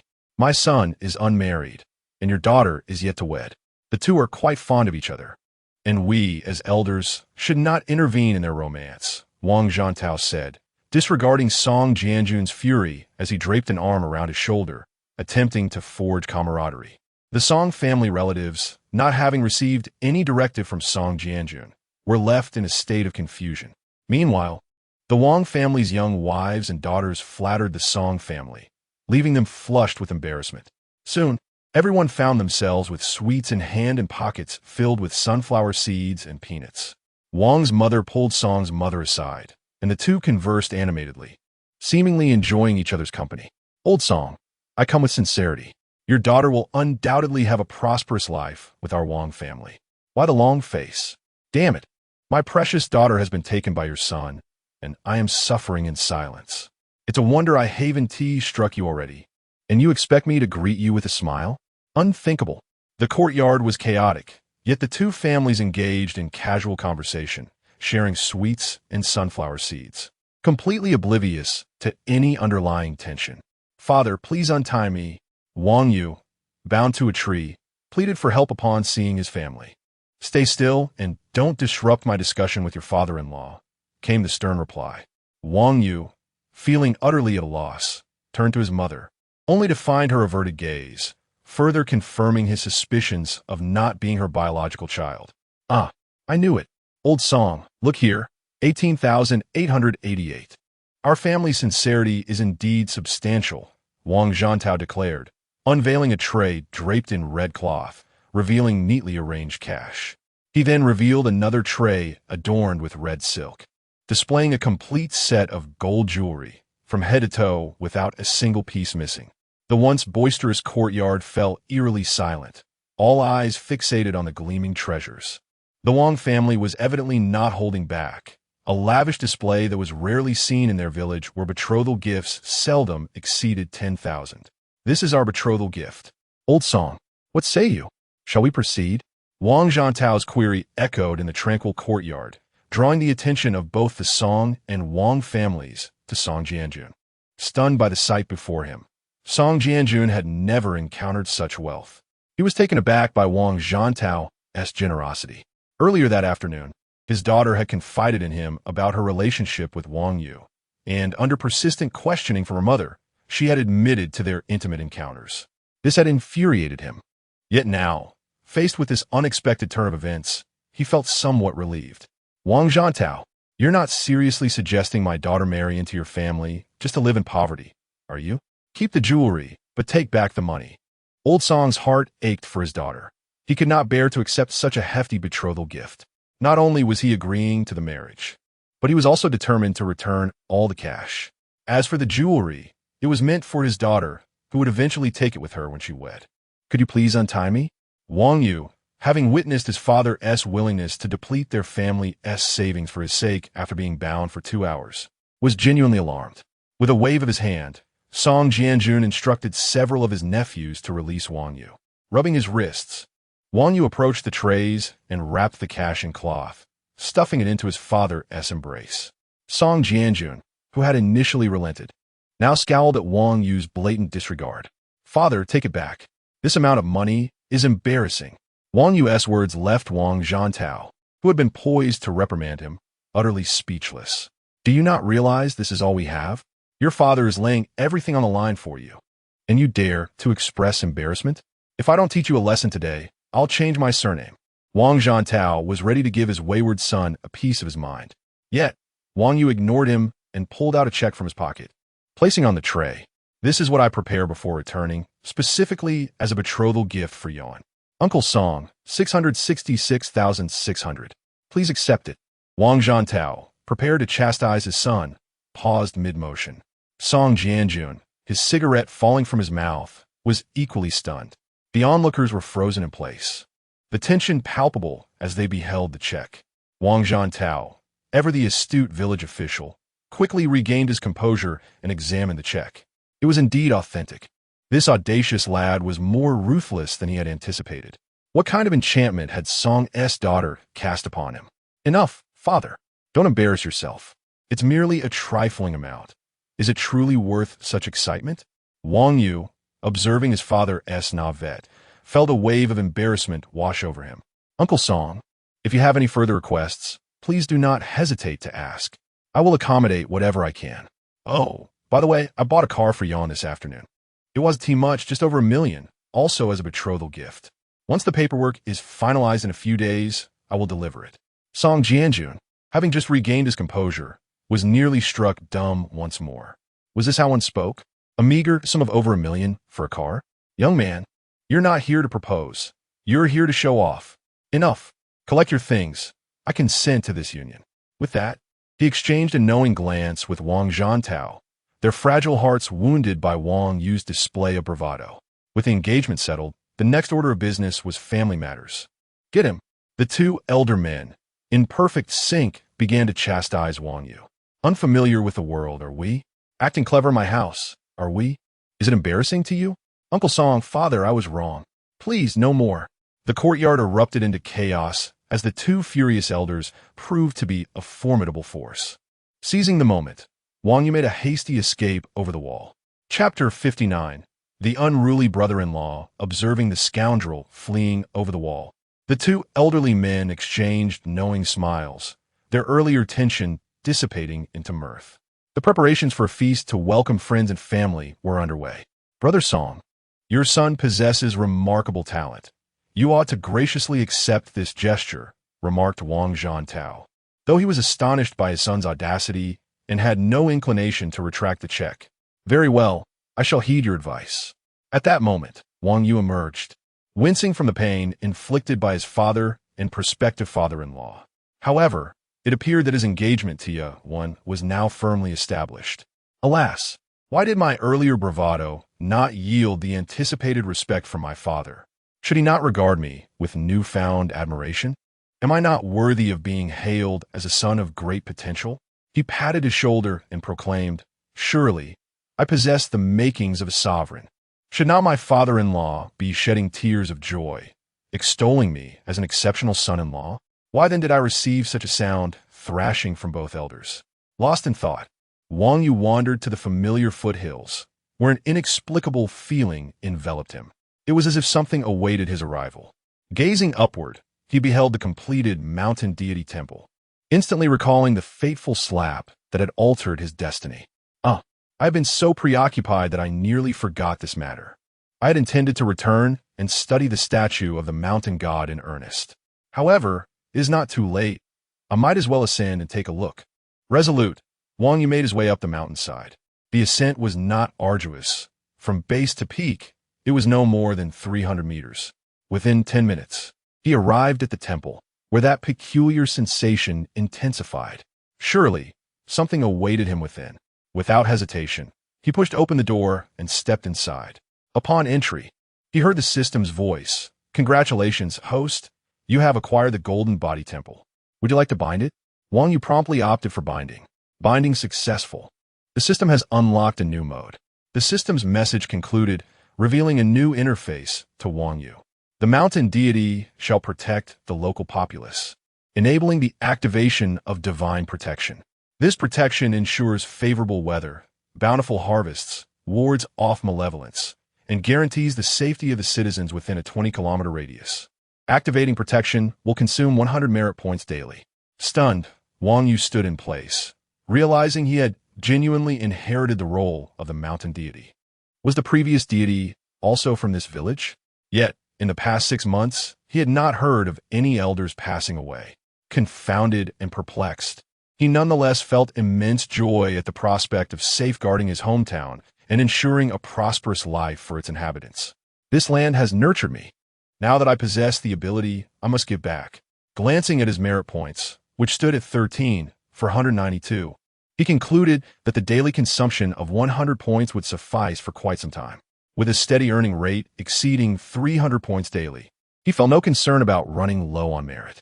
Moreover, with the blessing granted once each day, after his last experience with the policewoman that drastically increased his points by over 1,000, he was certain that mastering the correct usage of these blessings would accelerate his merit accumulation even further. He immediately activated divine protection, and his merit points dwindled by 100. Upon activation, a refreshing breeze enveloped him, and fine rain began to fall over the 20-kilometer radius. Wang Yu felt a profound sense of connection with the land beneath his feet. The marks left by the ropes and the swelling from the previous blows gradually faded, and in mere minutes, he felt invigorated and entirely at ease. Just as he reveled in this newfound sensation, his phone rang. It was his dear mother calling. "Hello. What is it, mother? Where have you gone? Hurry back for dinner. We've been waiting for you," she chided, though her words could not suppress her delight. "All right, mother. I'm on my way." After ending the call, Wang Yu, buoyed by a cheerful disposition, hastened toward the Song residence. He felt as light as a feather, as if his strength had increased substantially. Upon entering the Song household, he found 2 tables set in the living room, where 20 or so guests were joyously toasting one another. His father and Uncle Song sat together, laughing heartily as if they were brothers. "Come, sit here," Wang Zhantao beckoned, pointing to an empty spot at their table. "Where's my mother?" Wang Yu asked, noticing the absence of women in the room. "The women are in the back. Your mother is with them," explained Song Jianjun, who had grown less irritated with his son-in-law, recognizing that capable individuals would earn respect wherever they went. "Uncle Song, may I speak with you when?" Wang Yu inquired, noting the improved demeanor of his prospective father-in-law. Although everything seemed to be falling into place, he felt uneasy not having seen Yuan. Upon hearing Wang Yu's request, Song Jianjun recalled the earlier incident where this young man had taken liberties with his daughter. He chose to ignore Wang Yu, focusing instead on drinking with Wang Zhantao. Wang Yu scratched his nose, feeling unperturbed. "If you want tea, tell me. I shall find out myself." He prepared to rise and venture into the back room, but his thoughts, however noble, were thwarted by Yo Wen's 2 brothers, who were not merely bystanders. One brother gripped his shoulder, forcing Wang Yu back into his seat. "Brother-in-law, whatever it is can wait until tomorrow. For now, just sit quietly." The elder brother glared at Wang Yu, increasingly irritated by the thought of the young man having deceived his younger sister. "Come, brother-in-law, let us drink," the younger brother said with a grin, lifting his cup. "I must confess, I am not very adept at handling my liquor," Wang Yu admitted, feeling a bit guilty in the presence of his 2 uncles. "Drink." The elder brother would not allow Wang Yu to refuse, pouring him a full glass of liquor. If you insist." I shall partake without reservation. Wang Yu raised his glass and began to drink with his two uncles. Half an hour later, the younger brother was honorably escorted away, muttering incomprehensibly as he left. Wang Yu, having witnessed his uncle's drunken state, smiled and raised his glass to catch the attention of the eldest uncle, who was attempting to escape. "Come, dear uncle, drink up," Wang Yu declared, exuding confidence. Seeing Wang Yu's brazen demeanor, the eldest uncle slammed the table and replied, "Very well, we shall drink." He downed his drink in one go and then called over to the others at the table, "Tiger, Stone, Sanwa, come over and keep our brother-in-law company." Turning around, Wang Yu was taken aback to see three robust young men in their 20s approaching with drinks in hand. "What the? Uncle, you are disregarding the etiquette of drinking." "Huh.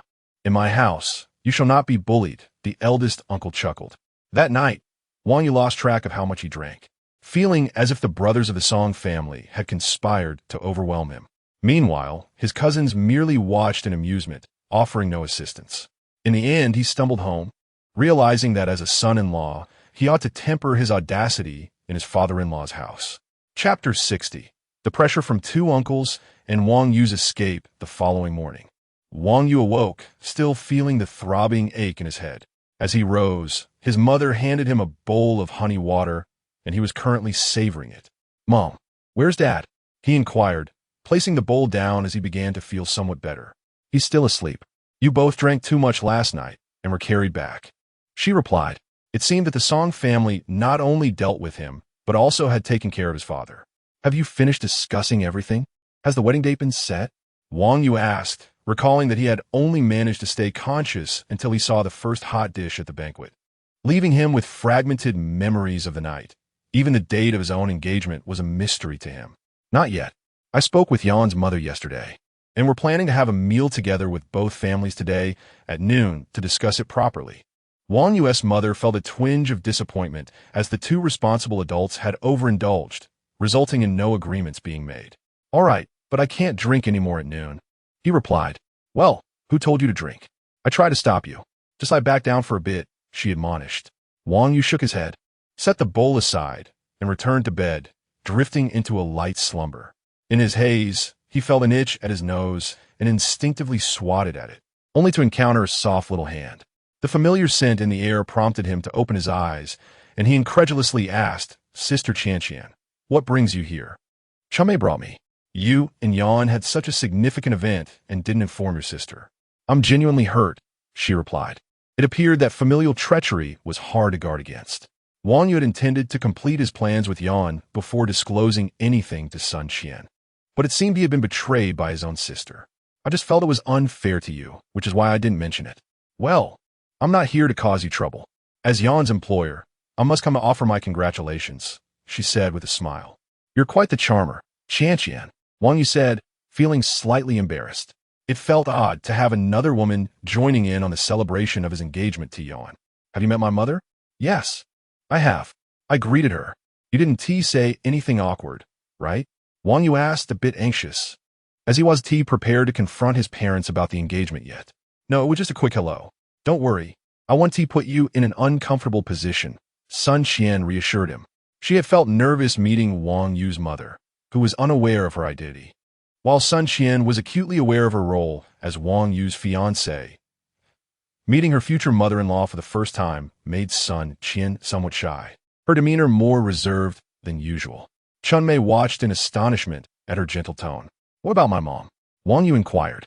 "She went out to buy groceries with your dad." "And Chunmei? She's keeping watch at the front door. Otherwise, I wouldn't have been able to come in." With both parents absent and a lookout outside, Wang Yu felt a sense of mischief. "Hey, Qian," he exclaimed. "What are you doing, Xiaoyu? It's broad daylight. Close the door, and the curtains, pull them shut." Chunmei, seated at the entrance while playing on her phone, could vaguely hear noises from inside, her cheeks flushing crimson. Gritting her teeth, she dashed to close the living room door, then hurriedly exited the courtyard, releasing a long sigh after shutting the main door. Wang Yu was being far too brazen. After over an hour, Sun Qian emerged, her face flushed. Upon spotting Chunmei sitting at the door, she deliberately cleared her throat. "Sister-in-law, you're out." After putting away her phone and greeting each other, the two women were at a loss for words. Let us go find Yon. After all, I'm here to convey blessings from the store, Sun Qian suggested. All right, I'll take you there. Stop calling me sister-in-law. Refer to me as boss or sister instead. Wang Yu, now in high spirits and free of headaches or fatigue, hummed a tune, feeling particularly upbeat. Xiao Yu, come help with the vegetables, his mother called from the courtyard. Coming, Mom. The family, along with two neighbor ladies assisting, began to prepare for the day, and the kitchen of the Wang household filled with the fragrant smoke of cooking. Meanwhile, at the Song family home, Sun Qian received an enthusiastic welcome. Upon presenting her generous gift of 100,000 yuan, Song Jianjun was thoroughly taken aback. Just yesterday, he had been fooled by Wang Yu, and now this beautiful girl, adorned in elegant attire, was revealed to be his daughter's employer, a wealthy businesswoman in the city. Now holding the substantial cash, the elder Song was at a loss for words. Was it due to his limited education that he found city dwellers so generous? 100,000 yuan could purchase an immense quantity of rice. Sister Qian, thank you, Yan expressed, but after some insistence, she accepted Sun Qian's firm demeanor and accepted the money. The three young women then retreated to Yan's bedroom, where they began chattering animatedly. By noon, Song Jianjun gathered his family and invited Sun Qian to accompany them to the Wang residence, eager to show off his daughter's employer and her generosity. However, upon arriving at the Wang household, he discovered that Wang Yu's mother was already acquainted with Sun Qian, their familiar conversation prompting him to suppress his desire to boast.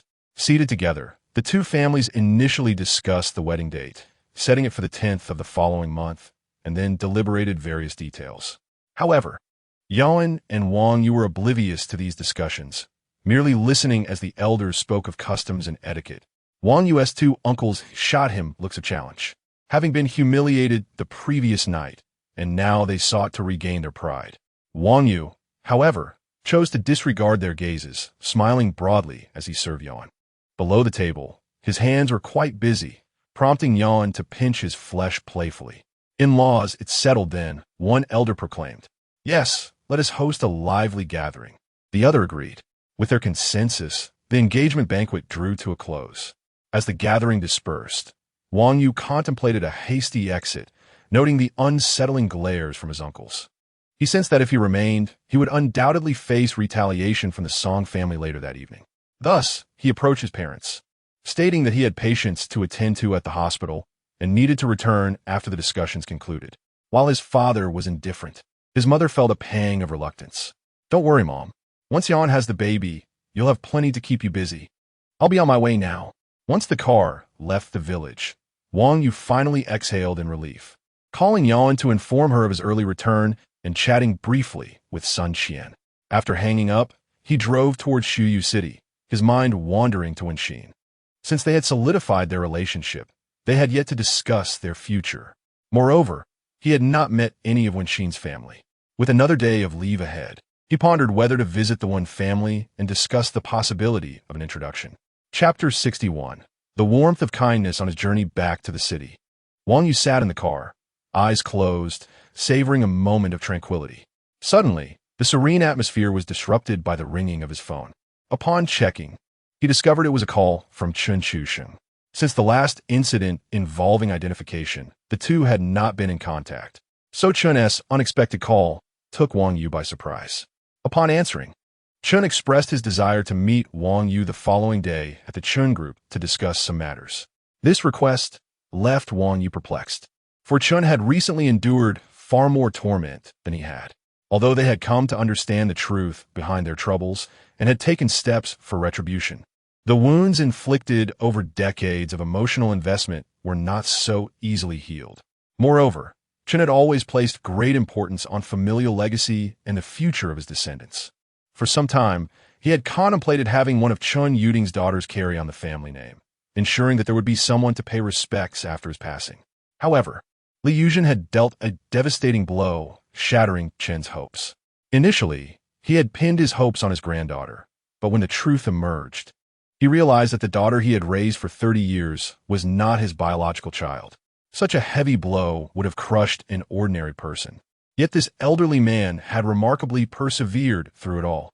Reflecting on this, Wang Yu could not help but feel a deep sense of admiration for Chen Chusheng. Faced with the invitation, Wang Yu did not deliberate for long before agreeing. After all, they were both victims of the same tragedy, and perhaps this was fate. Upon returning home, Wang Yu took a refreshing shower and changed into clean clothes, then hurried downstairs. As he opened the door, he was greeted by the sight of the mother of his child, Wen Exant, languidly reclining on the sofa, dressed in a delicate nightgown that accentuated her alluring figure. Her pale, rosy thighs were crossed, and her dainty feet playfully swayed. At that moment, she was engrossed in a book, her attention drawn to the noise at the door. "Why are you here so early today?" she asked, a hint of surprise in her tone. "I just missed you, so I came," he replied. "Did you miss me at all since I didn't come yesterday?" "Not really," Wen Exant said, her face flushing as she spoke somewhat carelessly. Wang Yu found himself increasingly enchanted by her. "Wife, since we didn't have treatment yesterday, let me take a good look at you now." He intended to discuss visiting the Wen family with her on the way here. "Huh, we'll talk about that later. The weather tonight is truly wonderful." Dressed in fresh clothes, Wang Yu sat obediently on the edge of the bed, gazing at Wen Exant, whose cheeks were slightly flushed. "Darling, there's something I wish to discuss with you." "What is it?" she inquired. "It's about us, your family. Are you not going to let me meet them?" Leaning against Wang Yu, Wen Exant relished his gentle caress, but upon hearing his words, her body stiffened momentarily as memories of her estranged father resurfaced. "What's wrong? Are you unwilling?" Wang Yu sensed the shift in her emotions and gently kissed her forehead. "How about we meet my uncle first? As for my father, let me think it over," she suggested. "All right, I'll follow your lead."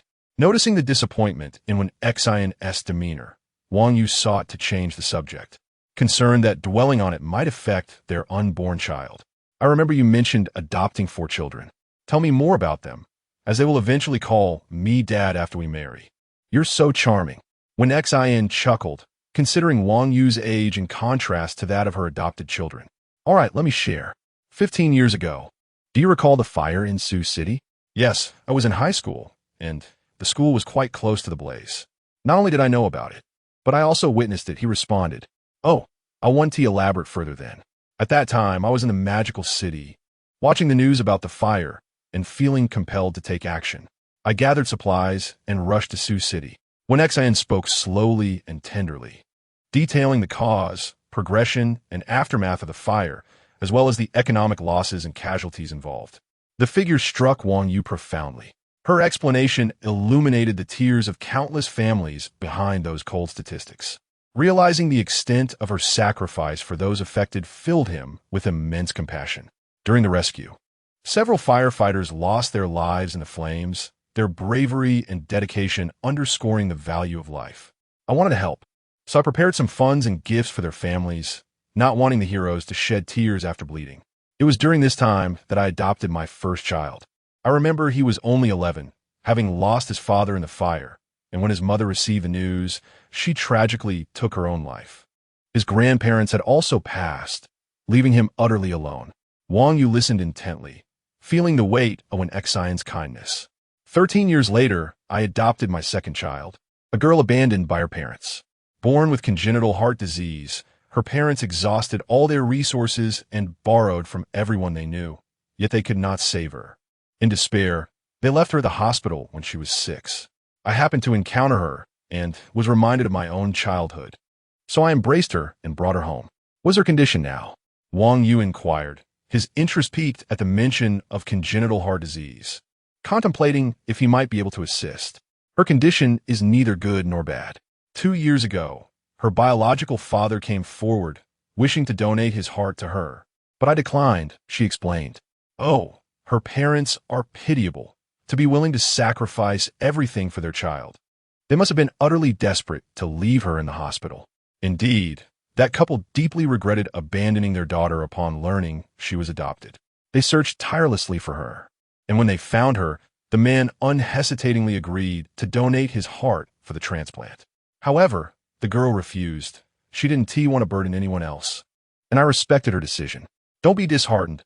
Please take me to see her when the time comes." "Of course. Your medical skills are exceptional. You must have a way to help her." "Honey, shall we go tomorrow?" Wen Exant, realizing the gravity of the situation, turned to face Wang Yu. Wrapping her arms around his neck, her eyes filled with a hopeful plea. Chapter 62. Wang Yu convinces Chun Chuxing. Warm words left Wang Yu in a state of hesitation. He had already agreed to Chun Chuxing's invitation for the following day.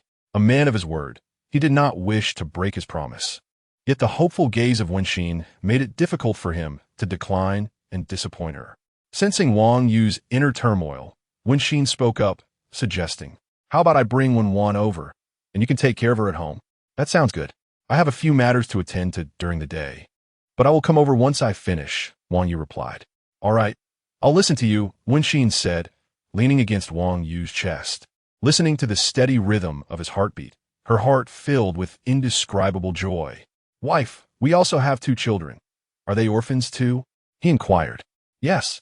They are siblings, an older brother who is 22 this year, and a younger sister who is 20. They were adopted 13 years ago. Their parents were narcotics officers who tragically lost their lives during a mission. Upon learning of their plight, I brought them home, and they are now studying in Shanghai." Wang Yu marveled at the kindness of the woman he loved. Gently stroking Wenxin's beautiful hair and inhaling the delightful scent, he felt an overwhelming affection. He had not expected Wenxin, with her troubled past, to have performed so many good deeds over the years. No wonder she had accumulated over 200 merit points from a single blessing. However, in comparison to the over 1,000 merit points earned by a female officer, he mused that Wenxin's 200 seemed rather meager. He pondered for a long time, unable to comprehend the mechanism behind these blessings. As the staff from Tianji restaurant arrived to deliver dinner, the couple shared a smile after finishing their meal and retreated to the bedroom. That night, Wenxin felt immensely tired yet blissfully content. Wang Yu, with a smile gracing his lips, embraced her soft form and drifted into a peaceful slumber. The next morning, after serving Wenxin breakfast and meticulously checking her health, Wang Yu made his way to the Chun group. Upon arrival, Chun Chuxing's secretary led him directly to the rooftop. Upon seeing the elderly man standing at the edge, his face etched with despair, Wang Yu, who had been in good spirits, was nearly startled into exclaiming. Steadying himself, he addressed Chun Chuxing, "Uncle Chun, as someone who has lived through many things, what is there to be troubled about? Please do not jump. Think about what your death would mean." Wang Yu's thoughts raced. This man appeared to have no family left. His wife was gone. His daughter was not his biological child, and he could hardly claim his 2 granddaughters. He faltered in his encouragement and regrouped his thoughts. "Consider this. You have a vast company and wealth, and at just over 50, you have many years yet to live. If you were to leap, you would lose everything." Chun Chuxing's initially cold demeanor softened at Wang Yu's words, and he chuckled. He had come to the rooftop partly to clear his head, and partly because the open space allowed him to discuss sensitive matters with Wang Yu without others overhearing. Unexpectedly, his casual visit had stirred such emotion in his former son-in-law. A flicker of warmth ignited within him, a brief respite from the betrayal he felt from his family. "Rest assured, Xiao Yu, I have not yet had my fill of life. I merely came to take a look," he reassured. Wang Yu sighed in relief, realizing that he had misjudged the situation. Despite their past conflicts, he did not wish to witness the demise of Chun Chuxing. "Uncle Chun, did you summon me for something specific?" "Yes, Xiao Yu. I wish for you to inherit my assets after I depart." Chun Chuxing's words left Wang Yu momentarily speechless. Inheriting such wealth would mean he could finally relax. The Chun group had risen from a mere few billion to tens of billions over the years. The sheer magnitude of this fortune overwhelmed him. Could it be that Chun Yuding had been a harbinger of misfortune, and his fortunes had turned since their divorce? "Uncle Chun, you must be joking.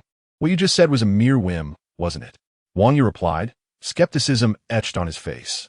Sensing Wang Yu's doubt, Chun Chuxing sighed. "Li Yuzhen is pregnant again. Just yesterday, Liu Baoqiang came to berate me, calling me a dead end. No amount of money can replace the lack of someone to honor my memory when I am gone. I had them thrown out, but realized that even if I brought the Liu family to ruin, it would not change my fate. Thus I thought of you. Wang Yu, I want to adopt you as my son, and in return, you would take care of me in my old age, and the entire Chun group would be yours. What do you say?" While the proposition was undeniably tempting, Wang Yu rejected it outright, despite the staggering wealth being offered.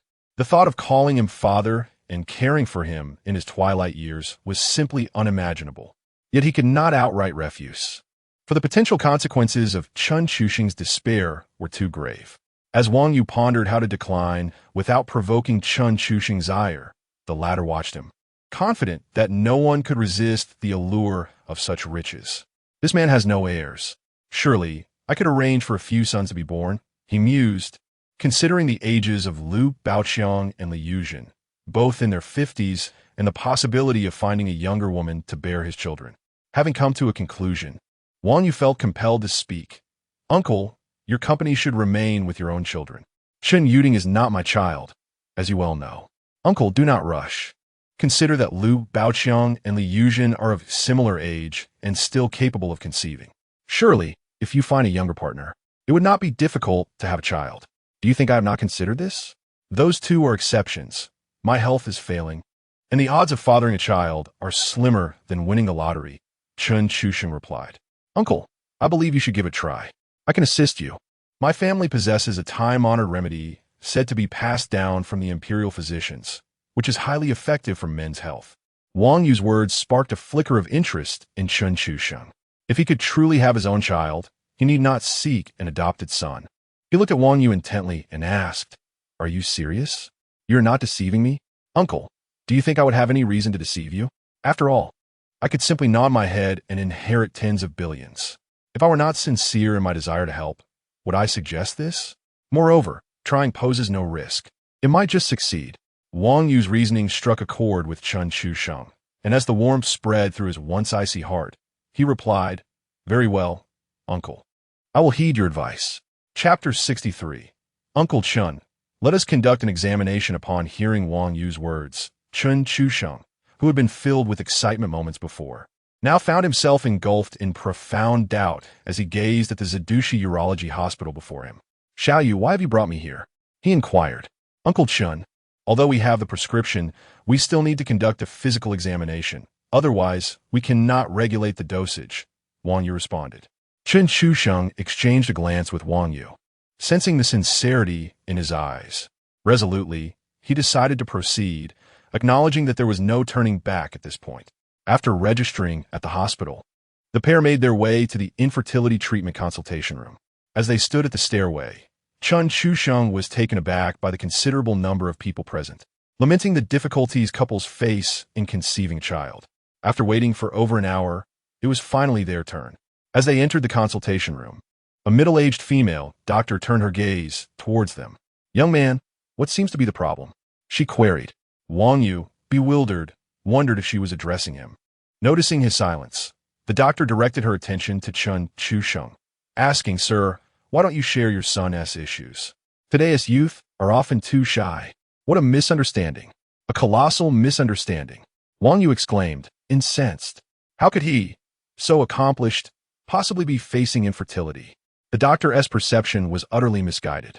He quickly clarified, Doctor, you are mistaken. It is this esteemed elder who requires consultation.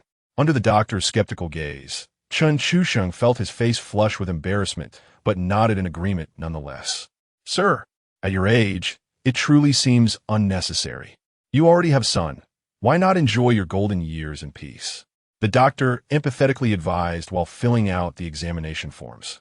She had encountered many infertility cases over the years, yet this was her first time seeing someone of such advanced age, 56, wishing to have a child.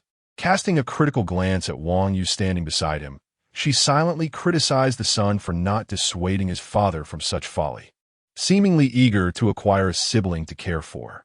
Amidst the doctor's incredulous scrutiny, the two men, feeling utterly humiliated, hastily took their examination forms and exited. Wang Yu, I have never experienced such embarrassment in my life. Are you certain you haven't deceived me? Chen Chuxing implored, seizing Wang Yu's arm in frustration. Uncle, I assure you, I have not deceived you. Please proceed with the examination, Wang Yu urged, nudging Chen Chuxing into a small partition. 3 minutes later, Chen Chuxing emerged, leaving Wang Yu rubbing his eyes in disbelief. Did that happen so quickly? He questioned, astonished. What are you staring at? Chen Chuxing retorted, feeling as though he had lost his sanity for believing Wang Yu and engaging in such an undignified endeavor. "Let us wait outside," he suggested, and soon they found themselves on the staircase, where Wang Yu offered Chun Chushing a cigarette, and they began to smoke. "Uncle, do not worry." Although the process was swift, "Try not to stress too much," Wang Yu comforted. Chun Chushing turned away, ignoring him completely. After finishing their cigarettes, the two engaged in casual conversation, during which Wang Yu shared the news of his engagement to a childhood sweetheart, with plans to marry in 2 months. Chun Chusheng offered his congratulations, promising a generous red envelope for the occasion, though Wang Yu declined, concerned about the potential for a chaotic family reunion with both his father and current father-in-law present. An hour passed, and the two returned to collect the examination results. After announcing their names, Chun Chusheng swiftly departed, clutching the report amidst the astonished gazes of nurses and patients. Once outside the hospital, they paused. "Uncle, let me take a look at that," Wang Yu requested. "Why do you need to see it?" "ISNT it meant for the doctor?" Chun Chusheng replied. "No need. Just hand it over. We want to consult the doctor again." Wang Yu insisted. Upon receiving the report, Wang Yu quickly skimmed past the values of volume, color, liquefaction time, quantity, and motility, his eyes fixating on the survival rate, which read a mere 0. "For goodness, that's exceedingly low," he muttered.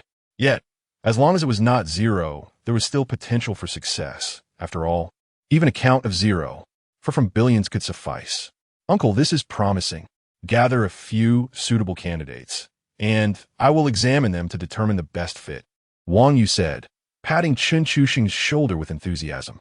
"Very well, I will arrange that immediately," Chun Chushing replied, reaching for his phone to contact his secretary. "Secretary Peng, please find me 10 female university students aged 20 to 24, possessing excellent looks and good health." "Understood, Chairman. May I inquire about the purpose of this recruitment?" the secretary asked. Chun Chushing realized his request had been somewhat hasty and took a moment to clarify. "They must be single, without boyfriends, and I will explain that I need them to help me conceive a child. The arrangement will last 3 months, regardless of whether they succeed in conceiving. I will compensate them with 1 million. If they do conceive, the reward will be 10 million. "Very well, I will proceed with this. Please ensure a confidentiality agreement is signed as well," the secretary confirmed. Wang Yu, having overheard Chun Chushing's conversation with the secretary, was left in awe of the extravagant world of the wealthy. It was indeed beyond the imagination of ordinary folk. Reflecting on his own dormitory friends, who struggled to find a girlfriend throughout their university years, he marveled at how effortlessly Chun Chushing sought out 10 candidates. "Ah, how wonderful it is to be wealthy," he mused. "Shall you? Let us dine together. Secretary Peng is quite efficient, and I assure you, finding such women will yield results swiftly," Chun Chushing declared. Wang Yu found himself at a loss for words, fully aware of the veracity of Chun Chushing's statements. The allure of 1 million was unfathomable to those who had never faced such temptation, especially in a world where wealth reigned supreme. Chun Chushing's status alone was likely to attract numerous willing participants. The prospect of conceiving a child brought with it a promise of soaring success. And even if that did not come to fruition, the experience of staying in a 5-star hotel was well worth the effort. Chun Chusheng escorted Wang Yu to a luxurious 5-star hotel owned by the Chun Group, within a nearly 100-square-meter private dining room. Only the two of them were present, with dozens of exquisite dishes laid out before them. A stunning beauty played the piano nearby, while 2 female attendants stood by, ready to serve. Additionally, 2 servers hovered near the dining table, swiftly removing any dish that lingered for more than 3 seconds, transferring it to their side plates. Wang Yu, who had never experienced such lavish treatment, felt as though he were dreaming. The lifestyle of the wealthy was simply unimaginable. Chapter 64. Stay here. As Chun Chusheng relished the exquisite meal, he occasionally observed Wang Yu. This lunch had been meticulously arranged in advance. He had hoped to celebrate Wang Yu's agreement to become his godson, but even though that wish remained unfulfilled, he saw no reason to waste the occasion. After all, it had been many years since he had enjoyed such treatment. Watching Wang Yu's inexperienced demeanor filled him with joy, and the embarrassment he had suffered at the hospital seemed to have been significantly redeemed. Chairman, everyone has arrived, announced Secretary Peng respectfully at the door. Yes, let them in. Little Yu, choose whoever you find suitable. If none are to your liking, we shall search further. Rest assured, Uncle Chun, leave it to me. As they spoke, 10 stunning young women entered the private room, exuding youth, beauty, and vitality. Wang Yu, sensing the eager gazes from these girls, recognized their ambition and determination. Without hesitation, he approached them one by one to check their pulses. The girls, captivated by the handsome Wang Yu, had eyes that sparkled with admiration. But their attention quickly shifted to Chun Chusheng, who lounged on the sofa. The prospect of earning $1 million within 3 months thrilled them, overshadowing any thoughts of romance or infatuation. Through a systematic examination, Wang Yu found that these girls were in excellent health and well-suited for motherhood, indicating that Secretary Peng had performed her duties exceptionally well. Uncle Chun, they all seem suitable. Choose whoever catches your fancy, Wang Yu remarked, which pleased Chun Chusheng. Yet, he remained indifferent as he gazed at the girls across from him. Let them all stay. You take them to finalize the contracts and arrange a suitable time to send them over to me, he instructed Secretary Chen. Wang Yu was taken aback, exclaiming internally at the old man's audacity. He seemed unperturbed by the potential exhaustion this might entail. Is little Yu having concerns? Chun Chusheng inquired. No. As long as Uncle Chan is pleased, Wang Yu replied, contemplating the situation. After all, the girls had come here at great personal cost, and he didn't want to jeopardize their chance of earning a living. Let me assist you. Each one has the potential to earn 10 million. He then activated his special ability, enveloping the girls in a red aura. No need for thanks. I hope the old fellow won't be overly ecstatic. Uncle Chun, take care of yourself. While I can assure you of children, please be mindful of your health. Don't worry, I am aware, he assured. After their meal, Wang Yu began to draft a nourishing herbal prescription. The formula was inspired by his recent treatment of a woman of similar age to Chun Chusheng. He had no concerns about the efficacy of a woman-esque tonic for a man. After all, it was not the sole means of support. By omitting certain female-specific herbs and adding several potent ingredients for men, he successfully crafted a royal secret remedy. Uncle Chun, I'll be taking my leave. Results should appear in 2 months, and we can reconnect then. Very well, go ahead. Once they conceive, I will express my gratitude appropriately. Good. I want to hold back then. With that, Wang Yu departed. Upon arriving at the neighborhood, he went directly to his cozy home, contemplating the child he would soon meet. It seemed prudent to knock before entering. Knock, knock, knock. After the rapping, he stood tall, aware that his status had changed. Soon, a beautiful young girl opened the door and looked at Wang Yu with curiosity. Are you Uncle Wang? Upon hearing the little girl address him as uncle, Wang Yu instinctively touched his face, pondering if he truly appeared that old. However, considering his relationship with Wenxin, the title seemed appropriate. He smiled and nodded. You must be Wenwan. I'm a friend of your mother's. Oh, Uncle Wang, please come in. She opened the door wider, allowing him to enter. Inside, Wang Yu observed Wenxin's slight discomfort, which amused him. Their relationship had not been disclosed yet. Nevertheless, it wouldn't be long before Wenwan would be calling him father. Mr. Wang, thank you for coming to see my daughter, Wenxin said, steadied by her resolve. Madam Wen, you are too kind. As friends, it is my duty to assist you. Wenwan scrutinized the two, sensing a peculiar dynamic that felt more intimate than mere friendship, but she dismissed it as irrelevant to her.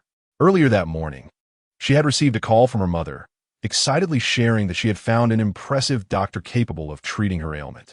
This news moved her deeply, as she was a child adopted by her mother, who had shown her unparalleled kindness. She had shed tears of gratitude several times throughout the morning. However, seeing the youthful Wang Yu, despite calling him uncle, she began to wonder if her mother might have been deceived. Uncle Wang, may I ask how much you charge for your services? The young girl's question revealed her concerns, which the two adults misinterpreted as worry over costs. It's free, dear. Uncle will treat you without charge, Wang Yu replied gently. But upon hearing this, Wenwan's heart sank. He isn't just after my mother's money. He seeks to charm her. This is a scheme for both wealth and affection. Determined to protect her mother, Wenwan began to observe Wang Yu discreetly, noting his lingering gaze on her mother and his insidious smile, which infuriated her. How can I confront him? Should I confront him? Wang Yu, sensing the scrutiny, turned to Wenxin and quizzically asked, "Why does it feel like she is staring at me in such a peculiar way? Did you say something?" "She is just curious. It's her first time meeting you. Don't overthink it. Let us proceed with her examination." Wenxin offered comfort, subtly squeezing Wang Yu's hand. This gesture did not go unnoticed by Wenwan, who felt a surge of panic. Has it already happened? Has my mother been ensnared by this rogue? Absolutely not. I must expose him and safeguard my mother. As Wenwan's thoughts spiraled, Wang Yu settled across from her. "Extend your hand. I'll check your pulse." The seasoned physician was back in action, though initially reluctant. Wenwan complied and extended her small hand. Wang Yu noted her delicate wrist, pale as jade, and felt no stirrings of emotion. At this moment, "I am not merely a doctor. I might become her father in the future," he reminded himself, maintaining composure. With a steady hand, Wang Yu placed his fingers on Wenwan's wrist. It felt cool and smooth. "She is merely an 18-year-old girl. I must remain professional," Wang Yu thought, focusing intently. As he assessed her pulse, he noted its weakness compared to the norm, but could discern no specific issues. His skills still had room for improvement. He then opened his system panel for further insights. Chapter 65. Kitchen-grade latex gloves, thickened and durable. Wenxin was not mistaken. This girl not only suffered from congenital heart disease, but also faced numerous other health issues, with various organs exhibiting varying degrees of weakness. The system diagnosed her condition as congenital developmental insufficiency, but it was not terminal. With therapeutic massage to stimulate secondary development, acupuncture to invigorate cellular activity, and supplemented with a long-term regimen of nourishing foods and potent tonics, recovery was indeed possible. After reviewing the information, Wang Yu withdrew his hand, furrowing his brow in deep contemplation. The system provided only one treatment method, and the massage aspect perplexed him. After all, there were differences between the sexes, and his relationship with Wenxin left him indecisive. He concluded that it would be prudent to discuss the matter with Wenxin first. He turned to Wenxin, giving her a meaningful glance, indicating a desire for a private conversation. Upon noticing, Wenxin momentarily paused, then smiled as she gently took Wenwan by the hand. "Wenwan, why don't you stay with Mommy for the next few days? You could take a leave of absence from school." "All right, Mommy," Wenwan replied obediently, nodding her head. "You should go buy some daily necessities now. Later, Mommy will take you out for a nice meal." Upon hearing this, Wenwan realized that she was being subtly sent away. "No, I can't go out. I need to protect Mommy." "Sweetheart, I brought everything I need when I came, so there is no need to buy anything," Wenwan added, casting a challenging glance at Wang Yu. "What is this girl looking at me for? Have I offended you?" Wang Yu felt a touch bewildered. Wenxin chuckled helplessly and said to Wang Yu, "The girl is growing up. She deserves to know about her condition. Just be straightforward with her." "Very well. I shall keep it brief," Wang Yu agreed. The three of them settled down together as Wang Yu elaborated on Wan's medical condition and the proposed treatments. Upon hearing about the massage techniques, Wenxin discreetly pinched Wang Yu's waist. Her large eyes filled with a look of reproach. After the unexpected ambush, Wang Yu felt somewhat guilty, suppressing his discomfort with an awkward smile. This was an unavoidable situation. The treatment methods were dictated by the system, and he had no say in the matter. Though the patient was an 18-year-old girl, he did not relish the idea. Wan observed their covert exchanges, a wave of bitterness washing over her. Indeed, her mother had been swayed by this Uncle Wan. As for her own health, she had grown accustomed to it over the years, harboring little hope. Wan, let your Uncle Wang give it a try. His medical skills are exceptional, and he is not a stranger, Wenxin encouraged, glancing shyly at Wang Yu. Mom, are you implying that you too?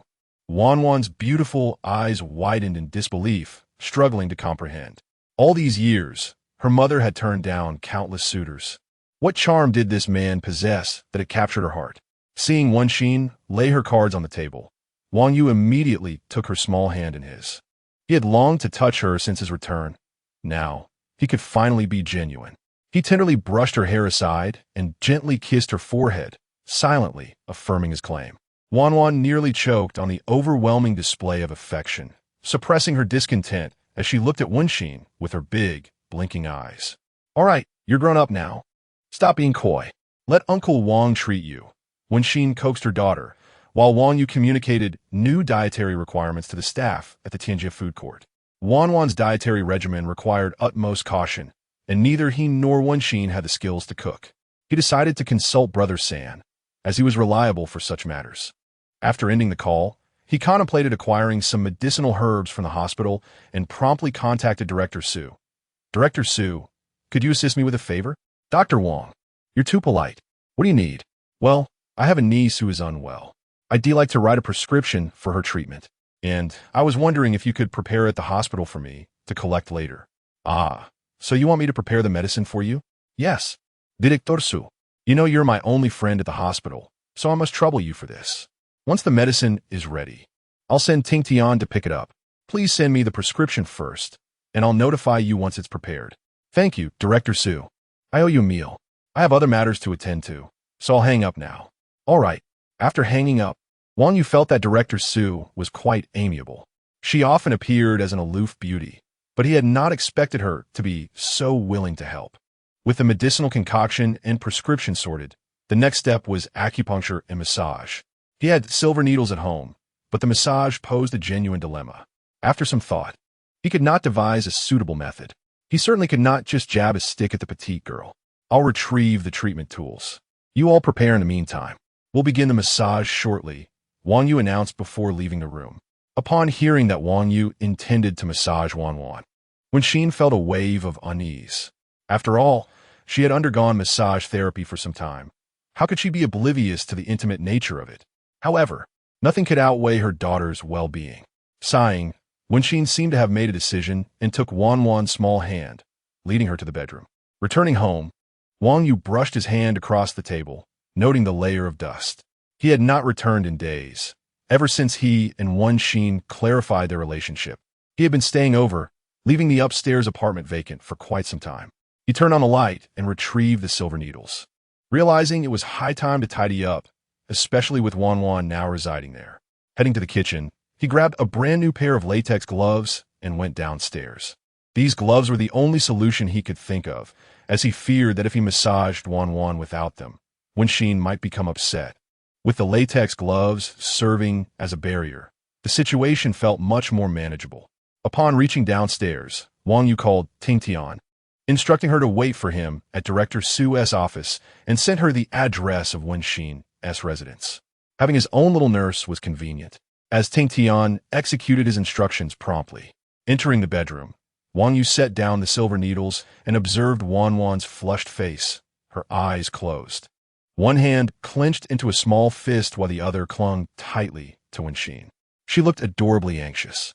A smile crept onto Wang Yu's face as he donned his thickened kitchen-grade latex gloves, grinning widely at Wenxin. "Surprised? I bet you didn't see this coming. I am indeed a gentleman." Wenxin couldn't help but laugh at the sight of Wang Yu wearing such thick gloves while making silly faces at her. The earlier hint of melancholy dissipated in an instant. Her beautiful eyes sparkled as she gazed at the man who had always been so considerate of her feelings. Chapter 66. "Mother, congratulations on your happiness." After exchanging glances, Wang Yu began the massage. Upon first contact with Wan's body, he could sense the little girl's nervous tremors. However, he felt no sensation. The gloves he wore were exceedingly thick, rendering any touch imperceptible. After a moment of tension, Wan realized that the experience was not as she had imagined. Although the massage was indeed pleasant, her own sense of touch was rather cold and stiff. Opening her eyes, she immediately spotted the gloves that enveloped nearly half of Wang Yu's forearm. A sense of relief washed over her. This Uncle Wang seemed to be a person of integrity, not taking advantage of her. Perhaps he truly cared for her mother, she pondered, turning to glance at her mother beside her.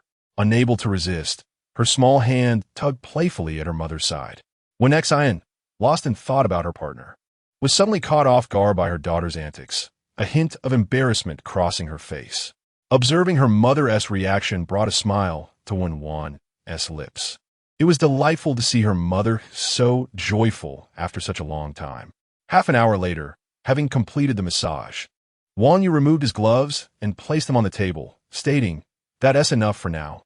We'll continue in 3 days." "Is it over already?" When Xian asked incredulously, recalling the 3 hours she had spent on her own treatment, which was nearly daily. The fact that her daughter, suffering from a serious condition, had only received a half-hour massage, and only twice at that, left her feeling skeptical. Wang Yu felt a twinge of guilt at her words. He had indeed had ulterior motives and had misled her. Rest assured, there is no problem. Wan's recovery primarily relies on acupuncture. Is that so? When Xin's expression shifted to one of distrust as she scrutinized Wang Yu. She felt a pang of guilt for having wronged him earlier. In her small hand couldn't he help but reach towards Wang Yu's waist. Two slender fingers brushed against a layer of soft flesh before twisting sharply. Wang Yu gasped in pain, yet he dared not utter a sound, glancing at Wan, who was tidying up the bed. He cast a pleading look at Xin, but it was clear that she was genuinely upset this time. "Dear, please let go. I admit my mistake. I was perplexed at the treatment requiring a massage for 3 hours. Did you harbor ill intentions from the start?" "No. Please, listen to him. If you had no ulterior motives, then why did you try to take advantage of me?" "Not at all. I did have thoughts, improper thoughts." Wang Yu's admission brought a smile to Xin's face. There was an endearing side to this man. Her resolve softened, and she finally released her grip, as the sensation of her fingers departed from his waist. Wang Yu exhaled a sigh of relief. The wrath of a woman was truly formidable. He was aware that he not only possessed self-defense skills, but had also practiced the principles of the Huangdi Neijing, and after yesterday's experience at the Mountain God Temple, his physical resilience had significantly improved. Yet, when faced with those delicate fingers, it was of no consequence. Pain was indeed pain. "Dear, please don't be angry. I'll give you a proper massage tonight," he declared, hastily retreating. When Xin reflected on the massages over the past several days, realizing with a mix of annoyance and affection that he had pulled her into bed with him. As she entered the living room, the staff from Tianjia restaurant arrived with dinner. Wang Yu opened the door, collected the food, and began preparing the meal. As usual, he poured the pregnancy soup into a glass, then arranged Xin's and Wan's meals separately. After all, one was for a pregnant woman and the other for a young girl. Mixing them up would be quite awkward. Meanwhile, the mother and daughter were still whispering in the bedroom, yet to emerge. "Mom, when did you and Uncle Wang get together? Such matters are not for children to inquire about." "Mom, I feel like Uncle Wang treats you quite well. Children should not concern themselves with adult affairs." "Mom, I saw the way you two were exchanging glances just now. Mind your words, or I'll have to discipline you." When Xin, feeling a bit shy from her daughter's teasing, could not help but pull the little girl close and issue a mock threat. After several pleas for mercy and promises to behave, she finally let her go. The liberated little girl quickly darted away, turning back to say, "Mom, congratulations on finding happiness." Those words struck deep within Xin's soul. It had been years since her mother passed, and she had never felt a shred of happiness since. Familial strife, deceit from a partner, and years of waiting had left her alone. She had thought she would continue to languish in solitude until death, until she met Wang Yu, a man radiating light, who had been betrayed by his wife and abandoned by his family, yet quickly emerged from the shadows. Resilient and independent, he never relied on others, faced challenges with clarity, and was unflinchingly decisive in severing ties to what did not belong to him. He was responsible and caring, tending to his own needs and household chores, providing meticulous care and genuine affection, albeit with a hint of flirtation. As these thoughts swirled in her mind, tears welled in Xin's eyes as she murmured, "Mother, can you see? Your daughter has finally found happiness. Dinner is ready." Wang Yu's voice echoed from outside. "I'm coming, dear." These simple exchanges encapsulated a profound happiness shared between the two. Seated at the dining table, Wan looked at the food before her, feeling quite content. Initially suspecting Wang Yu to be a fraud, she now sensed that he genuinely cared for her mother. The three of them sat together, with Xin and Wan engrossed in their meals. Wang Yu smiled as he watched them. Both women had small appetites and soon finished their portions. He then polished off the remaining food without hesitation, not minding Xin's leftovers. The little girl's scraps were no concern either. After all, wasting food was indeed shameful. Once finished, Wang Yu began tidying up, his expertise prompting a slight nod of approval from Wan. A man who does housework is truly admirable. After cleaning up, Wang Yu contemplated leaving, aware of the awkwardness brought on by the presence of a third wheel. He glanced at Wen Xan, realizing that he could not indulge in his desires with her watching. Wen Xan seemed to sense his thoughts. After all, they had shared many nights in each other's arms. The notion of him suddenly departing left her feeling empty. Wan, I'll help you tidy up the guest room. You can sleep there tonight. Just as Wang Yu was about to leave, he halted at her words. Turning back to gaze at her intensely, memories of their intimate moments flooding his mind. As when Xin felt compelled to tidy up for him, a sudden knock echoed from the door. Chapter 67. The untimely death of Su Mu outside the door. Su Mu felt a twinge of anxiety that she couldn't quite place. When a young nurse, sent by Wang Yu, came to collect the medicine, she inexplicably dismissed her and requested the address instead. After standing at the entrance for quite some time, she finally mustered the courage to knock. Her cheeks flushed as she held the medicinal concoction. Hello. Who are you looking for, sister? A cute little girl appeared before Su Mu, seemingly around 16 or 17, with a slightly pale complexion that hinted at her frailty. Remembering Wang Yu's earlier phone call, Su Mu recognized that this girl was his niece, the one undergoing treatment. She composed herself and spoke. Young lady, is Dr. Wang Yu here? He asked me to bring the medicine. Upon hearing this, Wen had no doubts and politely invited Su Mu inside. The living room exuded warmth and cheerfulness as they drank the pregnancy-preserving potion, while Wang Yu cast a mischievous glance at Su Mu. Their eyes seemed to be entangled in an unspoken tension. Su Mu's unexpected arrival startled Wang Yu, who had anticipated the visit of his beloved, but was instead greeted by the director. Director Su, what brings you here personally? He inquired. Tian had an unexpected matter to attend to, and I wanted to discuss Nan's condition with you, Su Mu replied as she entered the room. Upon noticing Wen sitting beside Wang Yu, her heart ached. After years of difficulty, she had finally found a man she admired, only for the budding feelings to be abruptly extinguished. Oh, officer, what happened? Wasn't the surgery successful? Wang Yu asked curiously. I've placed the medicine here. As for Nan's situation, let's discuss it tomorrow when you return to work. It's rather complicated, Su Mu said, her eyes revealing a flicker of sorrow. Although her friend was recovering, the 7 significant scars left on her body would remain for a lifetime. Over the past few days, witnessing Nan still in a coma tormented Su Mu, and she had intended to consult Wang Yu about possible ways to remove the scars. However, he had taken a leave of absence. This visit was not only to deliver the medicine, but also to check in after several days apart, as she found herself missing him dearly. Yet now, it seemed too late. The woman beside him radiated elegance and beauty, exuding a gentle nobility. Though she had not spoken, Su Mu felt like a mere maid in the presence of a queen when she caught sight of the woman's confident smile. I must take my leave now, Su Mu declared, turning to depart. Wang Yu, puzzled by her abruptness, found some relief in her exit as it spared him from inciting his wife's jealousy. Just then, a sharp pain shot through his lower back. Ouch! It hurts! Honey, please let go! He grimaced. From the moment Su Mu entered, Wen had been scrutinizing her closely, soon realizing that the beautiful doctor harbored feelings for the man beside her. However, Wang Yu appeared utterly oblivious to this fact. Relieved that she was not alone in her feelings, Wen felt a pang of discomfort and instinctively pinched the soft flesh at his waist. Oomph! This is what you get for attracting attention.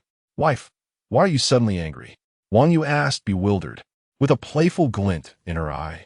Wen prepared to enjoy the unfolding drama, but when she shot Wang Yu a warning glance, the innocent Wen, startled, dropped her snack and dashed back to her room. Can't you see? That beautiful doctor has feelings for you, Wen remarked. You're overthinking it. I barely know her, having only met a few times. There's no way she likes me. It's impossible for an ice queen to fall for a man who's been married before, Wang Yu insisted, scrambling to explain. She just came to deliver medicine. She definitely doesn't have feelings for me, especially since I have a divorce in my past. Why would Director Su even consider me? Just because you can't see it doesn't mean it's not true. So what if you've been divorced? If she doesn't appreciate you, then I do. Do you think I'm not worth anything? Wen retorted, tugging on Wang Yu's ear. No, darling, that's not it. Please let me explain. He pleaded. What is there to explain? You're so clumsy with your words. I wonder how you managed to win me over, she huffed. I may be clumsy with words, but my hands are skilled. Aren't they, my love? He countered, realizing that Wan was feeling jealous due to Su Mu's visit. He reached out his hands to her. Ah, let go. She protested. Who's at fault here? He asked. You. She began, but before she could finish, Wang Yu silenced her with a kiss. They playfully tussled on the sofa for about half an hour before he finally relented. Wife, do you like this apology? Wang Yu asked. When Wan shot him an exasperated look, realizing just how shameless he could be. All right, enough of this. Hurry and treat Wan, she urged. Yes, dear, he replied, grabbing the medicine to knock on Wan's door. As he approached, he noticed some movement inside and realized the door was ajar, with a narrow gap visible.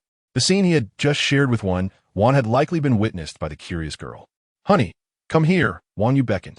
Curiously, when Wan approached, and upon Wang Yu's indication, she too caught sight of the gap. Her face flushed with embarrassment, but she quickly recovered, deciding the girl needed to be taught a lesson for eavesdropping. When Wan come out, when Wan called with a stern expression. Don't scare her. Just wait and see. I guarantee she won't dare to do this again, Wang Yu assured her, holding her hand. Mom, is there something you need? When Wan asked innocently. A natural performer, aren't you? Come here, Wan. It's time for your treatment, Wang Yu said gently before Wan could speak. Thank you, Uncle Wang, the little girl replied sweetly, her demeanor deceptively charming.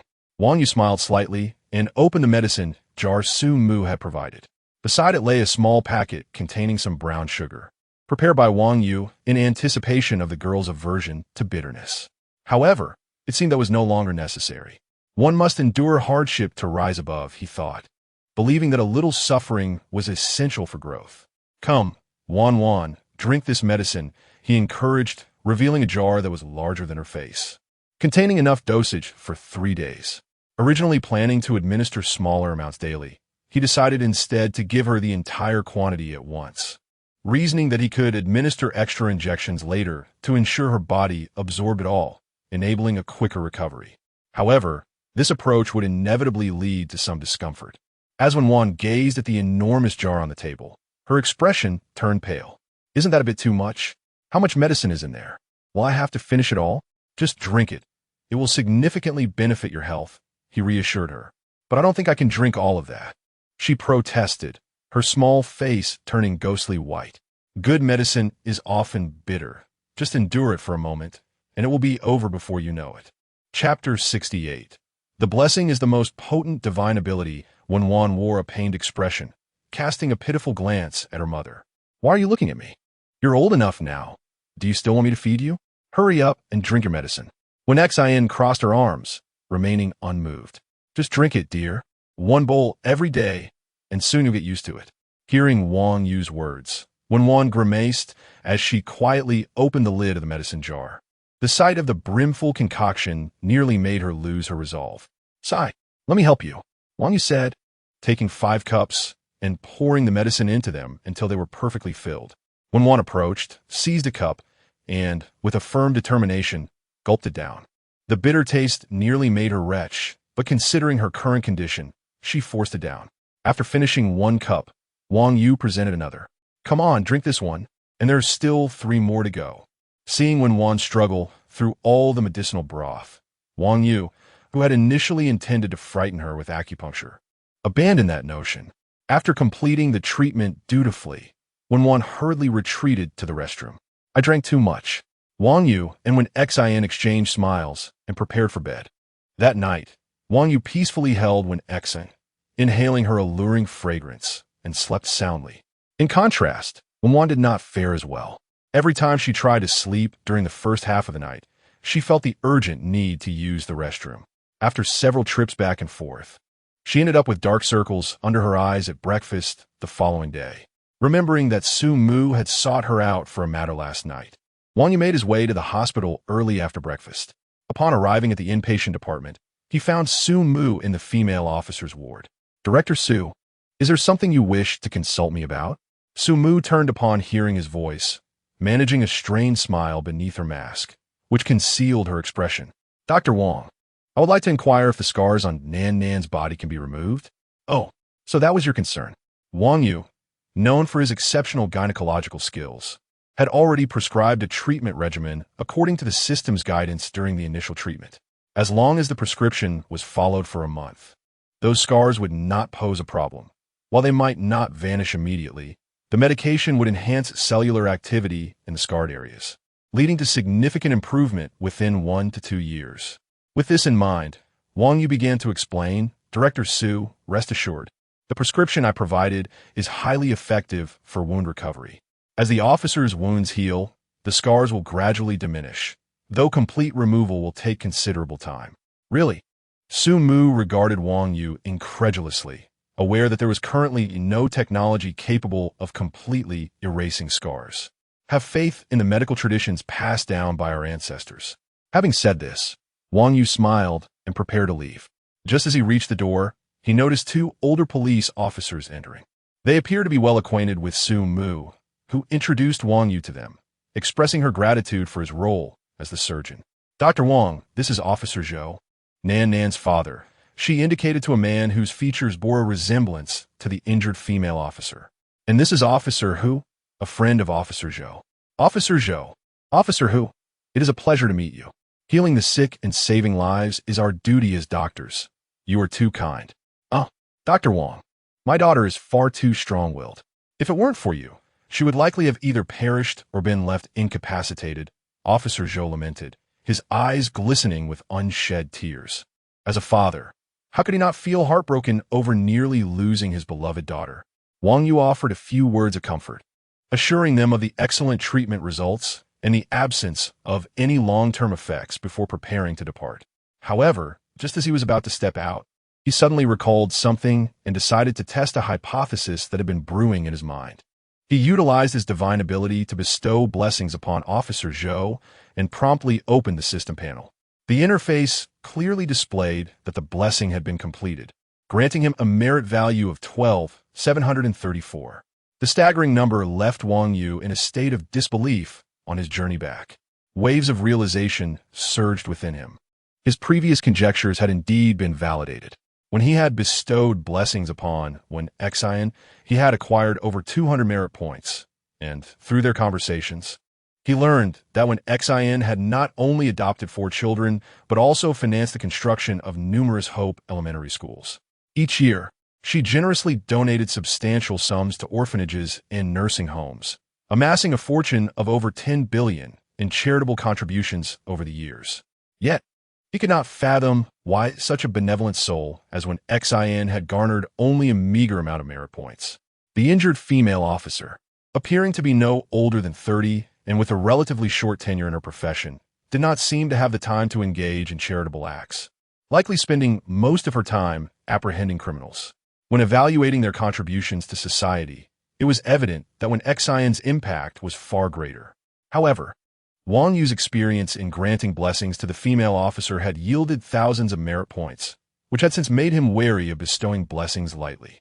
It was only upon encountering these 2 officers that he dared to experiment again, hoping to discern whether the mechanism for accruing merit points through blessings was as he had speculated. Upon witnessing that Officer Zhou had provided him with 10,000 merit points, Wang Yu finally comprehended the underlying mechanism of the blessings. It was all about cause and effect. While Wen Xian's substantial charitable contributions posed no inherent issue, the individuals she aided were predominantly impoverished. It could not be said that they had previously committed no wrongs, but at the very least, their good deeds were scarce. In contrast, the orphans and the children in the schools she supported, while deserving of assistance, could not guarantee that they would all grow into virtuous adults. It is well known that while many orphans are indeed pitiable, their life trajectories often leave them with some emotional void, making them more susceptible to radical behavior as they mature. Of course, there are those who achieve success through hard work and later contribute positively to society. However, statistically, such instances are far too rare. The majority lead mundane lives, and some even descend into criminality. Wen Xian's assistance to these individuals was commendable, yet the causal relationship implied that those who received her support would, to some extent, influence her. If they lived out their lives without causing harm, it would be acceptable. However, should any of them commit malevolent acts, Wen Xian, as one who had aided them, would undoubtedly face repercussions. Conversely, examining the two officers who had received blessings, one could analyze the situation from their professional standpoint. As police officers, they were tasked with apprehending individuals suspected of breaking the law.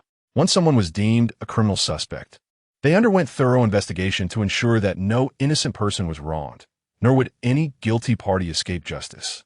This adage was not merely a saying, but a principle upheld in their work. Chapter 69. He is the biological father of Coco and Xiaobao in the pursuit of justice.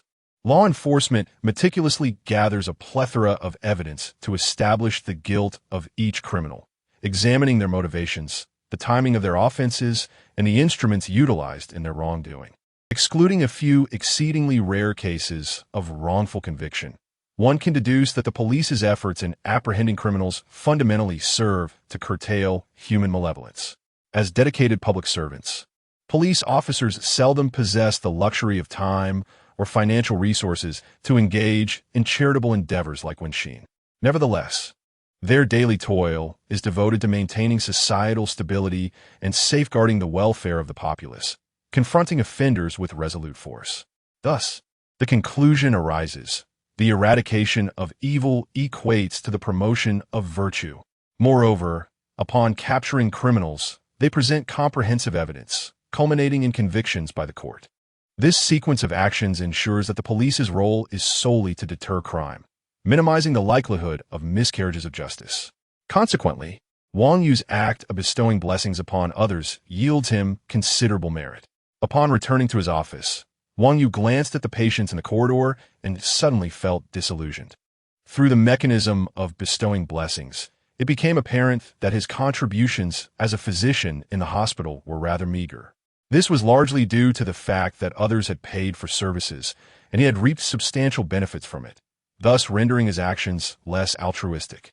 He felt that his exhaustive days of labor had been in vain. Had he known this would be the case, he would have simply signed in at the criminal police department each day.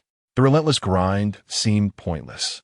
If financial gain were his sole motivation, it would be an affront to his intelligence.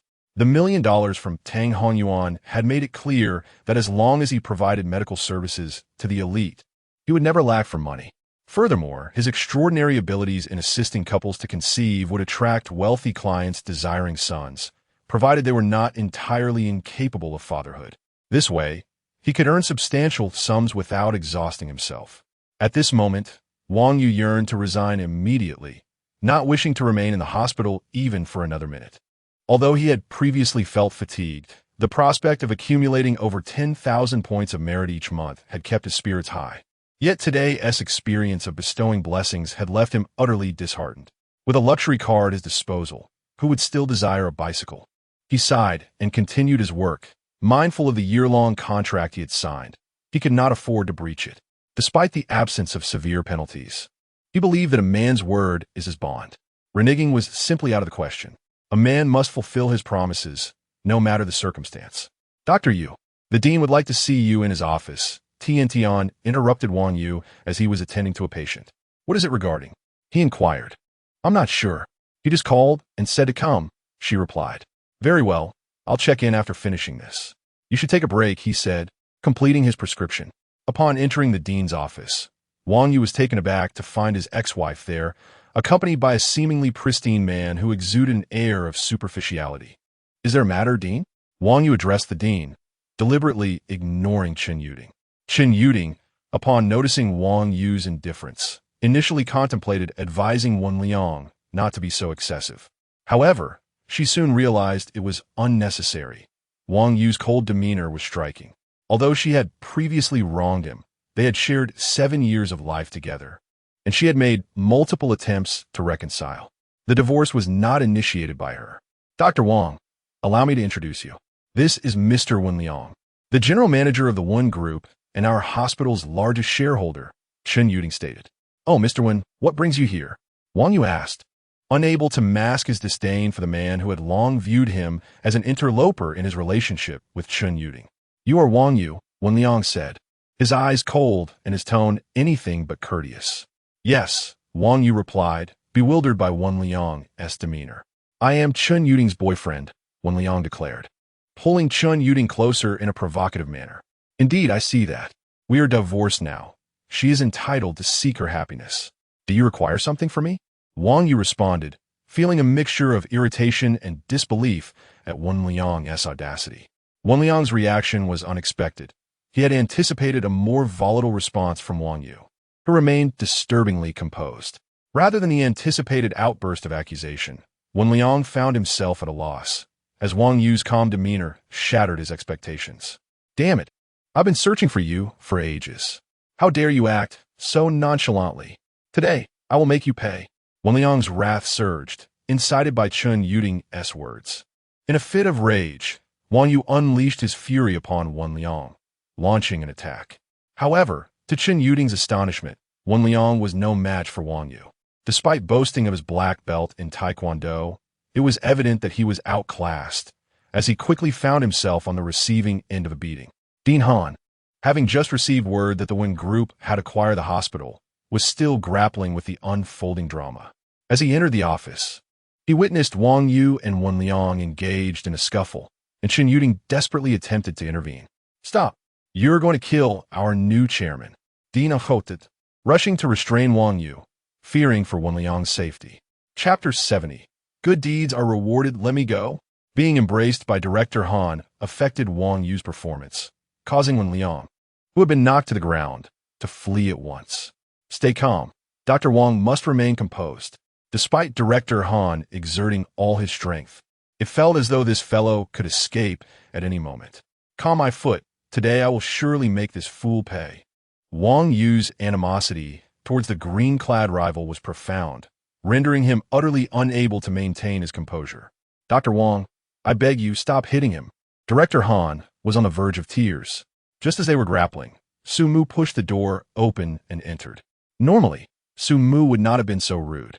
She would have knocked first. However, upon hearing the commotion and Wang Yu's shouts, she disregarded decorum and pushed the door open without hesitation. The scene before her was unexpected. Seeing Wang Yu in a ferocious state, Su Mu felt a surge of concern. However, this was not the time for idle gossip, so she immediately rushed over to intervene. In the corner, a man bore bruises, while a woman lay on the ground, covering her face and sobbing. Although unsure how Wang Yu had offended him, it was best to intervene for the time being. After all, there was a possibility that Wang Yu could end up in custody. With Su Mu's arrival, Wang Yu was somewhat subdued. He had merely lost his cool, not completely lost his mind. Furthermore, after venting his anger, he was beginning to calm down, and with the two of them tugging and coaxing, he ceased his struggles. Nevertheless, his gaze was still fiercely fixed on Wen Liang, as though he were ready to charge at him at any moment.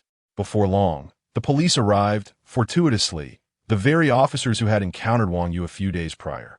The one who called the police was Chun Yuding, who chose to report after being knocked down by Wang Yu. The responding officer met with another officer who had just visited Nan Nan.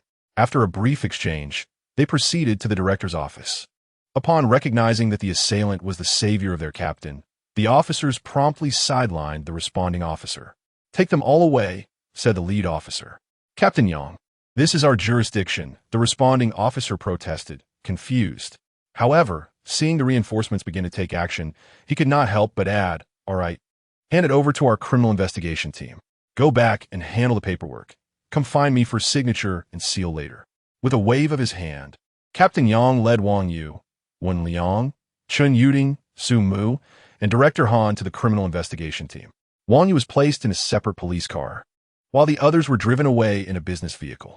Sitting in the car, Captain Yang intended to inquire about the situation, for it appeared that the young man who had been beaten was in serious condition. Dr. Wang, could you please explain what happened? Perhaps I can think of a solution.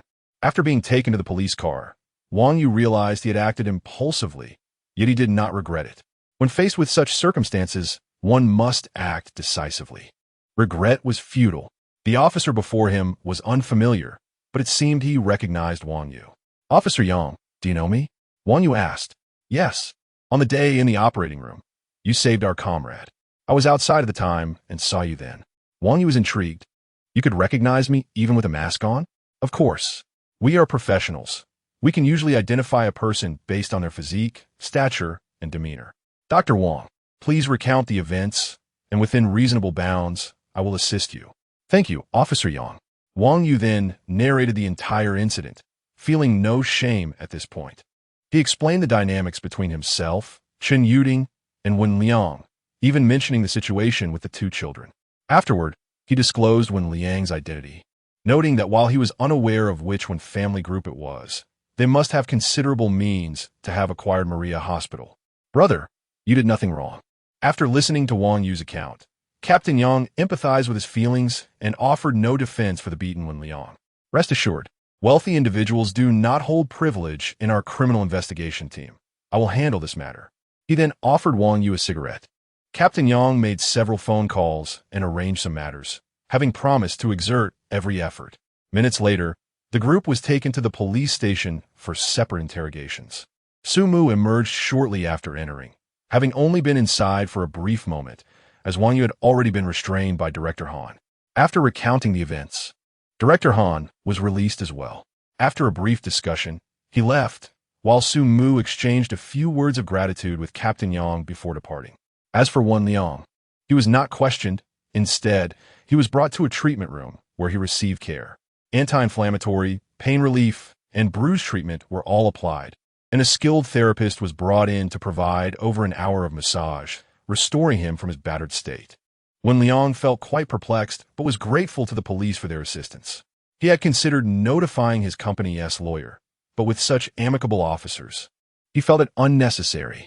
Currently, he was leisurely enjoying some food in the interrogation room, specifically brought by Captain Yang to aid in his recovery. Meanwhile, Wang Yu found himself confined in a detention room. Having hit someone, it would not be appropriate not to detain him for a while. Chen Yuding, after being interrogated, was filled with trepidation. The questions she faced had unsettled her deeply.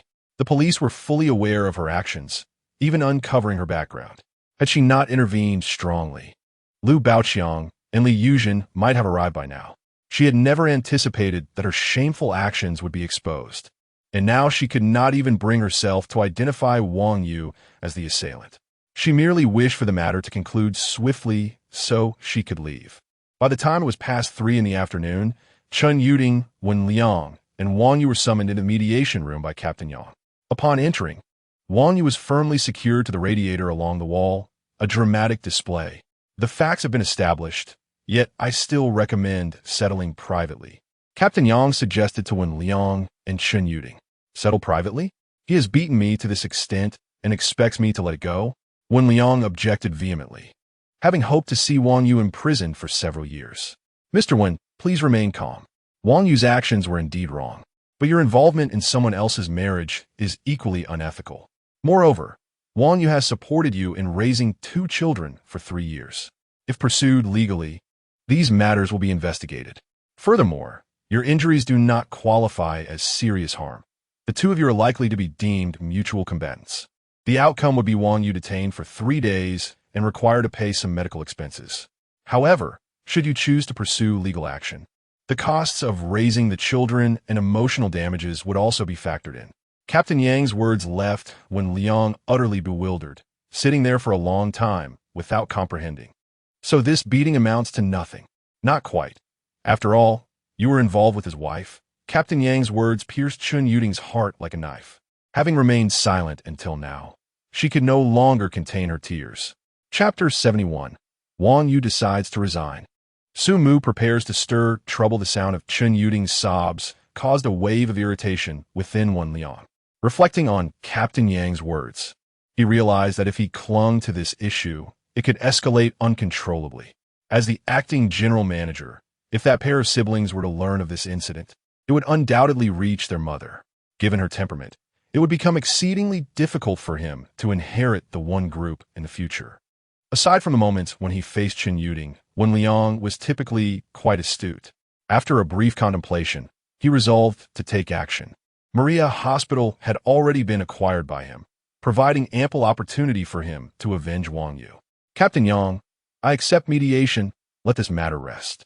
I do not even regard the medical expenses, he declared, signing the mediation document before leading the still-crying Chen Yuding away.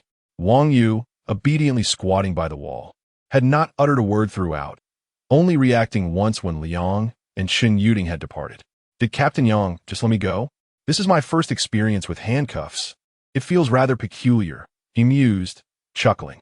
Poor Dr. Wang, he added as he released the cuffs. This incident concluded here, but Dr. Wang must remain composed in the future. Rest assured, I've vented my frustrations. They need only refrain from provoking me again. Although he harbored a strong desire to eliminate that scoundrel, Wen Liang. He acknowledged the rule of law in society and understood he could not jeopardize his own future. Captain Yang, if nothing else arises, I shall take my leave. Indeed, all is well, Captain Yang replied, recalling the investigation results regarding Wen Liang. This individual possessed considerable influence, having suffered such a significant loss. It was likely he would seek retribution. He then addressed Wang Yu. Should Wen Liang retaliate against you, Dr. Wang, do not hesitate to call me. Thank you, Captain Yang. Wang Yu replied, exchanging contact information before departing the hospital. This visit to the criminal police station had proven worthwhile for Wang Yu. After bestowing blessings upon Officer Zhou, he resolved to extend a blessing to a police officer each day henceforth. Upon returning to Maria Hospital, Wang Yu found little motivation to work. He retrieved his vehicle from the parking lot and left. Once home, he pondered his future. Wen Liang was now the chairman of the hospital, and having just assaulted him, retaliation was inevitable. With no intention of relying on his medical practice for merit points, he seized this opportunity to resign. Knowing Director Han would have little to say against it. He promptu dialed Han Kuen. Hello, Director Han, this is Wang Yu. Dr. Wang, you're out? Directora inquired. Surprised to receive Wang Yu's call. Indeed, you witnessed today's events. It will be difficult for me to remain at the hospital. I wanted to discuss my resignation with you. Resignation? Director Han gasped, alarmed. Wang Yu was the backbone of the hospital. His departure could spell immediate decline for the newly flourishing institution. Please reconsider, Dr. Wang. I can mediate this matter. Perhaps we can invite Chairman Wen to dinner. And you could apologize. Apologize? I've already shown great respect for the law by not eliminating him. Director Han, please refrain from further discussion. You are unaware of the intricacies between us, so it would be best for you not to intervene. As I mentioned, I will not be submitting a resignation letter. You can handle it as you see fit. With that, Wang Yu hung up. While he had previously respected Director Han, the latter's words, though seemingly well-intentioned, felt more like an appeal for Wang Yu to generate revenue for the hospital. Having made his decision, Wang Yu resolved to act in his own best interest. Meanwhile, Director Han found himself unsettled by the abrupt end of the conversation. After some contemplation, he decided to call Su Mu's father, Su Ning. Su Ning was once the largest shareholder of Maria Hospital, but following the Wen Group's aggressive acquisition, he now found himself relegated to second place. However, it could not be said that Su Ning had suffered losses. The acquisition had proven quite profitable for him. Upon receiving Director Han's call, Su Ning quickly grasped the situation. Hearing that his daughter had been taken to the police station tightened his heart momentarily. However, upon learning that she had merely cooperated with the investigation and was soon released, he felt relief wash over him. After a brief conversation with Director Han, he called Su Mu, instructing her to return home that evening. He wished to glean more about Wang Yu to determine if he was worth pursuing. Su Mu received her father's call with mixed feelings. He informed her of Wang Yu's impending resignation. Although she had dismissed the idea of pursuing him, the prospect of such a talented doctor leaving still left her feeling discontented. Unaware that Wang Yu had already been released, she believed he remained in custody and began reaching out to Captain Yang. Su Mu, a close friend of Nan Nan and acquainted with her colleagues, contacted Captain Yang, who informed her that Wang Yu had long since departed and proceeded to recount the circumstances surrounding the altercation with Wen Liang. Although Su Mu was not typically one to indulge in gossip, the revelations shared by Captain Yang were too enticing to resist. What initially seemed like a mere brawl revealed an intricate web of relationships and conflicts. Chen Yuding's manipulations, Wen Liang's obsessive tendencies, and Wang Yu's unwitting role as the substitute left Su Mu astounded. It appeared that after years, Wen Liang had resurfaced and rekindled his relationship with Chen Yuding, even fathering 2 children for Wang Yu to support. Had Wang Yu not discovered the truth and decisively sought a divorce, he would have been trapped indefinitely. Just yesterday, the Wen Group had acquired Maria Hospital, and today, Wen Liang, in his capacity as chairman, appeared with Wang Yu's ex-wife, specifically requesting to see him. Was this not a blatant act of intimidation? Sumo regretted having attempted to assist Wang Yu. Had she known the full extent of the situation, she would have eagerly joined him in confronting Wen Liang and Chen Yuding. After digesting Captain Yang's revelations, Su Mu changed her clothes and, not waiting for the end of her shift, went home to consult her father. She harbored an idea that could preserve Maria Hospital's reputation while delivering a severe blow to Wen Liang, all the while allowing Wang Yu to continue practicing medicine there. However, executing such a plan would be challenging. Better to let her father, the crafty old fox, handle it. At this moment, Wang Yu had slipped downstairs and called Sun Qian, learning that the three girls had yet to return from the village. They claimed they were helping Wang Yu fulfill his filial duties, taking care of his parents while also bridging the gap between mother and daughter-in-law. By the time the truth came to light, Wang Yu hoped to spare himself from his father's wrath. Therefore, they planned to linger in the village for a few more days, soaking in the ambience of Wang Yu's childhood home. After hanging up the phone, Wang Yu felt a pang of guilt. He realized he still lacked the courage to face his parents, which led Sun Qian to take matters into her own hands. Chapter 72. This is called a lay win. The opponent hasn't even made a move, and I have already triumphed.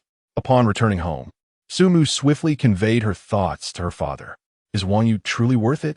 After hearing Su Mu's words, Su Ning found himself in a quandary.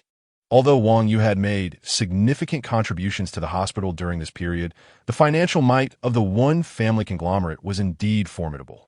If Wang Yu were to leave, it might be for the best. With the injection of funds from the one group, hiring several renowned domestic experts at high salaries could easily maintain the current profitability. It could even lead to further expansion, enabling the hospital to grow larger and open branches in other cities, thereby establishing the Maria name thoroughly. Father, you may not have met Wang Yu and might not understand the extent of his medical expertise, but please trust your daughter's judgment. Moreover, by selling the shares at a high price to one, we won't incur any losses. The substantial fund we extract can be considered a significant profit even if we do nothing. Su Mu's reasoning was quite sound, yet Su Ning hesitated. After all, the shares in his possession were worth over 500 million. A misjudgment could lead to considerable losses. Let us not rush into selling the shares. We can open another hospital first and let you manage it. As for Wang Yu, I will ask Dean Han to lend him a hand. Su Ning did not entirely acquiesce to his daughter's proposal. However, he prepared to establish another hospital. If it thrived, he could then consider selling his shares. Although there might be some losses, this approach appeared more stable and less risky. What about Wang Yu? He has already resigned, Su Mu said, somewhat disheartened. It was merely a phone call. It hardly counts as a resignation. Tomorrow, I will have Dean Han terminate his employment. This way, we can provide Wen Liang with an explanation, and Wang Yu will also receive a compensation package. Once the new hospital is established, we can invite him to join. Thus, he will receive a financial benefit while also gaining a new opportunity. Su Ning, ever the cunning fox, showed no hesitation in dealing with his own. Wang Yu had initially offered his resignation, which would have meant no financial repercussions for the hospital. Now, with the change to dismissal, the hospital would be obliged to compensate Wang Yu for a year's salary, as per the contract. It was worth noting that Wang Yu's annual income had risen to 10 million. Thus, Su Ning's maneuver would lead to considerable financial loss for the hospital, while the money would end up in Wang Yu's pocket. However, with the one group holding the largest stake, they would undoubtedly be the ones investing the most. Using others' funds to further one's own agenda, while also doing Wang Yu a favor, was a win-win situation. Upon hearing her father's explanation, Su Mu's eyes lit up, realizing the brilliance of his plan, conveniently overlooking the fact that her family would also bear part of the compensation. As long as Wang Yu profited, she felt content, and she affectionately kissed Su Ning on the cheek before eagerly preparing to call Wang Yu. Dear, you should not involve yourself in this matter. I will have Dean Han handle it. You should focus on the new hospital's preparations and find an excuse to resign in a few days, Su Ning said, feeling quite pleased after receiving a kiss from his daughter. Seeing Su Mu so excited sparked Su Ning's interest in Wang Yu. After all, his daughter was nearing 30, and settling down was paramount. Su Mu considered her father's advice, suppressing her impulsive feelings, and retreated to her room to research the preparations for the new hospital. Watching his daughter leave, Su-ning contemplated for a moment before dialing Dean Han's number. "Old Han, I need your assistance with something." "Of course, Chairman. What is your command?" In Han Cohen's mind, the newly appointed chairman, Wen Liang, paled in comparison to Su-ning, who had been his superior for decades. Su-ning was the only boss in his heart. "Tomorrow, you will terminate Wang Yu's employment. Ensure it is done swiftly, completing all procedures before Wen Liang can react. Deduct the compensation directly from the hospital's revenue from yesterday. Rest assured, Chairman, I will prepare the relevant documents and complete the task within 10 minutes tomorrow." "Indeed, Old Han, you have been with me for so many years and have always handled matters with great prudence. Once the new hospital is established, I will appoint you as the director and grant you 10% of the shares." The mention of the new hospital, the directorship, and shares flooded Han Cohen's mind with excitement, yet he refrained from inquiring about the new hospital. He understood that Su-ning would share what was necessary. If he did not mention something, it was simply not the right time for him to know.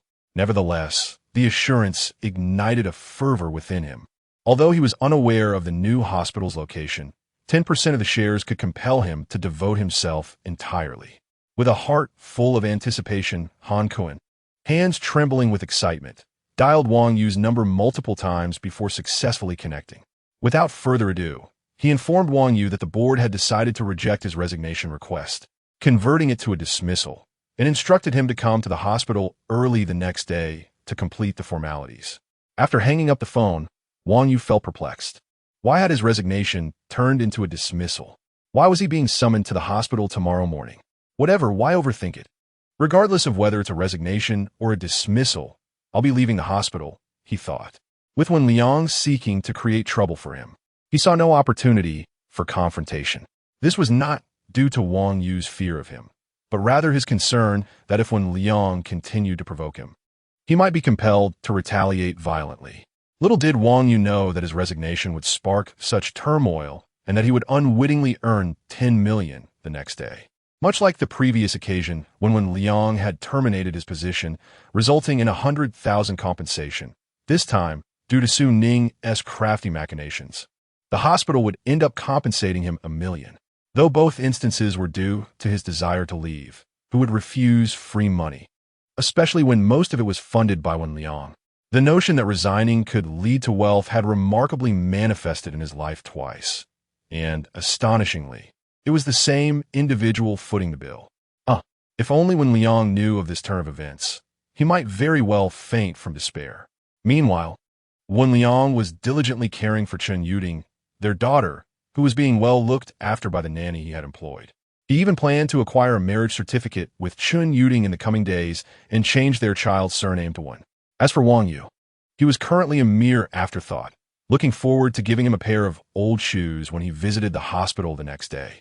He was eager to see how Wang Yu, with his size 43 feet, would fare in shoes meant for size 38, and he secretly hoped Wang Yu would retaliate, so he could send him straight to prison. Under Wen Liang's comforting presence, Chen Yuding gradually calmed down. Looking at him, she felt he was far superior to Wang Yu. The slap she had received that morning still echoed in her ears, leaving her cheeks swollen like steamed buns. In the afternoon, she had faced intense scrutiny at the police station, nearly exposing her past misdeeds. The physical pain and mental torment only fueled her resentment towards Wang Yu. As she gazed at Wen Liang, whose face bore bruises yet continued to care for her, she believed he was the one truly deserving of her love. Reflecting on the time after Wen Liang had left, although she had married, he had never uttered a harsh word upon his return and had consistently treated her well. In contrast, Wang Yu had insisted on divorce even after she had apologized and promised to lead a good life together, culminating in a physical assault today. Chen Yuding felt validated in her decision not to have children with Wang Yu. Chapter 73. Wang Yu wins 10 million early the next morning. Wang Yu arrived at the hospital, intending to wait at the door of Director Han's office before the workday commenced. To his surprise, Director Han arrived even earlier and warmly invited him inside upon seeing him. "Dr. Wang, although your tenure at our hospital has been brief, our collaboration has been quite fruitful. Moreover, during your time here, You have made significant contributions to our institution. Therefore, after deliberation by the board, we have decided to reject your resignation and instead terminate your employment. Wang Yu regarded Han Kun, who appeared to be no older than 50 and was in good health. His position as director indicated that his intellect was sound. However, Wang Yu found the logic of his words perplexing. Directoran, are you certain you comprehend what you are saying? He inquired, a look of confusion on his face. Oh, I see. I haven't to explain clearly, Han replied. If you resign voluntarily, you will only receive a few days' wages. However, if we terminate your employment, although it sounds unpleasant, you will receive a severance package of 10 million. Director Han proceeded to recount the events that led to this decision. Thus, if I am terminated, the hospital will be responsible for this compensation, and it will be primarily funded by Wen Liang. Wang Yu clarified. Indeed, Dr. Wang, you grasped the situation correctly. This was specifically directed by Director Su. While we cannot provide you with adequate protection, we certainly cannot allow you to suffer a loss, Han confirmed. Director Su? Wang Yu was slightly taken aback. He did not know the individual. Were capitalists truly so generous these days? Let us not dwell on the details. Sign here, Dr. Wang, and take your money quickly. Otherwise, it will be troublesome if Chairman Wen arrives, Han urged. Will this cause trouble for you or Director Su? Wang Yu pondered.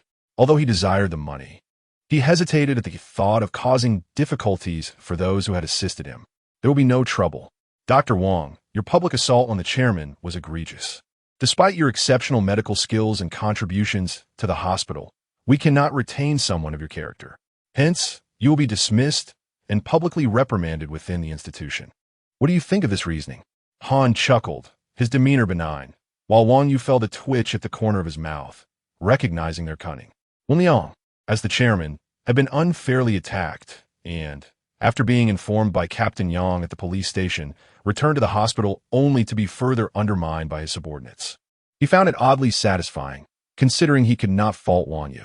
Director Han is correct.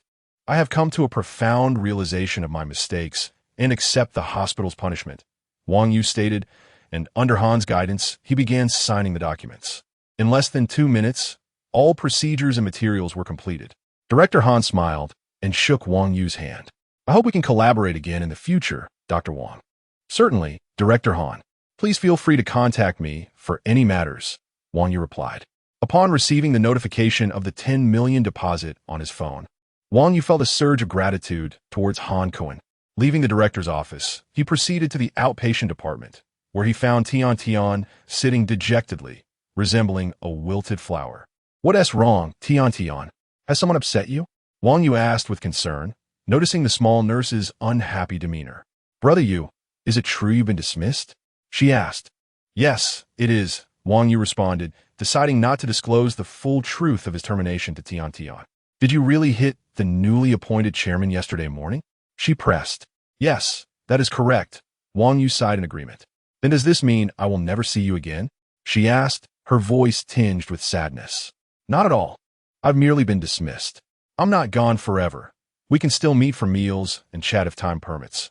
Wang Yu reassured her, almost swayed by her sorrow. I know, but I'm still very sad, Tian replied, struggling to regain her composure. Their month-long camaraderie had fostered a deep sense of reliance on Wang Yu. In her year of working, Wang Yu had been the best doctor she had encountered, never reprimanding her and always treating her with kindness, alleviating the pressures of their work together. Their shared efforts to avoid overtime had left a lasting impression on her heart. Don't worry, Tian. In a while, I plan to establish a private clinic. How about I offer you a high-paying position there? Wang Yu suggested with a smile. You're opening your own clinic, brother Yu? Tian's eyes brightened with excitement. Yes, once it's set up, I'll give you a call. Make sure you come, Wang Yu encouraged. Rest assured, brother Yu. I will resign after receiving this month's salary and wait at home for your call, she said, her spirits lifted by his invitation. Wang Yu was quite pleased with Tian, and though he had enough money to live on after leaving the hospital, he felt a void without engaging in any work. Last night, he had discussed with Wenxin the possibility of leveraging her connections to treat wealthy women within their circle. He hinted that through his medical expertise, he could assist women in achieving pregnancy, regardless of gender, and even twins were feasible. Though Wenxin found this somewhat hard to believe, she had faith in Wang Yu's abilities, having experienced significant improvements in her own health through his treatment. Reflecting on how he had even saved the elderly Mrs. Li from the brink of death further solidified her trust in him. Moreover, Wang Yu was currently treating her daughter for congenital heart disease, and while they had yet to conduct a thorough examination, her condition had visibly improved.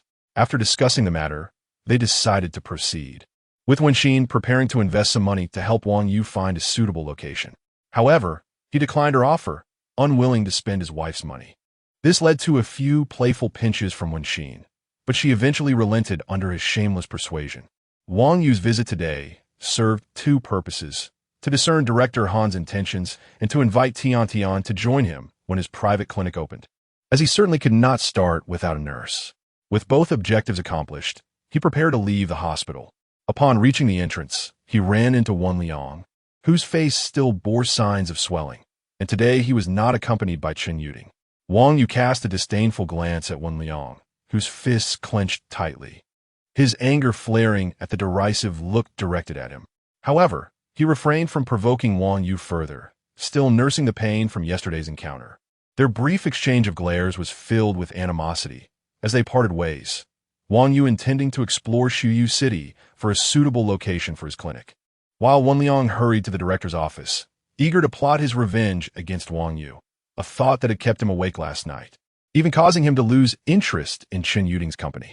After soothing her for a moment, he steeled himself to confront Wang Yu properly. Chapter 74. The gentle and gracious Wan Liang, Han Dean towering above with a face full of resentment. Wan Liang forcefully kicked open the door to the dean's office. Han, the dean, looked up and exclaimed, is that not our dear chairman? The injuries on his face made him appear far more agreeable than the previous day. Han was unfazed by Wan Liang's impudent entrance, dismissing the notion of face as trivial compared to wealth. He promptly jogged over to Wan Liang, slightly bending at the waist with a sycophantic smile. Chairman, you've arrived. Please take a seat. He relinquished his own chair to Wan Liang, initially furious. Wan Liang felt his anger dissipate somewhat at Han's obsequious behavior. Once seated, he glanced disdainfully at the cluttered desk, casually perusing the hospital's financial reports from the last quarter. He sipped the coffee personally brewed by Han, finding it quite palatable. Meanwhile, Han Kun, who had prepared the coffee, stood obediently by, not even daring to sit, awaiting Wan Liang's needs.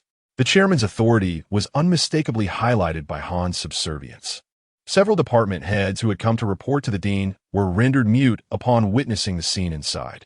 At Han's subtle gesture, they obediently stood aside, awaiting Wan Liang's inquiries. After a prolonged silence, Wan Liang was quite pleased with the senior management's reaction. They were all astute individuals, particularly Han, who, despite his age, could still be praised as a rare talent. Collecting his thoughts on the purpose of his visit, Wan Liang finally spoke. Dean Han, what do you plan to do about Wang Yu? While Wan Liang had his own ideas, he felt it prudent to give Han opportunity, wondering if his suggestions might surpass his own. Han Kun, standing beside Wan Liang like a loyal servant, immediately straightened up, his face flushed with indignation. Chairman, we cannot show the slightest leniency towards Wang Yu, who brazenly defies hospital regulations and assaults others. He must be punished to the fullest extent. Punished to the fullest extent. Wan Liang relished Han's fervor, finding each of his words resonated deeply with him. Well then, what punishment do you propose? Upon my return yesterday, I promptly reported the incident to the board members. In the afternoon, unable to reach the chairman, they convened a special meeting to address Wang Yu's assault on you. After 3 hours of intense discussion, the board unanimously decided to expel Wang Yu from our medical team and issue a formal reprimand throughout the hospital. Han's words were firm and resolute, stirring Wan Liang's blood. Ha ha ha. To be expelled from the medical team. Will he be relegated to cleaning toilets or laundering linens? And a formal reprimand throughout the hospital? Wang Yu's reputation will surely plummet. Indeed, Han's astuteness was commendable. Yet, Wan Liang, despite his inner satisfaction, felt the need to display some magnanimity. Perhaps the punishment is too severe. I just reviewed the financial reports, and Dr. Wang's abilities are commendable. He has made significant contributions to the hospital during his tenure. Chairman, please do not say that. I have felt guilty for not protecting you yesterday, Han replied earnestly. The punishment has already been enacted. The materials for the formal reprimand have been distributed to each department for their study and reflection. Seeing Han's righteous demeanor, Wen Liang felt he was underutilizing such a capable dean. Well, since everyone is in agreement, I shall not press further. Although I am the chairman, I cannot impose my will unilaterally. I support the measures against Wang Yu, but I am curious where he has been reassigned. After a roundabout conversation, Wen Liang finally articulated his thoughts, eager to witness Wang Yu's downfall. Such a scoundrel does not deserve to remain in our hospital. He has been dismissed, is currently unemployed, and I have noted a negative review in his file. In the future, he shall find it impossible to secure a position in the medical field in Sioux City. Han's declaration struck Wen Liang like a thunderbolt. While some might be awakened by such news, he felt utterly bewildered. It was only after a long pause that he realized his anticipated satisfaction had been prematurely snatched away. Wen Liang's expression darkened as he pondered Han's words. The more he thought about it, the more dissatisfied he became. Glancing at the obsequious old man beside him, he found no justification to blame him. This very individual had desperately restrained Wang Yu during the assault yesterday, and had now granted him considerable face. Furthermore, Wen Liang could not fault Han for the decisions regarding Wang Yu's punishment. The reprimand was issued throughout the hospital. He was summarily dismissed. The negative review effectively barred Wang Yu from future medical opportunities. This was indeed the most severe punishment the hospital could impose at this stage. Surely, they could not execute Wang Yu for such an offense, though Wen Liang secretly harbored that desire. The hospital lacked both the authority and justification for such action. Dean Han, I believe Dr. Wang's medical skills are still worthy of acknowledgement. I think we might salvage the situation. Wen Liang sought to salvage his pride, struggling to swallow the indignation festering within him. Chairman, when Wang Yu arrived earlier, I gave him a stern reprimand. He stormed off in anger after completing his paperwork. Furthermore, this decision was made by all the board members to restore your dignity. As for the medical skill discussion with your investment, I am preparing to recruit 10 renowned experts nationwide to join us. Wang Yu is insignificant in comparison. Han's words somewhat calmed Wen Liang, though he sensed something amiss that he could not pinpoint. Indeed, Wang Yu was inconsequential, so he decided not to disturb Han and the others any further. I shall take my leave now. The department heads, having eavesdropped on the conversation, felt a sense of appreciation for the chairman's recognition, albeit superficial. As Wen Liang departed, Han's lips curled into an enigmatic smile, quickly masked. Thank you for your patience, everyone.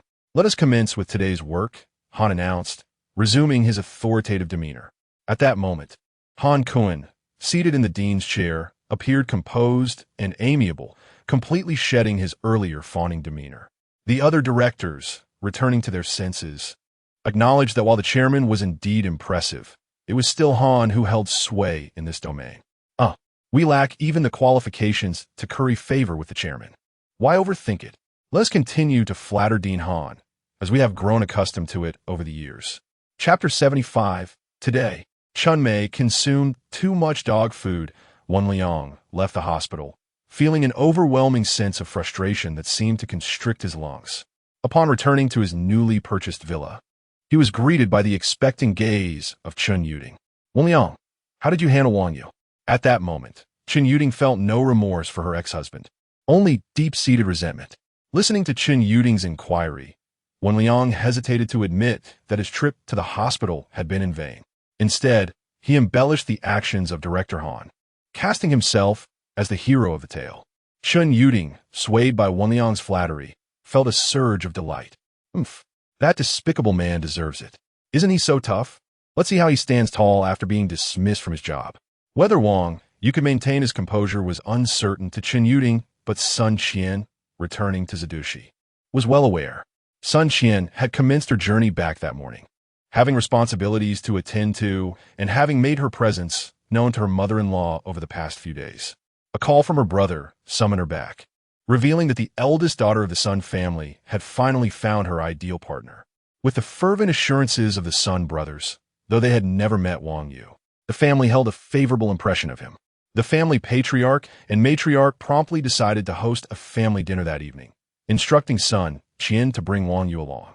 Early that morning, Sun Dishing conveyed the elder's orders to Sun Qian. On her way back, Sun Qian contacted Wang Yu, and they exchanged sweet nothings for over 10 minutes. Although there were few people around, Wang Yu, Chunmei, sitting in Sun Qian's car, felt increasingly uncomfortable listening to their conversation. Finally, after Sun Qian had finished talking, the phone was passed to Yan. Considering Yan's typically gentle and shy demeanor, Chunmei assumed she would be more reserved than Sun Qian. However, when Yan sweetly called out hubby, Chunmei realized her initial judgment had been misguided. This woman, who had harbored feelings for her cousin since the age of 16, was now relishing her desire, uttering romantic phrases with fervor. After listening for several minutes, Chunmei felt overwhelmed. The three continued to ignore her, chatting for over an hour before reluctantly ending the call. Having made plans to dine at Tianjia restaurant at noon, Chunmei, what are you doing here? Yan suddenly remembered the presence of her friend, having been too engrossed in conversation to recall her. Realizing this, she spoke without careful consideration. Chunmei, upon hearing Yan's question, scrutinized her friend to gauge just how much she prioritized romance over friendship. It was not until Yan's face turned crimson from embarrassment that Chunmei began to hum a song. I should be under the car, not inside. Hearing how sweet you both are. Though the song's overall message was at odds with Chunmei's feelings, this particular lyric poignantly conveyed her inner thoughts. As Sun Qian drove, a blissful smile adorned her face, reveling in the success of their venture. With the family gathering planned for that evening, her relationship with Wang Yu seemed destined to flourish. She did not expect Wang Yu to always be by her side, fearing that such constant proximity might dilute their romance into mere familiarity, thus robbing them of passion and joy. A judicious distance and brief separations could ignite fervent energies upon reunion, as Wang Yu had a penchant for mischief in her brother's lounge. In truth, Sun Qian was not the type to become overly reliant on her partner after falling in love. Otherwise, she would have remained a staunch advocate of singlehood. Were it not for Wang Yu, she might have spent her life depending on her nieces and nephews for support. One could only say that love is unpredictable. By 11 o'clock, Wang Yu arrived early at Tianjia restaurant, parking his car and waiting at the entrance for the three ladies. In previous instances, it was Sun Qian who had braved the blazing sun to wait for him. But today, he wished to show care and affection for his beloved. After waiting for approximately 10 minutes, he spotted familiar figures, unable to resist rushing forward to embrace Sun Qian. The sensation was delightful and nostalgic. After their embrace, he noticed Yan following behind and was about to approach her when Chunmei playfully kicked him. All right, be mindful of your surroundings. So many people are watching. Wang Yu chuckled, brushing off the imprint of her foot. I miss you all too much. My apologies for my exuberance. Yan, amused by Wang Yu's antics, stepped forward and shyly placed her hand in his. Brother Yu, I missed you so much, she said softly. Wang Yu, nearly succumbing to temptation, regained his composure upon receiving a sharp glare from Chunmei. The four of them settled into a small private room, where Sun Qian ordered their meals and discreetly exchanged a knowing glance with Wang Yu before stepping outside. Yan, oblivious to the underlying tension, assumed Sun Qian had some urgent matter to attend to. Wang Yu, feeling restless, pondered whether Sun Qian's intentions were what he hoped they were. Regardless, he decided to take action, announcing to the two chatting ladies, I'm going to the restroom. Chunmei waved her hand dismissively, while Yan seemed to understand, lowering her head, her delicate ears turning a shade of red. After exiting the private room, Wang Yu made his way to the lounge, pushing the door open, which was surprisingly unlocked. The ensuing events were far too intense for anyone to elaborate on. Half an hour passed, and the dishes had all been served, yet Wang Yu had yet to return, and neither was Sun Qian. Chunmei began to realize that their absence was rather prolonged. Let us eat first. They will join us shortly, Yan suggested, having already deduced the nature of their disappearance. Chunmei, in her innocence, remained puzzled, unaware of why her brother and future sister-in-law had vanished together. Another half an hour elapsed, and having finished their meal, they still had not seen them. Chunmei grew anxious, while Yan calmly called over a waiter to order a few of Wang Yu's favorite dishes. Just as the new dishes arrived, Wang Yu and Sun Qian entered hand in hand. Brother, where have you been? Chunmei inquired. Just taking care of some matters with Qian. It's all sorted now, Wang Yu replied evasively. What matters? Chunmei pressed. Her curiosity piqued. Children shouldn't pry into adult affairs, he retorted lightly, before diving into his meal, feeling the need to replenish his energy after the vigorous exertion. During the meal, he devoured 3 bowls of rice, while Sun Qian managed only half a bowl of vegetables, the remainder being consumed by Wang Yu, who still felt unsated. After finishing her meal, Sun Qian grasped Chunmei's hand and said, Sister, after this, I'll take you to see my display at the mall. I was thinking of offering you a position there. Great. Should we go now? Chunmei exclaimed, genuinely eager to escape the romantic atmosphere. Yes, sister will take you. Yan, please wait for Xiaoyu here until he finishes eating, she added, winking at Yan. Chapter 76. At this moment, Sun Qian was filled with intense anticipation as she departed with Chunmei. Yan understood the implications, and as she contemplated the forthcoming events, she could hardly muster the strength to serve Wang Yu. Wang Yu observed the petite maiden beside him, who had clumsily dropped food onto the table for the umpteenth time. He gently wiped his mouth and tenderly grasped her small hand. A moment later, in the lounge on the 3rd floor, they made a significant contribution once again. Yuan, however, had succumbed to a deep slumber. After securing the door, Wang Yu dialed Sun Qian's number. Alas, he was so overwhelmed with excitement that he could not contain himself and had to go alone. Upon receiving the address from Sun Qian, she chided him lightly, expressing her discontent for his lack of thoughtfulness. Wang Yu felt his cheeks flush at her words. He reflected that it was not entirely his fault. After all, with Wenqin expecting, how could he dare to be too carefree? The past few nights had been restless, almost compelling him to revive his skills from college. All of this was a consequence of the Huangdi Neijing. Indeed, it was all its fault. After days of suppression, Wang Yu felt a sense of liberation wash over him. Once the call ended, he prepared to meet Sun Qian and Chunmei, having promised to visit the Sun family to meet her parents. He decided to stop by the mall and purchase a gift along the way. A mere 15 minutes later, Wang Yu arrived at the location Sun Qian had mentioned, recognizing the familiar decor before him. Wasn't this the very place he had purchased a bracelet for Wenqin? Could it be that this jewelry store belonged to Sun Qian? As he noticed Chunmei, now in uniform and adeptly attending to customers, a wave of guilt washed over him. After all, he had yet to disclose his relationship with Wenqin to either of these 2 women. He had not yet figured out how to broach the subject, and with the joy he had been experiencing lately, the matter had slipped his mind. Mr. Wang, you're back again. A cheerful greeting from a nearby attendant interrupted his thoughts. Turning around, he recognized the same server who had assisted him previously. An awkward smile spread across his face, and before he could speak, Sun Qian approached. President Sun, the attendant greeted with respect as Sun Qian arrived. Oh, you 2 know each other? Sun Qian noticed the server's enthusiasm towards Wang Yu, her eyes glimmering with curiosity and a hint of jealousy as she approached. This Mr. Wang is one of our esteemed clients. Recently, he purchased a jade bracelet worth over 6 million. The server's response sent a chill down Wang Yu's spine. He braced himself for an interrogation. Oh, so he is a distinguished guest. Mr. Wang, what else might you be looking to purchase today? Sun Qian, noticing Wang Yu's nervous demeanor, felt a mischievous urge to tease him. As for Wang Yu's bracelet purchase, she had no particular concern.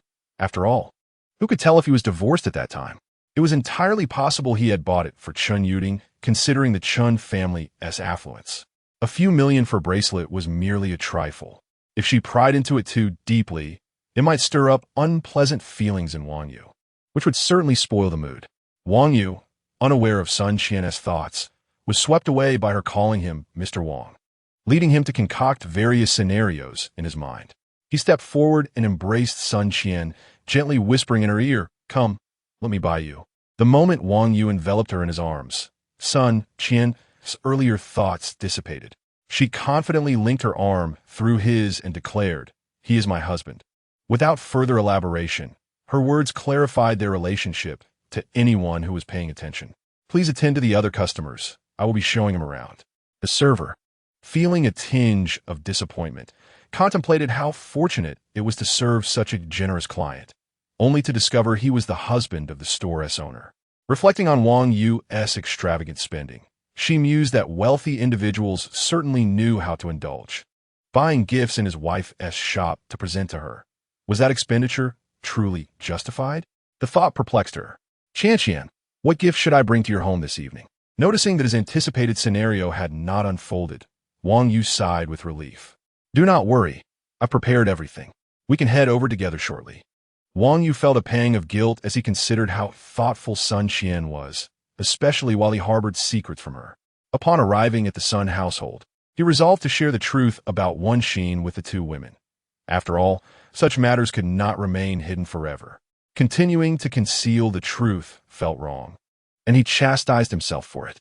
As they meandered through the store, Sun Qian joyfully introduced Wang Yu to the various pieces of jewelry on display, elaborating on the design of each showcase and sharing her insights.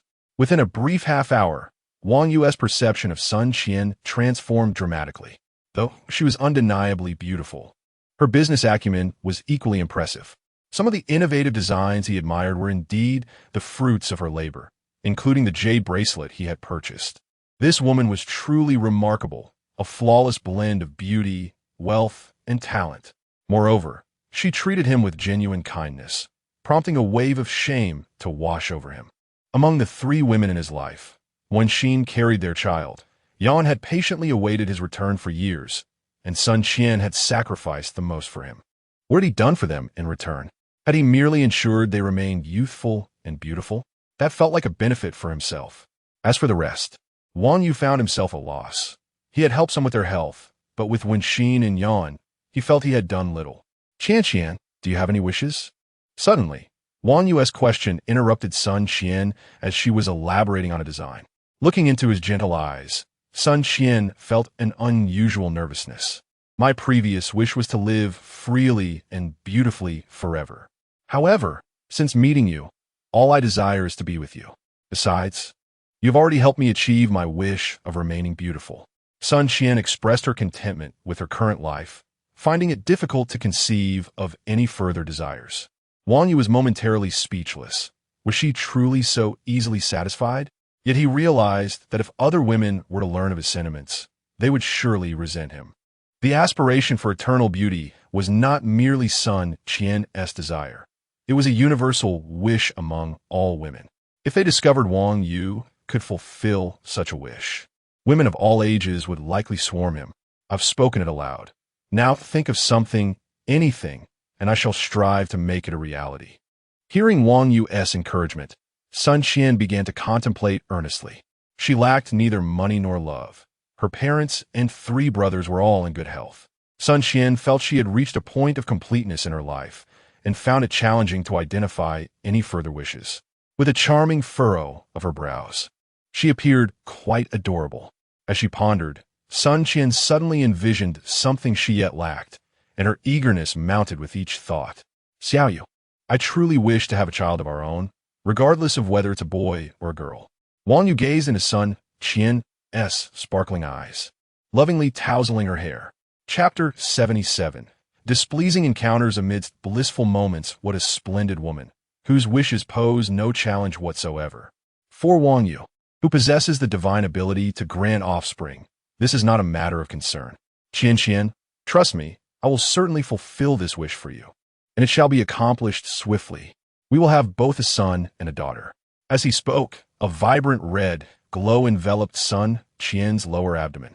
With Wang Yu's gentle caress, Sun Qian leaned her head softly against his chest, entranced by his assurances, feeling as though she were intoxicated, her gaze becoming increasingly dazed.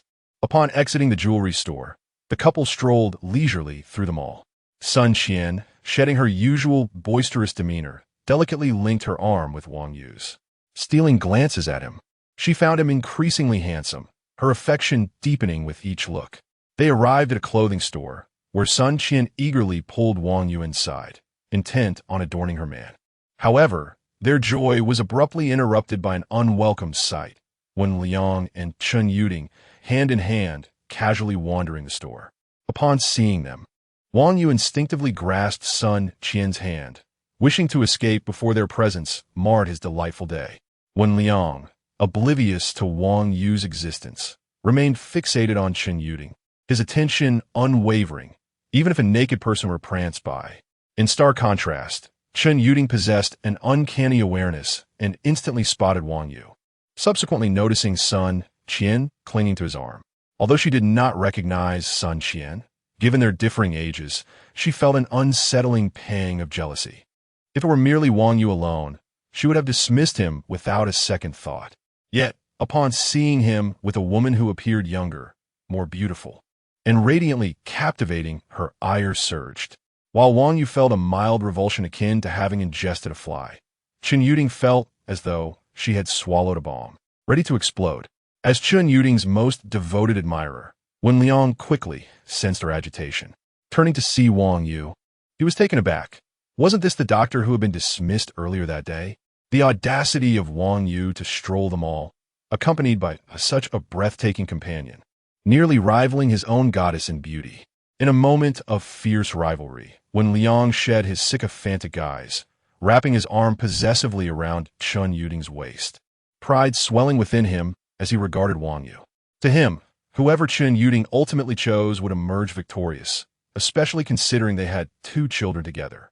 Despite having been married to his goddess for 7 years, he had gained nothing, ultimately losing everything in a bitter divorce. Now, with Wang Yu's disgrace fresh in his mind, he reveled in his own sense of triumph. Wang Yu, meanwhile, found Wen Liang's bravado utterly foolish.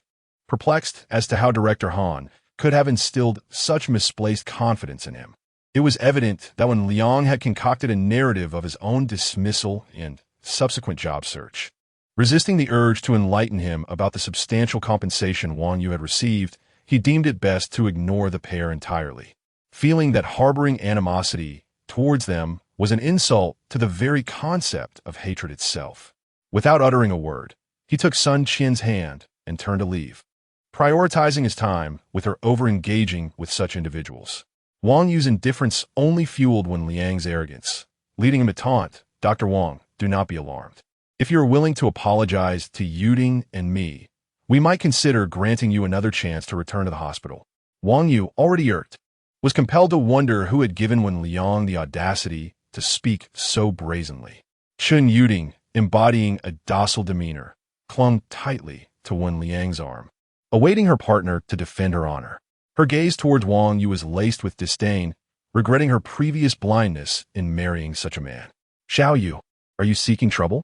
Sun Qian, now fully alert, eyed Wang Yu expectantly, ready for his response before launching into action.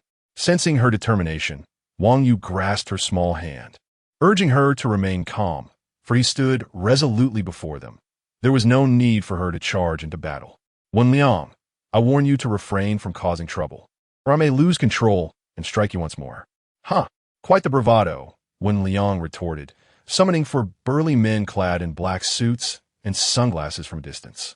Following his scuffle with Wang Yu, he had enlisted their protection, hoping to provoke Wang Yu into striking first, allowing him to retaliate viciously. Unfortunately, he had not encountered Wang Yu in the hospital that morning, but fate had smiled upon him now. "Go ahead, try and lay a finger on me," Wen Liang sneered, bolstered by the presence of his imposing entourage. In a sudden burst of fury, Sun Qian struck Wen Liang's cheek with her left hand. "What do you think you're doing? I've endured you for far too long." Wang Yu halted, taken aback by Sun Qian's sudden outburst. From the moment when Liang and Chen Yuding appeared, she sensed trouble brewing, but had chosen to relish the moment instead. However, upon hearing Wen Liang's snide remarks and witnessing the threats directed towards her man, her fury erupted. Growing up, it had been a rare occasion for her to play the role of the obedient woman. Now, her eyes bore a murderous glint as she stared down Wen Liang. Stunned, Wen Liang had not anticipated such violence from someone he deemed fragile. Nevertheless, now that he had been struck, he saw fit to blame Wang Yu for the humiliation. "Have them attack him," he commanded, disregarding Sun Qian entirely as he directed his bodyguards to confront Wang Yu. The opportunity for revenge had arrived. Even if he were to receive a slap in return, it would be worth it. Today, he vowed to leave Wang Yu with a face adorned in bruises. Chapter 78. The gentleman's revenge fails, and he is slapped in the face. The 4 bodyguards acted swiftly, as they were well aware that they were being compensated to alleviate troubles for their employer. They promptly surrounded Wang Yu in a tight circle. Wang Yu, with a determined expression, pushed Sun Qian aside and instructed her, "Stay put and protect yourself." The bodyguards, not wishing to harm such a beautiful woman, refrained from troubling her. Yet, should their employer increase the stakes, they might reconsider. As the atmosphere grew tense, Wang Yu flexed his hands, preparing for the impending conflict. When Liang, grinning maliciously, wrapped an arm around Chun Yuding and coldly declared, "As long as he doesn't die, we'll make him suffer."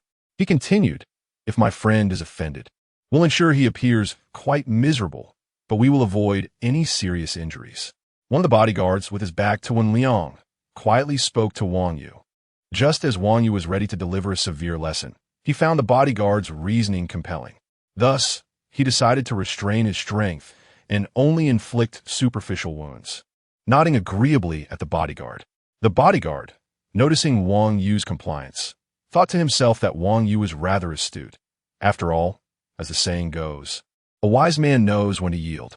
With a shared understanding in their gazes, they prepared to strike, forgetting the fiery-tempered woman who had been pushed out of the circle. Sun Qian, who had been quite animated moments before, was not someone who could be easily calmed by Wang Yu's words. "Sun Diheng," she shouted, her voice echoing through them all. In the brief 5 minutes from Wen Liang's provocation to the appearance of the bodyguards, it was evident that someone was orchestrating the situation behind the scenes, as security had yet to arrive. Sun Qian was well aware of the machinations at play, for the owner of the mall bore her surname. The brewing altercation was abruptly interrupted by her outburst, drawing everyone's attention to her. "Wang Yu, why are you calling for your brother?" he asked, puzzled. However, before Sun Qian could respond, Sun Diheng hurriedly approached her. "Little sister, what happened?" "I'm here now, brother. Don't think I'm unaware. You've been tailing me. It's one thing for you to gawk. But why aren't you intervening when someone is bothering my man? Don't tell me you didn't know. Every time I come here, you receive the notification before I even step through the door. I've been here all afternoon, and you should have a peer by now. What is your excuse? Otherwise, I'll be sure to have a chat with my sister-in-law about your middle school classmate, Lan, who has been single since her divorce a few years back." Sun Diheng, drenched in sweat from the unexpected barrage of accusations, had indeed been preoccupied with the unfolding drama. As the mall's owner, he was aware the moment his sister entered. Moreover, he had captured a snippet of Wang Yu embracing her and shared it in their family group chat. As for why he hadn't rushed to her aid, well, that was a tale too complicated to recount. After the family members saw the video, the chat exploded with notifications, only calming down after the eldest, Sun Dezhao, intervened. They decided that Sun Diheng should provide real-time updates and share relevant videos. Thus, the mall's proprietor found himself in the monitoring room, serving as the family's gossip anchor.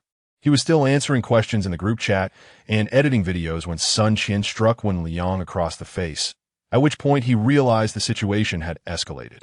Abandoning his computer, he rushed to intervene, finally arriving just in time after Sun Qian's outcry. Upon his arrival, breathless from the effort, he was met with a barrage of accusations from his sister. Overwhelmed with frustration, he turned to Wen Liang and the 4 bodyguards. Without further ado, he gestured, and a swarm of over 30 security personnel descended upon the scene. "Little sister, I assure you that Xiang Lan and I are innocent. We are merely business partners. Please don't let your sister-in-law misjudge me," he pleaded, attempting to regain control of the situation. "All right, I'll judge based on your performance today," Sun Qian retorted. Still irate, unfamiliar with romantic entanglements, she was frustrated that the sweet moment she had just experienced with Wang Yu had been interrupted. "Brother-in-law, you claim you'd rather die than live," Sun Diheng thought, feeling like a subordinate before the women in his life. However, one was his beloved wife, and the other was his cherished little sister, deserving of his utmost respect. As for outsiders, he merely scoffed. Wang Yu, caught off guard by Sun Diheng's sudden appearance, felt a mix of exhilaration and annoyance. He had not finished with Wen Liang the previous day, and now, with a few more individuals appearing, he was eager to demonstrate his strength. It felt as though he had summoned a creature to his side, as Sun Qian's shout had summoned her brother. With a wave of his hand, the bodyguards and Wen Liang found themselves encircled, and Wang Yu's silent command brought the situation to a halt, much to his chagrin as he had envisioned a more dramatic confrontation. Yet, Glancing at the fierce yet beautiful Sun Qian, his spirits lifted. His wife was indeed stunning, even in her anger. Brother-in-law, Sun Dihang remarked, noticing Wang Yu's intense gaze on his sister, and felt the need to intervene. Brother, you handle this minor affair as you see fit. I shall continue shopping with Qian, Wang Yu declared.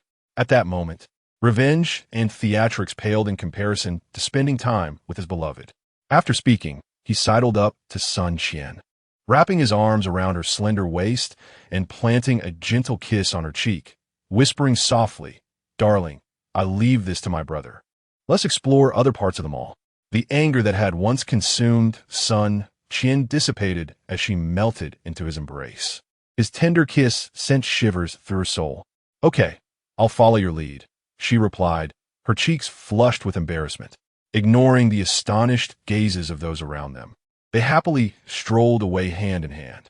"Wow," Sun Dihang exclaimed, taken aback by his sister's sudden transformation, quickly dialing the monitoring room. "Hello, this is Sun Dihang. I need copies of all video files from the area where I was present within the last half hour."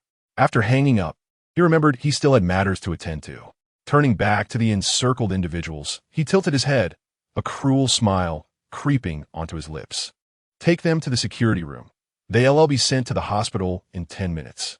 With that, he departed, for his brother-in-law had deemed the matter trivial, and it was far more important to return and share his sister's captivating romantic escapade with the family. Chapter 79. Wen Liang entered the police station. Sun Qian's live relationship at this moment, the primary party had departed, leaving behind the security personnel to diligently execute their employer's orders. They escorted Wen Liang, alongside 4 security guards, toward the security room, preparing to impart a lesson on propriety. Chen Yuding, at this juncture, dared not cause a commotion, noticing that no one was paying attention to her. She discreetly dialed the police. Though she was unfamiliar with Sun Qian, she had certainly witnessed the infamous Sun family trio in Sioux City. The obsequious demeanor of the second son of the Sun family towards Sun Qian made it abundantly clear to Chen Yuding that Wen Liang had encountered formidable opposition. Moreover, Wang Yu's indifference further ignited Chen Yuding's desire for retribution. Previously, Wang Yu had confronted her with scathing reproaches, yet today he uttered not a single word, his gaze lazily avoiding her. Observing Wang Yu's gentle treatment of Sun Qian filled Chen Yuding with an indescribable fury. The immense disparity and profound jealousy did not cloud her judgment. Rather, they rendered her even more composed. Wen Liang was her greatest reliance. She could not bear to witness him being taken away by these individuals. However, as a seemingly frail woman, she felt utterly powerless to rescue him. Even if she attempted to create a scene, it would likely lead to her own downfall. After making the call to the police, Chen Yuding stealthily followed the security team. Wen Liang, in a state of bewilderment, felt particularly unfortunate these past few days, having failed to accomplish anything he set out to do. Now, he found himself restrained and anticipating a painful ordeal. Fortunately, he had not dragged Chen Yuding into this predicament. The thought of it pained him immensely. The 4 bodyguards ahead were indifferent, merely seeking to appease a few security personnel. After all, everyone was merely trying to make a living. Why should fellow workers complicate each other's lives? One security guard remarked that once one accepts payment, one must endure the consequences. Another echoed, affirming their duty to not disappoint their employer. Upon hearing this, the bodyguards felt a surge of frustration. Their attempts at reasoning had proven futile, and it was evident that these guards would not hold back. A shared glance among them led to a reluctant resignation. It was not that they lacked the will to struggle. They were quite capable fighters. If they resisted, perhaps 1 or 2 might escape, but the remaining would likely face dire consequences, potentially leading to months in the hospital. Thus, it seemed wiser to endure the beating, apply some ointment, and soon return to being fit and healthy. As they turned a corner, the previously silent Wen Liang suddenly broke free. Though his Taekwondo black belt prowess had been ineffectual against Wang Yu, it proved formidable at this moment. Several security guards were swiftly taken down, and, seizing the opportunity, Wen Liang fled. As he ran, he shouted, "You 4 block them. I'll reward each of you 500,000. Upon hearing this, the 4 bodyguards, who had been resigned to their fate, instantly perked up. The allure of 500,000, a sum equivalent to their monthly salaries multiplied by over a year's worth of work, was too tempting to ignore. Without needing to communicate, they understood each other's intentions. Recognizing the chance to earn a fortune, they immediately launched an offensive, blocking the stairs to afford Wan Liang the precious opportunity to escape. Just then, the police, having received the call, finally arrived, rushing towards the security room under Chen Yuding's guidance. Meanwhile, Sun Diheng, informed of the situation, dismissed it as trivial, sending a manager to appease the officers. As Chen Yuding ascended the stairs, she coincidentally collided with the escaping Wan Liang, only for the approaching police to promptly apprehend him. Subsequently, they took the 4 bodyguards and dozens of security personnel into custody at the police station. The manager who arrived to manage the situation stood speechless, helplessly watching as his staff were led away by the police, promptly reporting back to Sun Diheng. Feeling somewhat disheartened upon hearing the report, Sun Diheng was displeased that his brother-in-law had failed to handle this minor issue, especially with his own employees now in custody. It was quite the mood dampener. However, he had no desire to intervene personally, as there was a family gathering that evening, and with time slipping by, he feared missing out on the festivities. Go there now, and do your best to control the situation. We did not lay a hand on them, to spend a little to smooth things over, and ensure my sister and brother-in-law remain unscathed.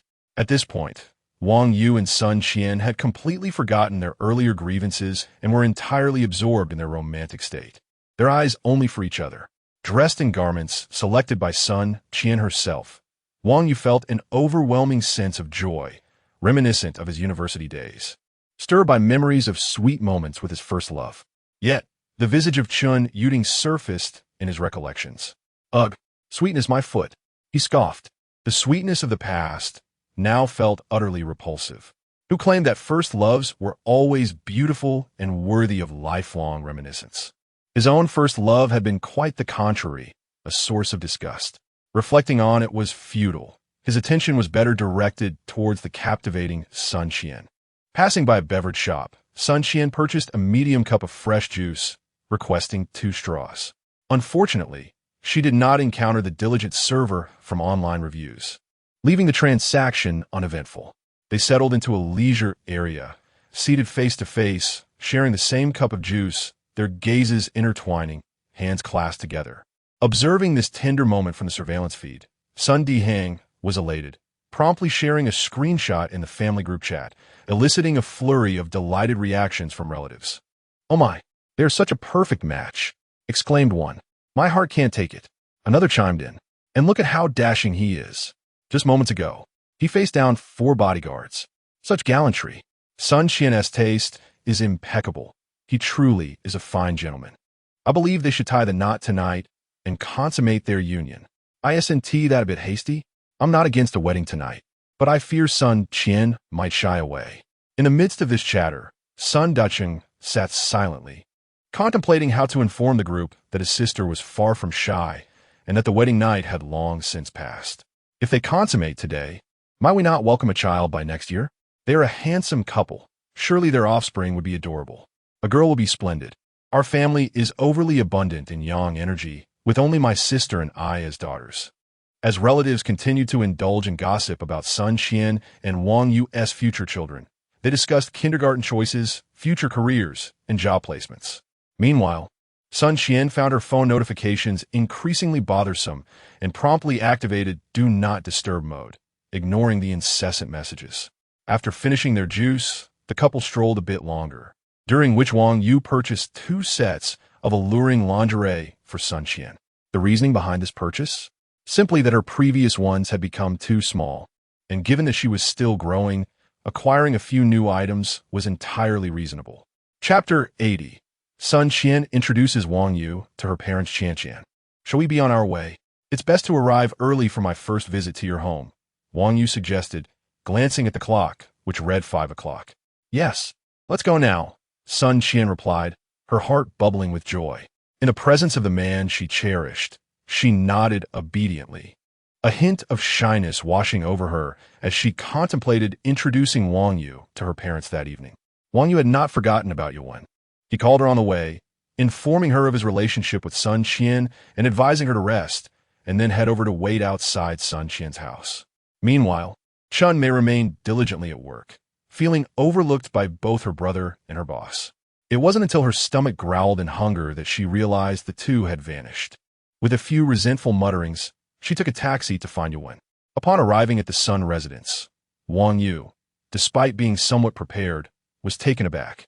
It wasn't the grandeur of the house that astonished him, but the sheer number of people gathered there. Faced with a throng of relatives, all gazing intently at him, he swallowed hard and forced himself to remain calm. Sun Qian was equally astonished. Aside from family gatherings during the New Year, she had never seen her relatives congregate so neatly. To her surprise, even several cousins studying out of town had returned, and her married cousin brought her child, excitement radiating from her. Sun Qian's 3 brothers were present, which was normal, but the appearance of numerous cousins and their families was unexpected. Had Sun Qian been privy to the family group chat, she would have understood the reason for this gathering. After Sun Dushing announced Sun Qian's news that morning, the entire Sun family had been swept into a sea of joy. The only unmarried girl in the household had brought a man home. Work meetings and contracts were promptly postponed. Brothers, sisters-in-law, and younger siblings all took leave from their jobs, while those away quickly booked flights home. The college-age cousins were equally thrilled, collectively requesting time off, eager to see what kind of man had captured their aunt's heart. This long-awaited moment, anticipated for years, was not to be missed. By the afternoon, Sun Dushing's live stream heightened their enthusiasm further. Before 4 o'clock, everyone had gathered, eagerly awaiting Wang Yu's arrival. Eldest brother, what's going on? Sun Qian had initially thought only her parents and 3 brothers would be present, perhaps adding her sister-in-law. The women of her eldest and 3rd brothers, despite having children, were not formally married and were likely to avoid such gatherings. However, to her surprise, all 4 of her eldest brother's partners were present, as were 2 lovely sisters-in-law seated beside her 3rd brother, cradling his son. What she had expected to be an intimate family dinner had morphed into a grand family reunion. Even the typically carefree Sun Qian felt a twinge of awkwardness in the face of such a gathering. Little sister, you should know, it was eldest brother who informed everyone, Sun Dushing said, living up to his role as the eldest. Sun Qian's gaze fixed on Sun Dushing, who was enthusiastically introducing Wang Yu to the gathered relatives. Sun Dushing, feeling an inexplicable chill, dismissed it, attributing it to the air conditioning being too cold. Sun Qian, unable to reprimand her 3rd brother at that moment, merely pursed her lips, noting it for later. Approaching her parents, Sun Qian obediently began to massage her mother's shoulders. Her cheeks flushed as she listened to the teasing remarks from her aunts. As for Wang Yu, she had little time to worry about him. She had brought him home for her family to meet, and so far, everyone seemed quite welcoming. Wang Yu, however, was overwhelmed, having forgotten nearly all of Sun Dushing's introductions. He could barely distinguish who was an uncle or aunt and who was a brother or sister-in-law. When it came to the introductions of Sun Dushing's partners, Wang Yu finally understood why Sun Qian had urged Yuan to accompany him. It must have been influenced by her eldest brother. However, when he learned that the 2nd brother only had his wife, Wu Shuyue, he felt relieved, thinking at least some of the brothers were decent. The 3rd brother, who had not introduced his partners initially, was openly embracing 2 women when Wang Yu arrived. He recognized them as his sisters-in-law without needing an introduction. After being introduced to a multitude of cousins, Wang Yu felt increasingly overwhelmed. The way they looked at him felt strangely familiar, as if they all knew him, creating an unshakable sense of discomfort. After all, aside from Sun Qian's immediate brothers, he had never met any of them before. Sun Qian's older nephews were courteous, having grown up under her influence and fearing to show any disrespect to their aunt's partner. However, the younger ones, lacking such experiences, surrounded Wang Yu, bombarding him with questions. It took a while for him to realize that Sun Dushing had announced everything in the family group chat. Damn it, here I was thinking highly of him, calling him 3rd brother every day, only to find out he orchestrated this whole spectacle to set me up. After half an hour of introductions, Sun Dushing finally led Wang Yu to meet Sun Qian's parents, who were seated comfortably in the main seats of the living room, awaiting his approach. Standing before the 2 elders, Wang Yu felt a surge of anxiety, particularly as he was aware of Sun Qian's two other partners. Facing her parents, he was exceedingly nervous. "You must be Wang Yu, right? Don't be anxious. Our family is simply a bit larger and more enthusiastic than usual. We're just like any other family," Sun Qian's mother said, observing Wang Yu's stiff demeanor and attempting to provide reassurance. Sun Qian's father smiled and nodded, feeling quite pleased with Wang Yu. As the head of the Sun family, he had long viewed his daughter's search for a partner as an inescapable nightmare. He had often imagined how difficult it would be to meet his future son-in-law, and whether he would be reduced to tears when sending his daughter off to marry. For years, he had hoped his little girl would remain with him a while longer, fearing she might face hardship in her new home. Before Sun Qian turned 30, her father had been rather content, but as she aged, he felt the pressure mounting. While having a daughter was heartwarming, it was less so when the years slipped by without a suitor in sight. Thus, he began searching for a son-in-law, but Sun Qian showed no interest, refusing to meet anyone. Initially, her parents believed she could not bear to leave them, but after several years, they realized it was not the case. Sun Qian simply had no desire to marry. Her mother enlisted the help of several relatives to convince her, causing Sun Qian considerable distress. After 2 exhausting years, she could no longer endure the pressure and moved out of their home, purchasing her own apartment. By the time Sun Qian reached 40, her parents had not seen any indication that she was interested in finding a partner. This concern had evolved into a shared worry among the Sun family after their eldest granddaughter married. Sun Qian's marital status became a collective source of anxiety for the family. Chapter 81. The inquiry of the sister-in-law and brother-in-law into Sun Qian's secret of youth, considering that the elderly couple had already surpassed 70, and their married granddaughter had become a mother. It was perplexing that their own daughter remained resolute in her independence, adamantly refusing to seek a romantic partner. In recent years, Sun's parents had relinquished their persistent encouragement for Sun Qian to marry, comforted by the knowledge that their family was large enough that their daughter would never go hungry. If she preferred solitude, so be it, as long as she was content. However, a few days prior, Sun Qian unexpectedly announced that she had found a boyfriend, which brought tears of joy to her parents' eyes. They immediately expressed a desire to meet him, only to be met with her firm refusal. This left the elderly couple in a state of distress, prompting them to summon their 3 sons back home. Upon hearing their father's words, the eldest and second sons instinctively thought of Wang Yu. As for Sun Disheng, he had already conducted an investigation into Wang Yu, and with his sister monopolizing the room lately, he was acutely aware of the situation. After a few days of contemplation, Sun Disheng promptly divulged everything about Sun Qian, even presenting their parents with the investigative findings regarding Wang Yu. The eldest and second sons, upon reviewing their brother's research, quickly grasped the truth of the matter. The second son felt a pang of guilt for not having investigated thoroughly earlier. Had it not been for their brother's efforts, their sister's happiness would have been jeopardized. The 3 brothers assured their father of Wang Yu's character and capabilities, emphasizing that any doctor capable of treating breast cancer must possess remarkable skill. Seeing that his sons were familiar with their future son-in-law, Sun's father felt a sense of relief and even developed a favorable impression of Wang Yu, whom he had yet to meet. After years of longing, the elderly couple now regarded Wang Yu with an unusually fervent gaze. Sun Qian, seated beside her mother, finally found a moment to take out her phone. Upon noticing the 99 messages in the family group chat, her curiosity led her to delve deeper, instantly flushing with embarrassment as she discovered videos and screenshots of her afternoon outing with Wang Yu shared publicly. "Uncle Sun, Annie's son, I am Qian's boyfriend. Oh, my name is Wang Yu." Wang Yu stammered nervously, and Sun's father nodded in approval. "I hear you're a doctor with exceptional skills." Sun's mother chimed in, holding her daughter's hand and smiling. The couple was taken aback by the news of Sun Qian's illness, but Sun Dezhao quickly reassured them that she had been cured by Wang Yu, revealing that it had all been a false alarm.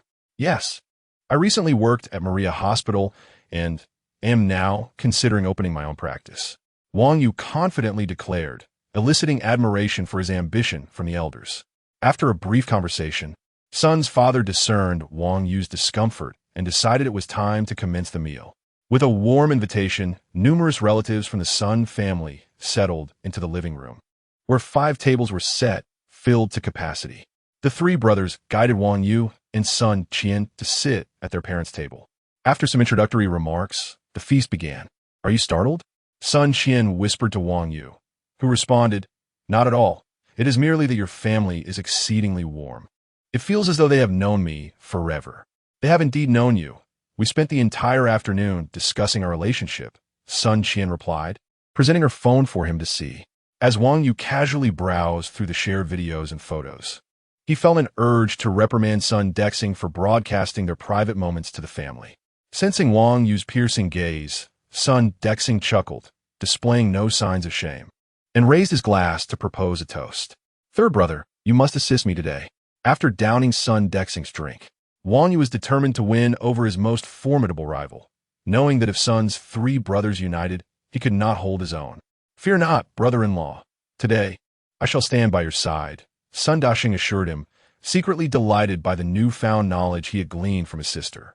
The secret, which ultimately involved Wang Yu, was quite simple. Since the confirmation of their relationship, Wang Yu had frequently taken Sun Qian on dates at Sun Dexing's restaurant. The 2 women connected to Sun Dexing had often encountered Sun Qian, and being women themselves, they quickly noticed the changes in her. Sun Qian's complexion had become increasingly youthful, her skin smoother, and the wrinkles that once required makeup to conceal had vanished entirely. Despite their attempts to subtly inquire or directly question her, they could not extract any answers from Sun Qian, leading them to implore their men for assistance. After secretly observing his sister for several days, Sun Dexing discerned her remarkable transformation. Although Sun Qian wished to support her brother, she found it difficult to articulate the truth. However, under his persistent questioning, she acknowledged her newfound youthfulness, deferring the explanation to Wang Yu, suggesting her brother consult him for details, as she was uncertain of the methods employed by Wang Yu. Having gleaned nothing from his sister and feeling pressured by his women, Sun Dexing was on the verge of seeking Wang Yu's help, which is why he was more than willing to support his brother-in-law today. The family banquet was enjoyable and the atmosphere delightful. After over an hour of dining, the sisters-in-law and younger siblings whisked Sun Qian away, having noticed her transformation and unable to contain their curiosity. Meanwhile, Sun Qian's cousins jovially pulled Wang Yu aside. The elders of the Sun family, pleased to witness such joy among their kin, retired to the study for tea and conversation. In the living room, only a group of men remained, preparing to toast Wang Yu. "To my brother-in-law. Brother-in-law, count me in. Uncle, I would like to raise a glass with you too." Surrounded, Wang Yu downed a considerable amount of liquor before being rescued by Sun Dexing. Observing this situation, the eldest brother, Sun Dezhao, felt an impending sense of trouble. Promptly patting Sun Dexing on the shoulder and saying, "Second brother, I need to discuss something with father. Please take care of our brother-in-law." Without waiting for a response, he slipped away. After being saved, Wang Yu immediately focused on the gathering of brothers led by Sun Dexing. "Well, today I cannot escape, but you shall be the first to be dragged into this." Meanwhile, Sun Qian was bombarded with inquiries from a throng of sisters-in-law and younger siblings, her head spinning. She could hardly confess that her youthful appearance was due to her intimacy with Wang Yu, as it would surely put him in a precarious position. As a woman, she understood the lengths her peers would go to maintain beauty. Should they uncover the truth, it was conceivable that some might take risks, or worse, that all would be tempted to do so. Chapter 82. Sun Qian passes the buck, trapping her man, Qian Qian. "My dear sister-in-law has always taken care of you, so please assist me in return. We are both in our 40s. Just look at your skin compared to my sister-in-law's." Sister-in-law 3 could no longer hold her tongue. "Step aside. You're only 39 and not yet 40. I'm already 43, halfway in the grave. Of course, you should help me first." Sister-in-law 1 grasped Sun Qian's hand, her touch filled with envy and longing, and with a playful twist of her hips, she nudged sister-in-law 3 aside. Sister-in-law 2 and sister-in-law 4, possessing gentler dispositions, did not directly engage. Instead, they softly praised from the sidelines. The cousins' wives formed a circle around Sun Qian, resembling a group of enchanting spirits gazing at a cleansed Tang sung. Sun Dexing's 2 wives remained remarkably composed, munching on sunflower seeds while sharing laughter. Just the previous night, they had pampered Sun Dexing thoroughly, with the third sibling promising to take full responsibility. As for Sun Qian's second sister-in-law, Wu Shuiyue, she chuckled softly. Being the only formally married wife among the Sun brothers, she was well aware of the benefits that could be hers. Although she felt a sense of urgency, she maintained her composure. At that moment, Sun Qian felt overwhelmed, her ears ringing. She had never experienced such pressure even when she was being urged to marry. After enduring several minutes, she could no longer restrain herself. She abruptly stood and surveyed the assembly of women aged 25 to 45, their envious and determined gazes pressing upon her. She felt disheartened. Dear sisters and sisters-in-law, this transformation is solely due to my husband's care. I haven't used any secret remedies, hormones, or undergone surgery. Is your brother-in-law a doctor? Sister-in-law, too, inquired from the periphery. Indeed, he is a gynecologist, quite renowned in Sioux City. He is the esteemed Dr. Wang from Maria Hospital. Sun Qian, unable to endure the incessant inquiries, wished her husband would handle this crowd of enchantresses. Your brother-in-law is Dr. Wang? No wonder he looks so familiar. Ah, yes. I remember now. He cured my gastric ailment. Me too. My irregular periods improved dramatically after just 2 weeks of his treatment. A chorus of women began discussing their experiences and tales of Dr. Wang's miraculous abilities.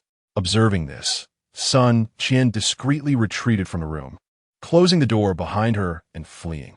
As for redirecting the attention to Wang Yu, she felt justified. After all, wasn't it a husband's duty to shield his wife? Inside, the women continued their fervent discussions. Wu Shuiyue noticed the 2 younger sisters-in-law, who were eagerly listening, and her eyes sparkled with realization. She knew Sun Dushing was the first to befriend Wang Yu and shared a close relationship with him among the Sun brothers. Though they were both in their 30s, they certainly would be aware of this matter.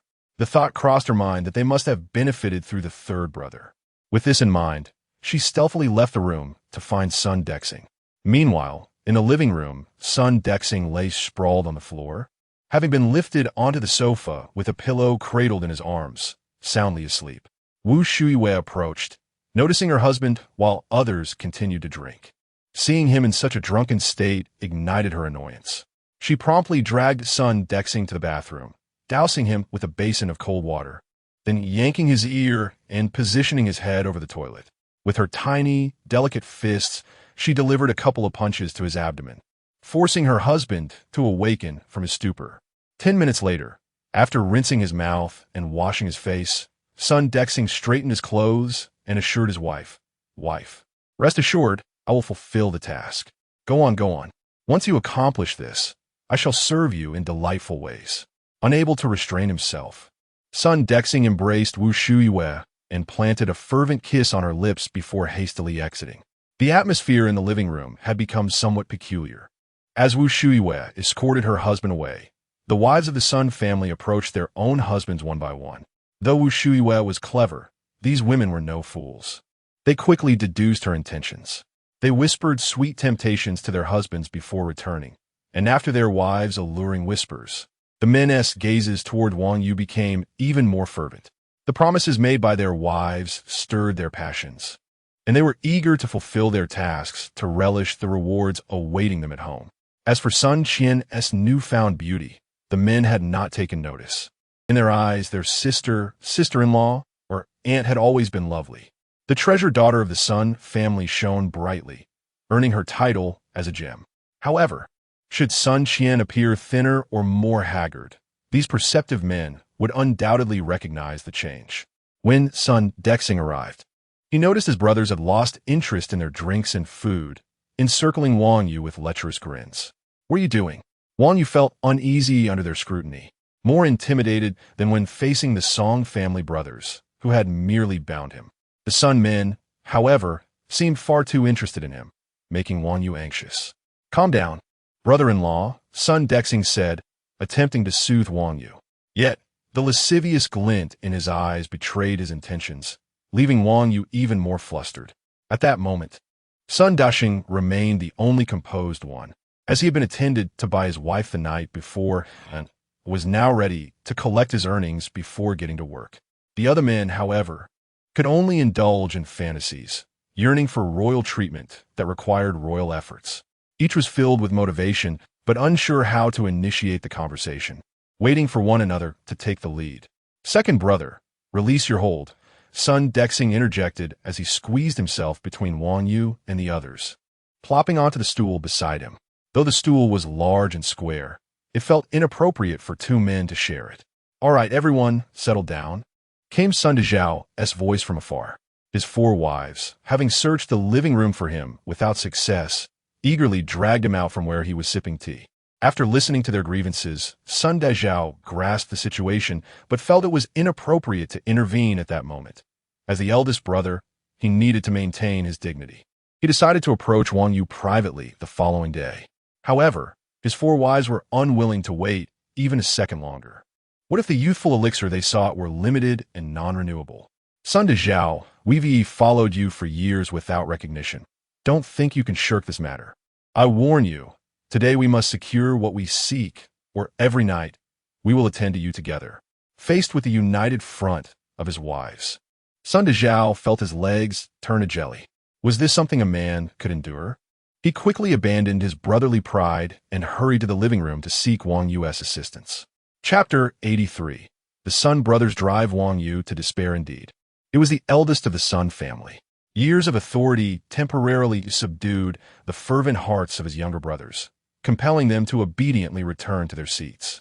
A visibly anxious Wang Yu nudged Sun Dexing beside him, saying, "Second brother, aren't you going to squeeze in? Please return to your own position." Sun Dexing chuckled, making no move, and instead held on even tighter. Sun Dezhao, disregarding the situation, sat down in the spot that their father had just vacated, fully embodying the demeanor of an elder brother. "My dear brother-in-law, everyone present here are our own kin. Allow me to speak on behalf of my brothers," he began. "Brother, is there something you wish to discuss?" Wang Yu asked, bewildered, his heart still racing from earlier events. What had started as a pleasant gathering had abruptly shifted, and the eager gazes and lascivious expressions now haunted his thoughts with trepidation. "Well, have all the brothers and sisters-in-law spoken with you?" Sun Dezhao addressed his younger siblings. "What did they say?" Sun Desheng, still processing the earlier events, was oblivious to the fact that they had all set their sights on Wang Yu. Silence. Sun Dezhao barked at his third brother, his irritation palpable. This young man had been aware of the situation all along and was now intent on keeping the benefits to himself. He had previously relied on him for support, often allowing the second brother to take the fall. Moving forward, it seemed prudent to teach him a lesson about camaraderie. Sun Desheng shrugged, grinned sheepishly, and promptly fell silent. "Brother-in-law, we, the brothers, have a matter on which we seek your assistance.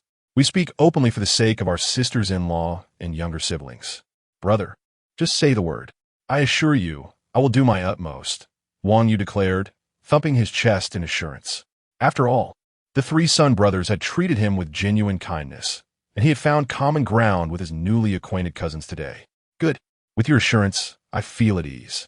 Second brother, since you are nearby, please relay the details to our brother-in-law," Sun Dezhao instructed. Sun Dexing, who had just thought the eldest brother had taken all the responsibilities, was caught off guard when the task fell upon him. However, recalling his wife's words, he resolved to take on the duty, for ultimately, it was his own happiness at stake. "Brother-in-law, Qian appears remarkably youthful and radiant. Surely, that is your doing?" Wang Yu, blushing from the compliment, replied with modesty, "Yes, indeed."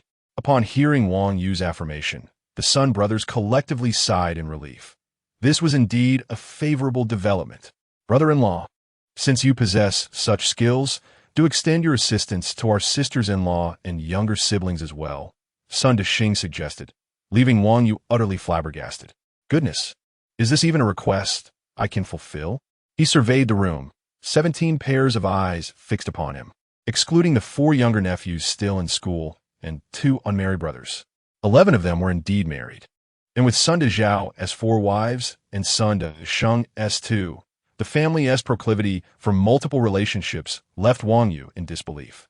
Calculating the potential number of obligations, he realized that even if he had mastered the Yellow Emperor's canon, his physical constitution could hardly withstand such demands.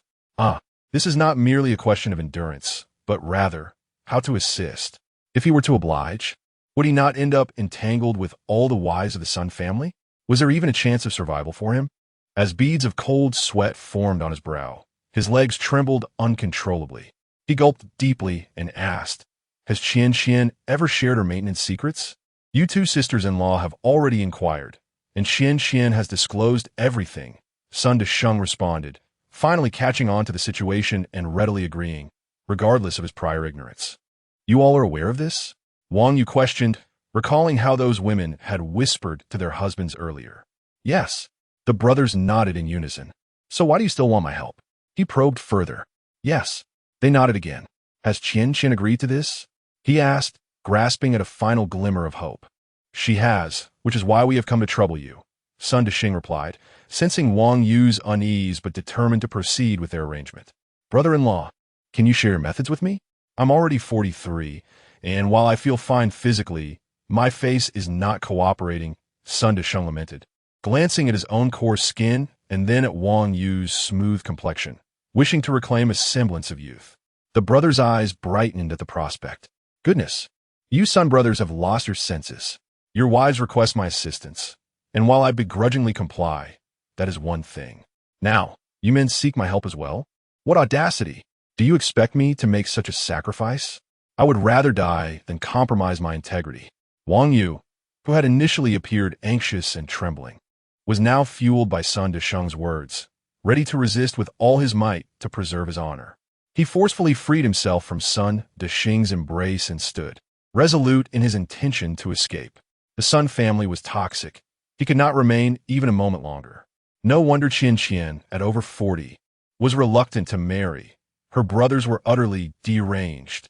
Just as Wang Yu prepared to flee, he was interrupted by the sound of laughter emanating from the corner of the room. Sun Qian, having eavesdropped on the exchange, could no longer contain herself, nearly laughing herself into oblivion. Observing Wang Yu's pale face and trembling form, she found it all the more hilarious. Unable to stifle her laughter, she doubled over, clutching her abdomen, her body convulsing as if in the throes of a fit. Seeing his wife in such a state, Wang Yu rushed to her side, cradling her in his arms. After checking for any signs of distress, he found nothing amiss. She appeared in perfect health. "Xiao Yu, it's nothing, just let me." "Ha ha." Sun Qian managed to reassure him between fits of laughter, trying to calm her husband, whose concern was palpable. The brothers of the Sun family exchanged bewildered glances at Sun Qian, perplexed by the source of her amusement. The living room fell silent, save for the echoes of her laughter. After several minutes, she finally began to regain her composure, though still unable to suppress the occasional chuckle. Rubbing her sore belly, Sun Qian slowly extricated herself from Wang Yu's embrace, grasping his hand and leading him to the table, ready to speak. However, Wang Yu abruptly pulled away, a look of indignation on his face as he declared, "Qian, even if you desired the moon from the heavens, I would find a way to fulfill your wish. But this matter, I must decline. Even if a knife were at my throat, I cannot comply." Chapter 84. The true man hidden in the Sun family. As soon as Wang Yu's words left his lips, Sun Qian's already tenuous composure completely unraveled. A sharp pang coursed through her abdomen, and her entire body began to tremble, her beautiful face contorting in distress. "Elder brother, this matter is entrusted to me. I will give you a response tomorrow." With great effort, she managed to utter these words before swiftly pulling Wang Yu away, leaving behind a trail of laughter and a group of bewildered Sun family brothers. After a moment of silence in the living room, Sun Desheng could no longer contain himself. "Does my sister-in-law agree or not? I still need to report back." The others exchanged glances, uncertain. After all, Wang Yu's earlier tragic demeanor did not suggest acquiescence. "Well, since my sister has said she will take care of it, there's no problem. You all should prepare some gifts. We can't let my sister-in-law do this for free." Sun Dezhao, the eldest, calmed the brothers with his words. "Elder brother, what is sister-in-law like?" "We have no idea," someone asked. Gift-giving was not an issue. After all, they had done it before, often selecting the most expensive items. However, given the significance of this matter for their future happiness, it warranted careful consideration and an appeal to her preferences. Sun Desheng pondered for a moment, but could not think of what Wang Yu might favor. Suddenly, an idea struck him. Forget about buying gifts. Given how well Qian has taken care of herself, it is evident that she has used many precious materials, which must be quite costly. Let us just give her cash. Sun Dexing's suggestion resonated with the brothers, who found it quite reasonable. But how much should we give? Another brother inquired. After some reflection, Sun Dexing decisively announced, 5 million from each of us, neither too much nor too little, just right. Consider how many women you have who are worth this. Just avoid any trouble at home, and we'll give the money directly to Qian.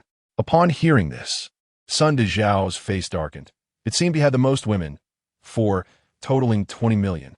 He had been contemplating a way to benefit without cost, only to find himself outmaneuvered by his younger brother. He had hoped to shift the burden onto the third brother in the future, but it appeared that the previous arrangement of having the second brother shoulder more responsibility was still the best approach. Let us proceed, as the second brother suggests. Unless there is anything else, let us disperse. Although Sun Dezhao did not succeed in his initial plan, he did not mind the money and readily agreed to the second brother's proposal. Once the discussion concluded, everyone began to depart. Sun Dexing intended to find his wife, but was stopped by a cousin after taking just a few steps. Defu, what is wrong? Sun Dexing, who generally had a good relationship with Sun Defu, inquired with concern as he noticed the latter's troubled expression. Third brother, I need a favor. Could we speak privately? He pulled Sun Dexing behind a large tree in the courtyard. Go ahead. We're brothers. No need for secrecy.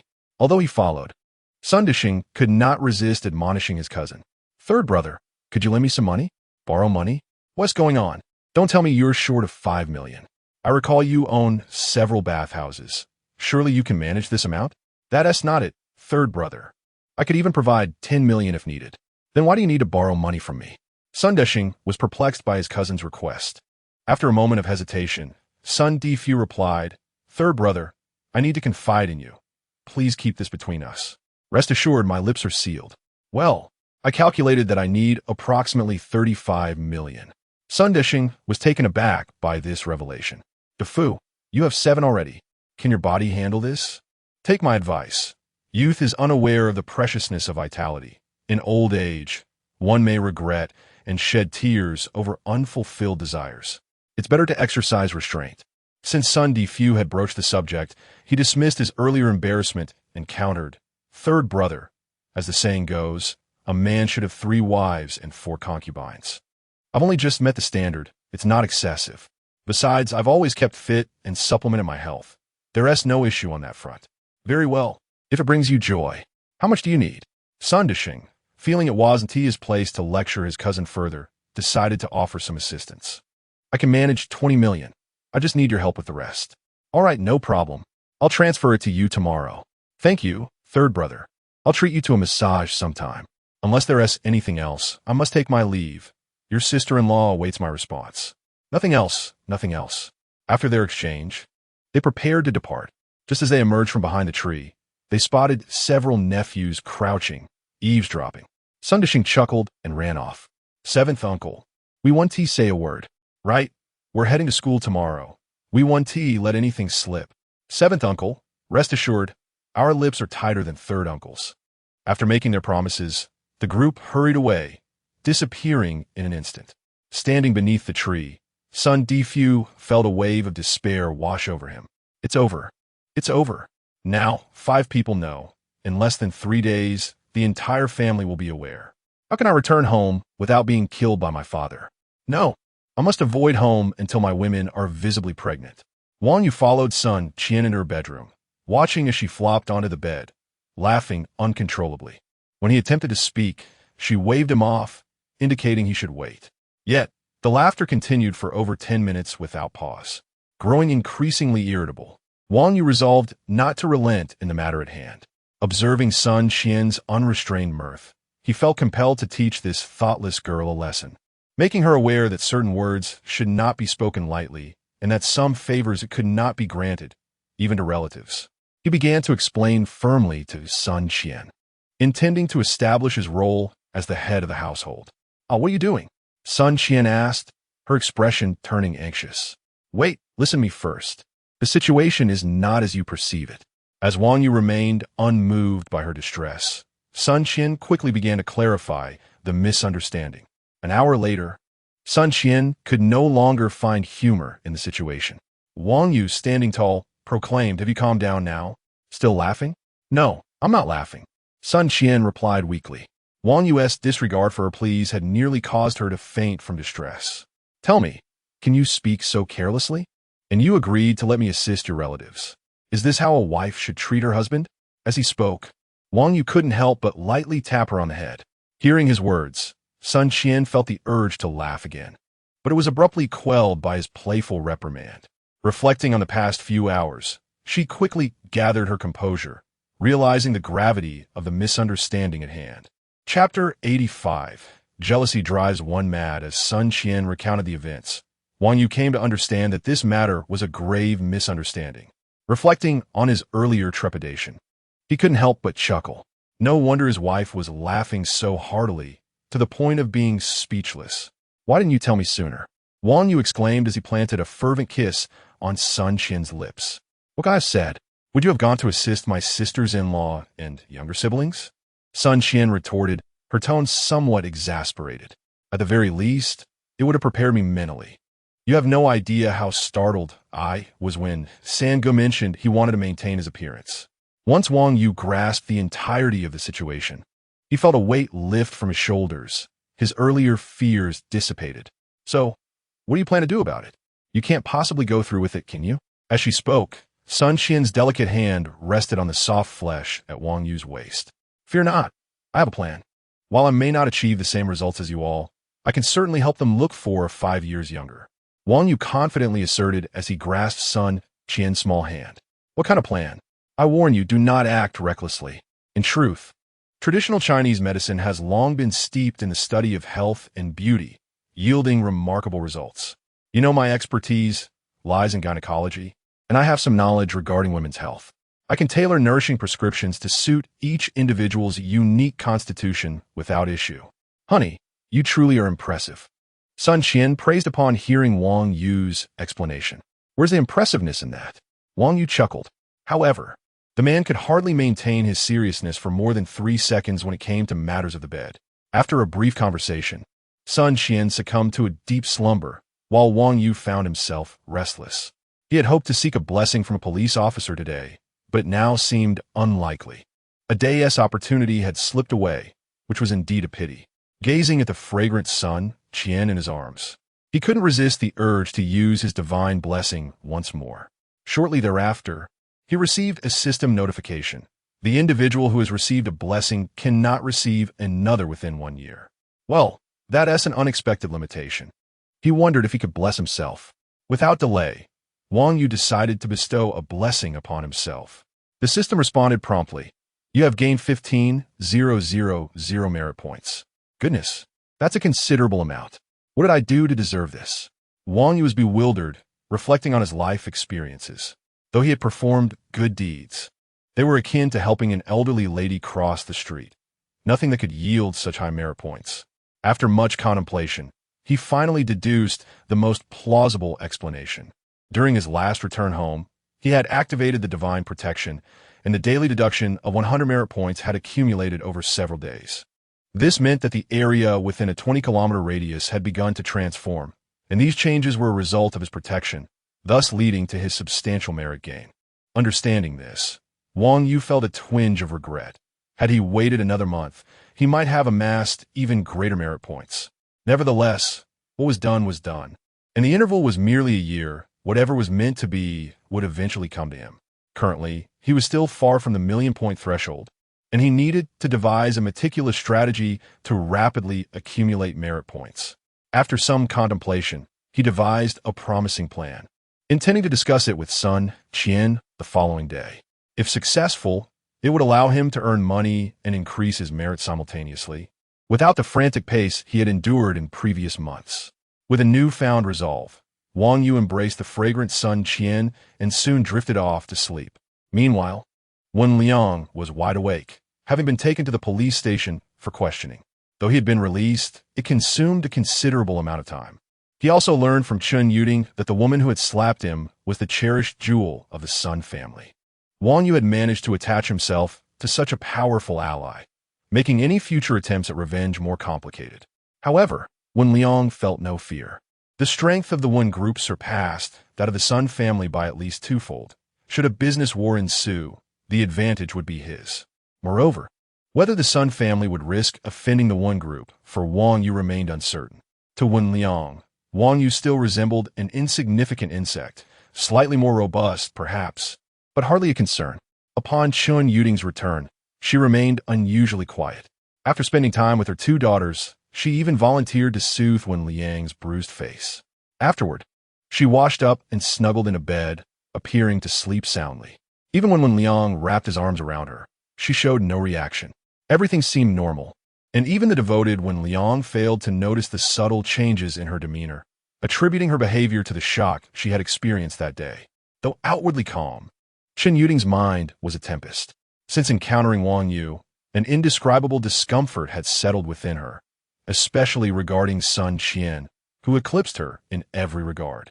Initially, she had thought that Wang Yu, having divorced and left with nothing, would lead a miserable life. She had even contemplated extending a helping hand if their paths crossed. However, that notion hinged on Wang Yu's misfortune, one that paled in comparison to her own past. She had anticipated witnessing his fury, resentment, or even hatred. Ideally, he would kneel before her, begging for forgiveness, creating an opportunity for her to elevate him to the position of her lover, thus returning to a life where she was adored by two men. Yet, the emergence of Sun Qian and Wang Yu's indifference shattered her dreams.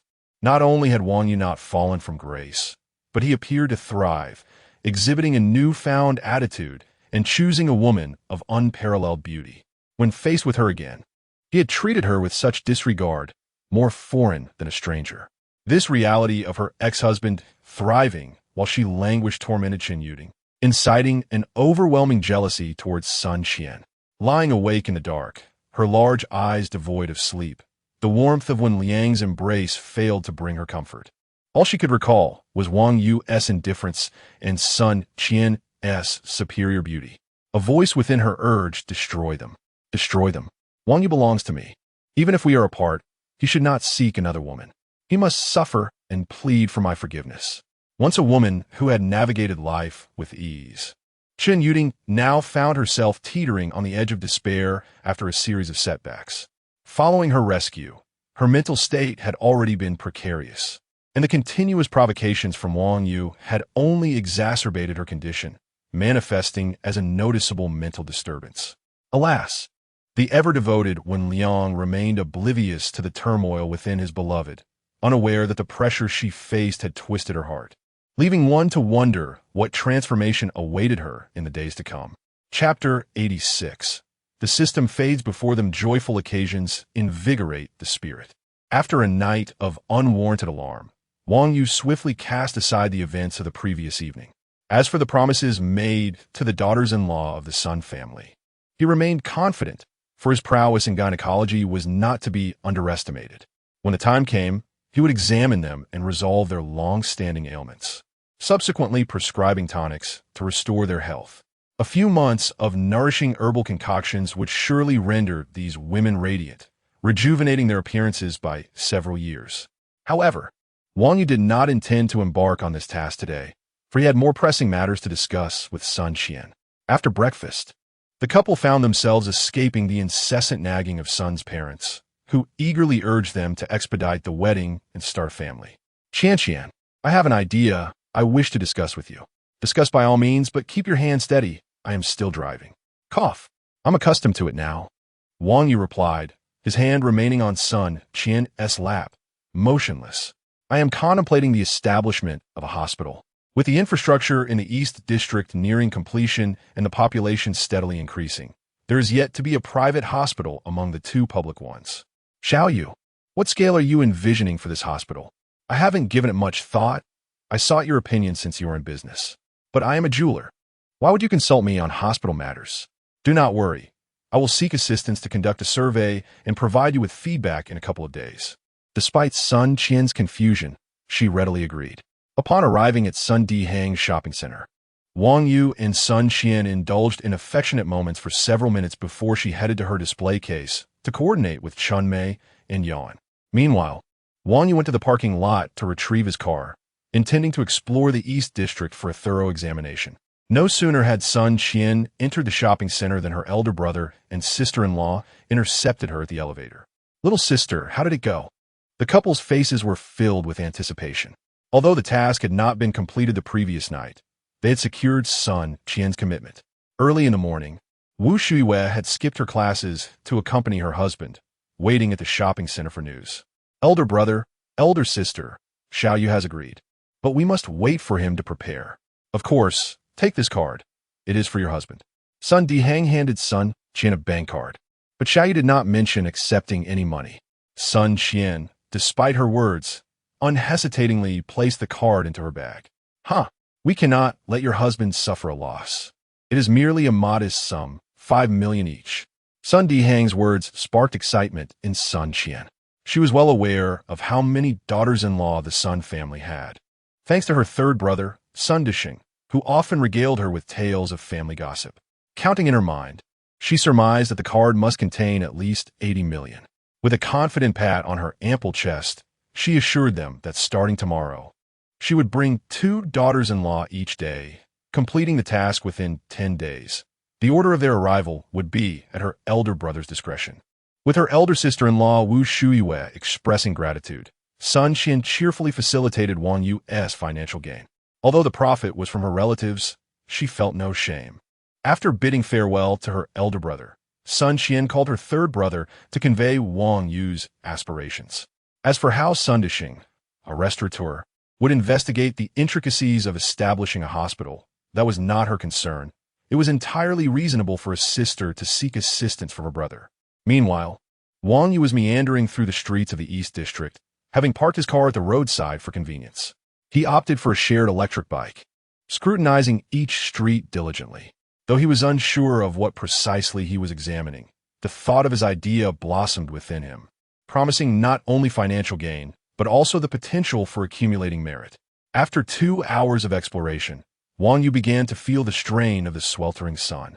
It was nearly noon, and the heat was rising, prompting him to seek out Sun Qian and yawn for lunch.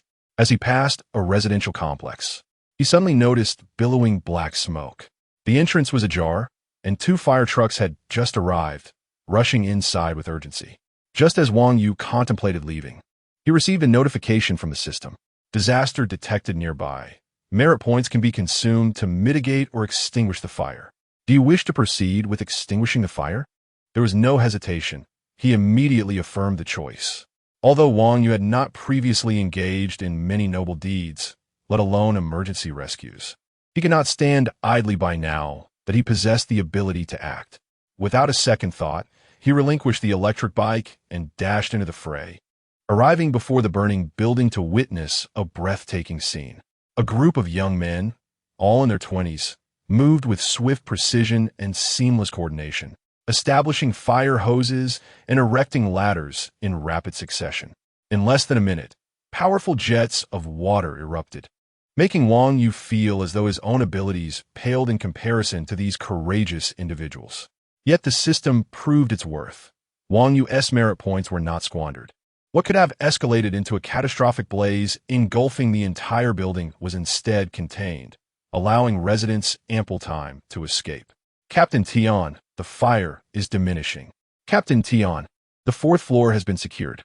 The 5th floor has also been contained." "Captain, there are still civilians on the 9th floor." Upon hearing this, tension surged among the firefighters. Just as they believed the inferno was under control, the revelation of trapped individuals sent Captain Tian into action, donning protective gear and calling out, "Yi Xiao Fan, Ji Xiaoning. Here, follow me." The 3 young men, resolute and unhesitating, charged into the smoke-filled lobby, their spirits undaunted by fear. Wang Yu was profoundly moved by this spectacle. Once, he had considered himself quite the man, yet in light of these brave souls, he realized his own bravado paled in comparison. In such dire circumstances, even if he dared to rush in, he could not embody their fearless resolve. Around them, many residents captured the scene on their phones. From the moment Captain Tian received the report to the trio donning their protective gear and entering the inferno, a mere 24 seconds elapsed. This is the essence of those who safeguard us. In times of tranquility, they tirelessly train and hone their skills, their presence rarely noticeable. Yet when they emerge in public, it is invariably in the most perilous situations, risking their very lives to uphold the safety and welfare of the people. Chapter 87. The light in the fire scene, thick black smoke billowed from the windows of the residential building, while firefighters continued to spray water mist onto the structure. Their expressions were stern and solemn, seemingly oblivious to the fact that their comrade had already plunged into the inferno. They executed every command with unwavering determination, with not a single team member wasting a moment. The onlookers, previously bustling with chatter, fell silent. They had witnessed such scenes on television and online, and while they felt a profound shock at that time, seeing it unfold before their eyes stirred emotions that words could scarcely convey. After Captain Tian and two of his team members rushed inside, many in the crowd silently shed tears. Their past grievances and dissatisfaction with the state and society evaporated in an instant. In the face of life and death, the young men transcended fear. Within their hearts resided a lofty conviction, a belief so profound that it fortified their ironclad resolve even in the direst circumstances. Time ticked away, yet the three firefighters remained unaccounted for, tugging at the hearts of everyone present. Wang Yu felt an immense transformation within himself, realizing he must do something for these heroes. Suddenly, a gasp broke the tension, drawing all eyes to the smoke-filled doorway. Moments later, Yi Fan and Ji Ning emerged, carrying a middle-aged woman. The rescue personnel, who had been waiting, immediately took over to commence life-saving measures. But one remained inside, Captain Tian. Yes, 3 had entered, yet only 2 had returned. The young man couldn't he possibly be in peril? Could he? That lad lived in the same community as my second uncle. I had encountered him before. I heard he was still single. A hum of anxious discussions filled the air, with concern mounting over Captain Tian's fate. A sorrowful atmosphere enveloped the crowd, muffled sobs echoing as Wang Yu's heart tightened. At that moment, he felt a pang of resentment toward the system. Why could it not have simply erased the fire, sparing lives from sacrifice? The rescued woman had regained consciousness, struggling to rise from the stretcher as she cried out in anguish, My daughter is still inside. Save her, please." Those nearby quickly supported her, their faces laden with grief, yet offering her gentle comfort. Minutes stretched on, and hope began to wane. Although the flames had been extinguished, the thick smoke lingered. Police arrived to maintain order, and government officials initiated post-disaster protocols, while reporters conducted interviews. Yet a group remained fixated on the doorway, clinging to hope. With each tentative footfall echoing from the entrance, the previously chaotic environment fell into a hushed stillness. As the footsteps grew clearer, a towering figure emerged, illuminating the hearts of those present. Captain Tian emerged, cradling a young girl swathed in his protective gear. As he stepped out, his legs weakened, and he nearly collapsed. However, his comrades rushed to his side, swiftly taking the girl and guiding their captain to a shaded area. After a brief examination, they determined he was merely fatigued, his body otherwise unharmed. The anguished cries of the woman pierced Wang Yu's heart. No, it couldn't be. He pushed through the crowd, and upon closer inspection, despite her soot-covered face, he instantly recognized the rescued girl, his intended employee.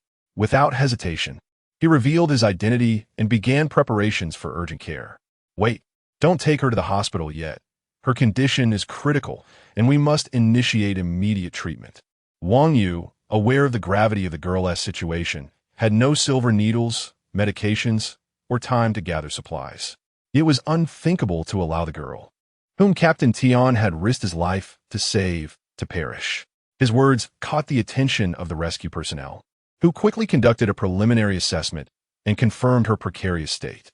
I am a doctor. Allow me to take some initial measures before she is transported. Otherwise, I fear she won't survive the journey to the hospital.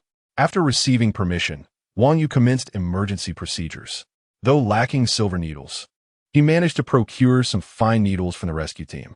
The girl had inhaled a substantial amount of smoke, resulting in shock, with harmful substances accumulating in her lungs that required immediate expulsion. Wang Yu administered 5 injections to stabilize her condition, yet to ensure her safety. Her respiratory system needed to return to normal. This, however, posed no challenge for him. A simple application of artificial respiration and chest compressions would suffice. After a thorough massage to invigorate the girl's cellular activity, he was confident that even without hospital care, a few days of rest would restore her vitality. However, he hesitated to proceed with mouth-to-mouth resuscitation, for he had a more suitable candidate in mind. Earlier, while the crowd discussed Captain Tian, he had overheard a detail about his situation. What a fine young man, still single. To lose him like this. Initially, he had brushed off the comment, but now he felt compelled to assist such a worthy individual. Wang Yu quickly summoned Captain Tian, who, recovering somewhat, looked bewildered. Captain Tian, I have a favor to ask of you. I hope you want tea refuse. What is it? The patient's condition is temporarily stable, but we need to perform a cardiac resuscitation. I would appreciate your assistance. Captain Tian was perplexed. With so many medical personnel around, why call on him? Reading his thoughts, Wang Yu leaned close and whispered, I know others could do it, but you just saved a life, having already made physical contact. I thought it best to avoid involving another person in the girl's care. Captain Tian glanced around, noting that all the nearby rescuers were male, and recalled that 3 female team members had been present earlier, but were now absent. Wang Yu had subtly guided those 3 ladies to the ambulance to prepare supplies, buying precious minutes. Very well, Captain Tian decided, acknowledging Wang Yu's rationale. Let us proceed without delay. In agreement, the two began their critical efforts. Chapter 88. An opportunity you failed to seize. Captain Tian was remarkably adept at cardiac resuscitation, as these skills were essential for their duties. Wang Yu applied pressure to Tiantian's acupoint, stimulating her instinctual will to survive. Don't just press, administer artificial respiration. Wang Yu observed his companion, who was burdened with thick clothing, pressing down repeatedly, and felt a wave of disappointment. Come on, haven't you learned this? If you want to do it, I will. Wang Yu urged anxiously, fearing that the 3 female team members might arrive unexpectedly, rendering his efforts futile. Tian Hao's face was grim, revealing no emotion, while Tiantian's little face was equally obscured, making it impossible to discern her beauty or otherwise. The 2 darkened faces drew no attention from those around them. After taking a deep breath, Tian Hao gazed at Tiantian's shadowy visage, but found himself unable to lean in for a kiss. Get up. No wonder you're single, Wang Yu remarked, noticing Tian Hao's stiff demeanor, which starkly contrasted with his earlier bravado. At that moment, Tian could not afford to wait. She took matters into her own hands. Though Tian appeared darkened, her essence was delightful, evoking an irresistible longing in Wang Yu. Tiantian's mother had remained silent throughout the rescue, fearful that her actions might disrupt the efforts. Now, she fixated intently on Wang Yu, her heart filled with a singular desire to see her daughter revived. If her daughter could be saved, accepting a son-in-law on the spot would not be out of the question. As Wang Yu earnestly continued his resuscitation efforts, he soon noticed that Tian had regained consciousness. Her large eyes squinted open, her mind still foggy and struggling to comprehend the situation. She quickly grabbed Tian Hao and retreated to a corner, hiding herself from view. Before Tian Hao could process what was happening, Tian began to cough violently, followed by deep, desperate breaths. Witnessing her daughter awaken, Tiantian's mother rushed over, grasping her daughter's small hand, overwhelmed with joy and unable to articulate her feelings.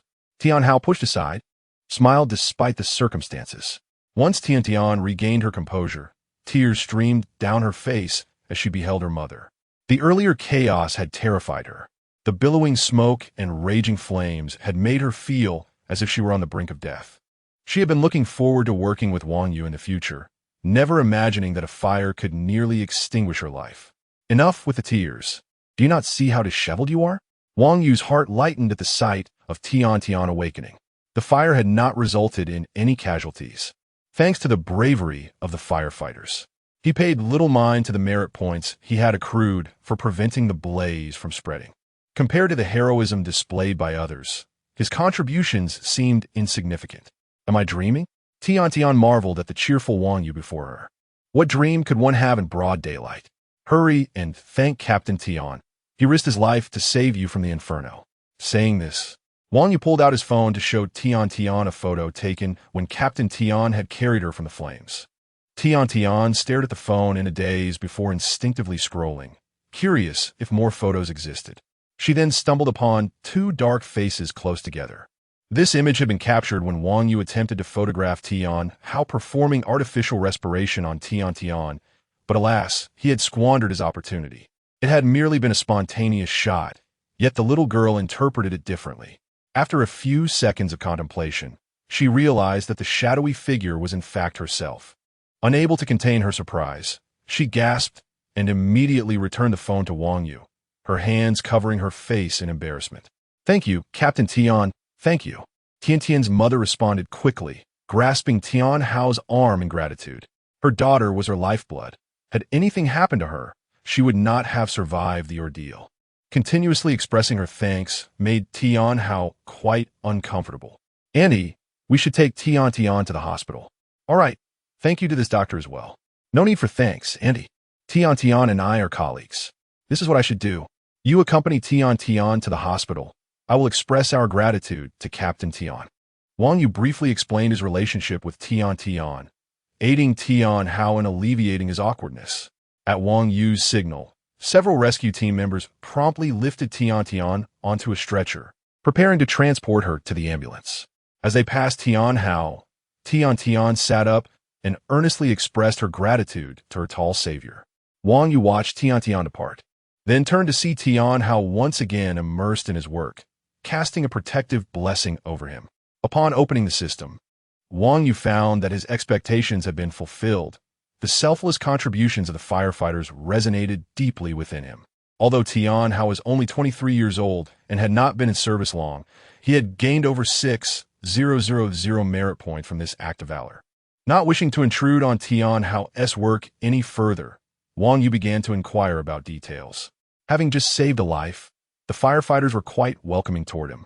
Approaching the two team members who had rescued Tian's mother, he introduced himself as Tian's brother and expressed his gratitude for their efforts. The two young men, feeling a bit bashful from the abundance of thanks, soon redirected the conversation.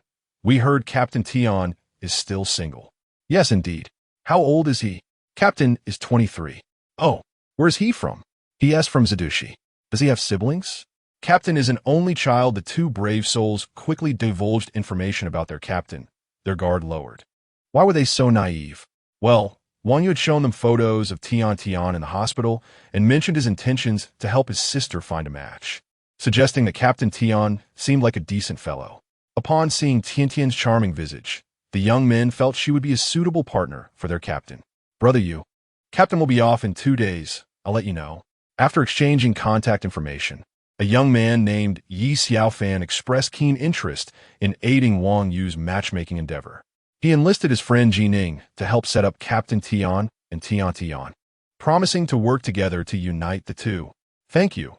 I will ensure my sister introduces you to some nurses at the hospital." "Really? Thank you, Brother Yu." Having acquired the desired information, Wang Yu chatted briefly with the duo before departing, casting one last glance at Tian Hao, who was still leading his team in post-disaster efforts. Wang Yu felt a renewed determination to establish his hospital, aspiring for it to flourish and expand, with branches in every city to fulfill his dreams. Exiting the community, Wang Yu called Sun Qian to recount his recent experiences, planning to visit Tian in the hospital. The young girl had faced such a tremendous ordeal. Her home was gone, and he aimed to soothe her spirits. Moreover, he intended to assist her in finding a place to stay, ensuring that she and her mother would not be left without a refuge upon their discharge. Chapter 89. Sun Dushing takes on everything after driving his own car. Wang Yu hurried to the city center hospital without even having a meal. After making some inquiries, he arrived at Tian's hospital room. At that moment, Tian's previously darkened little face had been cleaned up and appeared rosy. Lying in the hospital bed, her large eyes stared vacantly at the ceiling. The loss of her home, along with her mother, weighed heavily on her heart, causing the little girl to forget her earlier shyness. Seeing the despondent expression on Tian's face, Wang Yu couldn't help but sigh. Although she had been saved, the substantial economic loss was unavoidable. The little girl must be feeling immense sadness. especially since she had quit her job because of the incident.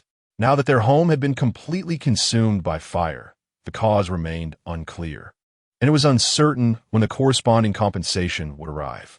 With no source of income during this time, it was hardly surprising that Tian was feeling down. It would be inappropriate to bring up Tian Hao at this moment. He should first lend her a helping hand. Tian, how are you doing? Wang Yu approached her gently and inquired. Brother Yu, Tian called out upon seeing Wang Yu, her large eyes brimming with tears, unsure of what to say. Don't cry. You're doing well, aren't you? My home is gone. How can this be considered well? Don't worry. As my first employee, I will definitely take care of you. Wang Yu then employed his eloquence, pouring forth words of comfort until he finally managed to coax a faint smile from the little girl. Noticing it was already past 2 o'clock, Wang Yu hired 2 caretakers to look after Tian and her mother. Fortunately, Tian's phone had remained in her pocket and had not been lost in the fire. Wang Yu purchased a charger for her and transferred 100,000 yuan, saying it was an advance on her salary, to be deducted once she returned to work. After visiting Tian's mother, he left the hospital. After a hasty meal, following the information he had gathered, Wang Yu drove to the residential complex where Tian Hao lived. After spending half an hour, he rented an apartment on the ground floor of his building, preparing to house Tian and her mother. As for the reason behind renting here, Wang Yu was quite familiar with this strategy. After completing the paperwork, he returned to the hospital, handed the keys to Tian, and informed her of the address before leaving amidst her grateful gaze. Upon arriving at Tianjie restaurant, Wang Yu called Sun Qian, feeling it was essential to share his ideas with her and discuss their implementation. Before long, Sun Qian arrived, and coincidentally, Sun Dushing accompanied her. Brother-in-law, Qian said you want to open a hospital? Yes, third brother. Initially, I intended to open a clinic, but after going through some experiences, I now aspire to establish a hospital. Xiao Yu, this is for you. Sun Qian handed Wang Yu a bank card given to her by her second brother, which contained a total of 110 million yuan. After inquiring with her second brother, she learned that their cousin, Sun Difu, had contributed 35 million yuan alone, leaving her quite astonished. What's this? It's for my sisters-in-law and brothers, meant for you to buy medicine. Just accept it. Wang Yu had no idea how much money was on the card, and since Sun Qian did not specify, he thought about the precious medicinal materials he needed and decided not to refuse pocketing it. Third brother, what have you found out? I've gathered some information, but for the details, we'll need to wait a few more days. Do share. At that moment, Sun Dushing recounted the information he had obtained. Wang Yu listened with a frown. The cost of the hospital he wanted to establish was considerable, and construction would likely take over a year. He could think of ways to solve the financial issues, but the construction was a different challenge altogether. Third brother, how is the 5-star hotel you're building in Dongsheng? Sun Qian, sensing Wang Yu's concerns, prepared to set a trap for her brother. It's nearly done. The 5 main buildings are completed, and the landscaping is almost finished. We plan to start renovations next week and purchase the necessary equipment and furnishings. In 2 months, it should be ready for opening. Sun Dushing spoke with pride, having invested a significant amount of effort and capital into the hotel without any partners. He had poured 80% of his wealth into it and was now eagerly awaiting the opening and profits. His words illuminated the faces of Sun Qian and Wang Yu. A hotel was indeed a good idea, and the lack of renovations made it even better. Guest rooms and hospital wards served the same purpose, providing accommodation, albeit with different decor styles. Sun Qian then had an idea and exchanged glances with Wang Yu, both clearing their throats, preparing to persuade their brother. Impossible. Don't even think about it. You two can't lay a hand on my hotel. 10 minutes later. Xiao Yu, your idea is promising, but I believe we should consider it carefully. 20 minutes later. Qian, you weren't lying to me, were you? Brother-in-law's medical skills are truly remarkable, earning over 30 million in just a month? Half an hour later. Brother-in-law, don't worry. This building will be treated as third brother's investment, and I'll handle the renovations. 40 minutes later, Sun Dushing called his second brother. Hello, second brother. I have a project that I believe will be profitable. Would you like to invest a little? 50 minutes later, Sun Dushing called his eldest brother. Big brother, my second brother and brother-in-law are embarking on a project. Don't say I'm not including you. Your shares depend on how much you wish to invest. I assure you, conservatively estimating. With a firm handshake, Wang Yu grasped Sun Disheng's hand, his expression filled with excitement as he continually expressed his gratitude, while Sun Qian beamed with happiness. Do not assume that Wang Yu had duped the Sun brothers. As seasoned players in the business world, they recognized that once the hospital was established, it would undoubtedly be lucrative. Considering the potential services that Wang Yu had hinted at, the hospital could treat nearly all skeletal injuries, address various women's health issues, accept terminal illnesses, optimize women's physical conditions to make them appear at least 5 years younger, and facilitate conception with the option of choosing the number and gender of children, up to 3. Each of these services could sustain a large hospital on its own, particularly the last one, which was akin to printing money. The challenges of conceiving a child have become increasingly prevalent, with more families facing infertility. The high costs and low success rates of IVF deter many, even among the wealthy, where men may find it easier to seek multiple partners. But wealthy women with health issues cannot simply find additional men. The potential market is vast, and once the hospital's reputation is established, it'll transcend being merely the first hospital in Sioux City. Third brother, the conditions I mentioned are non-negotiable. I do not want any shares in the hospital, but these terms must be firmly upheld. Brother-in-law, third brother understands your intentions and admires your character. Rest assured, I will support you. When the eldest and second brothers invest, they will have no choice but to comply. Sun Qian's eyes sparkled as she gazed at Wang Yu, her small hand caressing her abdomen. This man had just informed her that she was with child, and it was twins. As for how she learned of this news so soon after conceiving, Sun Qian did not dwell on it. After all, it was quite extraordinary that she had become so youthful after spending just over a month with Wang Yu. Chapter 90. After confession after their conversation, Sun Disheng took his leave. Wang Yu gazed at Sun Qian, who was gently cradling her abdomen with both hands, feeling a sweet warmth in his heart. However, certain matters needed to be addressed, and he resolved to confess his situation with Wen Xian. Qian, there is something I wish to discuss with you. What is it? But you mustn't bully me. I am with child now, so you should seek out Yan for companionship. Seeing Wang Yu approach with a sheepish expression, Sun Qian was startled, fearing he had some unusual request in mind. Is this how you perceive me? Wang Yu quickly defended himself. Sun Qian appraised him seriously for a moment before softly remarking, Last night, for over 3 hours, you had me assume at least 30 embarrassing poses. If it weren't for my resilience, I might have been overwhelmed by you. What kind of person do you think you are? All right, you have a point. Wang Yu chuckled, pulling Sun Qian into his embrace, wrapping his arms around her slender waist and tenderly kissing her cheek. Actually, about you and Yan for more than an hour. Wang Yu elucidated the details of his relationship with Wen Xian, even disclosing her pregnancy. Sun Qian nestled against Wang Yu's warm chest, quietly listening without interruption or inquiry. Once he finished, the room fell into a brief silence. Sun Qian turned to him, encircling his neck with her arms, her face alight with excitement. So, Miss Wen is even older than I am? Yes, she is 3 years your senior, turning 45 this year. The advantage lies with me. Sun Qian felt a surge of joy. So you were intoxicated and fell victim to her charms? Yes, I did have a bit too much to drink that day. With this revelation, Sun Qian felt a sense of satisfaction, realizing she had also captured Wang Yu in a similar manner, giving herself a point in this unspoken competition. Are her children twins?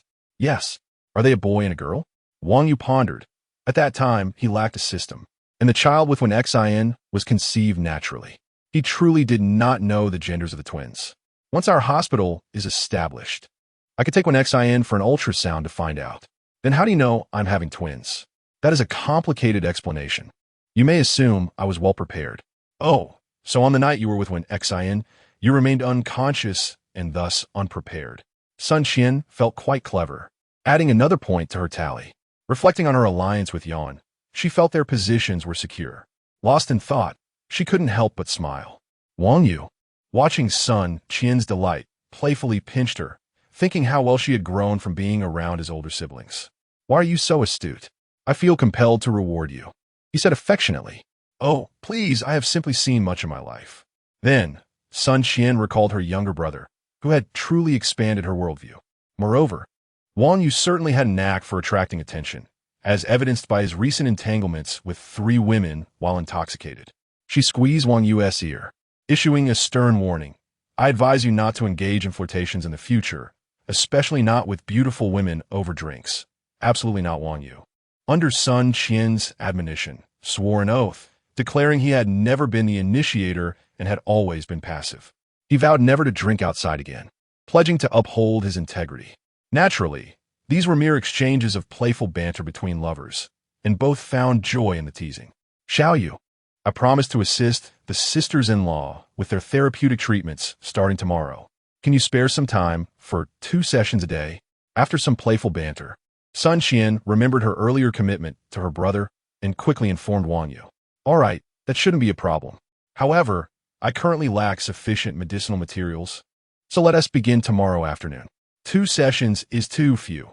We should gather everyone for a half-day session. This matter would consume little of Wang Yu's time. He reflected on how he could attend to over 200 patients in a day at Maria Hospital. A mere dozen women would hardly be a challenge, even with meticulous treatment. Will half a day be sufficient? Sun Qian questioned, her expression skeptical. Rest assured, it will be ample time.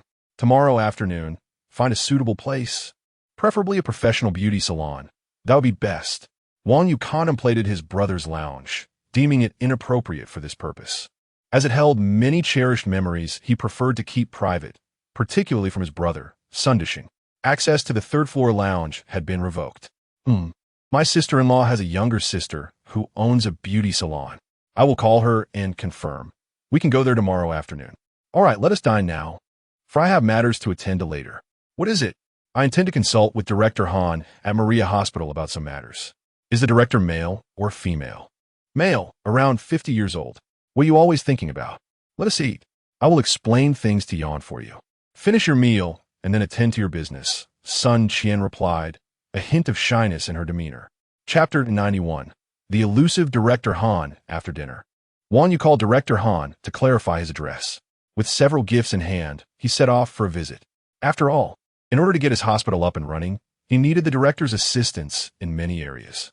Director Han had been keeping a close eye on Wang Yu, and upon receiving his call, he readily divulged his home address. Although he was uncertain of Wang Yu's intentions, he was aware that Wang Yu was a crucial component of Suning's future plans. Half an hour later, Wang Yu knocked on Director Han's door, and before he could lower his hand, the door swung open. Seeing Wang Yu with gifts brought a smile to Director Han's face. Even if Wang Yu had arrived empty-handed, he would have been warmly welcomed. However, the gesture of bringing gifts indicated Wang Yu held some significance in the director's eyes. After exchanging pleasantries for half an hour, Wang Yu realized he was no match for Director Han's eloquence. Thus, he decided to cut to the chase. Otherwise, they might still be discussing trivial matters 2 hours later. Director Han, I have something to ask of you today. Yes, Brother Wang, speak freely. Whatever I can do, I will do without hesitation, replied Director Han. Wang Yu felt a pang of discomfort at such familiarity, which was one reason he wanted to skip the small talk. After half an hour of conversation, he had gone from Dr. Wang to little brother, and he feared that if they continued, he might be demoted to nephew before long.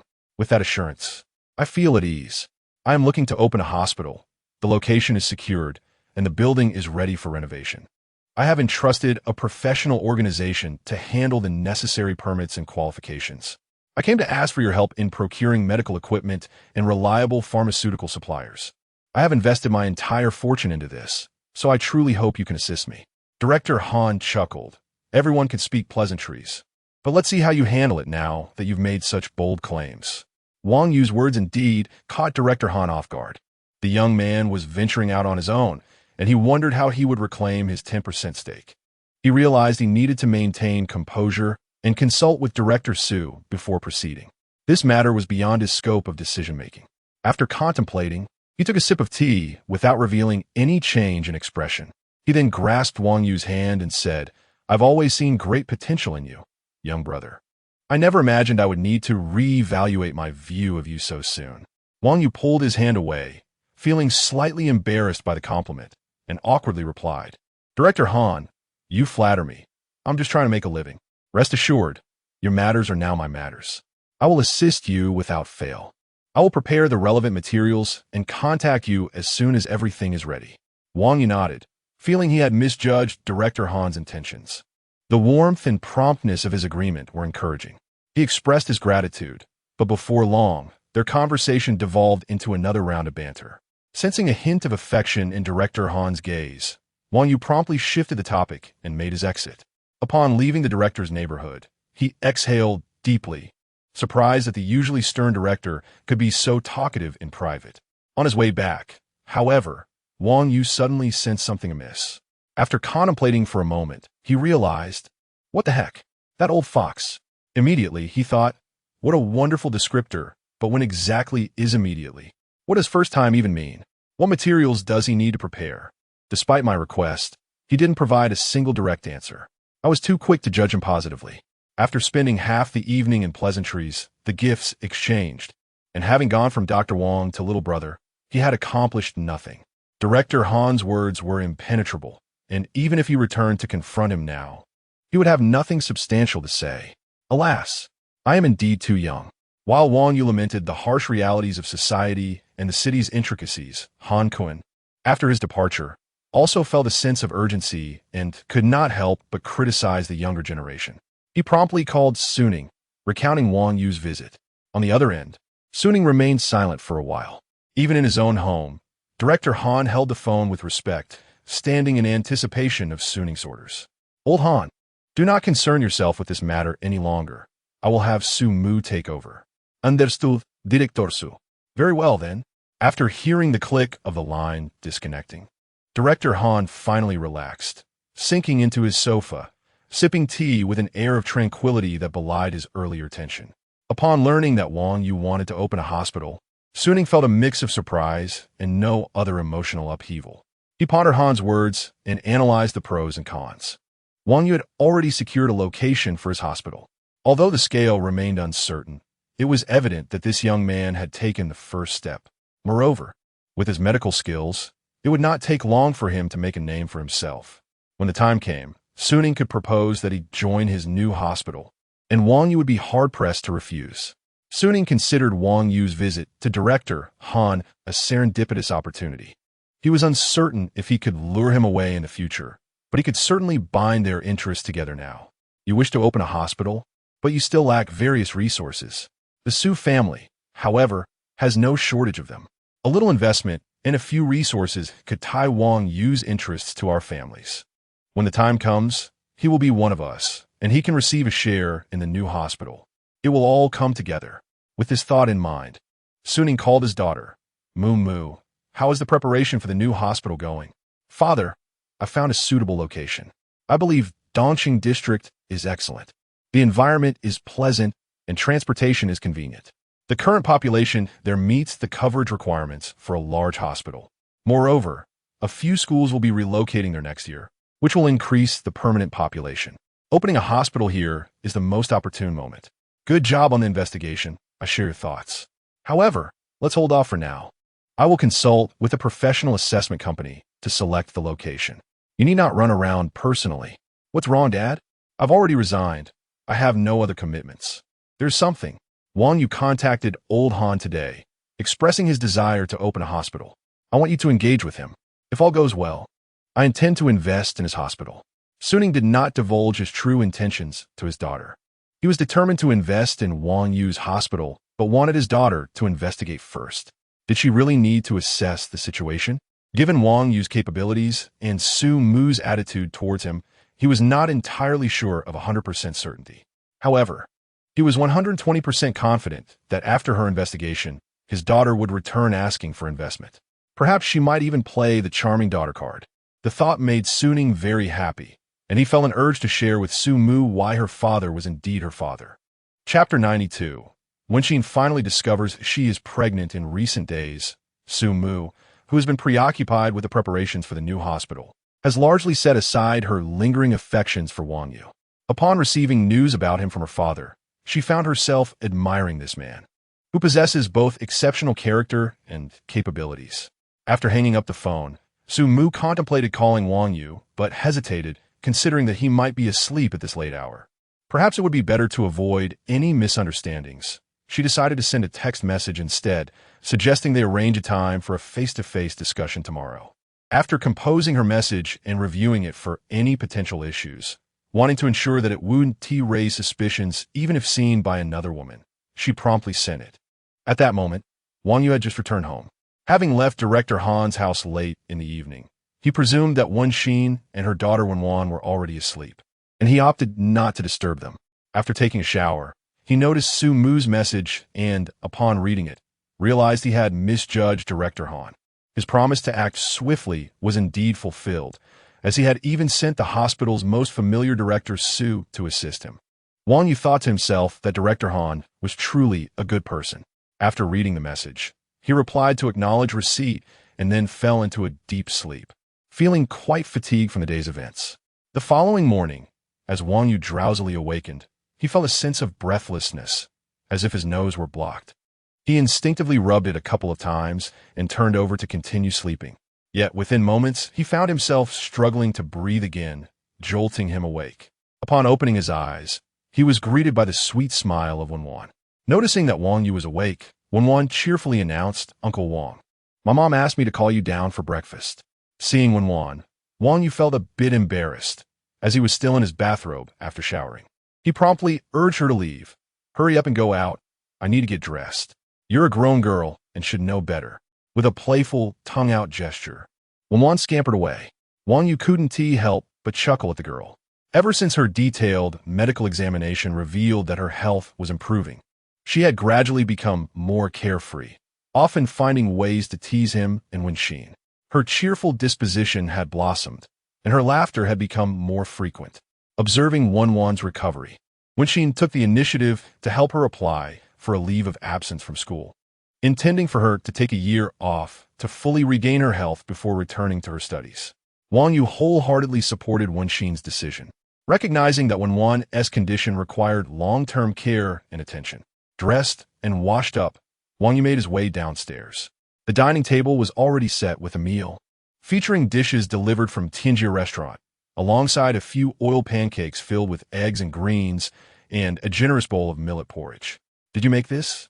Wang Yu asked as he sat down, taking a bite of the pancake. The flavor was decent, yet it struck him as an extraordinary delight. "Well, you can't always eat the leftovers from me and Wenwan," Wen Xin replied. "It's fine. It would be a waste if you two couldn't finish it. Besides, He meant to express how much he enjoyed it, but caught himself upon noticing Wenwan sitting nearby, deeming it inappropriate. Wen Xin, perceptive as ever, shot him a knowing glance. The three of them enjoyed a quiet breakfast. Although Wen Xin had prepared the meal, Wang Yu efficiently cleared the table, devouring the leftovers. Noticing that it was still before 8 o'clock, with over an hour until his appointment with Su Mu, Wang Yu engaged in conversation with Wen Xin. Their discussion eventually turned to Sun Qian and Yan, and Wang Yu candidly recounted the words that Sun Qian had shared with him the previous day, leaving nothing unsaid. "She speaks wisely. She is indeed a sensible woman," he remarked. Decades of experience had equipped both Wen Xin and Sun Qian to make the most rational decisions. Despite their differing personalities, they shared the same conclusion regarding this matter, given their lack of familiarity and the awkwardness of their relationship. It was prudent to wait for a few opportunities to interact before making any decisions. As for Yan, Wen Xin was unconcerned, although they had never met. She recognized from Wang Yu's descriptions that Yan was a straightforward, principled individual, as evidenced by the considerable sacrifices she had made for Wang Yu. "I truly feel fortunate to have you both in my life, even though I've always been the passive party in this process," Wang Yu expressed with heartfelt sincerity, prompting a playful yet feigned irritation from Wen Xin, who promptly began to tidy up. "Didn't he see anything? Didn't he see anything? I didn't see anything at all." Wenwan stealthily slipped into the room, closing the door behind her to vanish from their conversation. "Is Qian expecting a child?" Wen Xin finally asked after a brief pause. "Yes," Wang Yu replied, and upon hearing his answer, Wen Xin's expression shifted to one of disbelief, as she was still unaware of her own pregnancy, a fact Wang Yu had yet to reveal to her. During their time together, Wang Yu had always been cautious, leading Wen Xin to believe that her health had inhibited him, which left her feeling touched. After a moment of contemplation, Wen Xin blushed and said, Can you come over every night for the next few days? Wang Yu understood the implication behind her words. He had not intended to conceal the truth for long, particularly since she hadn't visited relatives in over a month. Had it not been for her previous health issues, she likely would have sought medical advice by now. Gently pulling Wenxin into his embrace, Wang Yu caressed her taut abdomen while softly saying, "There's already a baby here." Wenxin's body instantly stiffened, and she pulled away from him, staring at him in disbelief. "You're not joking, are you? It's been almost 2 months, and it's twins," Wang Yu replied, pulling her back into his embrace once more. Resting against Wang Yu's sturdy chest, Wenxin's mind swirled with emotions. Receiving the news of her pregnancy was overwhelming, and it would take her a moment to process it all. After a brief silence, Wenxin suddenly turned around, playfully tugging at Wang Yu's ear, frowning. "I knew you had some strange methods, but it seems you were aware of my pregnancy all along." "Let go, I'm sorry," Wang Yu pleaded as he struggled to escape her grasp. Wenxin reflected on the times she had taken the initiative. However, she recalled that this was the same man who claimed such actions would keep her feeling youthful. Yet, this did not justify forgiving him. Now that she was pregnant and her health had improved significantly, she felt at least 20 years younger. At this moment, Wenxin sensed that Wang Yu's attraction to her was overshadowed by the impending arrival of their child. She declared, "All right, you can leave now. After dinner in the future, please sleep upstairs by yourself. Try not to come looking for me."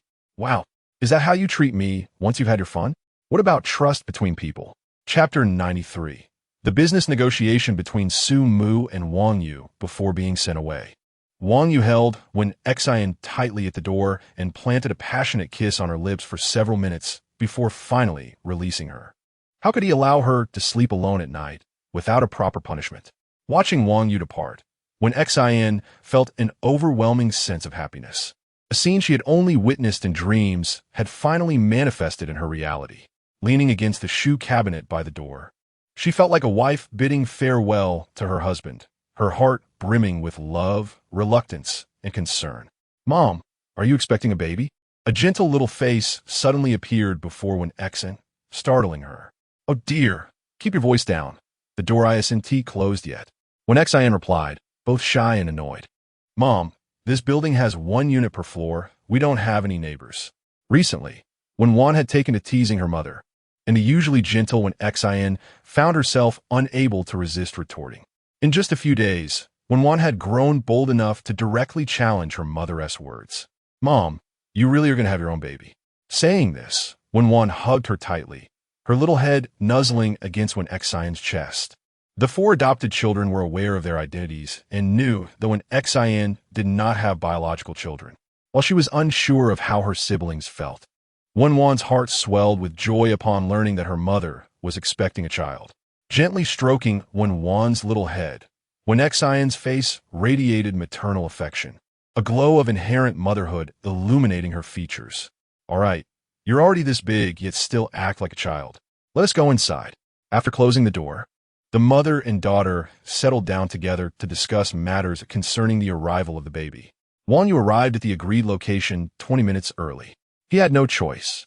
His previous words had provoked Wen Xian's ire, leading her to hastily send him away. With nowhere else to go, he decided to arrive early. After parking, he surveyed the surroundings and confirmed it was indeed a suitable venue for discussions. The place Su Mu had chosen was a private business club, well known for its strong confidentiality, ideal for discussing sensitive matters. The reason for selecting this venue was obvious. It belonged to the Su family. Upon entering the club's lobby, a staff member promptly approached him, and after confirming Wang Yu's identity, led him into a lavishly decorated room. Seated on the plush sofa, savoring the coffee served by the attendant, Wang Yu couldn't help but feel that Su Mu was being excessively gracious. The last package priced at $28,888 had already astonished him, and now, as he sought her assistance, it seemed unnecessary for her to choose such an extravagant place. Though uncertain about the costs here, he was certain they would not be less than his previous meal's expense. Wang Yu was no fool. He sensed that today's meeting was not as straightforward as it appeared. He was simply seeking assistance. There was no need for such ostentation. The relationship between Director Han and Su Mu was not intimate enough to warrant this kind of treatment. They must have ulterior motives. As he pondered, the door to the private room opened, and in walked Su Mu, impeccably dressed in business attire. Her white fitted shirt was neatly tucked into a black pencil skirt, complemented by nude stockings and white high heels. With her meticulously applied makeup, the usually bare-faced Su Mu exuded an air of sophistication and allure. Indeed, her arrival hinted at something more than mere pleasantries. "Dr. Wang, I apologize for keeping you waiting," Su Mu said politely upon entering. "I arrived a bit early, but Director Su, you are indeed radiant today," Wang Yu complimented in return. They exchanged knowing smiles, seemingly attuned to each other's thoughts. After taking their seats, the server brought in a selection of exquisite pastries. Su Mu ordered a coffee identical to Wang Yu's, and after taking a sip, she directly addressed the matter at hand. "Director Han mentioned you are planning to open a hospital, and our Su family is quite interested. May I inquire about your thoughts?" "Mr. Wang?" Su Mu's words took Wang Yu by surprise. Her straightforwardness contrasted sharply with Director Han's approach. Yet, this direct negotiation style aligned perfectly with Wang Yu's preferences. "Miss Su, I do have such intentions, and the hospital is already established. We are merely awaiting the completion of renovations and the acquisition of necessary equipment before we can commence operations." Su Mu smiled slightly, unperturbed by Wang Yu's assertion. She assumed, as expected, that he had merely rented a ready-made space and planned some minor renovations for a larger clinic. "Mr. Wang, wouldn't you prefer to establish a larger hospital? We could potentially collaborate." At this moment, Su Mu abandoned the idea of investing in Wang Yu's hospital, deeming it a waste of time. It was far more prudent to bring him on board and build a large hospital from scratch together. "How large?" Wang Yu inquired curiously, though he refrained from disclosing the scale of his own hospital. "How about a facility comparable to Maria Hospital? I have resigned from my position there and am currently preparing to launch this venture. If you were to join us, I believe our future developments would yield mutual benefits." "Miss Su has resigned?" Wang Yu asked, intrigued. "Doesn't your family hold shares there?" "Yes, we do, but the stakes have diminished significantly. The Su family has been involved in the medical field for generations, spanning 3 eras, and our investments extend beyond mere hospitals." Su Mu's words prompted Wang Yu to consider seriously. His aspirations were grander than merely establishing a hospital in Sioux City. Originally seeking channels for acquiring equipment and medications, he now realized that the Sioux family was preparing to open their own hospital, with resources far surpassing his own. He contemplated whether to involve the Sioux family in his plans. After all, when he had considered resigning, Director Han had explicitly mentioned that Su Dong had aided him, generously providing him with 10 million. Reflecting on this, Wang Yu recognized that the wealth of affluent individuals comes with significant strings attached. Every penny they dispense serves a purpose. Just like Su Mu's invitation, if he did not have a clear vision, he could easily be drawn into the Su family schemes, potentially leading to a regrettable return to his monotonous work life. Noticing Wang Yu's silence, Su Mu slightly furrowed her elegant brows, sensing his hesitation despite her earnest invitation. From both personal and financial perspectives, joining the Su family's hospital would undoubtedly present a more promising future than merely running a larger clinic. "Miss Su, I would like to invite your family to join my hospital. I wonder if you would be interested?"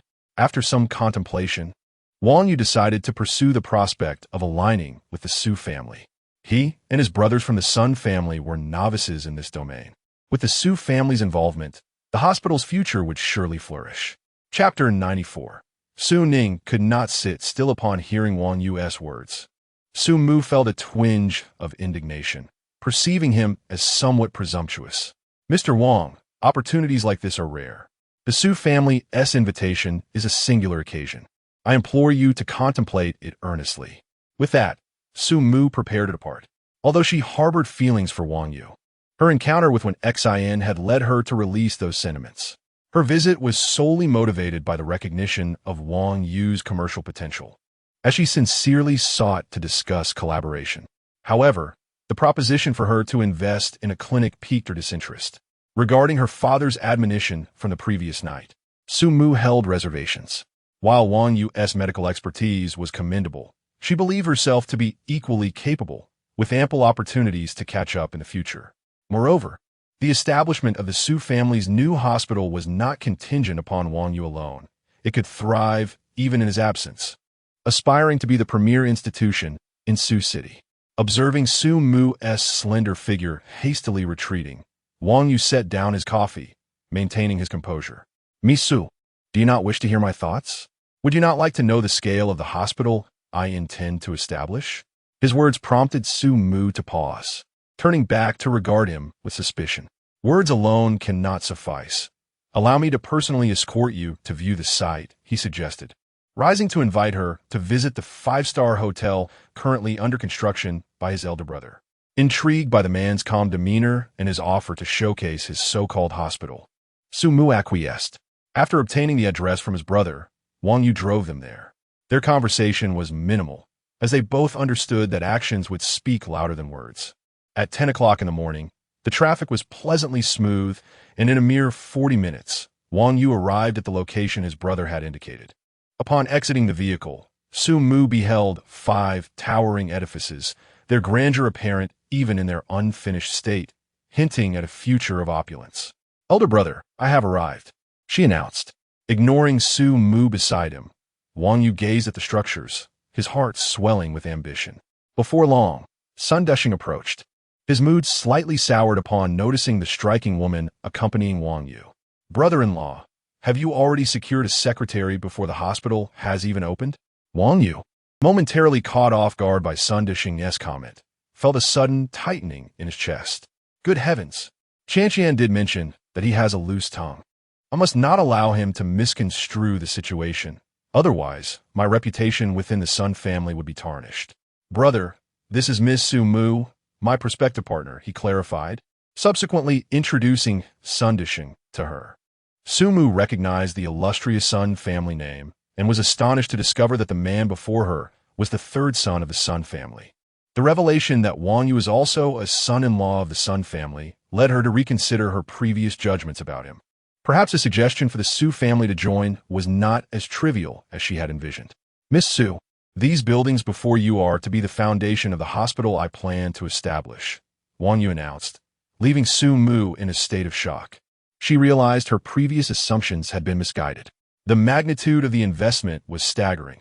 The construction alone was estimated to cost several billion, not accounting for land acquisition and subsequent expenditures. In her estimation, the total investment would not fall below 10 billion. However, considering the Sun family's financial strength, such an amount, while substantial, was likely within their reach. At present, only my 3 uncles and I are involved in this hospital project. I believe the Su family's participation would ensure a mutually beneficial outcome. After all, you too aspire to establish a hospital, and I cannot imagine a better location than here in the East District, Wang Yu asserted. His words brought Su Mu back to reality, a faint blush gracing her neck.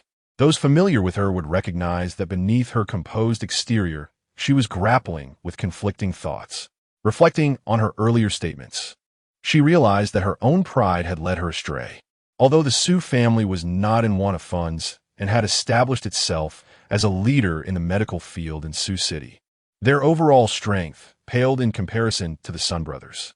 Should this hospital come to fruition, particularly with a talented physician like Wang Yu at the helm, the Su family's planned hospital, which would take 2 years to complete, would find itself at a significant disadvantage, jeopardizing its viability. "Mr. Wang, I cannot make a decision on this matter unilaterally. Please allow me to consult my father," Su Mu stated, recognizing the risks that Wang Yu's hospital posed for her family. She quickly began contacting her father. "Mumu, how goes it? Has Wang Yu agreed?" Her father inquired. "Father, the situation has evolved dramatically. I believe it prudent for you to come and assess it personally before making a decision," she replied. "What has transpired?" Su Ning gusket, sensing the unease in his daughter's voice. Su Mu succinctly relayed her observations and the discussions she had overheard. Upon hearing her account, Su Ning felt a headache coming on. Yet he also recognized an opportunity. With no time to ponder further, he inquired about the address and hurried over. "Brother-in-law, who is this woman? Are you bringing her into the fold? Surely she is not your mistress?"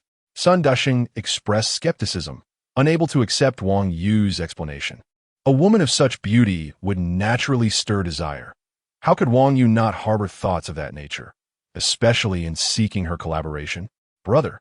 The Maria Hospital was once under the Su family's purview, yet they recently sold many shares and are preparing to establish a hospital in the East District. The Su family has been entrenched in the medical industry for 3 generations, possessing resources that we cannot acquire, even with our wealth. Since our hospital is nearing completion and the Su family has similar ambitions, I believe collaboration would be more advantageous than competition in the future. Moreover, you ought to cease your unfounded speculations. I have only recently met Miss Su, and we share no such relationship. Oh, I see, Sun Dushing mused, stroking his chin. After a moment of contemplation, he found Wang Yu's reasoning somewhat peculiar. Just because they had only recently met and lacked a relationship now, did that mean they would not develop one in the future? With that thought, he discreetly dialed his sister, instructing her to remain vigilant and keep an eye on Wang Yu. Meanwhile, Su Mu felt a sense of relief as she listened to Wang Yu articulate his visions and plans for the hospital. They engaged in lighthearted conversation, prompting Sun Dusheng, who had just finished his call, to dial his sister again, reiterating his concerns. The potential threat of this woman was too significant to overlook. On the other end, Sun Qian, having received 2 calls from her brother, was well aware of his gossipy tendencies. Trusting Wang Yu implicitly, she dismissed the notion of any romantic involvement. However, she was curious as to why he was seeking to bring others into the project. Contemplating this, she decided to call her elder brother to inquire about the Su family's background. Chapter 95. Sun Dezhao and Su Ning commenced negotiations. Receiving a call from his younger sister brought undeniable joy to Sun Dezhao. His spirits soared upon hearing that Wang Yu intended to involve the Su family, a revelation that filled him with excitement. Although Sun Qian was unfamiliar with the Su family, as the steward of the Sun clan, he was acutely aware of their dominance in the medical sector of Su City. After ending the call, a cloud of white smoke enveloped the office. Sun Dezhao had already consumed 5 cigarettes. His mind was preoccupied with numerous considerations.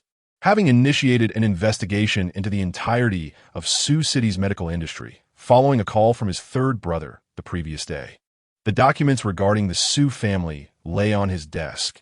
Initially perceived as the most formidable competitor to the Sun family in the medical field, only to be unexpectedly approached for collaboration by his own brother-in-law. The inclusion of the Su family was undoubtedly agreeable to Sun Dezhao, as it was a clear case of mutual benefit. His current contemplation revolved around how to secure a greater share of the profits, in contrast to his brothers, Sun Dezheng and Sun Dexing. As he extinguished his 6th cigarette, he resolved to personally meet with Su Ning. Recognizing that his brother-in-law and 3rd brother were less adept in business matters. Calling for his secretary, he canceled his lunch appointment and promptly set out. Meanwhile, Sun Dezheng, having cautioned his sister twice, grew increasingly suspicious of Wang Yu and Su Mu. He was well aware of his brother-in-law's capabilities. After all, he had abandoned his hotel business to assist in establishing a hospital, inadvertently dragging his 2 elder brothers into the fray. Yet, the involvement of Su Mu stirred a sense of unease within him, as if his own interests were being encroached upon. He knew precisely how his sister had become close to Wang Yu, and if Su Mu resorted to any underhanded tactics, he believed he would be unable to withstand the fallout. While Wang Yu could hardly manage the situation himself, he was certain that his brother-in-law would falter as well. After all, the aim of opening a hospital was to generate profit, not to see his sister's husband suffer losses in the process. Such a scenario would render any financial gain hollow. After observing the pair for a while, he noted their behavior to be perfectly normal, laughter and conversation without any inappropriate conduct. Although he remained concerned, he chose to keep his worries to himself, planning to speak with his sister later that evening. Wang Yu, on the other hand, was far less troubled than Sun Dezheng. Now that he had 3 women in his life, he lacked the inclination to dwell on such matters. While Su Mu was undeniably beautiful, he recognized that beauty was abundant, and one could not simply chase after every attractive woman encountered. His focus was on swiftly launching the hospital and promoting it through a model of replication. Once a man harbors dreams and aspirations, an undeniable excitement ensues, and Wang Yu was presently consumed by this fervor. As Su Mu listened to Wang Yu's aspirations, Her previously set-aside feelings were rekindled. The dynamic between them flowed seamlessly, with one speaking and the other listening, and time slipped away unnoticed, even as Su Ning and Sun Dezhao arrived. Observing his daughter, gazing adoringly at the handsome man, Su Ning felt a twinge of jealousy and promptly called out, "Moo Moo." Upon hearing her father's summons, Su Mu turned around, and Wang Yu glanced over as well. "Dad, big brother," they both responded in unison. Su Ning was positioned farther away than Sun Dezhao, whose company was located in the Eastern District, resulting in their near-simultaneous arrival. After exchanging pleasantries typical of brothers-in-law, they proceeded together. "Brother-in-law, allow me to introduce you. This is Mr. Su Ning." He gestured, "Mr. Su, this is my sister's husband, Wang Yu." Upon hearing Sun Dezhao's words, Su Mu's eyes dimmed slightly as she sighed internally, lamenting that all good men seemed to be taken. "Mr. Su, I am immensely grateful for your assistance last time," Wang Yu said, extending his hand with courtesy, aware that a generous benefactor deserved his thanks. "Brother Wang, you are too kind. I had no idea you were such a significant player," Su Ning responded, surveying the 5 buildings before him with astonishment. The Sun family had indeed achieved something remarkable. Had it not been for his daughter's call that day, he might have faced significant losses. "Dad, why are you calling Wang Yu brother?" Su Mu exclaimed, her large eyes glaring at her father in indignation. Moments ago, her father had approached her with kindness, and now, with a single phrase, she felt diminished in comparison to Wang Yu. Would she now have to address him as Uncle Wang in the future? Let's not dwell on titles. Wang Yu interjected hastily, eager to ease the tension, yet he refused to lower himself to calling Su Ning uncle, especially with his 2 elder brothers still present. The eldest brother was already 47, not much younger than Su Ning himself. While he was indifferent, Sun Dezhao certainly shouldn't be expected to adopt such a title. As they conversed, the group took stock of their surroundings, during which Su Ning provided numerous insights, further impressing Wang Yu. It was evident that Su Ning hailed from a medical family, possessing an expertise that solidified Wang Yu's determination to invite the Su family to join their venture. Sun Dezheng whispered to his elder brother, sharing his thoughts in hushed tones. Meanwhile, Su Mu walked quietly beside her father, lost in her own thoughts. Wang Yu resumed his narrative about his aspirations, prompting Su Ning to nod in agreement, particularly when Wang Yu presented one of his proposals, which illuminated possibilities for mutual benefit. "Mr. Su, given the warm weather and the venue you've seen, shall we find a place to discuss further?" Sun Dezhao proposed with a smile. "Indeed, Brother Dezhao, you have a keen eye for talent in selecting such an illustrious brother-in-law." Su Ning praised Wang Yu, unable to contain his admiration. "Please, Mr. Su, the restaurant is reserved. Shall we proceed?" Su Ning clapped Sun Dezhao on the shoulder, his joy palpable. The intention to collaborate was now clear, and, as for profit distribution, that discussion could wait, not affecting their current rapport. As Su Ning drove his daughter, and Sun Dezheng transported his elder brother and Wang Yu, they arrived successively at a private kitchen. Upon entering the dining room, dishes began to arrive in abundance, and the group engaged in jovial conversation without broaching the main topic. Wang Yu, having received instructions from his 2 uncles, was unconcerned about the negotiations. He had facilitated the introduction, and the terms discussed were beyond his purview. Following a hearty meal, Su Ning's expression brightened, realizing he was at a disadvantage. Although the Su family was crucial to the Sun family, the reverse held truer. If negotiations faltered, the Sun family could easily seek another medical partner in Sioux City, even if the progress were slower than desired. Chapter 96. The intractable daughter-in-law of the Sun family de Zhao. "My dear brother, as I grow older than you, I shall no longer be courteous. Brother Su, there is no need for formality among ourselves." At this moment, Sun Dezhao also wishes to exchange preliminary thoughts with Su Ning. "Very well. Allow me to express my stance. I am in favor of this collaboration. It appears that we are in agreement. Dear brother, I firmly believe this partnership will be most enjoyable." The 2 exchanged smiles, both satisfied with the accord. Just as they were poised to continue their discussion, Wang Yu's phone rang.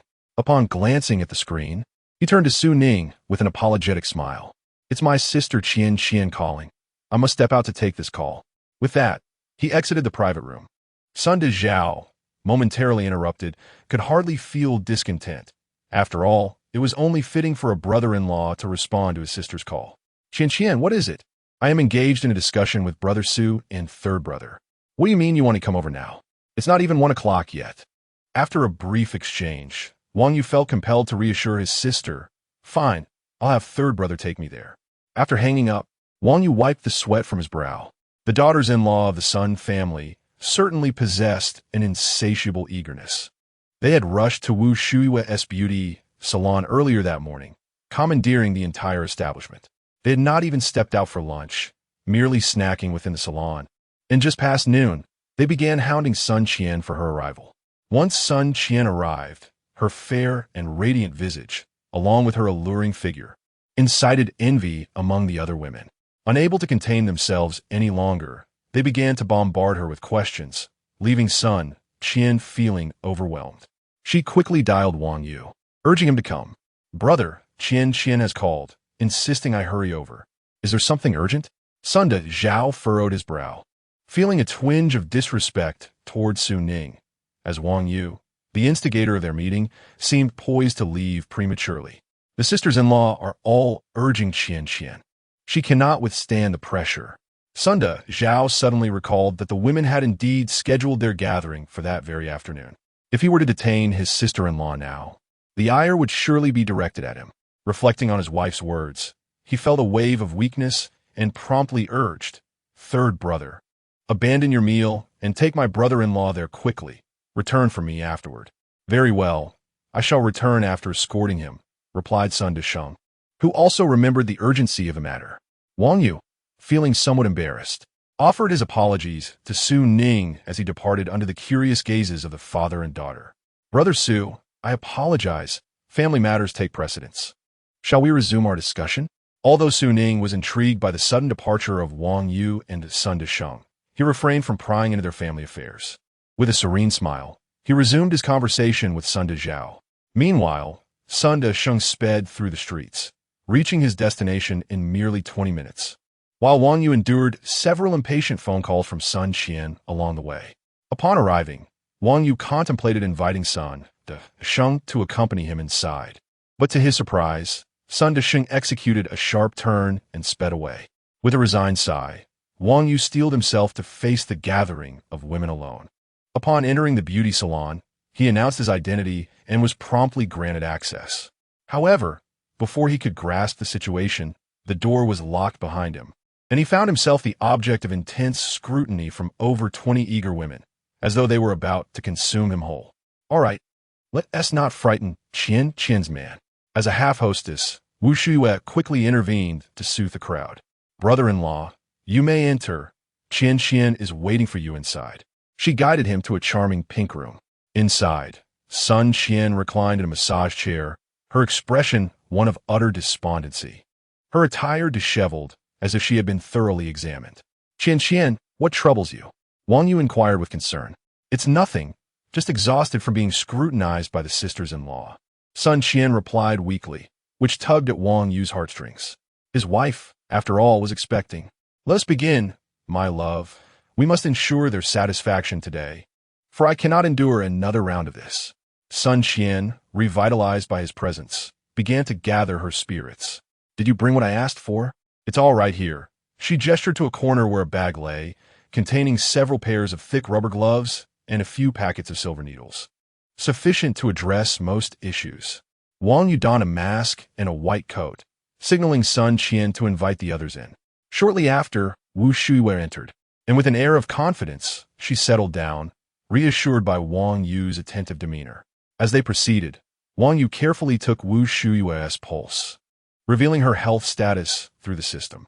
Aside from common gynecological ailments and some anemia, there were no significant concerns requiring acupuncture. He commenced a massage, during which both remained silent. Initially tense, Wu Shuiwei gradually relaxed, feeling warmth radiate through her body, causing her skin to flush with vitality. After 20 minutes, Wang Yu concluded the massage and penned a prescription for a nourishing herbal remedy, primarily aimed at replenishing energy and blood. Sister-in-law, begin taking the medicine tomorrow, along with the herbal remedy. My third brother will arrange for it to be delivered to your home. You're free to leave now. As Wu Shuiwei gazed into the mirror, she was delighted to see a noticeable rejuvenation in her complexion, though not as pronounced as Sun Qian's. Upon hearing Wang Yu's instructions regarding the medication, she felt a wave of relief, anticipating a further transformation. "Thank you, brother-in-law," she expressed gratefully before exiting. "How did it go, sister-in-law? Any improvements?" A swarm of women encircled Wu Shuiwei the moment she stepped out. "Sister-in-law looks significantly better. She truly appears younger." "Indeed. I recall seeing some wrinkles at the corners of her eyes. They've diminished considerably." Their astonishment over Wu Shuiwei's transformation echoed among them, affirming the effectiveness of Wang Yu's care. Wu Shuiwei elaborated on her experience and the necessity of the medication for even more pronounced results in the future. Chapter 97. The Misunderstanding of Yan, Sister-in-Law. "You are truly remarkable. Marrying you is indeed a blessing for Qian. Brother-in-law, might you impart your massage techniques? I aspire to open a massage parlor. Brother-in-law, could you continue for a while longer? I feel as though my youth is not as apparent." On average, it took 20 minutes per person. Wang Yu overestimated his speed while simultaneously underestimating the number of daughters-in-law from the Sun family. After more than 8 hours of effort, he finally managed to see off the group of women. Wu Shuiwei's sister, noticing the transformations among the crowd, inquired for details and then, clutching 5 million, held onto her sister tightly, exuding an air that suggested no one would exit unless she was allowed in. This forced Wu Shuiwei to sweet-talk Sun Qian. Wang Yu, upon learning of this, had no objections. After all, there were already so many people, one more would not matter. He could consider it over time. After penning the last prescription, Wang Yu collapsed onto the massage table, feeling his entire body ache. Who could fathom the torment he had endured for hours, with each woman beneath his hands, either calling him brother-in-law or sister-in-law. Even with gloves on, he had to constantly monitor his movements. "Xiaoyu, how are you faring?" Sun Qian entered, resting Wang Yu's head upon her soft, fair thigh, tenderly stroking his face. "I'm fine, just a bit fatigued. What about your relatives? Have they left?" "No, they're still outside chatting." "Qian, do you wish to seek revenge?" Wang Yu recalled Sun Qian's appearance upon arrival. Now, after being worn out by her relatives, he resolved to assign them some tasks. "Revenge? We are all family here, and besides, they are paying for it. What do you intend to do?" Sun Qian suspected Wang Yu had some mischievous plan in mind and promptly tapped his head. "Did you not mention that aside from the eldest brother's daughter and yourself, the rest of your generation are sons? I thought it would be beneficial for these women to contribute to the Sun family by each bearing a daughter. What do you think?" Wang Yu's suggestion illuminated Sun Qian's eyes. She found the idea splendid. Initially, she felt a twinge of guilt for receiving such a large sum of money, but now, with the promise of a heartfelt gift for each of them, she felt justified in accepting it. "All right, I'm in, but how will you execute this?" Wang Yu pointed to the prescription he had prepared, saying, "It's all written out. Don't worry, next year, you will have over 20 little nieces." The two then stepped out of the room, where a group of Sun family daughters-in-law were still chattering animatedly. Upon seeing Wang Yu emerge, Wu Shuiwei immediately approached him with gratitude, her words flowing endlessly. Sun Qian handled the situation while Wang Yu smiled and silently began counting 1, 2, 3, 15, 21, 22. "Oh, there's another. It turns out to be the younger sister-in-law of the second brother. One cannot be partial. Despite being a latecomer, she had also contributed financially. Thus, 23 it was. Let us proceed." After a lengthy discussion, Sun Qian and Wang Yu took their leave. This visit was from Sun Qian's family. Yan and Chunmei were still watching television. Noticing Wang Yu and Sun Qian appeared as though they had labored under the weight of cement all day, curiosity piqued. "Brother, what have you been up to become so exhausted?" Chunmei rushed over, helping Sun Qian to the sofa and promptly fetching 2 glasses of water. As for Wang Yu, Yan was present, so he didn't intrude. "Are you all right, Yu-ji?" Yan asked with concern. "I'm fine, just a bit weary," Wang Yu replied weakly, not even considering the prospect of touring Sun Qian's expansive home for the first time. "We haven't eaten yet. Let us see what's in the fridge. Chunmei, could you heat something up? Otherwise, you'll be left with neither brother nor sister-in-law." No, just one less sister-in-law. Yan is well fed today. Oh dear. The little one seems to be plotting rebellion. As Sun Qian playfully attempted to tickle Chun Mei, the latter deftly evaded her, darting to the kitchen to prepare a meal. Over time, Sun Qian and Chun Mei had developed a close bond, a fact for which Wang Yu was immensely grateful to Sun Qian. Wang Yu reclined on the sofa, resting his head against Yan's chest as she gently massaged his scalp. He felt so comfortable that he nearly drifted off to sleep, though the rumbling of his stomach made him uncomfortable. Qian, what did you do? Yan asked, her tone laced with concern. My family's daughters-in-law all came to find Xiao Yu today, seeking his assistance with their health concerns. Over 20 of them. It truly wore us out, Sun Qian explained, sipping her water. No sooner had she finished speaking than Yan's tears began to flow. Wang Yu, with his eyes closed, was oblivious, indulging in the soothing touches. Sun Qian, noticing Yan's silence, quickly set down her cup and pulled Wang Yu aside, embracing Yan in her arms, tenderly saying, "Oh, dear sister, it's not what you think. Even if I were generous, I wouldn't let Xiao Yu engage in such things." Wang Yu then realized the situation, a dark line appearing on his face as he glared at Sun Qian, contemplating how to chastise her properly. What was it then? Yan stammered, wiping her tears. Sun Qian quickly dried Yan's tears, explaining the circumstances until Yan came to understand it was merely a misunderstanding. Upon reflection, she realized how absurd her initial thoughts had been. With over 20 women involved, if it were truly as she imagined, would Wang Yu even have survived to return? However, both women regarded Wang Yu with a hint of caution.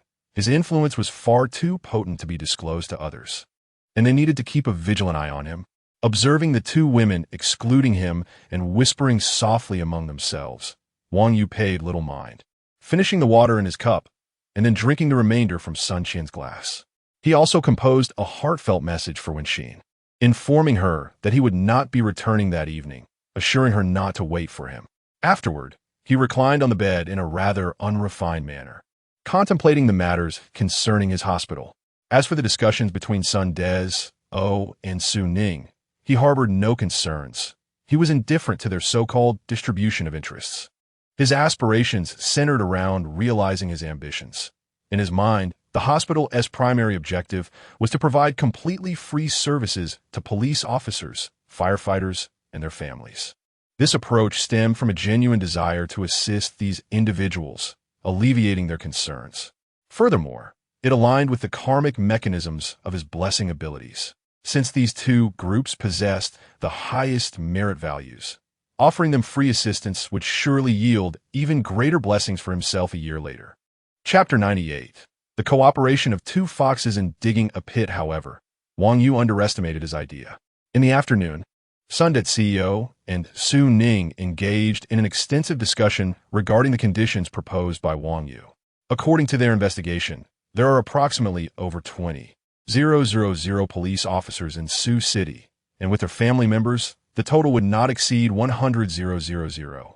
The number of firefighters is even fewer, perhaps around 1,000. Taking the figure of 100,000 as an example, it is estimated that about 10% fall ill each year, and even among the older population, it would not exceed 20%. The number of individuals seeking medical attention is even lower, as it is improbable for everyone to rush to the hospital for every ailment. Furthermore, both the police station and the fire brigade possess certain medical resources, providing free treatment for approximately 5,000 to 7,000 individuals annually, with costs around 10 million. However, the returns from this initiative far exceed the 10 million investment, and if this practice continues, their hospital will undoubtedly gain a stellar reputation. This intangible assistance is immensely more significant than the vast sum Su Ning expends annually on various free medical aid activities.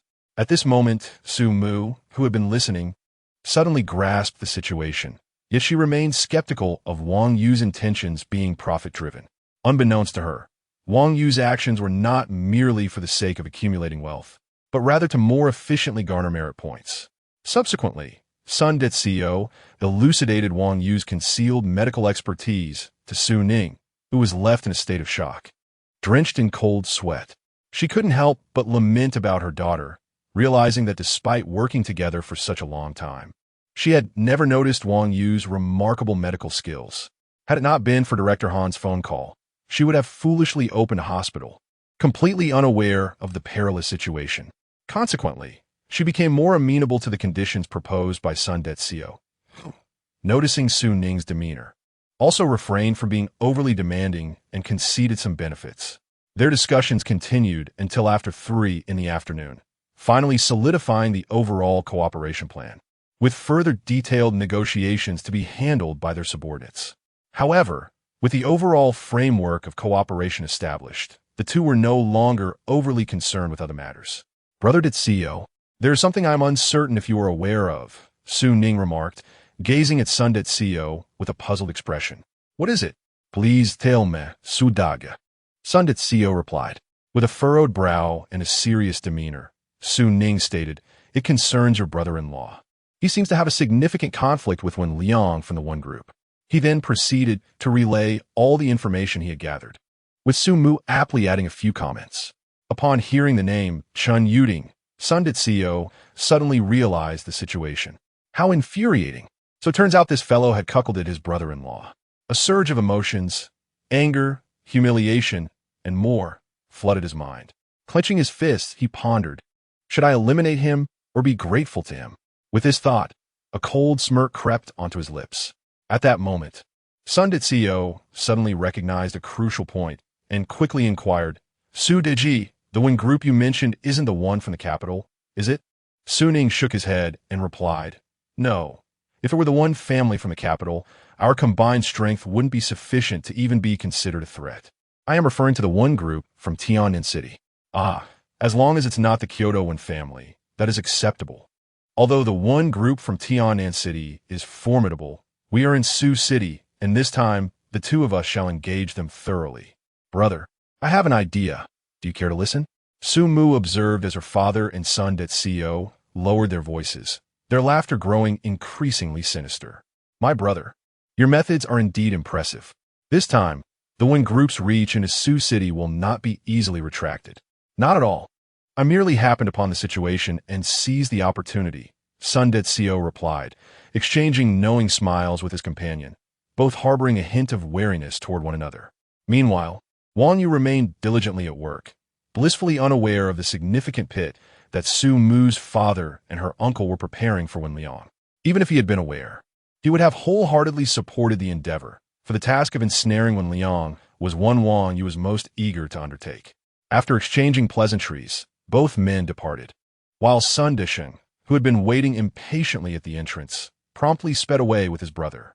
In the car, Su Ning and his daughter engaged in conversation for quite some time, as Su Ning entrusted all matters regarding the new hospital preparation to his daughter.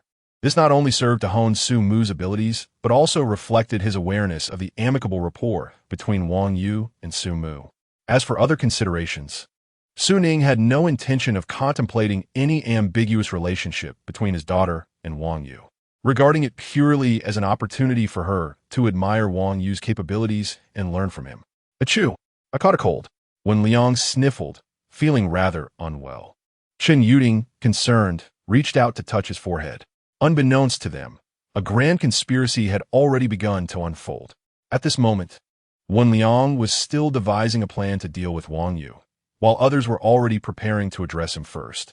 Our comrade Wang Yu, on the other hand, remained blissfully ignorant, relishing a hearty bowl of noodles prepared by Chun Mei. Truly, his cousin had inherited some of their mother's culinary talents. Sun Qian, equally famished, devoured a large bowl before burping and preparing for sleep. Wang Yu, having polished off 2 bowls and noticing some remnants in the pot, seized the spoon and finished it all. Seeing her brother finished, Chun Mei pushed him out and began tidying up. Due to the earlier misunderstanding, Yuan felt shy and immediately retreated to her room upon spotting Wang Yu, with the living room now devoid of company. Aboard, Wang Yu took the opportunity to scrutinize Sun Qian's abode. Truly, as the daughter of the Sun family, her residence was quite spacious, estimated at around 400 square meters. The decor was exquisite, and he couldn't help but wonder if she ever felt afraid living alone in such a large house. With this thought in mind, Wang Yu decided it was best to ask her directly and thus proceeded to the bathroom. At that moment, Sun Qian was luxuriating in a warm bath and, upon noticing Wang Yu's entrance, exclaimed, "Get out quickly." Wang Yu, feeling slightly embarrassed, chuckled. "I just came to ask if you were afraid living alone in such a large house at night." He promptly halted his approach. "Ah, pervert," Sun Qian exclaimed, covering herself with her hands and glaring fiercely at Wang Yu with her big eyes. "Hee, don't block it. It's not like I haven't seen before." Wang Yu replied shamelessly. "You." Sun Qian was infuriated. "Quickly leave." Realizing he had crossed the line, Wang Yu conceded, "All right, I'll leave now. Take your time." With that, he exited the bathroom. Hearing the door close, Sun Qian patted her chest, her cheeks flushing as she recalled the earlier incident. Chapter 99. Wang Yu ran away upon awakening in the morning. Wang Yu discovered that he was alone in bed. After searching the house, he found that the three women were nowhere to be found. However, Chunmei had kindly left him some rice in the pot, and Yan had written him a note. As for Sun Qian, she left nothing but a text message urging him to eat well and get lost, expressing her desire not to see him that day. Wang Yu realized that his tolerance had considerably thickened. Previously, it was Sun Qian who would tease him into blushing, but now the roles had reversed. After having breakfast, he contacted the diligent subordinate of Sangu to discuss the herbal medicine he required. However, the list was extensive, so he decided to send a photograph of the items needed. Upon seeing the names and addresses on the list, the subordinate hesitated to mention payment, knowing full well that the two women listed were both under his boss's care. It was clear that the list was likely filled with names from the Sun family, and he feared being reprimanded by his boss if he dared to ask for money. Seeing that his subordinate was unyielding, Wang Yu thought it best to compensate Sangha later. He then prepared to visit the hospital to discuss the herbal medicine, as he was unsure if they would provide the necessary ingredients. Initially, he considered seeking assistance from Director Han, but ultimately decided against encountering that troublesome Wen Liang. After all, Shuyu City was not limited to just Maria Hospital. He drove directly to the municipal hospital. After spending a considerable amount of time there, Wang Yu found himself at an impasse. Without a doctor's prescription, the pharmacy refused to dispense any medications, which left him quite perplexed. Just when he was pondering what to do next, he received a call from Su Mu. Realizing he had forgotten about the Su family, he felt a wave of relief. Surely, consulting Su Mu would solve his dilemma. Upon answering the call and confirming the purpose of Su Mu's contact, they arranged to meet. This time, however, it was not at the club, but rather at a large pharmacy owned by the Su family in Shuyu City. This pharmacy could be considered a family heirloom, having been in the Su family for 3 generations, and it served as their signature establishment in the city. Upon arrival, Wang Yu spotted Su Mu waiting at the entrance.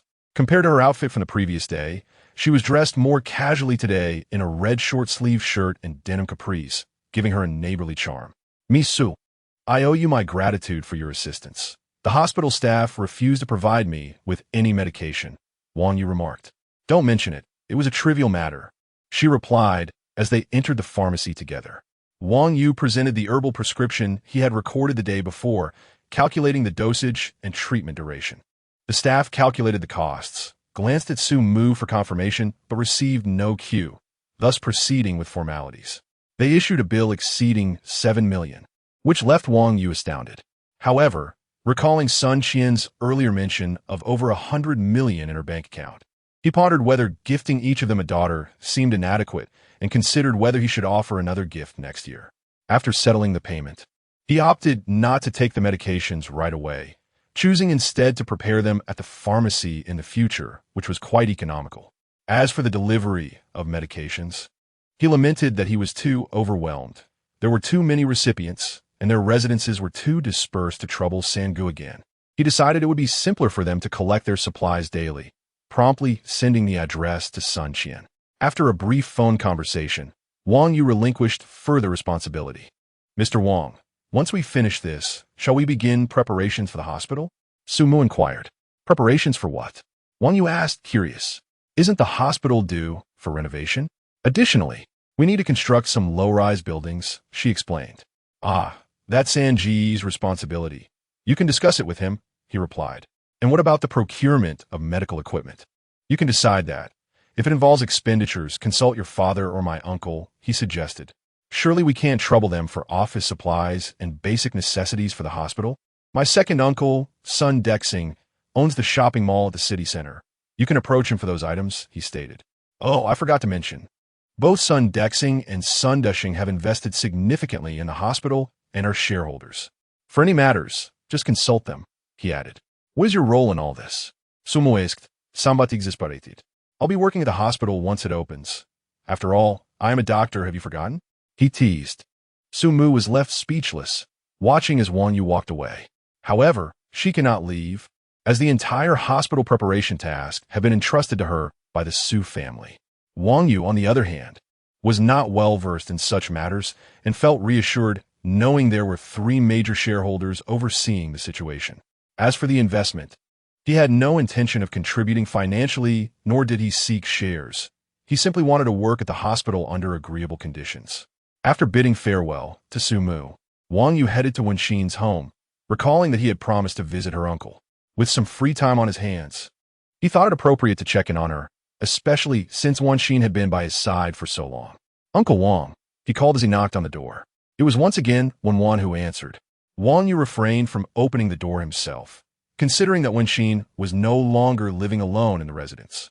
Although he possessed a key, he believed it respectful to knock, valuing the privacy of the young lady. Wan, how are you feeling today? He asked. I feel much better. Uncle Wang, how much longer do I need to take the medicine? She replied. Just for another 2 months, but you should continue with the herbal meals indefinitely, he instructed. This reminded him of his time at Maria Hospital when he had only taken a single course of medication, which was likely nearly depleted now. He quickly wrote down the prescription and the address of the Su family pharmacy, handing it to Wan. Once your medicine runs out, go here to purchase more. They can assist in preparing the herbal concoctions. Since the last time Su Mu had delivered medicine, Wang Yu had brought back herbs and had prepared them himself on a few occasions when he found the time, though it was mostly Wenxin who did the cooking. Now it was no longer necessary.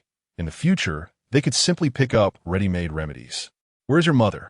He inquired. She is asleep in the room. She has been feeling particularly tired lately, Wan replied. It's common during pregnancy.